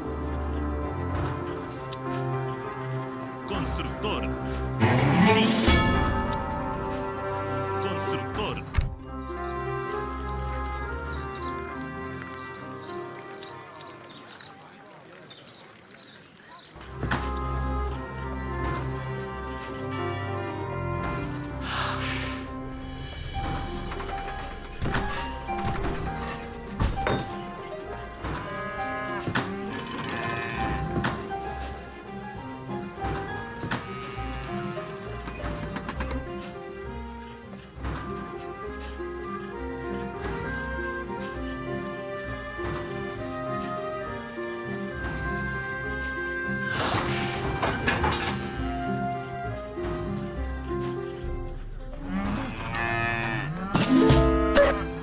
Sí. Constructor.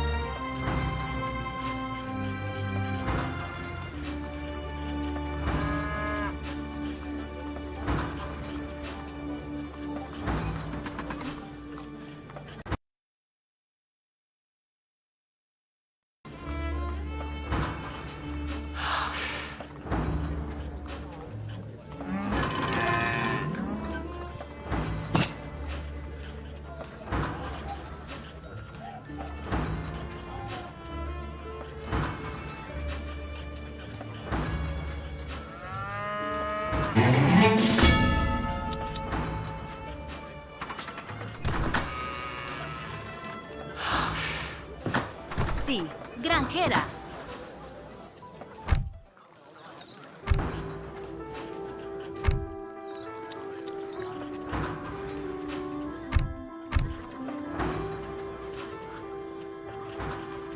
¿Cuál es la orden? Sí. Constructor. Sí.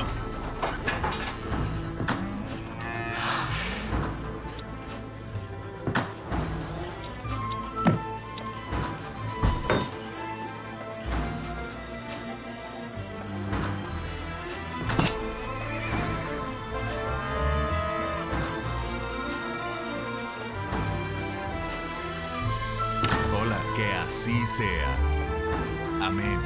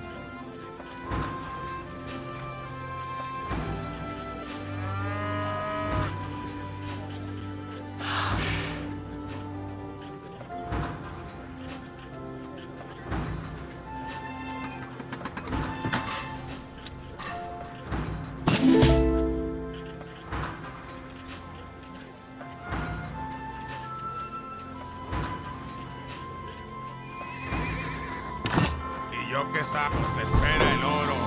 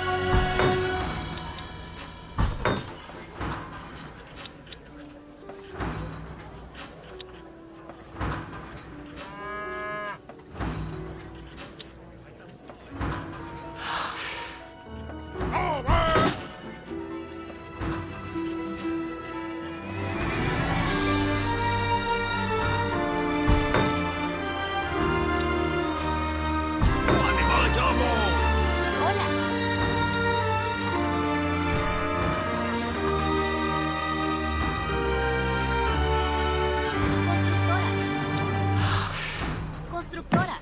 Quien que así sea. Amén.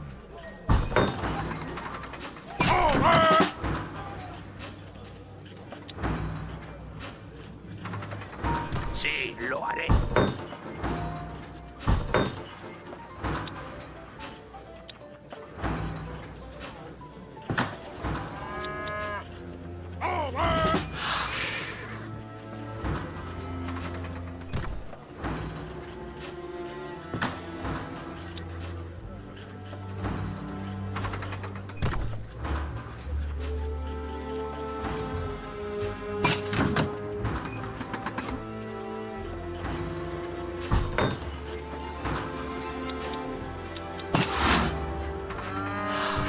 Hola, en el nombre del Padre. Are you ready? Y yo, vamos, señores. Quien que así. Amén. ¿Cuál es la orden? Estoy en camino. Constructora, constructora.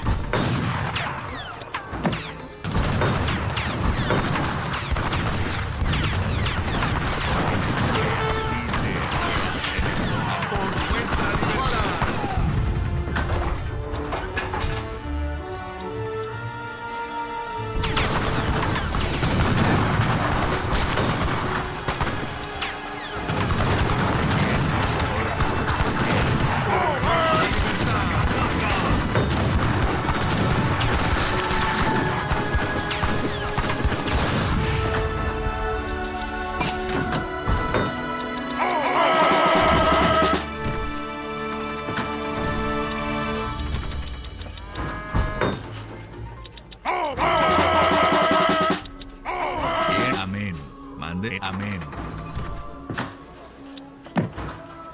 Quien que así sea. Mande. Amén.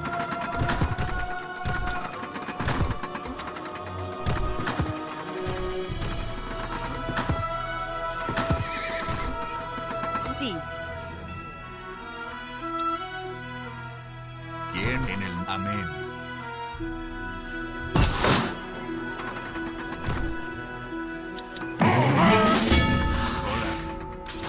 Amén. Abajo con los opresores.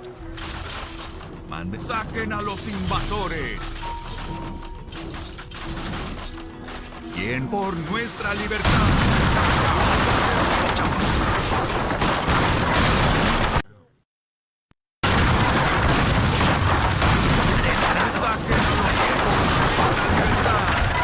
Hola. En el no. Saquen a los invasores. Sí, sí. ¿Cuál es la orden? Granjera, granjera. Manquea en el no. Amén. En el nombre del Padre. Amén. Por nuestra libertad. Sí.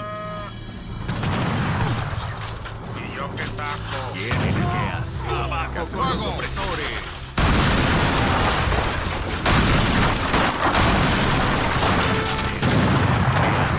Amén. En el saquen a los invasores. ¡Voy al ataque!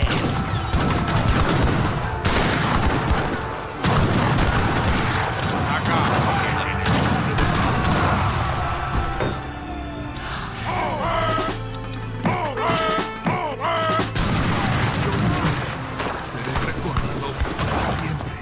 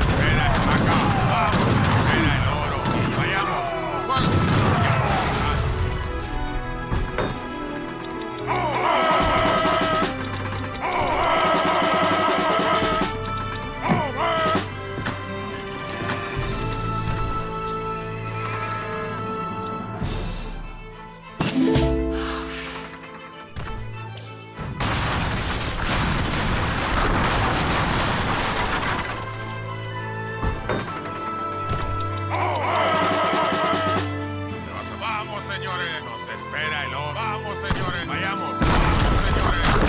Vayamos. Vamos, señor. Nos espera el oro. Vayamos. Vamos, señores. Nos espera el... Vayamos. Ataca.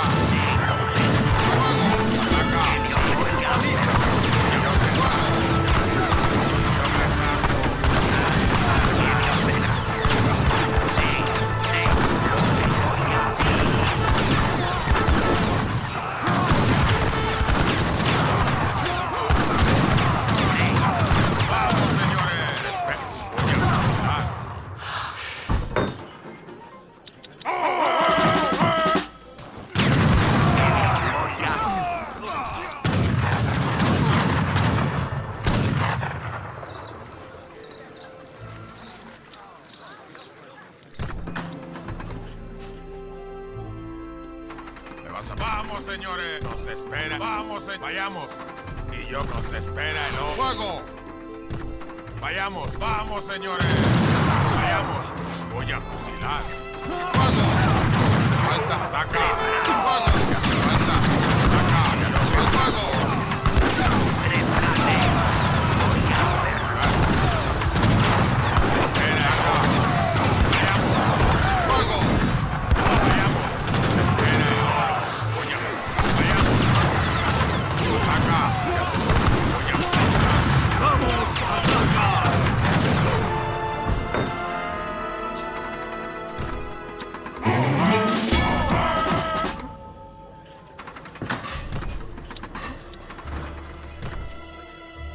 Vamos, señor. Nos espera el oro.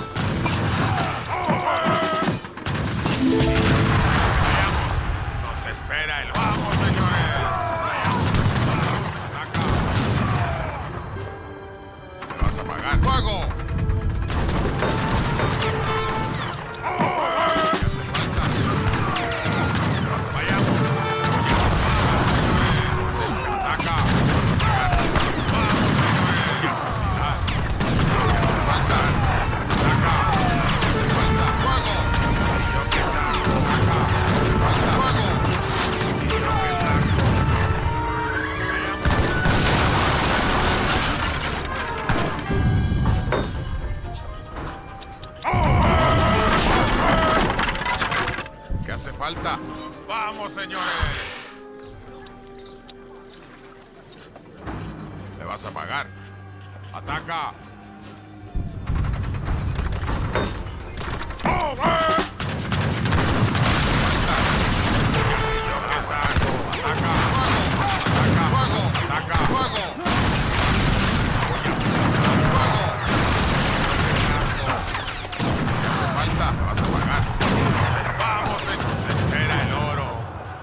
Vayamos, vamos, señores.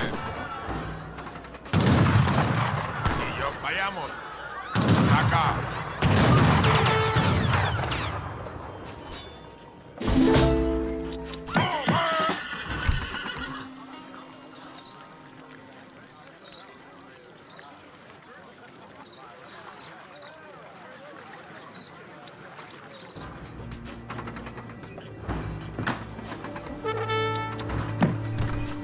¿Hace falta? ¡Vamos, señores!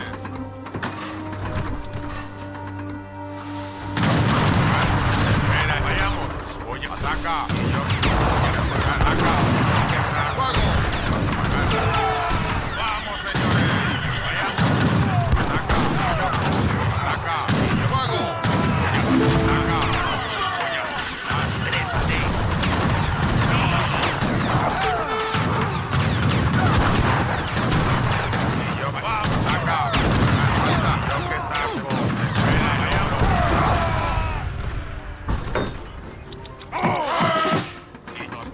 Vamos, señores, acá.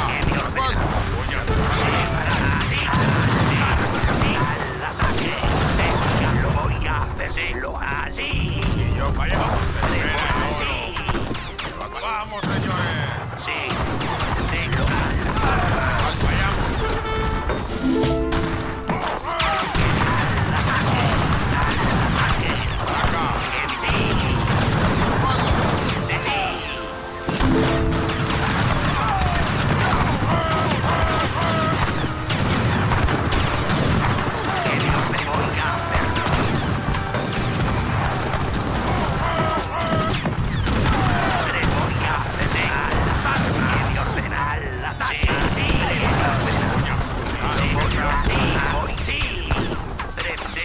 Lo haré así. ¡Al ataque! ¡Vamos, señores! Sí, así. ¿Qué me ordena? Las armas. Sí, sí.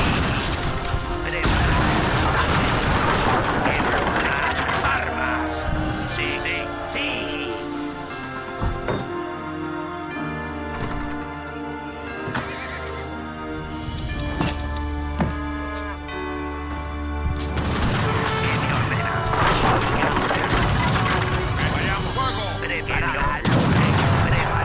Voy a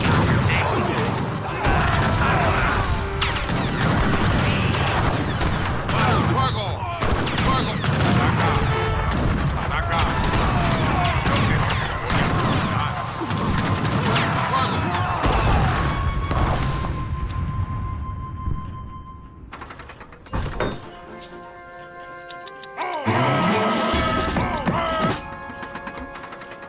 ¡Ataca! ¡Vayamos! ¡Vamos, señores! ¡Vayamos! Nos espera el oro. ¿Qué hace falta? Sí, voy a hacer sí. Lo hará al ataque. ¡Vayamos! ¡Fuego! ¡Exacto! ¡Vayamos! ¡Ataca! ¡Y vamos! ¡Ataca! ¡Fuego! ¿Qué hace falta? ¡Fuego! ¡Ataca! ¡Fuego! ¡Fuego! ¡Fuego! ¡Vayamos, señores! ¡Fuego! ¡Fuego! ¡Ataca!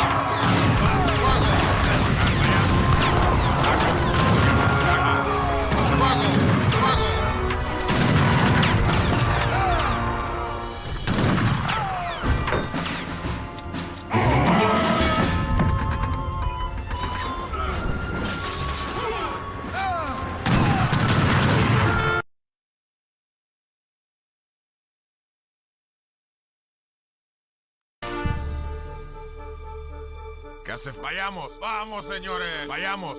Vamos, señores. Nos espera el oro. Vamos, señor. Nos espera el oro.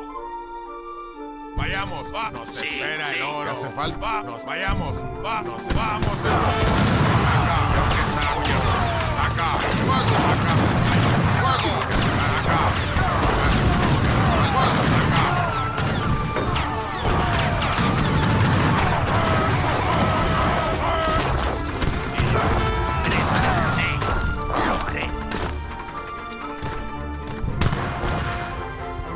¿Cuál es mi orden?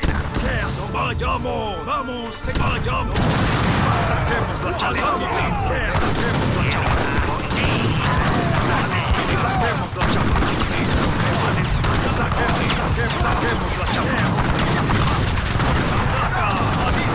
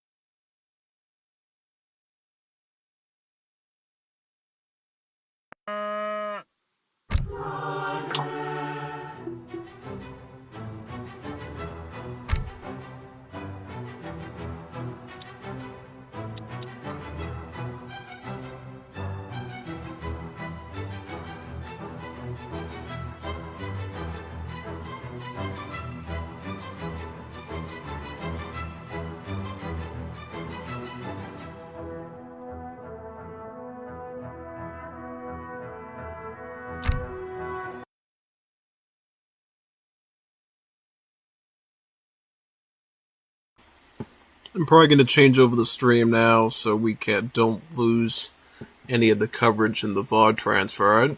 Let me do that now. See you on the next stream that I'm going to be putting up in a few seconds.